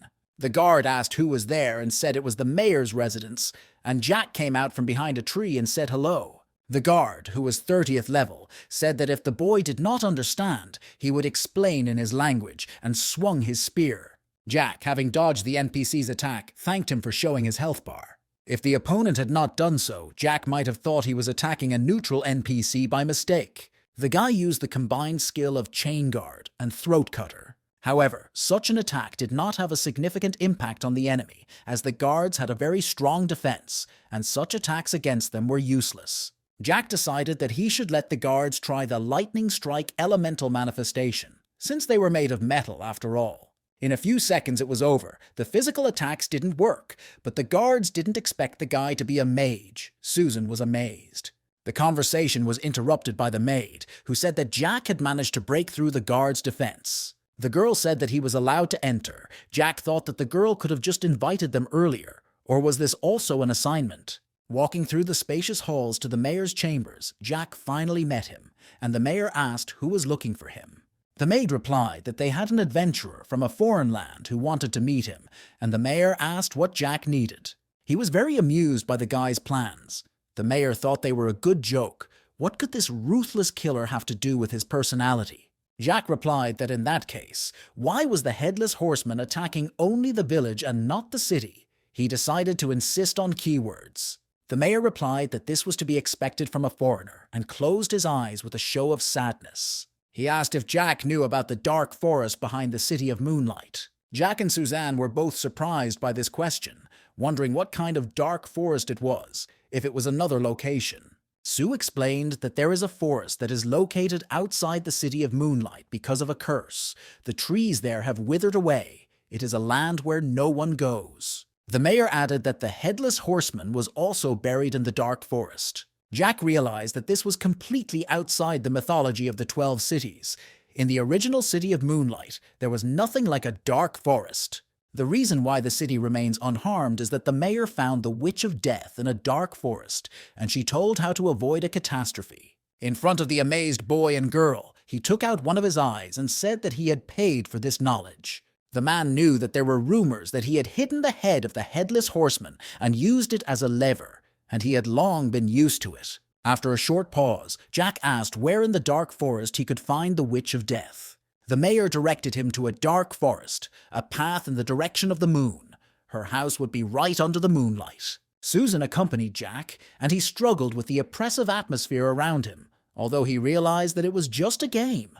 Eventually, the boy and the girl reached a cliff that Susan found difficult to overcome, so the boy took her on his shoulders and jumped over the dangerous part. A few minutes later, they found themselves on the lawn in front of an old house, its style exactly what one would expect from a witch's dwelling. While they were uncertain about what to do, the door of the house opened, and a voice asked if the boy had come to look for answers. Following the voice, the witch herself appeared on the doorstep, demanding that Jack first offer his tribute, then he would have the right to enter. The woman laughingly demanded his left hand alone, and Jack recoiled in fear. Jack did not understand whether his hand would actually be taken away for access to the building, and if he did not agree, he would fail the task forever. The guy could have continued the task only if he agreed, but instead he would lose his left arm forever. Jack knew that Mark of Glory was not a walk in the park, but the left hand, is it one of those eternal curses where the debuff stays with you forever? Eternal curses can be different. He heard about a player who could no longer put on armor, which is a death sentence for a warrior. The guy had to create a new account and start over. Does Jack have to sacrifice his left hand, or will it recover after the task? If the arm could be restored, there would probably be some warning about this, but the title of fame will give Jack even more power. The guy was already hesitating, but you could understand how he could make a quick decision in this situation. The witch asked Jack if he agreed, and he finally replied that he didn't mind taking the risk. The guy decided that if he could not restore his arm, he would simply master the one-handed dagger technique, and he pressed the yes button. In a moment, the witch was already swinging her staff and shouting that Jack would lose his left arm forever. But at the last moment, Susan covered the guy with herself, sacrificing her limb. Jack looked at the girl with wide eyes. He didn't understand what was happening. Wasn't it just an NPC? Why Sue helped him? The witch laughed and said that she did not care whose hand she took. The main thing is that the parties to the agreement fulfilled her demand, and the woman took Susan's limb into her bag. The system notification announced that Sue had voluntarily sacrificed her hand to open the way for the boy. The exchange with the witch was complete. Jack listened to Susan's explanation and thought that this was probably the way the scenario was intended. The girl encouraged Jack to go ahead and solve the mystery of the headless poet at any cost so that her parents could find peace. Jack sincerely thanked Susan and promised to get to the bottom of it, but the girl was supposed to stay here and have a good rest. The witch invited Jack to come to her modest home, and she was going to answer all his questions. Standing on the threshold, Jack looked at the house. This sight was really unpleasant. The witch said that the boy could ask 3 questions. Jack thought about it. He hoped for only one thing. A few seconds passed, and the guy was ready to ask his first question. Jack was interested in how the mayor was able to protect his city from the various headless horsemen. The witch replied that she had told the man what the headless horseman feared most, and Jack had 2 questions. Jack didn't want to waste another question on the headless horseman's fears, so he asked where the head of the butcher monster was. In a previous life, the grave was deep in the Moon City, and players had to break through and fight the headless horseman. But now, even the place has changed. She's somewhere in a dark forest. The head is the key to this mystery, and he has to find it. The witch was in no hurry to answer, but finally said that there was no such thing in the Moon City. Susan shouted that the witch was lying, that the horseman was looking for her head. That's why he was killing her. It couldn't be that she didn't exist. The girl was completely unglued and cried. She did not understand why her parents died. The witch laughed, wondering if they doubted her answers, and said that the boy had one last question. Jack realized that he needed to get to the point. He wanted to ask where the grave of the headless horseman was, but he didn't have time to finish his sentence. The witch interrupted the boy and pointed to the tunnel that led from her room, saying that the way to the grave was through it. The grave of the headless horseman was under the moon of glory. The witch announced that this was all she could offer Jack. He had to go. After passing through the tunnel, the boy and girl saw a horse made of black flames above the cross. Suddenly, the cross over the grave broke, and earth flew in all directions, and the rider awoke from his sleep. In a moment, he was already on his black horse. This monstrosity had a head, as well as the 40th level and the title of feudal lord.